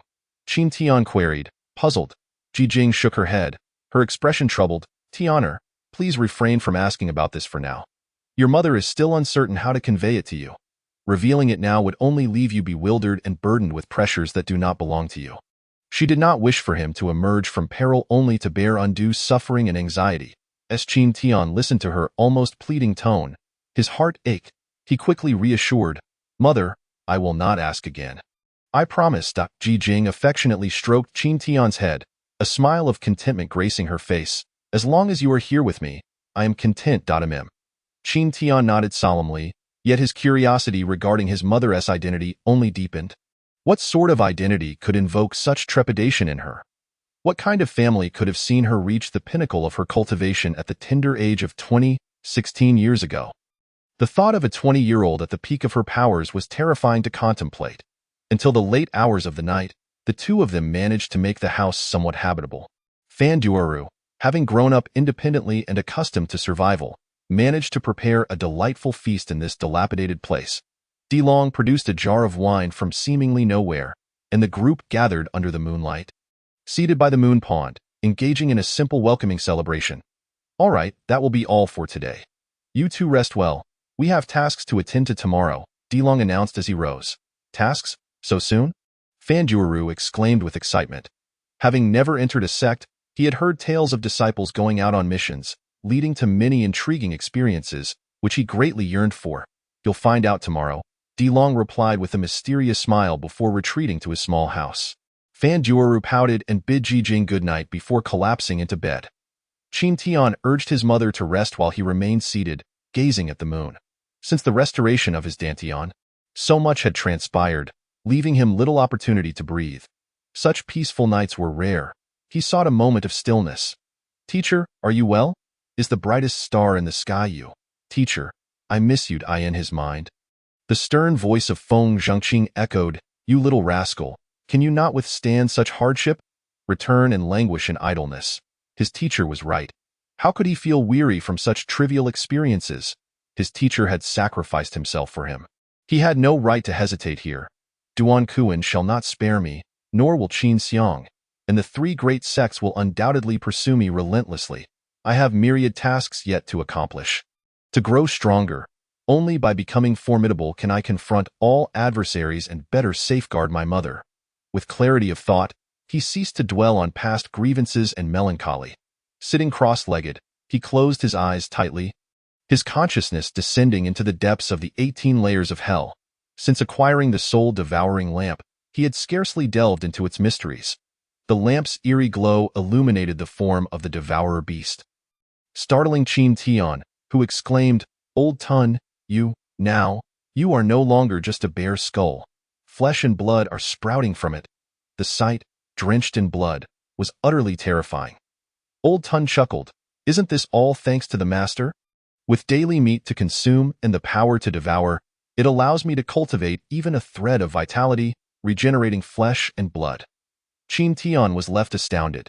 The devourer beast, capable of rebirth through sheer force, was indeed a formidable creature worthy of its prison in hell. However, he quickly regained his composure. If even a mere skull could thrive, rebirth was hardly extraordinary for it. He genuinely wished to see the full form of the devourer beast. Stay here. I shall venture deeper, Qin Tian declared as he strode forward. Old Tun hastily called out, Master, wait. What's the matter? Qin Tian looked at him, puzzled. Master has never been inside and is unaware of the circumstances. Old Tun explained. From the outside, hell may appear limited, but each layer is akin to an independent realm. Legend has it that in its prime, each layer was a world unto itself, though now it lies in ruin. Having lost 9 primordial spirit cores and shrunk in size, it is precisely because of this that the depths of hell may harbor uncontrollable realms of dread. Even if the master is the lord of the prison, he cannot currently exert control over it, nor can he dominate those fearsome places. Such locations were designed to contain the great fiends imprisoned here, much like the 9 Shintian divine chains binding me, one among many. There were numerous similar domains of dread within, all ungoverned and chaotic due to the loss of their spirit cores. They often appeared tranquil, but one could easily vanish without a trace. Qin Tian listened, dumbfounded, as he had thought himself the lord of hell, capable of complete mastery over it. Now it seemed he was, at best, a mere jailer, worlds away from truly commanding the depths of hell, to fully seize control. He needed to gather the 9 primordial spirit cores, the cores of gold, wood, water, fire, earth, the 5 elemental attributes, the core of time, the core of space, and the cores of heaven and earth. As he searched the depths of his mind for information on these 9 primordial cores, Qin Tian was left bewildered. He had never even heard of such things, let alone sought them out. Moreover, even if he now knew of them, each sounded earth-shattering in significance. Where could he even begin to search? And even if he found them, would he be capable of claiming them? While Qin Tian was lost in thought, Old Tun spoke again. Master, these are but trifles. Exercise caution, or simply avoid them. There is a far more pressing matter I must convey to you. Before Old Tun could finish, a terrifying aura, akin to a tempest sweeping across the heavens, erupted from the second layer of hell. This was merely an aura. The force sent Qin Tian soaring, and in that critical moment, he hurriedly summoned the power of the soul-devouring lamp to envelop himself, stabilizing his form. What just transpired? Qin Tian exclaimed, shaken. That aura had nearly scattered his soul.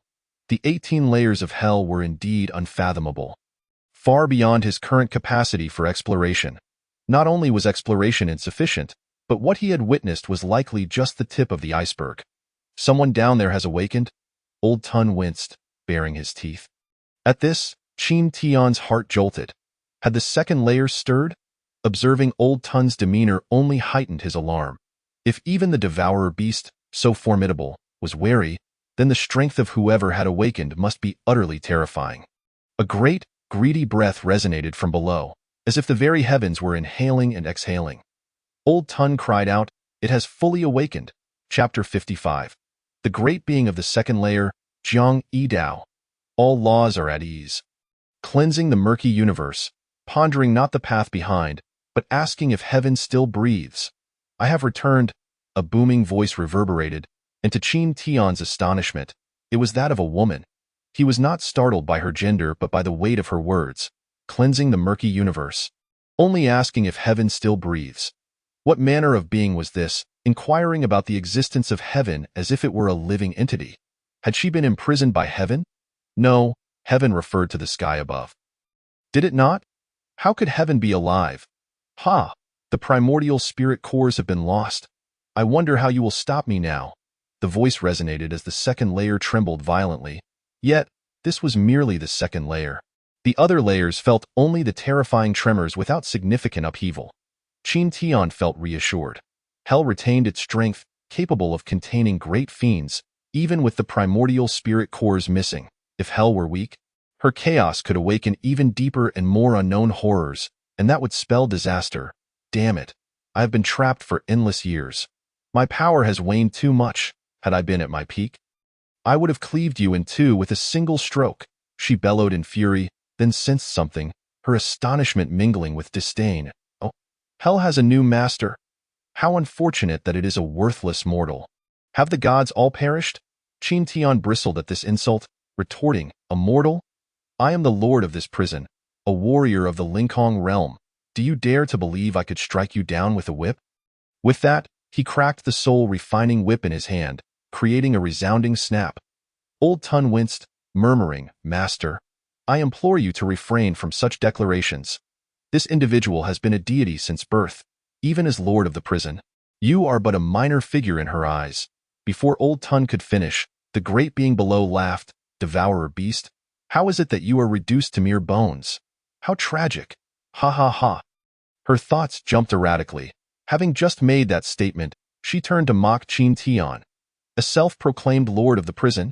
Your aspirations are grand indeed. With a sudden surge, a terrifying force appeared before Qin Tian, the threat of death looming large. Stop, if you kill him, how shall we escape? Old Tun roared in fury. Qin Tian felt the weight of death pressing down upon him. The soul-devouring lamp erupted with a brilliant, ethereal light, enveloping him. The soul-refining whip trembled, producing a thunderous crack as that malevolent force dissipated instantaneously. After a long moment, Qin Tian finally regained his senses, shaken. The power he had just encountered had transcended his understanding. He had no chance to react.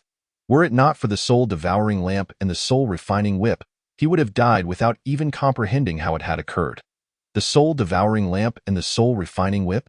Ha! How fortunate that I have allowed you a sliver of life. It seems the previous master held you in high regard. She mused, unimpressed by Qin Tian's survival. After all, those who could claim dominion over the 18 layers of hell were not easily extinguished. You old hag, Qin Tian seethed, you shall wait. Before he could finish, yet another overwhelming force surged forth. This time, armed with experience, Qin Tian immediately summoned the soul-devouring lamp to shield himself. However, while the lamp's ethereal glow protected him, the terrifying impact remained unabated, as if the lamp was warning him to tread carefully and avoid conflict. With a thunderous crash, Qin Tian was hurled from the first layer, nearly shattering into pieces. "Come to the second layer," her mocking voice echoed. Qin Tian grimaced in pain, retorting defiantly, "If you have the ability, come to the first layer." Uninteresting, she dismissed him, ignoring his retort. Engaging in such trivial banter with a mortal was beneath her. "Devourer beast, you call him master so often. This is uncharacteristic of you. Oh, I see. You are attempting to deceive the pitiful mortal, aren't you? Ha ha. Should I commend your ability to bend and stretch, or call you shameless? You deceive the mortal's affections, waiting for him to grow strong enough to free you, only to devour him whole and seize hell for yourself. Teske, you truly have a masterful plan." Old Tun's heart sank. Yet he maintained a facade of calm as he sneered, "Are you attempting to sow discord? Jiang Yidao, with such petty tricks, do you believe that the Lord would be oblivious? Such actions will only deepen the Lord's disdain for you." He interjected, "Your tactics are commendable. Your cover is indeed seamless." Jiang Yidao responded earnestly, "Say what you will. If I wish to deceive the Lord, would I need to offer my devouring demon technique to him?" Old Tun continued to provoke with a taunting smile. "You are transparent. Come, offer your swordsmanship legacy to the Lord. Even if the Lord does not believe me and chooses to slay me, I would die without regret." "I see your shamelessness has ascended to new heights," Jiang Yidao remarked seriously. "Ha ha. I knew you would not dare impart it to the Lord, fearing he might learn it and cleave you in two." The celestial devourer retaliated, with a person and a beast incessantly undermining each other, engaged in a relentless quarrel. Qin Tian listened in astonishment and suspicion. What astonished him was the rather peculiar name of the second-tier female overlord, Jiang Yidao. This hardly seemed like a name befitting a female tycoon. It was more akin to that of a local thug. He couldn't fathom who had christened her thus. She must have been ridiculed throughout her childhood. What left him perplexed were Jiang Yidao's words. Was the celestial devourer truly deceiving him? Regardless of the truth, he resolved to remain cautious. Every entity trapped within this realm was a potential threat, and a moment's negligence could result in his demise. The legacy of the blade? Suddenly, Qin Tian recalled the exchange between the two. Martial arts could be practiced with bare hands or with weaponry. If he were to acquire the legacy of the blade and obtain a fine sword, his combat prowess would ascend to new heights. Yes, it was worth a try. With this thought, Qin Tian stood outside the gates of hell and called out, "Second-tier overlord, shall we strike a deal? You impart your blade techniques to me, and I shall grant you your freedom." Chapter 56. Indeed, it was that old rascal's glorious yet arduous task. Upon hearing Qin Tian's words, Jiang Yidao burst into laughter. "You, a mere mortal, wish to negotiate with me? Are you trying to amuse me?" "Indeed," Qin Tian boasted. "You have no other options if you desire to regain your strength in this inferno. It will likely take you thousands, if not tens of thousands, of years. Even after those millennia, you still may not escape. Should the core of hell be lost, and it erupts one day, you will not survive. You have no choice but to trust me and teach me your blade techniques. I will provide you with valuable resources to restore your power, just as I did for the old celestial devourer. Furthermore, the stronger I become, the greater my chances of mastering hell completely. At that point, releasing you will be a trivial matter. Moreover," he continued, "since you are the one imparting the techniques, how could I possibly surpass you? Or are you genuinely afraid that I might outshine you and pose a threat upon your release?" Jiang Yidao chuckled. "A mere mortal possesses some insight. True, in this hell, I cannot restore my strength without a few millennia. But what of it? I can endure for that long. Can you? If hell were to explode, you too would perish. I doubt you are the type who wishes for death, are you? You will strive desperately to locate the core. And when you attempt to subdue it, that shall be my opportunity. I will ambush you, absorb the core's power, instantly regain all my strength, and break free from hell. obtaining the core and dominion over hell itself. Thus, no matter how hard you toil in the end, you will find but one path, and that is to death. Qin Tian was left dumbfounded. You are so unabashedly transparent with your intentions. Is it truly necessary? Why not? Zhang Yidao retorted. Such confidence, Qin Tian exclaimed, raising his thumb in admiration. Suddenly, a brilliant idea flashed through his mind, and he pointed at the second tier, calling out loudly, Zhanglar, wait for me. If you refuse to teach me, I shall refrain from learning at all. The world shall not know of your blade mastery. One day, I will cleave you in two, let you perish by the very blade you take pride in. Seeking death, Zhang Yidao seethed with fury at this title, her power surging. However, Qin Tian had already departed, no longer engaging in idle talk with her. Such matters were not to be resolved in haste. They required a slow and steady approach. As his consciousness returned, dawn had broken. Dilong suddenly appeared, calling out, little fatty, come out. We have tasks to undertake. I'm coming. Fan Juru rolled out, excitedly bounding forth, unusually eager. Jiuming also leapt from an unknown place, landing in Qin Tian's embrace, affectionately rubbing his little head against him. The two looked curiously at Dilong with a mischievous grin. Dilong declared, this is a daunting yet honorable task. One that pertains to the future prosperity of our 10,000 Methods sect. We shall recruit disciples. Both Qin Tian and the fatty were left bewildered, exchanging glances. Recruit disciples? With this dilapidated sect? How can we do that? If they discover they have come here, they be beaten to death. I warned you. It is arduous yet glorious. Dilong laughed. Qin Tian, I hereby appoint you as the Grand Elder of the 10,000 Methods sect, as well as the sect master's direct disciple. Fanduru, I appoint you as the Vice Master of the 10,000 Methods sect, also a direct disciple of the sect master. You two bear the responsibility of restoring our 10,000 Methods sect. I hope you do not disappoint my expectations. Our targets are 2 individuals, 1 male and 1 female. The male is named Yu Qingping, the wealthiest heir of the Red Dragon dynasty, the richest in the grand city of Huiyao. Yu Qingping is a notorious playboy, yet possesses extraordinary talent, hailing from a powerful family. He is 16 this year and already at the first level of the ethereal realm. He excels in swordsmanship and speed. To recruit him will be exceedingly challenging. Good luck. Qin Tian, speechless, replied, Old man, is this a significant challenge? This is utterly impossible. He is the heir of the wealthiest city in the Red Dragon dynasty. Why would he come here? Do not declare impossibility regarding matters you have yet to attempt, Dilong reprimanded. Remember, it is all about effort. Primarily, he comes from a wealthy family. Do you understand? Fanduru shivered at the thought. This isn't recruiting disciples. This is kidnapping a young millionaire, is it not? What about the second target? Qin Tian asked helplessly. The second one is simpler, Dilong chuckled. I do not know the girl's name, but she is a sheltered young lady who has never ventured outside. She is easy to deceive. Ahem, Dilong masked his embarrassment and continued. I have heard she is the little princess of the neighboring 2-star dynasty, the Lingyang dynasty. She has never stepped outside, yet dreams of adventuring, and thus ran away on her own. I do not know her name, her realm, or her appearance. It is only said that she has entered the Red Dragon dynasty and has a penchant for excitement. That is all. Let us depart. What nonsense is this? Fanduru exclaimed. The first one is already difficult enough. This second one is even more audacious. You dare to kidnap a princess of the 2-star dynasty? What audacity you have! Moreover, you know nothing about her. Only 2 pieces of information. She's a girl and enjoys excitement. The fatty was so enraged he could hardly articulate his thoughts. Want something? Fine. Here, Dilong directly offered a reward. The pinnacle of our 10,000 Methods sect was magic. This is a treatise on magic that I completed overnight. Take it, Vice Master. This is your magical technique. A 6th grade skill, 9-leaf lotus explosion, Grand Elder. This is your footwork technique. Also 6th grade, Dragon's Dance. It will allow you to move as freely as a dragon in combat. All right, you may leave now. I hope to see you both reach the intermediate stage of the Sky Ascension upon your return. Qin Tian accepted the footwork technique and inquired, is there a technique for practicing the blade? I wish to learn swordsmanship.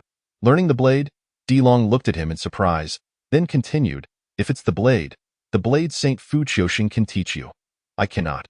However, I do possess a foundational blade technique that our 10,000 methods sect has preserved. You may practice that first. Saying this, Di Long retrieved a book on blade techniques and handed it to Qin Tian. 300 Basic Blade Techniques. Qin Tian stared blankly at the title, speechless. Sect Master. Are you certain this is a blade technique and not a child's toy? What do you know? Di Long scolded. The way of the blade, while also a martial art, must begin from the most fundamental level to achieve true mastery. Do you wish to be like an ordinary martial artist, wielding a weapon and casually practicing a technique to succeed?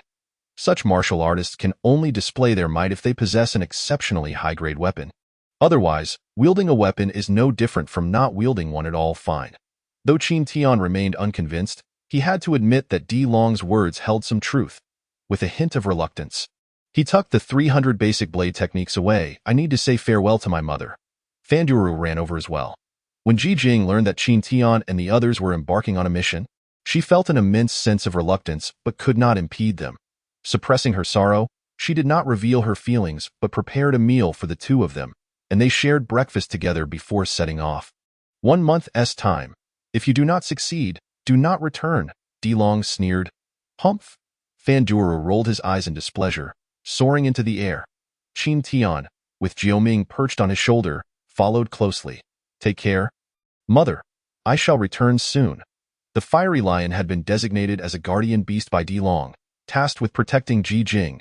Be careful on your journey. Ji Jing waved, watching the two vanish into the horizon. Standing in a daze for a long while, Di Long also gazed into the sky, suddenly speaking without preamble. You should tell him your true identity. You have returned. This matter cannot remain concealed. Chapter 57. The Descendant of the Portly God in the Vast Wilderness. After flying for more than an hour, Qin Tian suddenly halted. Fatty, do you know where Huiyao City is? Fan Duoru looked bewildered and exclaimed, You don't know? How would I know? This is my first time leaving Qin country. You don't know and still want to lead the way? Weren't you the one who flew off first? The two exchanged incredulous glances, and Fan Duoru fumed. That old rascal didn't he even provide a map? Leaving us to fend for ourselves? Qin Tian nodded in agreement, deep in thought for a moment before suggesting, Let us proceed straight ahead. We are bound to encounter the city. Once we enter, we can ask around for directions. Just then, Jiao Ming suddenly meowed and pointed with its paw towards the right front. Let us go that way.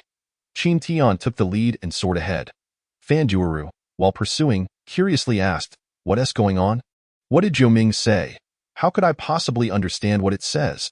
Then why are you in such a hurry to follow? Jiao Ming has its reasons. How could you so blindly trust a mere cat? What if it merely spotted a mouse? Before the rotund man could finish his words, Jiao Ming, filled with fury, leapt above him, propelling himself with a sudden kick. A dull thud echoed as the rotund man let out a piercing scream, akin to a hefty meatball crashing down from the heavens. Harnessing the force of the kick, Jiao Ming soared onto Qin Tian's shoulder, expressing his discontent with a sharp meow directed at the descending rotund figure. Ah, Jiao Ming, I was merely jesting. Must you be so ruthless? The rotund man's voice grew increasingly distant, while he plummeted closer to the ground, drenched in cold sweat at the thought of splattering into a mess upon impact. In a panic, he attempted to harness his strength to take flight, but his considerable girth made it a Herculean task. Having just been forcefully kicked by Jiao Ming, he was now in free fall. Unable to halt his descent, Curse you, Jiao Ming. Just you wait. The rotund man, his flesh quivering in anger, hastily summoned elemental powers to conjure a massive lotus leaf, attempting to slow his descent. The enormous leaf, combined with his feeble attempt at flight, finally stabilized his fall. However, he was on the verge of touching down. Directly below him lay a multitude of green, glimmering eyes, gazing up with a mix of curiosity and suspicion. Standing back to back were 5 individuals, 2 women and 3 men, staring up in astonishment. Their faces lit with excitement as they beheld the valiant figure descending with the grand lotus leaf. Is this truly happening? Has the heavens heard our cries for help? Their voices trembled with hope. Indeed, salvation has arrived. The 5 were on the brink of tears, having believed they were destined to perish here. To their astonishment, the heavens had indeed sent forth a portly savior. Clutching the enormous lotus leaf like a canopy, he descended gracefully, transcending his corpulence at that moment. exuding an aura of handsomeness and charm. Upon hearing the excited shouts from below, the rotund man glanced down, only to be met with terror that sent his hairs standing on end. His fear rendering him momentarily paralyzed, he forgot to wield his elemental powers, and the lotus leaf in his grasp disintegrated, causing him to crash to the ground beside the 5 individuals. Curse you, Jioming! I will not let this go. The rotund man, shaken from his stupor, screamed in terror and kicked off the ground, attempting to flee. Jioming had not sensed a mouse below, but rather a pack of fearsome green forest poison wolves. Their emerald eyes fixated on him, drool dripping from their jaws, and upon closer inspection, there were no less than 30 to 40 of them. Moreover, the oppressive aura emanating from them was predominantly at the sky realm. One particularly massive wolf, akin to a bull, exuded an aura of peak sky realm prowess. The green forest poison wolves excel in collaborative combat. Faced with such a multitude, even those at the ethereal realm would be reduced to trembling wrecks. How could he possibly withstand them? Just as he attempted to take flight, the wolf leader let out a harrowing howl and unleashed a plume of toxic mist that enveloped him in a frenzy. The rotund man quickly conjured a pile of large lotus leaves to shield himself completely. The toxic mist was thwarted, unable to penetrate even a fraction. Alas, at the moment the mist appeared, several poison wolves leapt forth. Bringing down the rotund man, who had barely risen off the ground, he landed heavily. Awoo! The wolf leader howled in terror, while the 30 or so poison wolves bared their fangs, advancing towards the group. Oh my, save me! The rotund man was paralyzed with fear. The 5 individuals beside him stared in bewilderment, gradually succumbing to despair. They had anticipated a powerful savior sent by the heavens, only to find someone even less capable than themselves. One young woman, unsure whether to mock or belittle the rotund man, expressed her disheartenment. A young man interjected, "Third miss, this is hardly the savior you prayed for. Look at him. He's too rotund to even fly. He must have clumsily fallen from the sky during his practice of flight, landing right here. Stop the chatter and focus on these beasts." Another young woman urged, her voice trembling yet resolute. "The wolf leader has released toxic mist 3 times. It must be depleted. We have a chance to break free," the eldest sister declared, although her voice quivered with uncertainty. "Sister, you don't even believe what you're saying," the third miss pouted in frustration. But before her words could settle, a poison wolf lunged at her, its sharp claws gleaming ominously as it aimed for her chest. Simultaneously, the remaining poison wolves surged forward, launching their most vicious assault against the 6. "We're done for. I don't want to die," the third miss wept. The eldest miss and the 3 guards braced themselves for a desperate fight. As the rotund man gathered his elemental energy, he cried out in despair. "Damn it, hurry! I can't bear to die." The swarm of poison wolves leapt into the air, descending upon them. All faces were etched with impending doom. However, at that very moment, a terrifying roar echoed above them. A colossal beast's howl. To those on the ground, it was merely a loud noise that reverberated through the forest. Yet to the dozens of poison wolves, it was a harbinger of dread, sending them into a panic. Thud, thud, thud. The leaping poison wolves tumbled to the ground at the feet of the 6. The leader wolf emitted a fearful whimper before turning to flee, while the others, trembling in tail between their legs, hastily retreated. Aside from the rotund man, who exhaled in relief, the other 5 were left in shock. What just transpired? How did the once fearsome pack of poison wolves suddenly turn into a disordered rabble? They stumbled over one another in their frantic escape, as if a moment later, they would perish right there. Could it have been the beast's roar? "Are you all right, rotund one?" A voice suddenly resonated from above them. The 5 looked up in astonishment. There stood a figure clad in deep blue martial attire, with features sharp as a blade yet maintaining an air of refined elegance, a glint of coldness in his gaze. Perched upon his shoulder was a small white cat, grinning mischievously as it gazed down upon the rotund man, who was descending gracefully. It was none other than Qin Tian, who had flown in just in time to notice the perilous situation of the rotund man and his companions. Without delay, he summoned the power of the soul-devouring lantern, channeling the oppressive aura of the ancient being, Lao Tun, to intimidate the pack of poison wolves. Despite the formidable strength of the wolves, even with Lao Tun's revitalized powers, the sheer number of them diluted the effect of the pressure. it was impossible to subdue them entirely, so he opted to instill fear and drive them away. The rotund man, his face twisted in displeasure, exclaimed, "You call this being all right? I nearly became a vengeful spirit haunting you day and night." Turning his gaze towards Jiuming, he declared, "Jiuming, don't get too smug. I will find a lovely female cat for you." "Just wait." At this, Jiuming's fur bristled, and he leapt onto the rotund man's head, scratching him furiously. Thus commenced the battle between man and beast. Qin Tian observed this spectacle with amusement. "Many thanks for your timely rescue." A melodious voice broke through, followed by the other 3 guards bowing in gratitude. Qin Tian acknowledged the young woman with a nod. "There is no need for such formality. I merely came to aid my friend. Regardless, if it were not for your intervention, we would all have perished here today," the eldest sister insisted. "Oh, sister," the third miss interjected impatiently, "didn't you hear? He primarily came to save this rotund fellow. We were merely collateral. Let us not dally. We must leave swiftly. If that pack of poison wolves returns, we shall all meet our demise."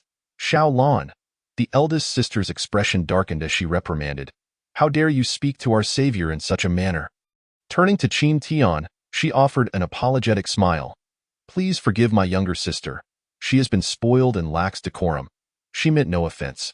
Qin Tian shook his head, choosing not to engage further, though his impression of the young woman diminished considerably. While he humbly claimed to have saved his friend, her words revealed her ignorance. After all, he had saved her too, yet she had not even offered a simple thank you and exhibited such an attitude. It was evident she had been excessively pampered at home. "I am Li Wan, the eldest daughter of the Li family from the city of Mozhong ahead," she said, seemingly eager to divert the conversation from her sister's indiscretions. "This is my third sister, Li Lan, and these 3 are our guards, Xiong De, Xiong Er, and Xiong San." The 3 guards bowed respectfully to Qin Tian, who nodded in acknowledgement, finding himself slightly bemused. The trio indeed resembled giant bears, tall, sturdy, and quite imposing. Their presence alongside the 2 charming young women created a striking contrast reminiscent of Beauty and the Beast. "Mozhong City?" The rotund man, pushing Jiuming aside, inquired, "Do you happen to know of Huiyao City? And what may I call you?" Li Wan politely inquired of Fan Duo, to which the portly man hastily replied, "The name is of little consequence, my lady. Are you aware of the city of Huiyao?" "Oh, Fan Duo, what a delightful name." Li Wan smiled gently, and then asked, "Are you planning to travel to Huiyao City? It is a staggering 8,000 miles from Mozhong City, and a warrior of the Lingkong realm would require at least half a month to fly there."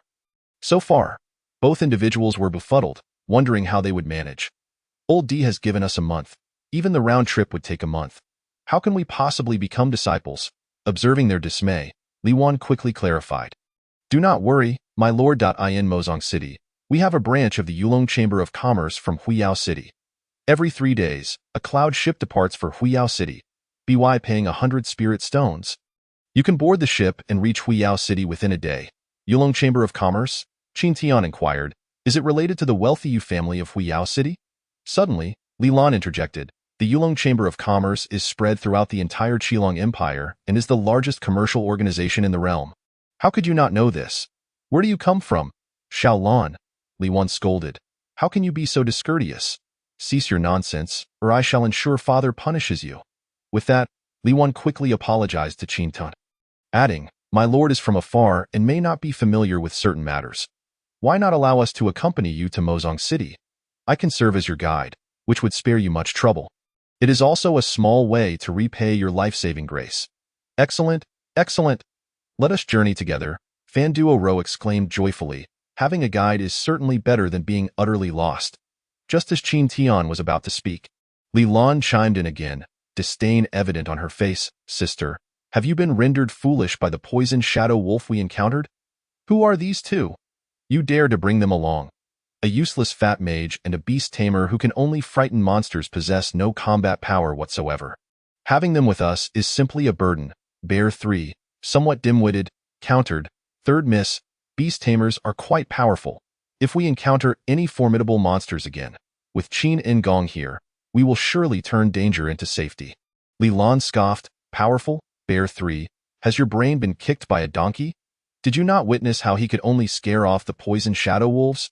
If he were truly strong, those wolves would not have been able to flee. If second brother were here, he would have subdued the alpha wolf directly, making those poison shadow wolves obey. Unlike him, who can only frighten them away, Li Wan's expression darkened, and she exclaimed angrily, Li Lan. Regardless of the circumstances, my lord saved us. How can you speak of him in such a manner? What am I comparing? Li Lan retorted defiantly. I am merely stating the truth. Their presence is not only a hindrance, but they may also harbor ulterior motives. They arrived at the most opportune moment, just when we were in peril. I suspect they have been plotting all along.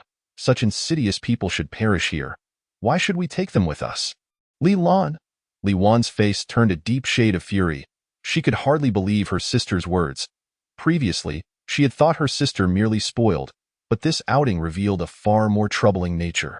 However, just as her thoughts concluded, a figure suddenly vanished. With a sharp crack, silence enveloped the scene. All eyes turned to Qin Tian, who had swiftly retaliated with another slap, sending Li Lan flying. Continue speaking. Chapter 59. Do you truly believe I would hesitate to kill you?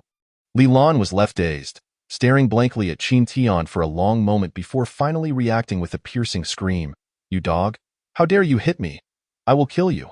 Sister, Bear 1, Bear 2, Bear 3, kill him, kill this dog. Seeing the situation escalate, Fan Duo Ro summoned elemental power, his 9 lives eyes gleaming with bloodlust, fixated on Li Lan from Qin Tian's shoulder. Qin Tian's expression turned icy, and a palpable killing intent pierced Li Lan as he slowly advanced. You ungrateful wretch!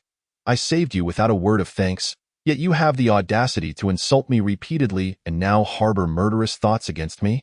Do you truly believe I would hesitate to kill you? Li Wan, seeing the drastic change in Qin Tian's demeanor, rushed forward to intervene, pleading, My lord, please temper your anger, considering Xiao Lan's youth and ignorance. I implore you not to stoop to her level. Turning her gaze to Li Lan, she scolded sternly, Why have you not yet offered your apologies to my lord?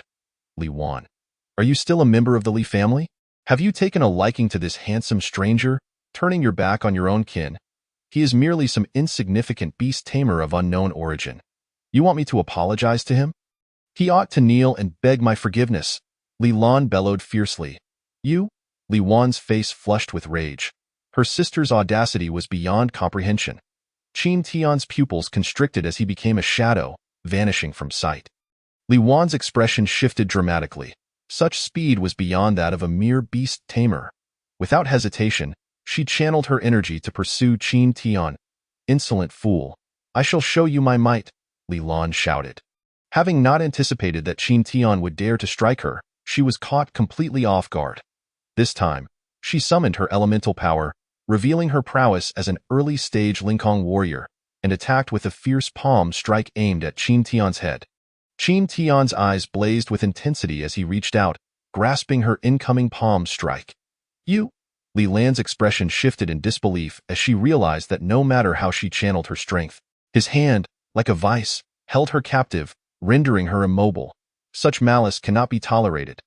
Qin Tian scoffed, exerting pressure until a sharp crack echoed, and Li Lan's arm was broken. Ah! Li Lan shrieked in agony. My arm! My arm! I will kill you! Just as Qin Tian was about to deliver the final blow, a powerful force surged from behind him. My lord, I beg your pardon. It was Li Wan. Qin Tian swiftly released Li Lan, sidestepping her attack, and retaliated with a powerful kick that struck Li Wan. With a dull thud, she was sent flying, her complexion flushed and blood surging within her. This was still a result of Qin Tian holding back. Otherwise, that kick would have surely left her grievously injured. Li Wan's face turned pale as she realized that he was not merely a beast tamer but a formidable warrior, a dual cultivator. She was a mid-stage Linkong warrior, yet a single kick from him sent her blood roiling, indicating he had withheld some of his strength. How terrifying must his true combat power be? Simultaneously, 3 horrified screams echoed as Bear 1 and the others, witnessing Li Wan's attempt to intervene, rushed forward to stop Qin Tian. However, no sooner had they moved than they found themselves ensnared by countless vines, rendering them immobile, before they could break free. The white cat perched on Qin Tian's shoulder appeared in an instant, swatting each of them away with a single paw. All of this transpired in mere heartbeats, in the blink of an eye. Li Wan and her companions were thoroughly subdued by Qin Tian and his beast. Should Qin Tian decide to strike, none of them would survive. All present were left in shock, gazing at Qin Tian with wide eyes. Feeling the murderous intent radiating from him, Li Wan hastily spoke, "My lord, we do not wish to oppose you. However, Li Lan is my younger sister, and I cannot stand idly by while you harm her. If you seek further retribution, feel free to strike her again, but I kindly ask that you spare her life. Wiley family will forever remember your kindness and will treat you with utmost hospitality in Mozong City." Preparing lavish gifts as a gesture of thanks and apology, she then coldly glared at Li Lan, admonishing, "Are you satisfied now? Let me tell you, this world is filled with powerful beings. Not everyone is someone you can provoke. What are you waiting for? Hurry and apologize to my lord." Li Lan was utterly petrified, unable to comprehend that this person's true strength was not merely as a beast tamer, but as a remarkably powerful warrior. Had she known this, she would have never acted so recklessly. She was intelligent enough to realize her disadvantage and, though reluctant, she forced herself to bow to Qin Tian, saying, "My lord, I am sorry I was too arrogant and reckless. Please forgive me. If you are still unsatisfied, feel free to cripple my other arm." Qin Tian raised an eyebrow in quiet admiration. Although Li Lan was headstrong, her capacity for restraint was commendable, something few could match. While he understood that she was insincere and likely plotting against him, he chose to spare her life for the sake of passing through Mozong City. The Li family was not entirely ungrateful. Li Wan was quite commendable. With her presence, it seemed unlikely that any trouble would arise in Mozong City. Even if a problem did occur, he would not mind teaching Li Lan a lesson she would never forget.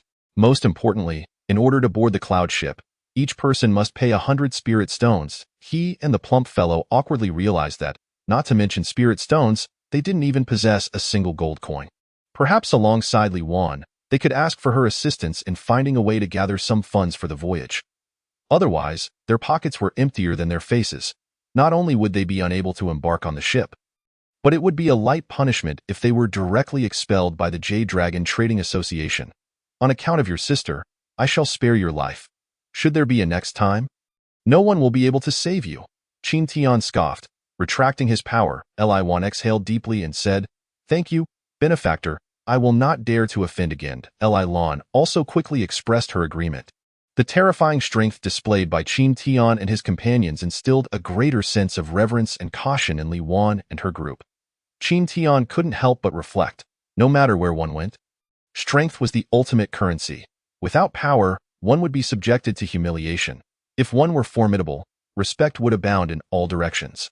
After a brief period of rest, Li Lan applied some high-quality bone repair ointment and swallowed a body repair pill to stabilize her injuries. Only then did they set off together towards Mozong City. Li Lan lingered behind, her gaze fixed on Qin Tian's back, her expression twisted with rage as she muttered through gritted teeth. "That insolent wretch dared to strike me, yet still has the audacity to enter the city with us. Just wait. Once I see my father, I will make you wish you were never born." Chapter 60. The Cunning Old Fox, Li Hong. At the entrance of Mozong City, Li Wan and her companions arrived, prompting the guards to exclaim with joy, "The young lady has returned," quickly informed the family head. "The young lady is back." The entire Li family erupted in excitement that it seemed that Li Wan held a significant reputation within the Li household. Fan Duo whispered, "It appears Li Wan is quite esteemed in her family." Qin Tian nodded. It is not surprising that her character and conduct have garnered such respect. As they spoke, they had already reached the inner courtyard, where the family head, Li Hong, strode forward with a booming laugh. "Wanner, you have returned. How did it go? Did Master Lu come?" Li Wan's expression faltered. "What is it? Did something happen?" Li Hong's brow furrowed. "Father," Li Lan interjected, clinging to Li Hong's arm, her tone petulant, "you only care about Master Lu. You don't even bother to ask if I am all right. Your precious daughter nearly didn't make it back." "What? Nearly didn't make it back?" Li Hong's gaze sharpened as he noticed the red marks on Li Lan's face. His anger flaring as he demanded, "What happened? Who struck you?" "Him." Li Lan pointed accusingly at Qin Tian, her voice sharp. "Father, if it weren't for my cleverness, I would have perished at his hands, and as for my elder sister, not only did she refuse to help me, But she also conspired with these two scoundrels to bully me. As she spoke, Li Lan began to cry in grievance. Father, you must stand up for me. I have been so cruelly wronged by them, and if you do not intervene, I will have no face left to see anyone. I might as well die. Li Hong's fury escalated as he glanced at Li Wan before turning his gaze back to Qin Tian and his companion. The air thickened with palpable intent to kill. Father! Li Wan exclaimed urgently, there's a reason for this. Let us discuss it inside. What is there to discuss? Li Lan shouted. Li Wan, you didn't help me outside. And now you wish to protect him at home? What, do you actually fancy this pretty boy? Li Lan, how dare you say such things? If it weren't for your actions, none of this would have occurred. Li Wan retorted, her anger boiling over. Your current predicament is a direct result of Father spoiling you. Father, look at her. Li Lan whined, tugging at Li Hong. Upon hearing this, Li Hong's expression darkened, and he fixed a cold stare at Li Wan, saying, You better give me an explanation. Do you wish to discuss it here? Li Wan replied, her tone resolute. Humph. Li Hong waved his sleeve as he entered the house. Li Wan turned apologetically to Qin Tian, saying, Rest assured, benefactor. With me here, no one can harm you. Qin Tian smiled faintly, choosing not to respond, merely gesturing for her to enter. Li Wan's regard for Qin Tian rose another notch. This was her home, where the entire Li family resided, and her father had surpassed the Ling Kong realm, entering the Tongyu realm of power. He had nearly killed Li Lan, and yet here he remained so composed. Such courage alone was enough to make the younger generation of the Li family feel ashamed. Li Hong sat in the family head seat, his voice cold as he commanded, Speak. Li Wan did not begin with her explanation, but instead glared at Li Lan. This is all you're doing. Even now, I must consider your reputation. If this were to be discussed outside, what would become of your face? Father, the situation is this. On our way back, we encountered a pack of poisonous shadow wolves. Li Wan recounted the events, her voice filled with indignation. Father, if I were to expose my younger sister's ungratefulness outside, what would others think of her? Without waiting for Li Hong's reaction, she continued. As for Master Lu, the Zhao family interfered. We had originally reached an agreement with Master Lu, but when I left, the Zhao family appeared. I do not know what they said to him, but Master Lu directly reneged and chose to assist the Zhao family. Our Li family is renowned in weapon crafting, and only my second brother has made significant progress in beast taming. However, he is bound by strict rules at the sacred beast gate and cannot easily return. Every year's beast tournament not only concerns the reputation of our Li family, but also the allocation of stall positions at the Jade Dragon Trading Company. How could I dare to slack off? Master Lu is no longer an option. The tournament is tomorrow, and we currently have no powerful beast tamers available. Fortunately, we encountered danger, which led us to meet the benefactor. Not only is the benefactor exceptionally skilled in martial arts, but he also possesses remarkable beast taming abilities. I wish to invite the benefactor to assist our Li family in the beast tournament. Oh, so this young brother is a beast tamer.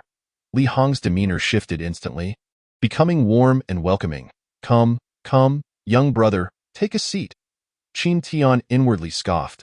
This Li Hong truly was a cunning old fox. Just moments ago, he had been filled with murderous intent, yet upon learning that he was a beast tamer, all hostility vanished without a trace.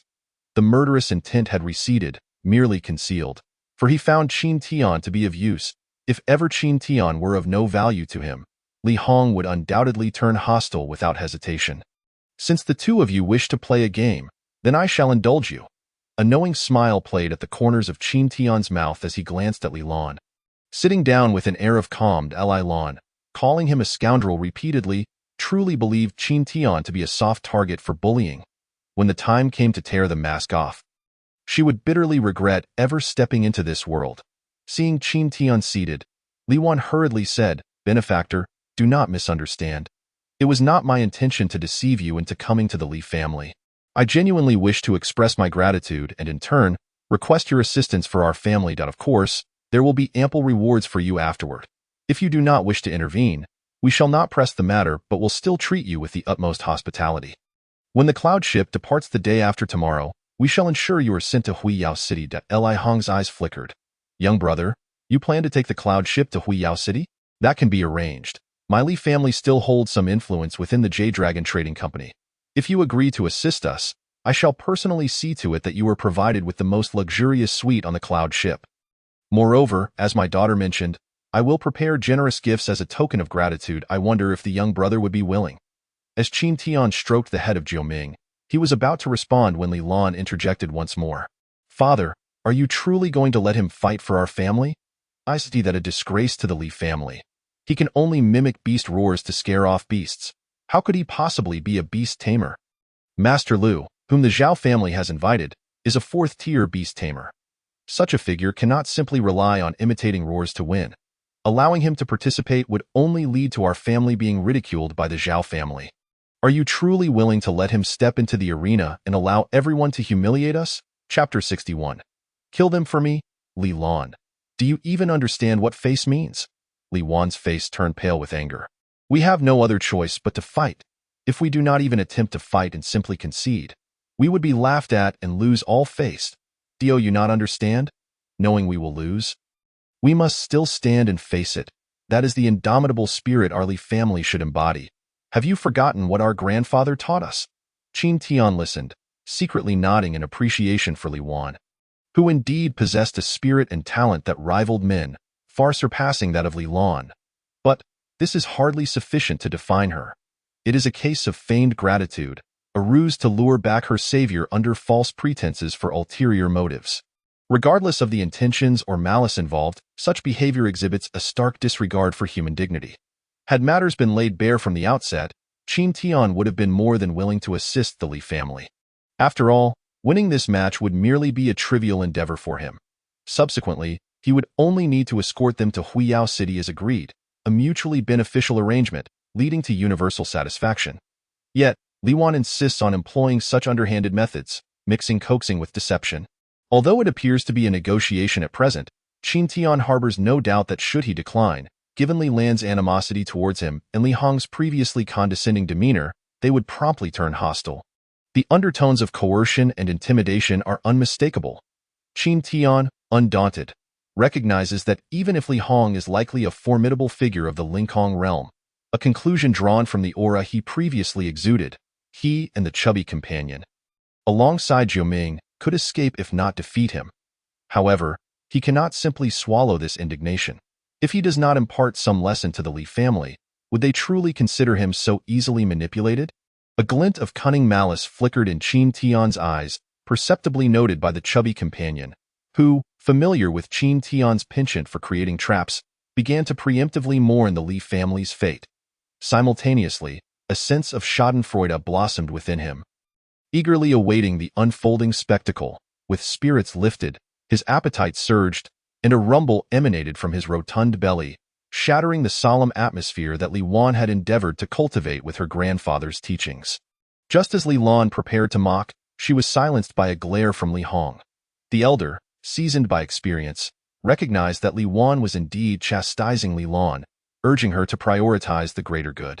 Aware of the Li family's current predicament, he promptly suppressed his animosity and haughtiness, chuckling heartily. "I assume both of you must be famished after your journey. Come, inform the kitchen to prepare a feast." Then, his demeanor shifted to seriousness as he addressed Qin Tian. "Young friend Qin, as my daughter has stated, my family sincerely invites you to fight on our behalf tomorrow, regardless of the outcome. As long as you strive to uphold the Li family's honor, we shall surely express our gratitude with generous rewards. Moreover, you shall forever be esteemed guests of the Li family, and I hope you will not decline." A seemingly nonchalant demeanor graced Qin Tian's face, but inwardly he cursed Li Hong for his cunning. While professing rewards, he failed to specify what those rewards would entail, demonstrating a lack of sincerity while subtly laying a verbal trap. Regardless of victory or defeat, as long as honor is upheld, what kind of honor? Li Wan had made it abundantly clear earlier. An unyielding spirit. But what constitutes such defiance? There is no standard answer. The final interpretation rests with the Li family. In essence, no matter how he performs, the Li family could always reject compensation on the grounds that he failed to embody their spirit. This was a scheme predicated on never intending to offer him any reward. After a brief contemplation, Qin Tian devised a counter-strategy, opting for a tactical retreat. With a calm smile, he stated, "Is it possible that the head of the Li family has misunderstood something? although I possess a rudimentary understanding of beast taming. As Miss Li Lan mentioned, I can only emit a beastly roar to intimidate simpler, lower-tier demons. In matters as significant as those concerning the Li family, I am indeed lacking in capability. Li Hong's smile faltered as he scrutinized Qin Tian with piercing eyes, attempting to discern whether he was merely being modest, genuinely lacking in ability, or seeking to leverage the situation for his own terms. However, after a prolonged examination, he found Qin Tian's expression unwavering, maintaining his calm demeanor. He could only turn his gaze towards Li Wan, who quickly interjected. Qin benefactor is being too modest. With just a single roar, you frightened away 3 or 4 dozen green forest poison wolves, something even a 3-star beast tamer would struggle to accomplish with such ease. Oh, Li Hong's expression shifted slightly as he recalled the perilous encounter Li Wan had described. If true, it indicated that Qin Tian possessed some degree of skill. Qin Tian nearly displayed his frustration overtly. That was merely a coincidence, stemming from other factors. If I were truly that capable, why would I still lack even a star rating? Miss Wan, you need not refer to me as benefactor. I trust you have already devised a strategy. And even without my assistance, you would be fine. Without a star rating, Li Hong's fleeting hope was extinguished. Despite possessing some skills, the thought of the Li family hiring a beast tamer without a star rating to represent them would be the source of ridicule. In such a case, he would rather forfeit the competition altogether. With a heavy sigh, Li Hong could no longer conceal his disappointment and frustration, casting a reproachful glance at Li Wan. Upon hearing his sigh, Li Lan, feeling a sense of liberation, no longer concealed her animosity, sneering. At least you possess some self-awareness. We had already formulated a plan to escape and defeat the enemy. Had you not interfered with your sudden appearance, we would have emerged unscathed and even slain that horde of green forest poison wolves, securing a bounty of hides and cores. Instead, you disrupted our strategy. We intended to extend a favor to you, going so far as to spend lavishly to send you to Huiyao City, yet you have refused even that small assistance. How ungrateful, Li Wan instantly retorted. Li Lan, what nonsense are you spouting? With a composed smile, Qin Tian remarked, Miss Li Lan, have you already prepared your justification for repaying kindness with enmity? Does that imply you no longer intend to honor our previous agreement to escort us to Huiyao City? Very well, after all, with such a vast expanse as Mozong City, my companion and I are confident in finding allies. Securing a cloud ship shall be no trouble. With that, he stood and began to depart alongside the chubby companion. Li Wan hastily interjected, Young Master Qin, please do not take offense. She is simply accustomed to speaking without thinking. Suddenly, Li Lan barked, trying to leave. Do you think the Li family is one you can enter and exit at will? Stop them. Chapter 62. I command you to kneel. Bears Da, Air, San, and several servants surrounded them, each exuding hostility.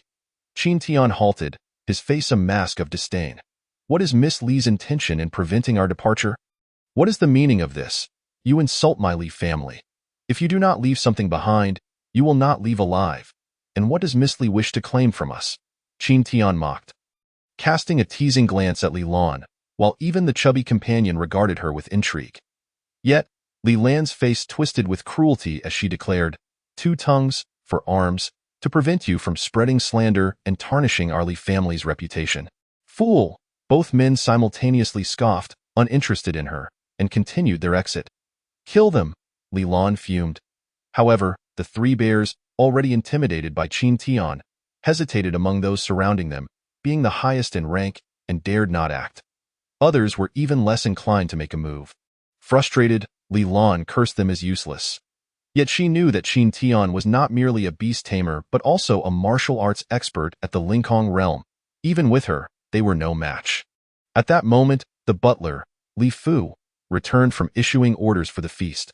Seeing this, Li Lan seized the opportunity like a lifeline, shouting, Li Butler, incapacitate those 2, quickly. Li Fu did not act immediately. He first glanced at Li Hong, who, with his head bowed, showed no intention of intervening, clearly permitting the course of action. Only then did Li Fu bellow, Bold scoundrels, dare to wreak havoc in the Li family. Prepare to meet your end. He stepped forward with swift grace, extending both hands to attack Qin Tian and the chubby companion. As he reached out, a flash of silver illuminated the air, and a pair of clawed fists materialized, enveloping his hands, fingers curling like hooks, exuding a chilling aura. The mid-tier of the Linhong realm. Qin Tian discerned his opponent's level instantly but felt no fear.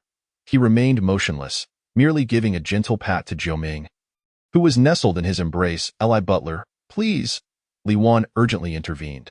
She had intended to halt the proceedings since Li Lan's outburst, but Li Hong had subtly restrained her, aware of her father's temperament. She realized he was deliberately allowing Li Lan to proceed, likely to test Qin Tian. She had harbored similar intentions, but never anticipated matters would escalate to this point, rendering her attempts to intervene futile.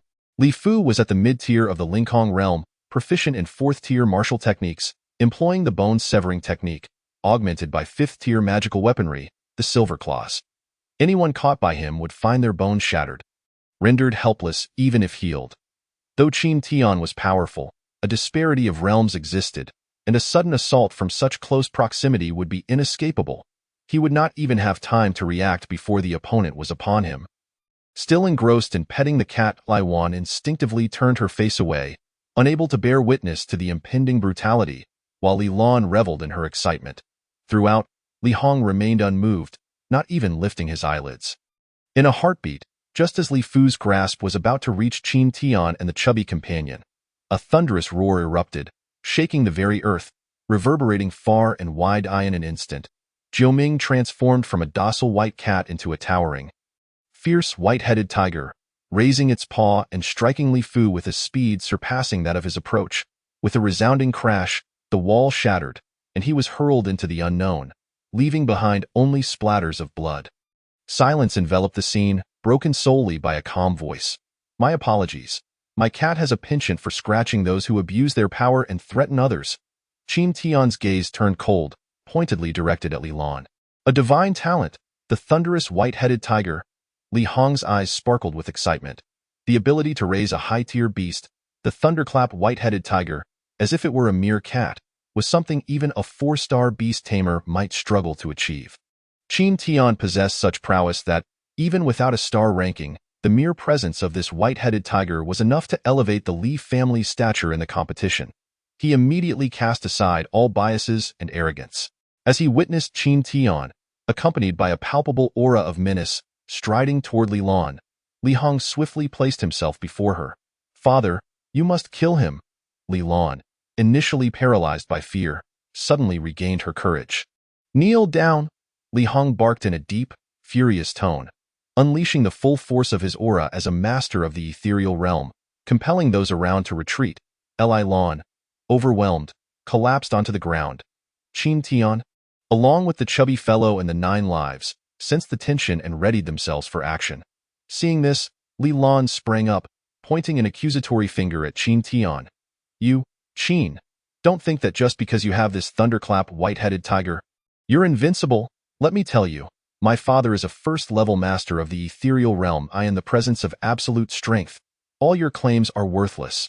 When I say kneel, you must kneel. Why aren't you kneeling and bowing?" Slap! Li Hong retaliated with a resounding slap, sending Li Lan crashing to the ground. "I commanded you to kneel before young Master Qin." The atmosphere fell silent once more. "Father, you're hitting me." Li Lan lay on the ground, bewildered, still grappling with the realization that her father had struck her. Li Hong glared back. "I hit you because you dared to show such disrespect to young Master Qin. It's utterly outrageous. Did you not hear what I just said? I declare that young Master Qin will forever be a friend of the Li family, and you must not show them any disrespect." Qin Tian couldn't help but chuckle inwardly, while the chubby fellow felt a pang of inadequacy, thinking, how is this old man better at acting than I am? Apologies for the fright, esteemed guests. The blame lies with me. After chastising Li Lan, Li Hong hurriedly turned to Qin Tian with an apology. He had resolved that, regardless of the cost, he would persuade Qin Tian to fight on behalf of the Li family, and he could not allow Qin Tian to harbor any resentment over the previous incident. Otherwise, the consequences would be detrimental to the Li family. Qin Tian waved his hand, a smile masking his true feelings. "I wasn't frightened, merely on the verge of losing my tongue and hands. Had it not been for the timely intervention of the Li Patriarch, I fear we might have been gravely harmed. It is I who should express gratitude for your timely rescue." Li Hong's face flushed with embarrassment. This is all my fault for indulging her. I shall certainly teach her a lesson later to vent my frustrations for both of you. And how does the Li Patriarch intend to seek retribution for us? Qin Tian inquired with feigned curiosity, nearly causing Li Hong to suffer a social embarrassment right then and there. Internally, Li Hong cursed Qin Tian for feigning ignorance and not adhering to the expected decorum. Anyone with a modicum of social understanding would recognize this as mere pleasantry. He could not fathom that Qin Tian was deliberately making things difficult for him. The more Li Hong pondered, the angrier he became. Yet he had to maintain a facade of cordiality. Young Master Qin, please, out of deference to me, let this matter go. I assure you, from this moment forth, no one in the Li family shall dare show you any disrespect. Otherwise, I, Li Hong, shall be the first to object. Chapter 63. Li Lan's misfortune. No sooner had he spoken than Li Fu, who had been sent flying by 9 lives, returned, bloodied and accompanied by a dozen guards, each possessing initial mastery in spirit control, armed with ropes and assorted weapons. Upon entering the courtyard, Li Fu immediately beheld the chaos within. Li Wan was cornered, Li Lan lay on the ground, and Li Hong was confronting Qin Tian and the white-headed tiger. The situation appeared dire. Protect the Patriarch, he bellowed. You all handle that beast and the chubby one. I'll capture this brat with that. He leaped toward Qin Tian, having learned from his previous encounter with 9 lives that the situation was precarious. This time, he aimed to target a soft spot first. He understood that all beast tamers shared a common weakness. They themselves were often not skilled in combat. If he could subdue or eliminate Qin Tian first, even the fiercest beast would follow suit. Thus, he launched himself with all his might, determined to either kill or capture Qin Tian in their first exchange. Li Guanjia. No. Li Wan, just regaining her senses, hurried to intervene. But it was too late. Li Fu's magical silver claws reached for Qin Tian, who appeared oblivious once more. Yet, bereft of 9 lives' protection, what could he do? Fueled by both old grudges and new enmities. Li Fu's face contorted with malice, envisioning Qin Tian's despair and reluctance in his final moments. However, in the blink of an eye, before he could savor the impending vengeance, Li Hong delivered a forceful slap that sent Li Fu crashing to the ground, the strength rivaling that of the earlier tiger claws. The sound of slaps echoed throughout the courtyard as Li Hong, seething with anger, swung his arm with vigor, sending Li Fu's entourage flying one after another. As he struck, he berated them. Fools, worthless scoundrels! How dare you disrespect our esteemed guests? Have you all lost your minds? Did none of you hear what I said just moments ago? Li Fu was on the brink of despair, incredulous at the unfolding events. What are you saying, Patriarch? It was because you said nothing earlier that they followed the third Miss's orders to confront Qin Tian and the others, in the blink of an eye. How did it turn into them disobeying orders and causing trouble?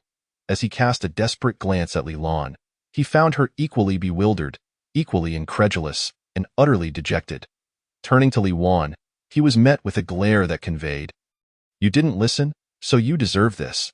Fortunately, Li Wan couldn't bear to see the loyal steward of the Li family, who had devoted his life to them, truly suffer. She stepped forward to help him up, softly chiding, "Li Guanjia, I've warned you twice against this. If only you had listened, we wouldn't be in this predicament." Li Fu nearly spat blood in frustration, cursing under his breath at the incompetence of his masters. "You 3, one wants to strike, one forbids it, and one remains silent. If only there were a majority, I could at least determine whose orders to follow." In that moment, Li Fu resolved that in the future, he would carefully assess the situation before acting. Otherwise, it would always be the underlings who suffered the consequences. "All of you useless fools, get out of my sight," Li Hong thundered, dismissing the crowd. Yet, before they left, he deliberately turned to Qin Tian and asked, "Young Master Qin, are you satisfied?" This ambiguous statement shifted the blame for his earlier actions onto Qin Tian, a cunning diversion of resentment. But Qin Tian was no fool. He immediately raised his voice, loud enough for all to hear. "Not satisfied. The Li Patriarch clearly stated he would teach Miss Li Lan a lesson to avenge us, yet now he only vents his frustrations on his subordinates. Is this how you intend to placate us?" Li Hong's expression faltered. He realized his scheme had been uncovered. He quickly signaled to Steward Li Fu. Although Li Fu was still grappling with the reasons behind his beating, he understood the current situation. He promptly followed Li Hong's unspoken command and rushed to reassure the departing crowd. Once the courtyard was devoid of outsiders, Li Hong wasted no time and directly stated, "Young Master Qin, let us cease this verbal sparring. The Li family sincerely wishes to invite you to fight on our behalf in tomorrow's beast battle. Please state your terms, and we shall accommodate them." With these words, he effectively conceded from their earlier confrontation. Qin Tian understood that one must be prudent in matters of life and death, for pushing too hard could lead to dire consequences. To extract more from the Li family, he needed to exercise patience and tact. The next question became how to frame his conditions appropriately. Traditionally, negotiations required a deep understanding of both parties, yet his knowledge of the Li family was limited to their reputation as a weapons-forging family with considerable influence in Emosong City and a bitter rival. The Zhao family, aware of the need to avoid being at a disadvantage in negotiations, Qin Tian noted that Li Hong's demeanor was one of sincerity, though a glimmer of cunning lingered in his eyes. It was clear that Li Hong had anticipated this and had intentionally made the first concession, appearing magnanimous while actually taking advantage of Qin Tian's unfamiliarity with the Li family circumstances and market conditions. If Qin Tian set his demands too high, the Li family could easily refuse with a myriad of excuses. If he set them too low, he would only have himself to blame. After all, these were his own terms. Regardless of the outcome, he would have to endure the consequences. Faced with this dilemma, he decided to inquire directly Li Patriarch. "I recently heard from Miss Li Wan that the Li family is a renowned weapons-forging family. May I ask what tier of weaponry you are capable of forging? To be frank, I am in need of a suitable sword for my training in swordsmanship, preferably a 4th or 5th tier weapon. Might your esteemed family be able to forge such a blade?" Li Hong's eyes sparkled with delight at the question. Recognizing that Qin Tian was indeed unfamiliar with the Li family's capabilities and was merely testing the waters. He would not allow Qin Tian to have an easy time. Just as he was about to respond casually, Li Lan, unable to contain herself, interjected mockingly, "What a naive bumpkin. You really think we can forge several tiers? Allow me to inform you that the 5th-grade martial weapons of the Li family are ubiquitous. Not long ago, my father successfully forged a Cold Moon treasure blade, a genuine 6th-grade martial weapon. The methods of crafting and the design of the weapon were based on the ancient techniques handed down through generations in the Li family, and my father is the only family head to have succeeded in this endeavor. Currently, I have received word that there is an overwhelming demand for the blade. The Yulong Merchant Association has offered 1 million spirit stones, and even the blade saint, Fu Qiuxing, has been tempted to bid 2 million spirit stones. However, my father did not even glance at the offers, as our Li family does not covet such trifling gains. Now you understand the stature of the Li family, do you not? Chapter 64, Insufficient Realm. Compensate with skills. After Li Lan finished speaking, she wore an expression of pride, casting a gaze filled with threats toward Qin Tian, hoping to see shock and fear reflected on his face. However, what she encountered was delight and smugness on Qin Tian's countenance. Li Hong's face turned a deep shade of purple with rage. He wished to slap Li Lan, exclaiming internally, "Are you not aware that we are negotiating in secret? You have carelessly revealed all our secrets." It was infuriating. Qin Tian had not expected that, having only just begun, Li Lan would indiscriminately expose her family's assets, rendering his planned strategies utterly useless. Even more unexpected was the revelation that Li Hong, despite his unremarkable appearance and poor character, possessed the ability to forge a 6th-grade divine weapon. Truly, one cannot judge a book by its cover, he thought, half sincerely, indeed. The head of the Li family possesses extraordinary skills. I admire your talent. This 6th-grade martial weapon must be a cherished possession of yours, and I would never dream of claiming what belongs to another. However, since Miss Li has stated that 5th-grade martial weapons are commonplace in the Li family, I dare to propose requesting a 5th-grade treasure blade, along with 100,000 spirit stones as remuneration. Should the head of the Li family acquiesce, I shall do my utmost to ensure victory for the Li family in tomorrow's competition. Otherwise, I shall seek assistance elsewhere. Upon hearing this, Li Hong's expression darkened, and Li Lan was left bewildered, while even Li Wan's eyes widened in surprise. Clearly, Qin Tian's demands had far exceeded their expectations. "Why don't you go and rob someone?" Li Lan snapped back to her senses and shouted.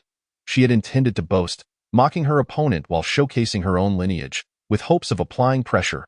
Instead, her words had inadvertently provided a legitimate reason for Qin Tian to demand a hefty price. Li Lan felt a surge of anger and humiliation. However, the boast she had made could not be retracted, no matter how bitter it became. Oh, you have any idea how much a 5th-grade martial weapon from the Li family costs? A full 100,000 spirit stones. Moreover, they are scarce. Any blade taken to the ghost market could fetch 2 to 3 times that price. Even Master Lu, a 4th-grade beast tamer, would not dare to ask for such a price. You are merely asking us to partake in a beast fighting competition without requiring any guarantees of victory, yet you have the audacity to demand a 5th-grade martial weapon as payment, plus an additional 10,000 spirit stones. Have you lost your mind? Qin Tian scoffed. A mere 4th-grade beast tamer cannot compare to me, Qin Tian. The reason he does not dare to ask for such a price is that he knows he is not worth it. I am only making this concession out of respect for Miss Li Wan. Otherwise, even if you double the offer, I would not necessarily agree.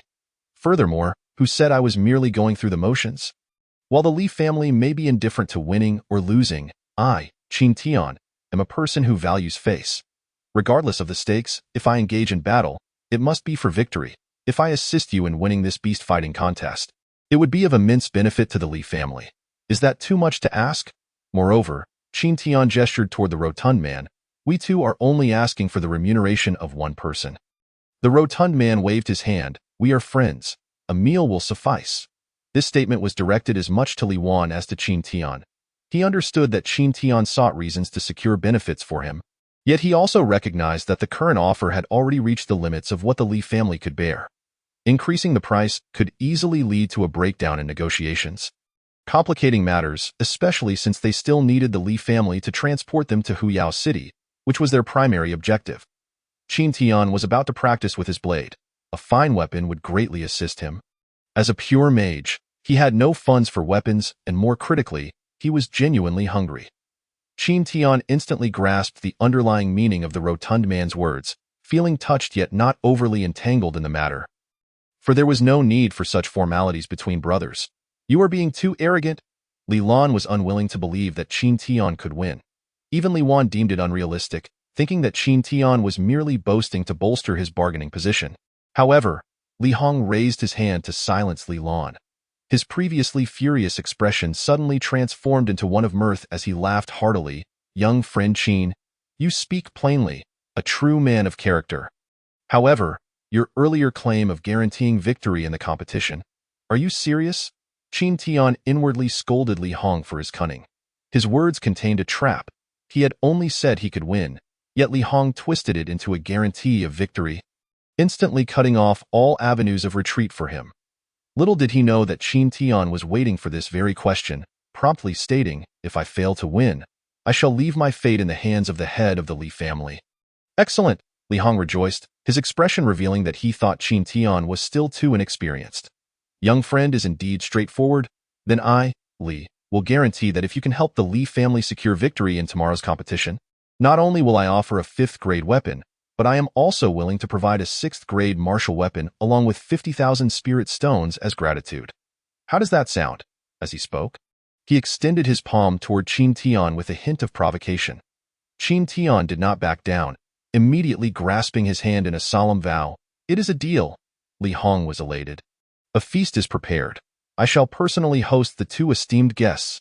After a hearty meal, Qin Tian and the rotund man, under the personal guidance of Li Wan, arrived at a meticulously crafted independent courtyard.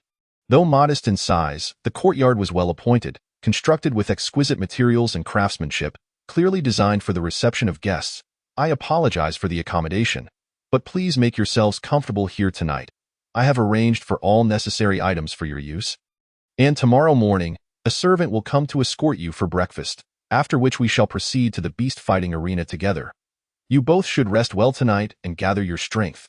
I shall not intrude further. With that, Li Wan took her leave. The rotund man closed the door, and both he and Qin Tian simultaneously took out the jade slips that Dilong had given them before their departure. Without even entering the room, they began their training right there in the courtyard.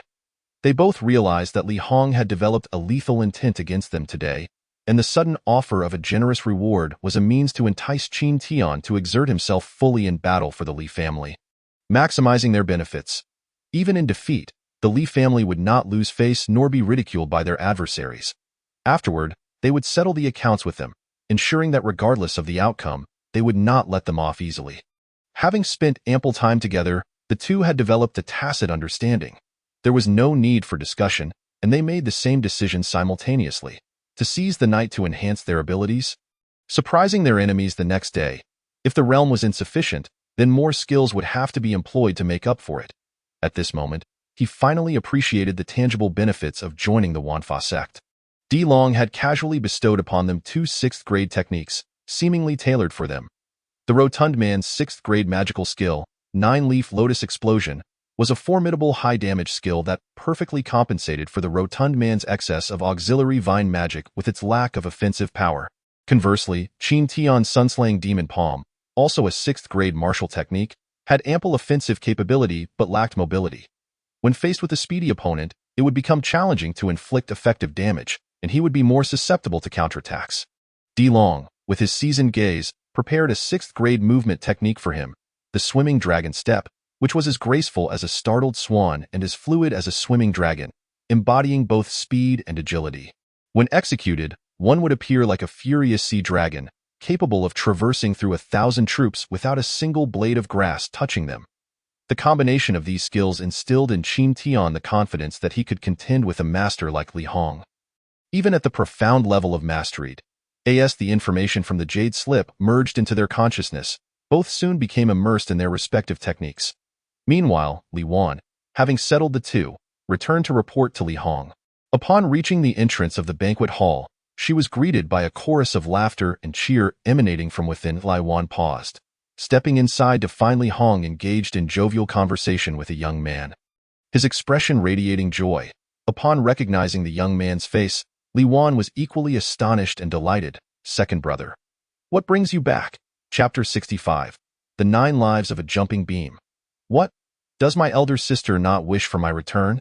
In contrast to Li Wan's excitement, Li Chong's response was rather subdued. Li Wan's expression faltered, realizing that despite sharing the same father, she and Li Chong, along with Li Lan, had different mothers, making it fundamentally difficult to compare themselves to full-blooded siblings. Furthermore, Li Chong had always harbored a wariness of her influence within the family, leading to a relationship marked more by hostility than affection. Even the most casual remark from her could evoke suspicion and discontent from him. Li Hong, being well-versed in the dynamics between his children, typically overlooked such matters. However, today, in an exceptionally good mood, he took the rare opportunity to mediate. Your second brother has learned of our father's success in forging a 6th-grade martial weapon and has returned to make a name for himself in this beast-fighting competition. Furthermore, he has brought back a secret weapon from his master to ensure that our Li family shines brightly in tomorrow's arena. Had I known this, I would not have had to endure the pretentiousness of that surnamed Qin. Li Chongzheng was about to inquire about the matter when Li Lan, having received the news, rushed over and threw herself into his arms, weeping uncontrollably. Second brother, you have returned. If you hadn't come back, I would have never seen you again. As she spoke, she recounted in exaggerated detail how Qin Tian had struck her, the severity of the blows, how it had enraged Li Hong, and how he had used the pretext of fighting for the Li family to extort them. Leaving out the part where Qin Tian had saved her, Li Wan, unable to bear it any longer, was about to correct her when she suddenly noticed Li Chong's expression change dramatically. He asked urgently, "That person is called Qin Tian, right? Is there also a fat man by his side? Second brother, how do you know?" Li Lan was momentarily taken aback. Forgetting her tears, Li Wan and Li Hong were equally perplexed.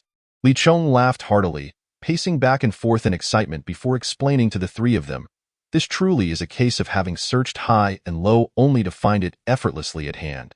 Father, you may not be aware, but this Qin Tian and that fat man are both targets of a death warrant issued by the 3 major sects, including our Shang Shou sect, as long as we kill them.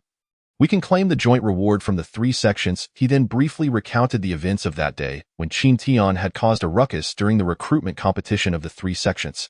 Oh, Li Hong's eyes immediately lit up. Such a fortuitous opportunity has come knocking at our door. Our Li family is destined to prosper. Father, second brother, I should go kill them right now, Li Lan exclaimed. Filled with urgency. Wait, Li Wan interjected hastily. Father, this matter requires careful consideration. What is there to deliberate? Li Lan retorted. Sister, You have persistently opposed killing these two. Could it be that you have truly taken a liking to that Qin fellow? He is our family's sworn enemy. Li Lan shot a disdainful glance at Li Wan. Li Chong also wore a peculiar expression. Is this truly the case? How intriguing, sister. Li Wan was about to explain when Li Hong spoke up first. No, Wanner is right. Since Qin Tian has arrived at our Li family, there is simply no reason to let him escape. However, killing him outright would be too lenient. Remembering how Qin Tian had humiliated him today, Li Hong felt a burning desire for revenge. Li Chong, always inclined to follow his son's lead, quickly asked, Father, what do you intend to do? After a moment's contemplation, Li Hong replied, having this brat fight for our Li family was merely a temporary measure, intended to preserve our family's dignity. Now that you have returned, it is only fitting that you represent our family in battle. However, we must use him as a surprise weapon. On the surface, we could allow Qin Tian to fight in our name, drawing the attention of other families. At that time, we can take advantage of the betting outside the arena to regain some of our recent losses. As for that fat man, he proceeded to elaborate on a cunning scheme, which left Li Chong immediately showering him with praise. Excellent, truly brilliant. Father, you are indeed the sharpest among us. I am in awe. Li Lan quickly added, Father, it was I who discovered Qin Tian first. Very well. Very well. It is all your credit. Today, I had no choice but to reprimand you, but you must not hold a grudge, as long as you promise to let me personally deal with Qin Tian afterward. Aside from Li Wan, who appeared somewhat distracted, the rest of the family was filled with joy. None noticed a white shadow flitting across the beams above, silently heading towards Qin Tian's direction. The next morning, the sound of gongs and drums echoed alongside the crack of firecrackers, heralding the commencement of the 3-yearly beast fighting competition in Imosong City. Regardless of whether they were commoners or martial artists, everyone was filled with excitement, and the entire city was enveloped in a vibrant atmosphere of celebration and tension. Qin Tian and the fat man, having been invited by the Li family, stepped out of their courtyard at dawn. The docile 9 lives lay on Qin Tian's shoulder, dozing peacefully.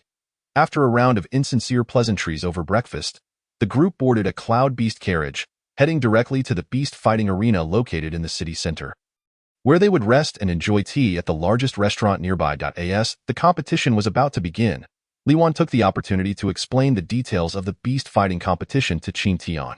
The entire competition is divided into 3 rounds, to be completed over 2 days. Just as she began, Qin Tian interrupted, 2 days. Is it really that long? Our time is limited. Can we finish it in 1 day? He and the fat man were on a mission and had little time to spare. Li Lan immediately scoffed. Do you think this is your family's event? You can't just dictate the schedule. If you're too afraid to compete, just admit it and leave before the competition begins. We wouldn't want you to embarrass our Li family in the arena. Qin Tian, didn't he even glance her way? Seemingly deep in thought, as if genuinely contemplating how to complete the competition in a single day. Observing this, Li Wan quickly shifted the topic and continued her explanation. The 3 rounds consist of the preliminary round, the initial round, and the final round. The first round is a test of beast taming, and the rules are quite simple. All participating beast tamers will gather in the same arena to compete for wild beasts captured beforehand by the event organizers. The number of beasts will equal the total number of participants, with varying levels, and they will be randomly divided into 3 groups and released at equal intervals. For every beast a tamer subdues or contracts with, they earn a point. Those without points will be eliminated. Qin Tian's eyes brightened. If I manage to subdue all the beasts, does that mean I can claim the championship directly, with the Tian devouring beast at his side? He believed this to be within reach, which would save him a great deal of trouble. Huh? Li Lan scoffed derisively. You are truly full of hot air, not even considering the consequences of your words. Let me tell you, even the strongest champion of past years, Master Lu, a 4-star beast tamer, has only managed to capture 1/3 of the beasts in the competition, and that year had the highest number of beasts, 100 in total. This year, there are no fewer than 50 participants, equating to 50 beasts. What makes you think that you, an unranked and dubious so-called beast tamer, can ignore Master Lu and other equally formidable 3-star tamers and subdue all the beasts in the limited time? That is sheer fantasy. Do you think we would believe such nonsense? If you can achieve that, I shall kneel before you in public. Qin Tian shrugged, a nonchalant expression on his face. I have no problem with that. But you should probably consult the head of the Li family first. Li Lan was momentarily taken aback, then flew into a rage, slamming her hand on the table. You! Immediately, she was chastised by Li Hong. Sit down. Either be quiet or go home. He felt it necessary to discipline his daughter, knowing she was engaging in a futile argument with someone already doomed to die, allowing herself to be easily provoked, which could hinder their plans. As for Qin Tian, he no longer felt the need to placate her. It was simply unnecessary at this point. Li Chang's unexpected return was akin to a shot of adrenaline. Even if Qin Tian put forth minimal effort, with Li Chong present, the ultimate victory was assured for the Li family. Therefore, after reprimanding Li Lan, Li Hong gestured for Li Wan to continue. Li Wan was equally astonished by Qin Tian's bold claims, wondering where his mysterious confidence stemmed from. However, unlike Li Lan, she maintained her composure and politely smiled at Qin Tian. It has never been seen in previous competitions for one person to subdue all the beasts. However, even if you, young Master Qin, could achieve that, I doubt the event organizers would allow you to claim the championship outright. After all, this competition involves more than just determining a single champion. Qin Tian understood that such competitions were complex, with intertwined interests at play, and would not allow him an easy victory, especially with the Li family members potentially complicating matters. So, he chose to remain silent. Li Wan continued her explanation. The second round is a test of beast fighting, and the format is equally straightforward. The victorious beast tamers from the first round will use the beasts they captured to engage in combat. During this process, the tamers cannot directly enter the arena but must command their beasts from the sidelines. This will test the tamer's ability to control their beasts. Opponents will be determined by drawing lots, with the winners advancing and the losers being eliminated, leading to the final showdown between the last two victors. Based on past experiences, the initial round is the most time-consuming. Even if multiple arenas are in use, it will take at least a day. This last statement was particularly directed at Qin Tian. He nodded, about to inquire about a few details, when Li Lan could no longer restrain herself and once again provoked. The second round requires genuine skill from the beast tamers. Even 3-star tamers must give their all. You, who can only roar at beasts, cannot hope to pass easily. Even if by sheer luck you manage to scrape through the preliminary round, the initial round will be far beyond your capabilities.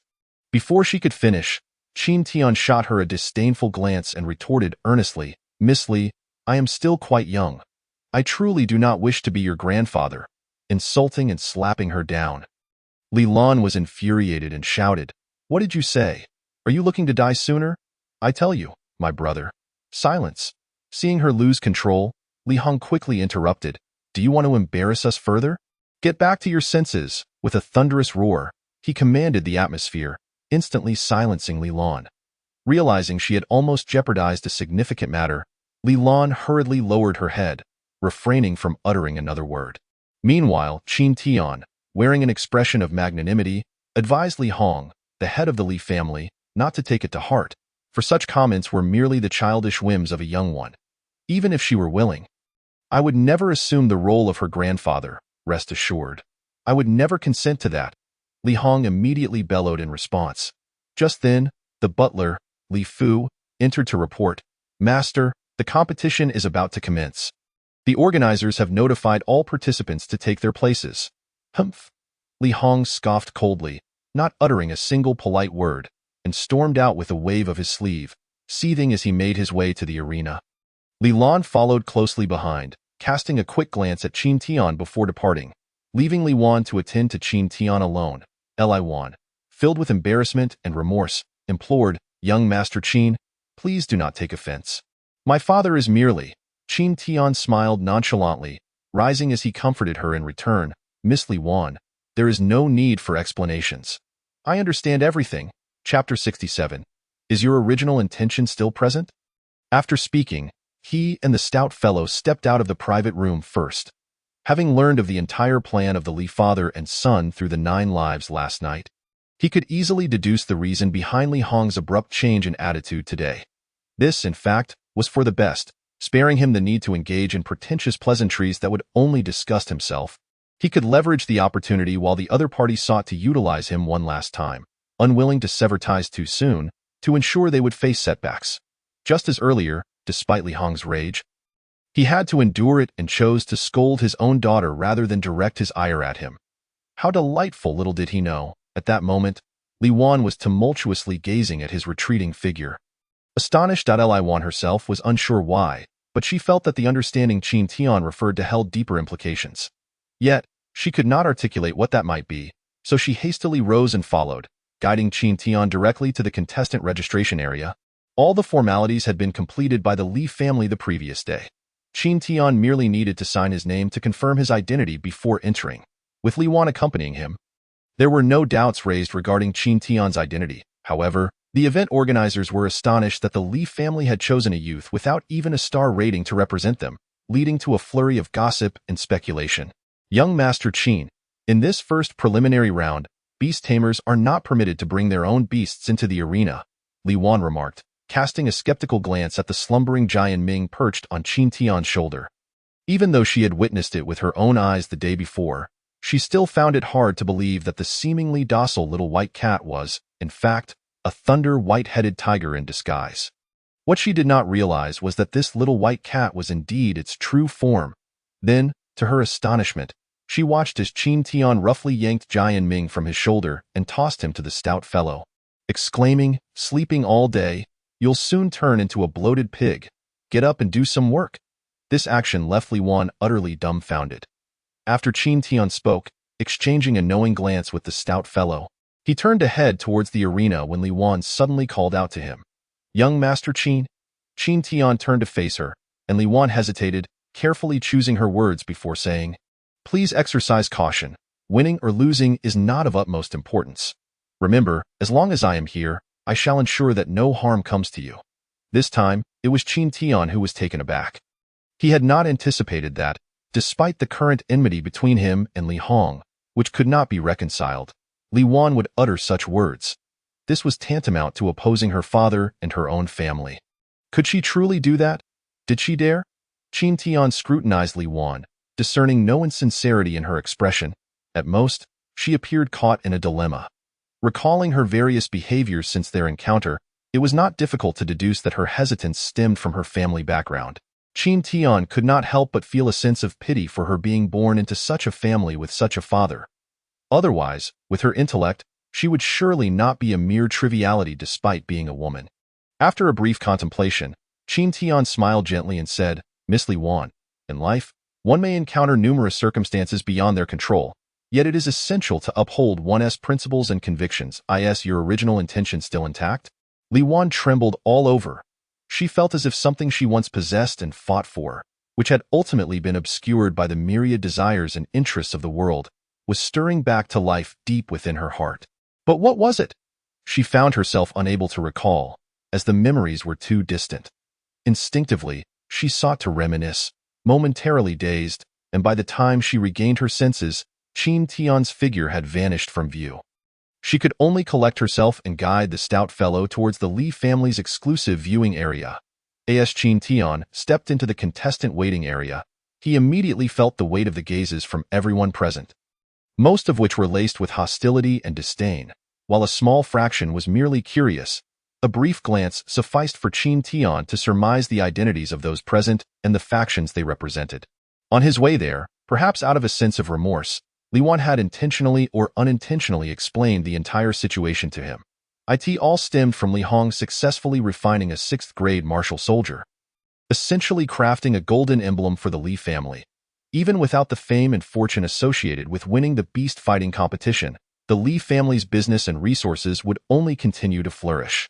Thus, they had considered withdrawing from the competition, as it required substantial financial investment and considerable effort to manage the affairs involved. However, due to the emergence of the 6th-grade martial soldier, other families in Imosong City feared the Li family's growth would encroach upon their interests, and thus they united to resist and suppress the Li family. This led to significant losses for the Li family in a short span, forcing them to decide to proceed with the competition in hopes of intimidating their opponents and buying some time. Yet, this decision ultimately came a bit too late. The Zhao family, eager to secure this year's championship, had already begun recruiting all beast tamers rated 2 stars and above from Imosong City and the surrounding areas over 2 months ago, amassing nearly 30 participants, comprising 80% of the total contestants.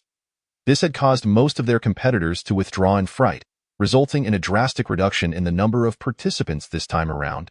This was also the fundamental reason why the Li family missed out on Master Lu and had no choice but to invite Qin Tian to compete on their behalf. Originally, Li Wan held great confidence in Qin Tian. Even if she did not initially believe he could win, she was certain he would be a dark horse capable of instilling fear in the Zhao family. Yet, she had not anticipated that things would unfold in such a manner. Ultimately, it was the Li family's arrogance and lack of humility that led to their current predicament. Qin Tian was indifferent to these matters. He simply listened as Li Wan spoke at length. To his surprise, he quickly discerned, from the gathered crowd, that the largest group huddled together belonged to the beast tamers invited by the Zhao family. The remaining clusters were either solitary or comprised of Zhao family representatives who did not fit in, or other family factions who had come merely for a stroke of luck or to join the revelry. Furthermore, Qin Tian noticed that everyone present wore a beast head emblem on their chests, made from various materials, gold, silver, and bronze, each with differing numbers of stars embedded in the beast's mouth, with 2 stars being the most common, 3 stars being rare, and only one individual possessing a 4-star emblem. This, he surmised, was the legendary beast tamer emblem. Qin Tian could not help but glance again at the sole individual adorned with a 4-star emblem, who was currently surrounded by representatives from the Zhao family. This must be Master Lu, renowned and sought after by many. However, Qin Tian merely cast a fleeting glance before turning away. His primary concern was singular. How could the 3-day competition be condensed into a single day? He and the stout fellow were on a mission to find someone in Huiyao City. The journey was long, and time was of the essence. He had previously been careless, solely focused on dealing with the Li family, neglecting the aspect of competition duration. Should he allow this matter to delay him for 3 days, failing to fulfill his ultimate task, he would undoubtedly face repercussions from the old man Di Long. Such a loss would not be worth the gain. Moreover, the Li family remained a ticking time bomb. Lingering any longer would only invite trouble, so it was best to resolve matters swiftly. Just as Qin Tian sought a quiet corner to sit down and contemplate before the competition commenced, he suddenly heard someone shout at him, "Hey, you, the newcomer. Why don't you go greet Master Lu?" Chapter 68. The tactics of Lu Aode. A group of beast tamers incessantly mocked, among them, a pair of cold, piercing eyes fixated intently on Qin Tian. Suddenly, a fierce gust of wind swept across the arena, and the resounding chime of a great bell echoed throughout the venue. I hereby declare the commencement of this year's Beast Taming Conference. Contestants, prepare yourselves, for the magical beasts shall soon enter the arena. A gray-haired judge proclaimed with a thunderous voice before vanishing from sight. As the bell tolled its last, the competition officially commenced, unfazed by the jeers around him. Qin Tian exerted himself and leaped onto the stone platform, surveying his surroundings. The prison cage creaked ominously, gradually opening, and from within emerged deep, resonant roars of beasts. In an instant, dozens of magical beasts surged forth from all directions. Some bore enormous horns atop their heads, their roars echoing through the air, while others boasted 6 legs and 3 heads, filling the atmosphere with a pungent scent of blood.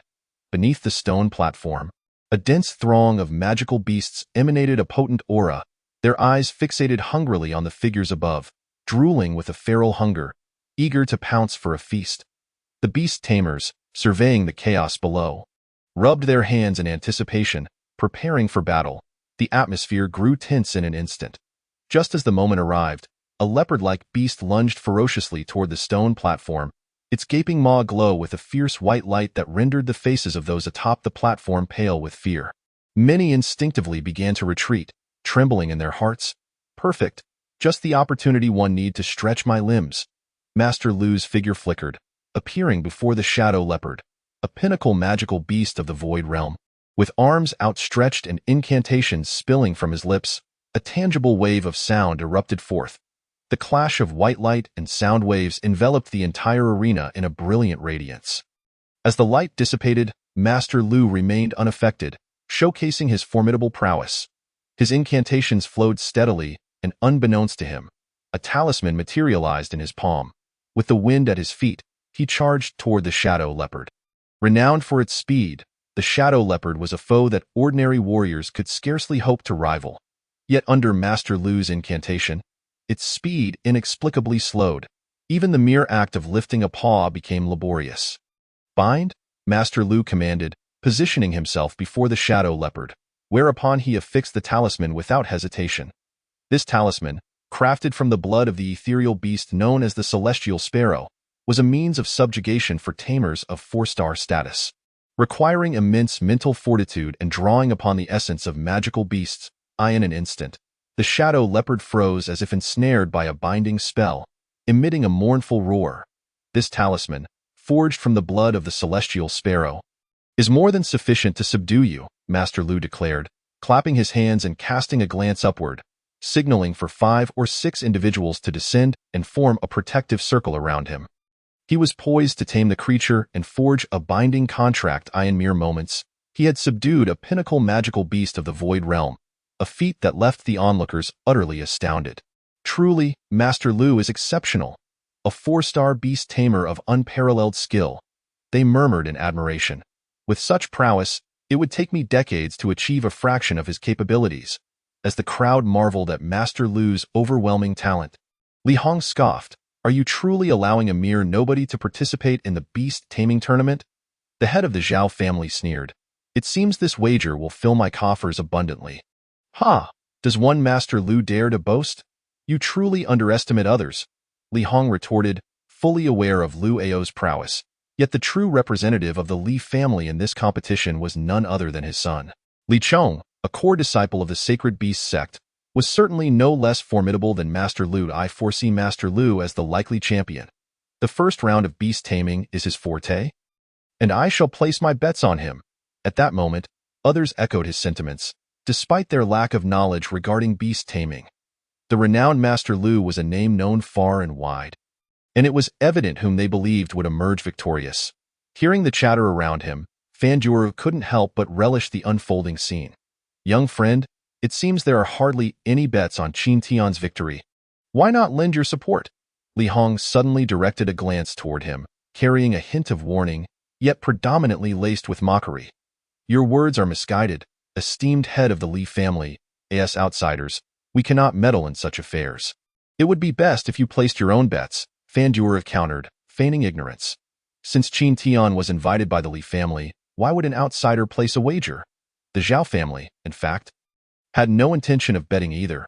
However, he and Qin Tian were already privy to the information regarding Li Chong's return, though they chose not to reveal it. After all, they hoped to capitalize on the ensuing competition. Young friend Fan, you may be unaware, but as the head of the Li family, betting too little is ill-suited, while betting too much bears risk. Such matters are best suited for you. Li Hong smiled as he explained.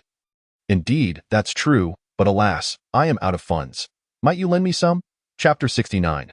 The emergence of a dark horse. Li family's second son Fanjuru wore an innocuous smile, inwardly cursing Li Hong throughout. Yet, since they were merely playing roles, he decided to see it through. "You jest.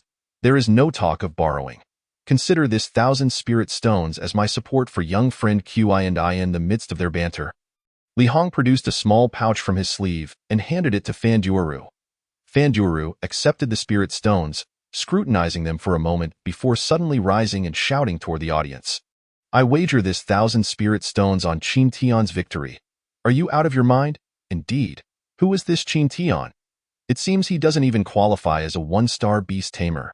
Just look at him, standing there dumbfounded. Is he about to soil his pants from fright?" The surrounding crowd erupted in mockery, well aware that 1,000 spirit stones was no trivial sum. "Don't boast with mere words. A true man should gamble with me. If you win, I shall gift you this Void Realm Thunder Tiger." Fanjuru ceased to conceal his intentions, offering a magnificent Void Realm Thunder Tiger, an aspiration for countless individuals. Good heavens, a Void Realm beast? Some were tempted, yet no one dared to take action, fearing a trap. To wager a Void Realm magical beast as a stake seemed rather unrealistic, for such beasts, if converted to spirit stones, would fetch a minimum of 1,000,000. Young friend Qin is a specially invited beast tamer from my Li family. Do not underestimate him. Although he has yet to attain the rank of a 1-star beast tamer, his strength is commendable. That very beast is indeed his mount. At this moment, Li Hong deliberately revealed some of Qin Tian's details, encouraging others to place their bets.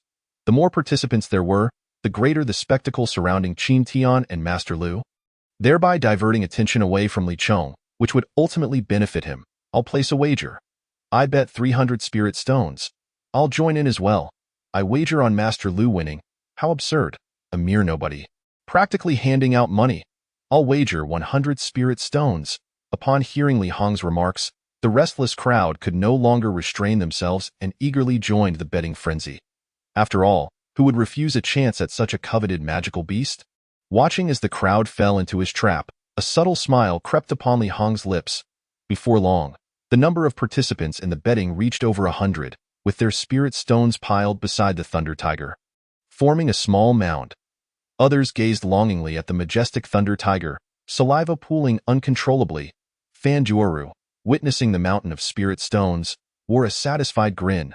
Meanwhile, Master Lu, having successfully tamed one magical beast, immediately turned his attention to the next. In a flurry of motion, he unleashed talismans, rapidly subduing one beast after another. Master Lu's speed and skill far surpassed his peers, leaving the other beast tamers in awe. The competition within the arena grew increasingly intense, as tamers showcased their signature techniques. Yet Qin Tian remained still, a stark contrast to the frantic activity around him, standing like a spear upon the stone platform. Qin Tian's consciousness drifted in the depths of the abyss. Old Tun, do you have a way to secure them? With over 50 magical beasts in the arena, attempting to tame them all single-handedly was unrealistic. Furthermore, with 9 lives and the fatty outside, he couldn't utilize 9 lives' abilities. Not a problem, my lord. However, given the multitude of beasts, including several at the pinnacle of the Void Realm, I will require some special means, the Tun Tian beast replied. Very well, what do you propose? Qin Tian inquired. Boom! At that moment, a thunderous explosion resonated throughout the beast-taming arena as a gigantic magical beast collapsed. Boom, boom, boom. The sounds of thunder continued to erupt as a figure clad in black robes darted among the beasts. Moving with remarkable agility, talismans swirling in his hands, with each strike, he subdued a magical beast. A gasp erupted from the crowd.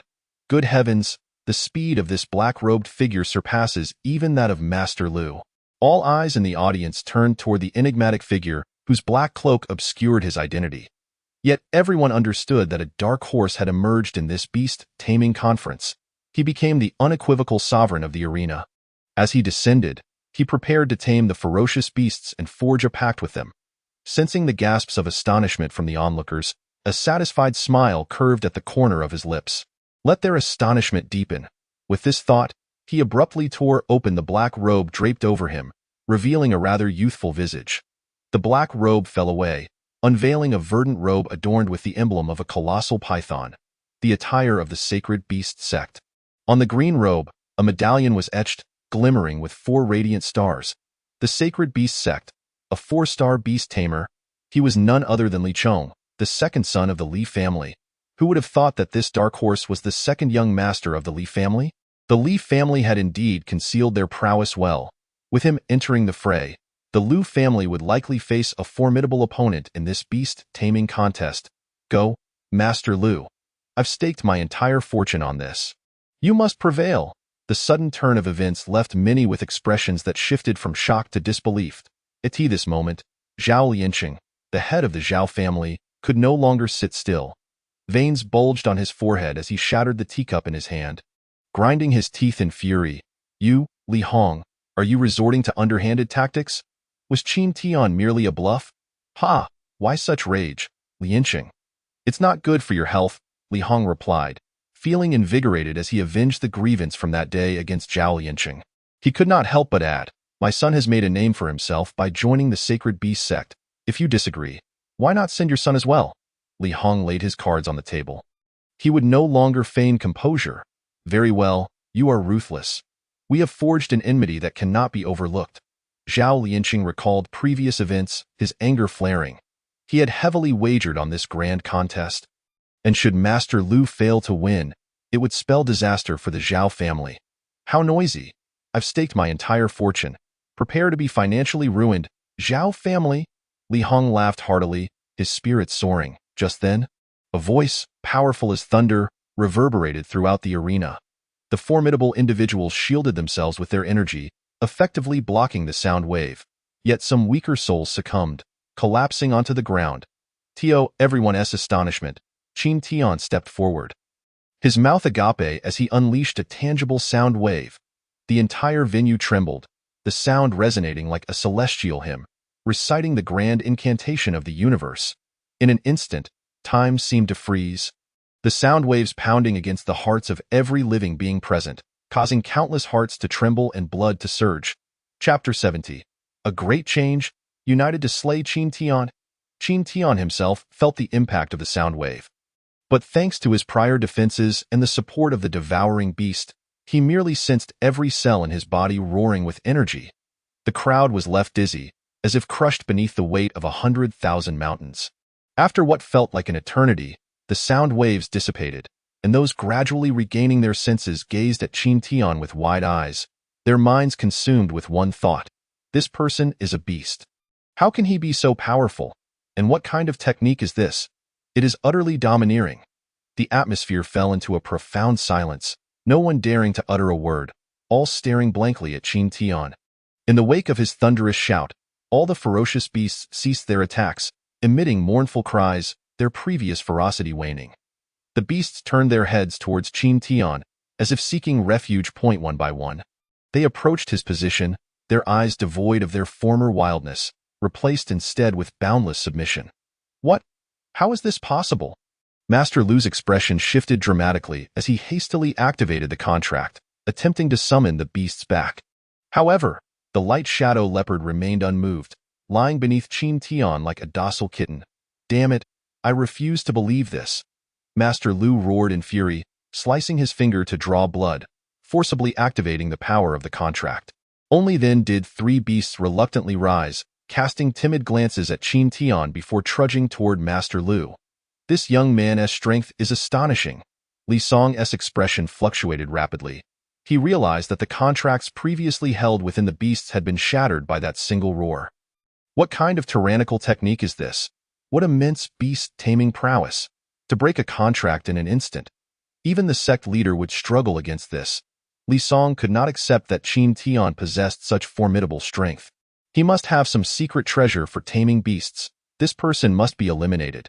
He shot a venomous glance at Qin Tian, his eyes filled with uncontainable rage as he observed the four beasts that had been summoned back. Qin Tian paid little mind to the departing beasts. After all, he did not intend to settle the outcome in a single round.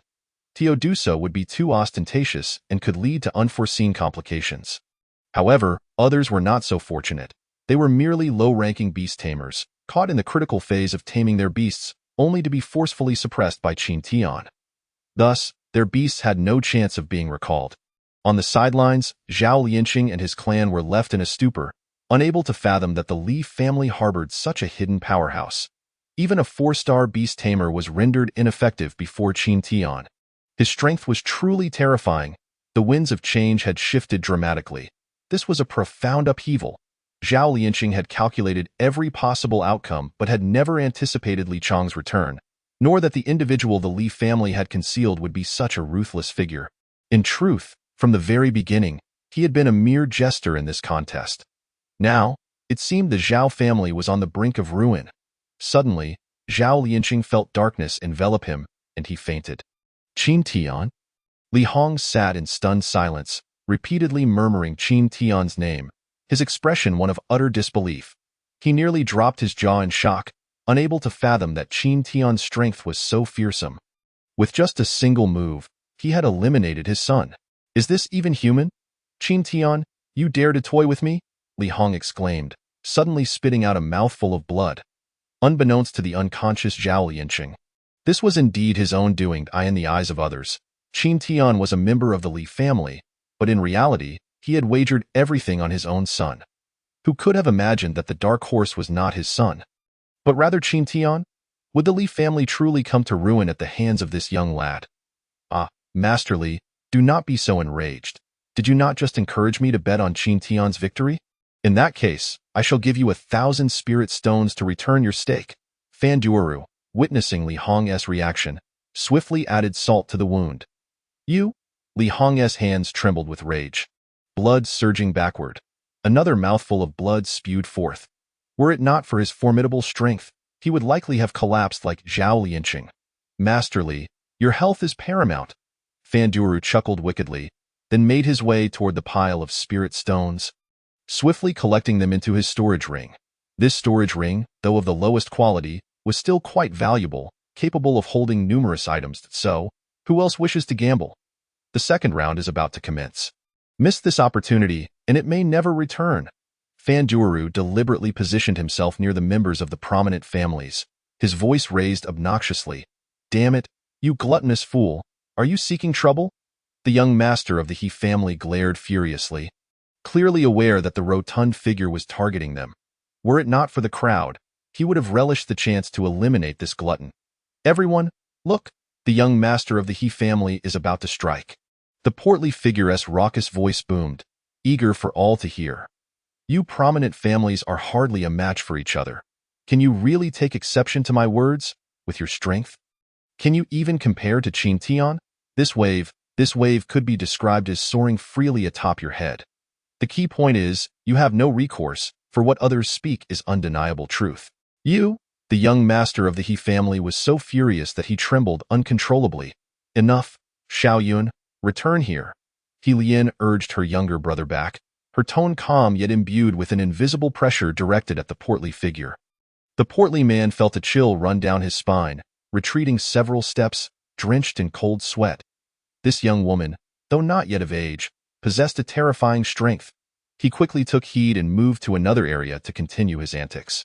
While the commotion below had yet to settle, a voice rang out from the stone platform. Qin Tian surveyed the surroundings and calmly inquired, Judge, may I announce the results of the competition? Of course, the gray-haired judge stammered, still reeling from shock. I declare that in the first round of the contest, Qin Tian tamed 41 beasts, Li Song tamed 4, and Lu Ao tamed 3. Thus, the 3 emerged victorious. 41 beasts tamed, accomplished in the blink of an eye. This shattered the long-standing record of Mozong City. Moreover, Qin Tian was so remarkably young. Such strength surpassed even that of Lu Ao in his prime. Upon hearing this result, the crowd collectively gasped in astonishment. This is what one might call a hero emerging from youth. They could not help but re-evaluate the young man upon the stone platform. At that moment, Qin Tian bore no semblance of the pride expected of a victor, nor a hint of joy. Rather, he appeared as though all of this were merely expected of him, his demeanor transcending the typical comportment of one his age. For Qin Tian, this outcome was no surprise. After all, he had harnessed the power of the devouring beast to contend with these 4-star beast tamers and their beasts, a task well within his capabilities. Qin Tian spoke again. What are the arrangements for the next match? What he currently lacks the most is time. Now that he has successfully passed this time-consuming first round, there remains a glimmer of hope to conclude the competition today. The circumstances of this contest are exceptional, and the schedule remains uncertain. The gray-haired referee did not provide an immediate response, merely offering a cursory remark before retreating to the judges' table. Subsequently, the old man with gray hair cast his deep-set gaze towards the area where several prominent families were situated. Seemingly awaiting something, as expected, it was not long before someone arrived at the backstage of the judges' stand. After a clandestine conversation, the gray-haired elder stepped forward to the judges' table and announced, Due to the exceptional circumstances of this competition, we shall now proceed to the second round. Within 1 minute, each participant may select 3 of the magical beasts captured in the first round for battle. A participant is deemed to have lost if all their magical beasts are defeated or if they withdraw. The top 2 will advance to the third round of decisive combat. Just moments ago, he received notification from several prominent families, indicating that another match was to be held. The rules, of course, were established by these influential families. They believed that since Qin Tian had utilized such formidable techniques to subdue the magical beasts, it would be prudent not to grant him excessive time for recovery, aiming to secure a swift victory. Only in this manner could there be a chance for Qin Tian to lose, thereby preventing a significant loss for these families. More crucially, given Qin Tian's dazzling performance in the previous round, many wealthy outsiders and casual investors had begun to place bets on him, leading to a rapid accumulation of stakes. Now, these prominent families were scheming, each seeking their own advantage, yet it remains uncertain how many will ultimately profit. Upon understanding the rules, Qin Tian maintained a calm demeanor, saying nothing as he quietly sat on the stone platform to recuperate. He was aware that this competitive format was inherently unfair, yet he had not anticipated the blatant interference occurring behind the scenes. Nevertheless, this was merely a minor beast fighting tournament, not worth fretting over. What he needed to do now was to swiftly adjust himself in preparation for the next round of combat. After all, Li Song and Lu Ao were far from ordinary opponents, and it was highly likely that he would face a 1-against-2 situation. However, the most critical issue was that he truly lacked practical experience in beast-taming battles. Old Tun, do you have any suggestions? Regarding the selection of magical beasts, Qin Tian was still a novice, and it would undoubtedly be better to let the Tun Tian beast make the decision. Battles between magical beasts were primarily about brute force. Yet once a beast tamer intervened, it resembled a small-scale team battle. Every action and positioning of the magical beasts was subject to exacting scrutiny. One misstep could lead to total defeat. While Qin Tian had only a rudimentary understanding of battles between magical beasts, the Tun Tian beast was another matter entirely. As an ancient magical beast, it had witnessed countless scenarios. This trivial matter was mere childish play for it. Master, you simply... Qin Tian listened to Old Tun's analysis. Nodding vigorously in agreement, in the end, his eyes brightened, and he could not help but admire Old Tun. Truly, as an ancient magical entity, it was exceptionally astute, as long as he was responsible for guiding with the soul-devouring lamp.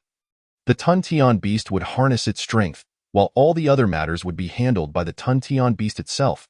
Time is up. Please, beast tamers, bring forth the selected magical beasts to the central combat stone platform. Beast tamers, proceed to the beast taming platform. A voice resonated, heralding the commencement of the second round. Qin Tian and the others also conveyed their chosen magical beasts to the central combat stone platform. A portion of the audience below erupted in fervent cheers, with some girls even vocally proclaiming Qin Tian's name. After all, the surprises he brought were simply too great, and he had evidently become their object of admiration. Meanwhile, the expressions of those from the prominent families were far from pleasant.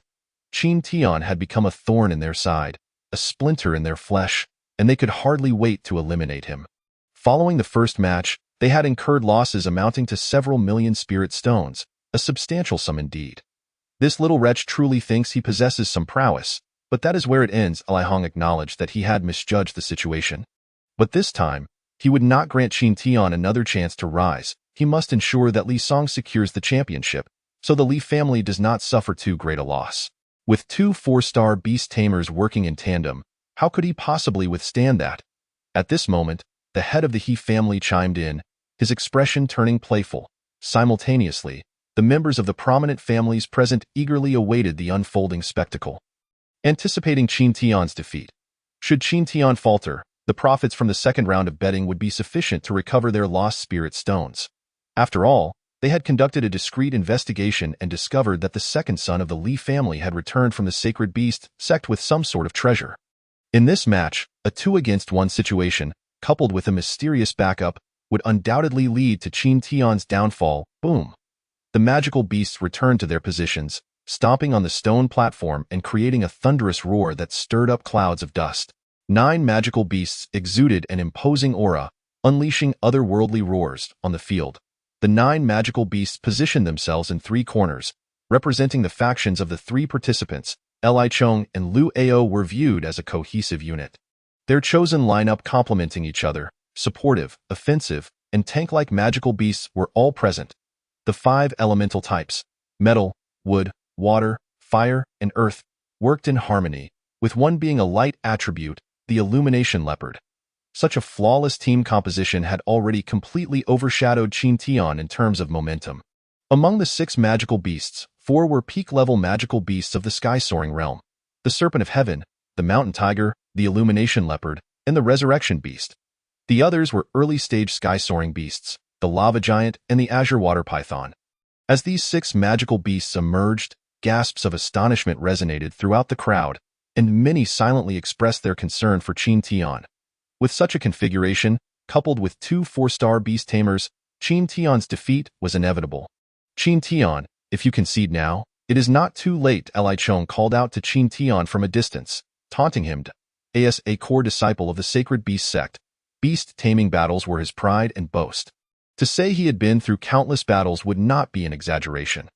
While there were indeed unorthodox methods in beast-taming, True combat relied on genuine strength.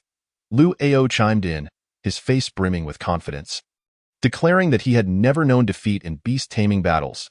To deal with the Qin Tian was as simple as child's play. Enough of this noise.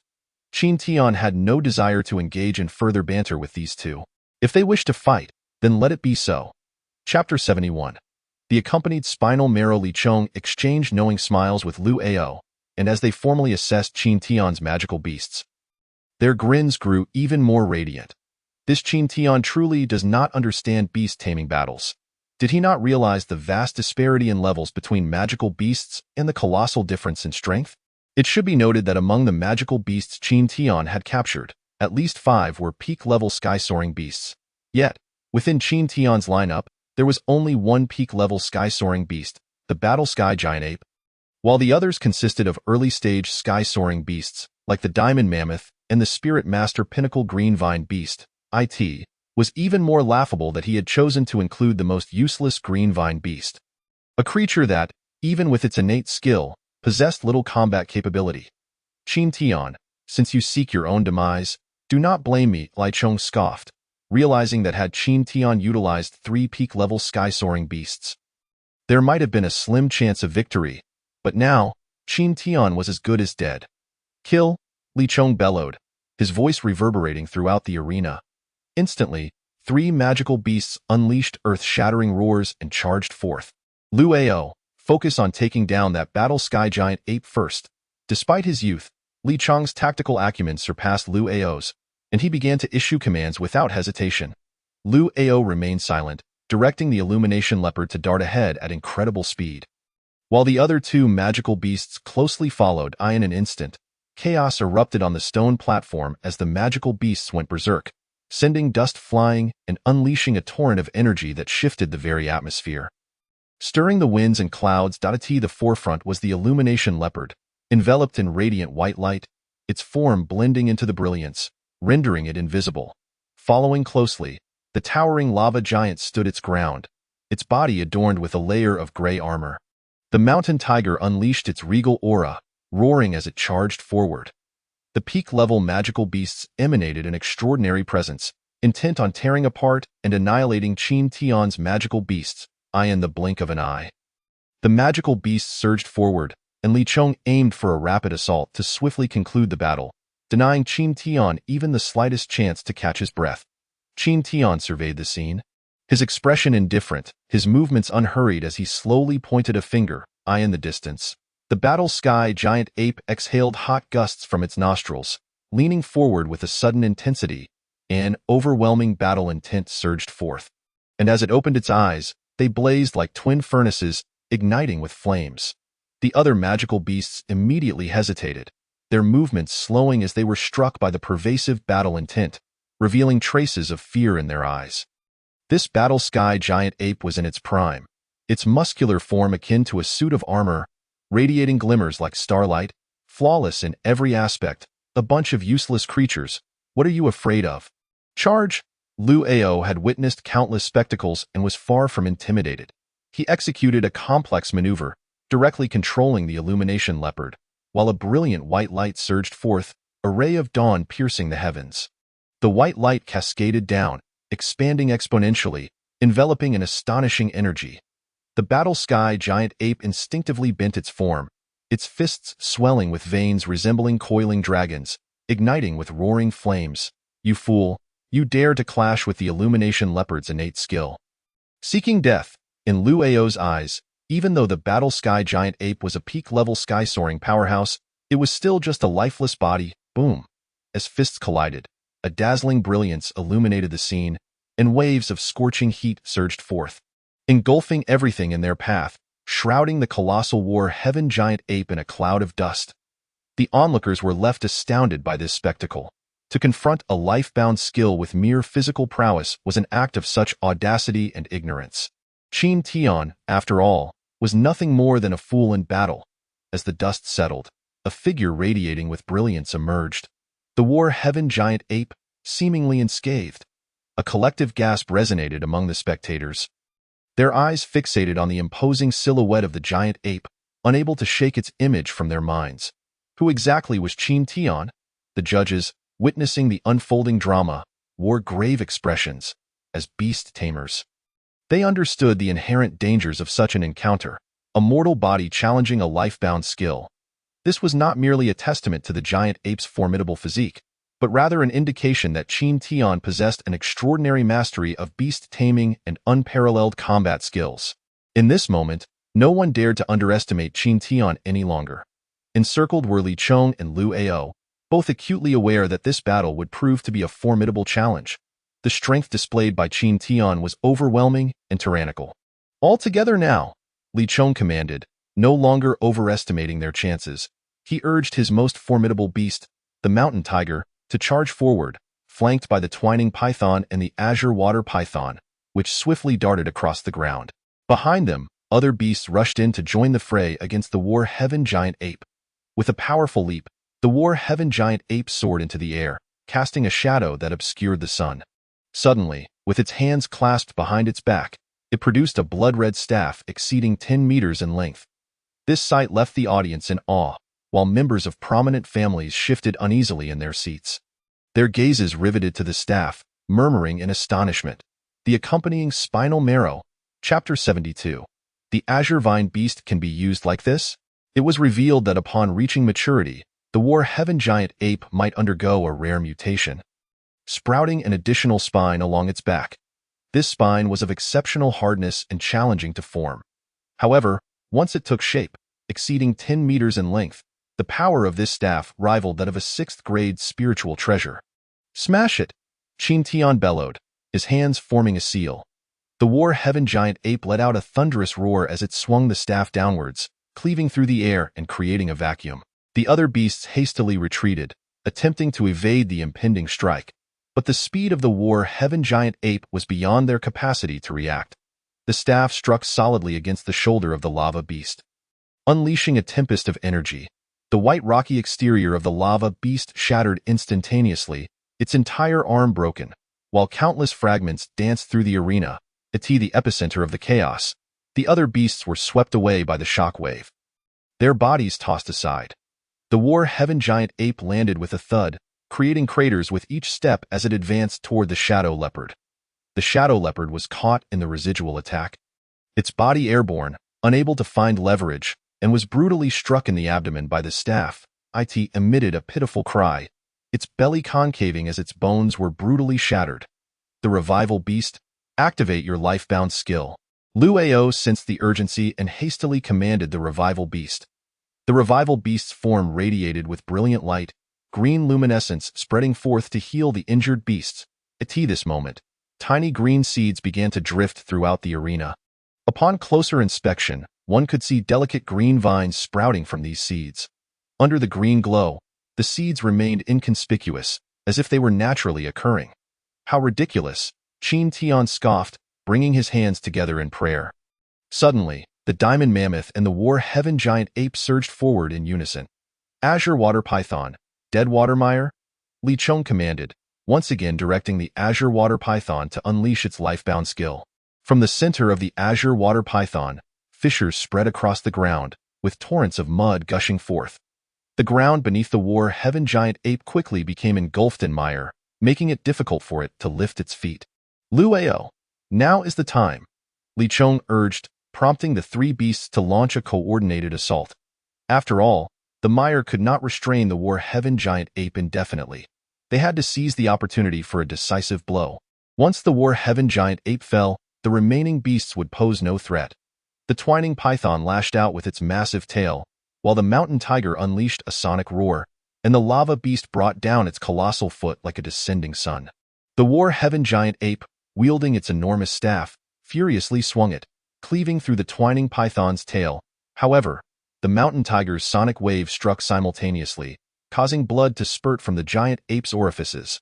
The giant ape's momentum faltered, and it had to rely on the staff to support its weight, preventing it from collapsing. A massive shadow loomed overhead as the foot of the lava beast descended. At this moment, a stalemate had been reached. Let it end? Li Chong exchanged a knowing smile with Lu Ao, recognizing that the battle had reached its conclusion. Their wild grins could no longer be concealed, their voices echoing throughout the arena. I declare it over. It is truly over. Qin Tian's voice rang coldly, and with a snap of his fingers, a resounding crack echoed through the air. Instantly, the diamond mammoth activated its life-bound skill, gravitational pull. Ripple after ripple spread from the diamond mammoth, causing any beast affected to slow significantly, rendering them nearly immobile. Trapped? Li Chang's eyes widened in disbelief as he stared at the central battle platform.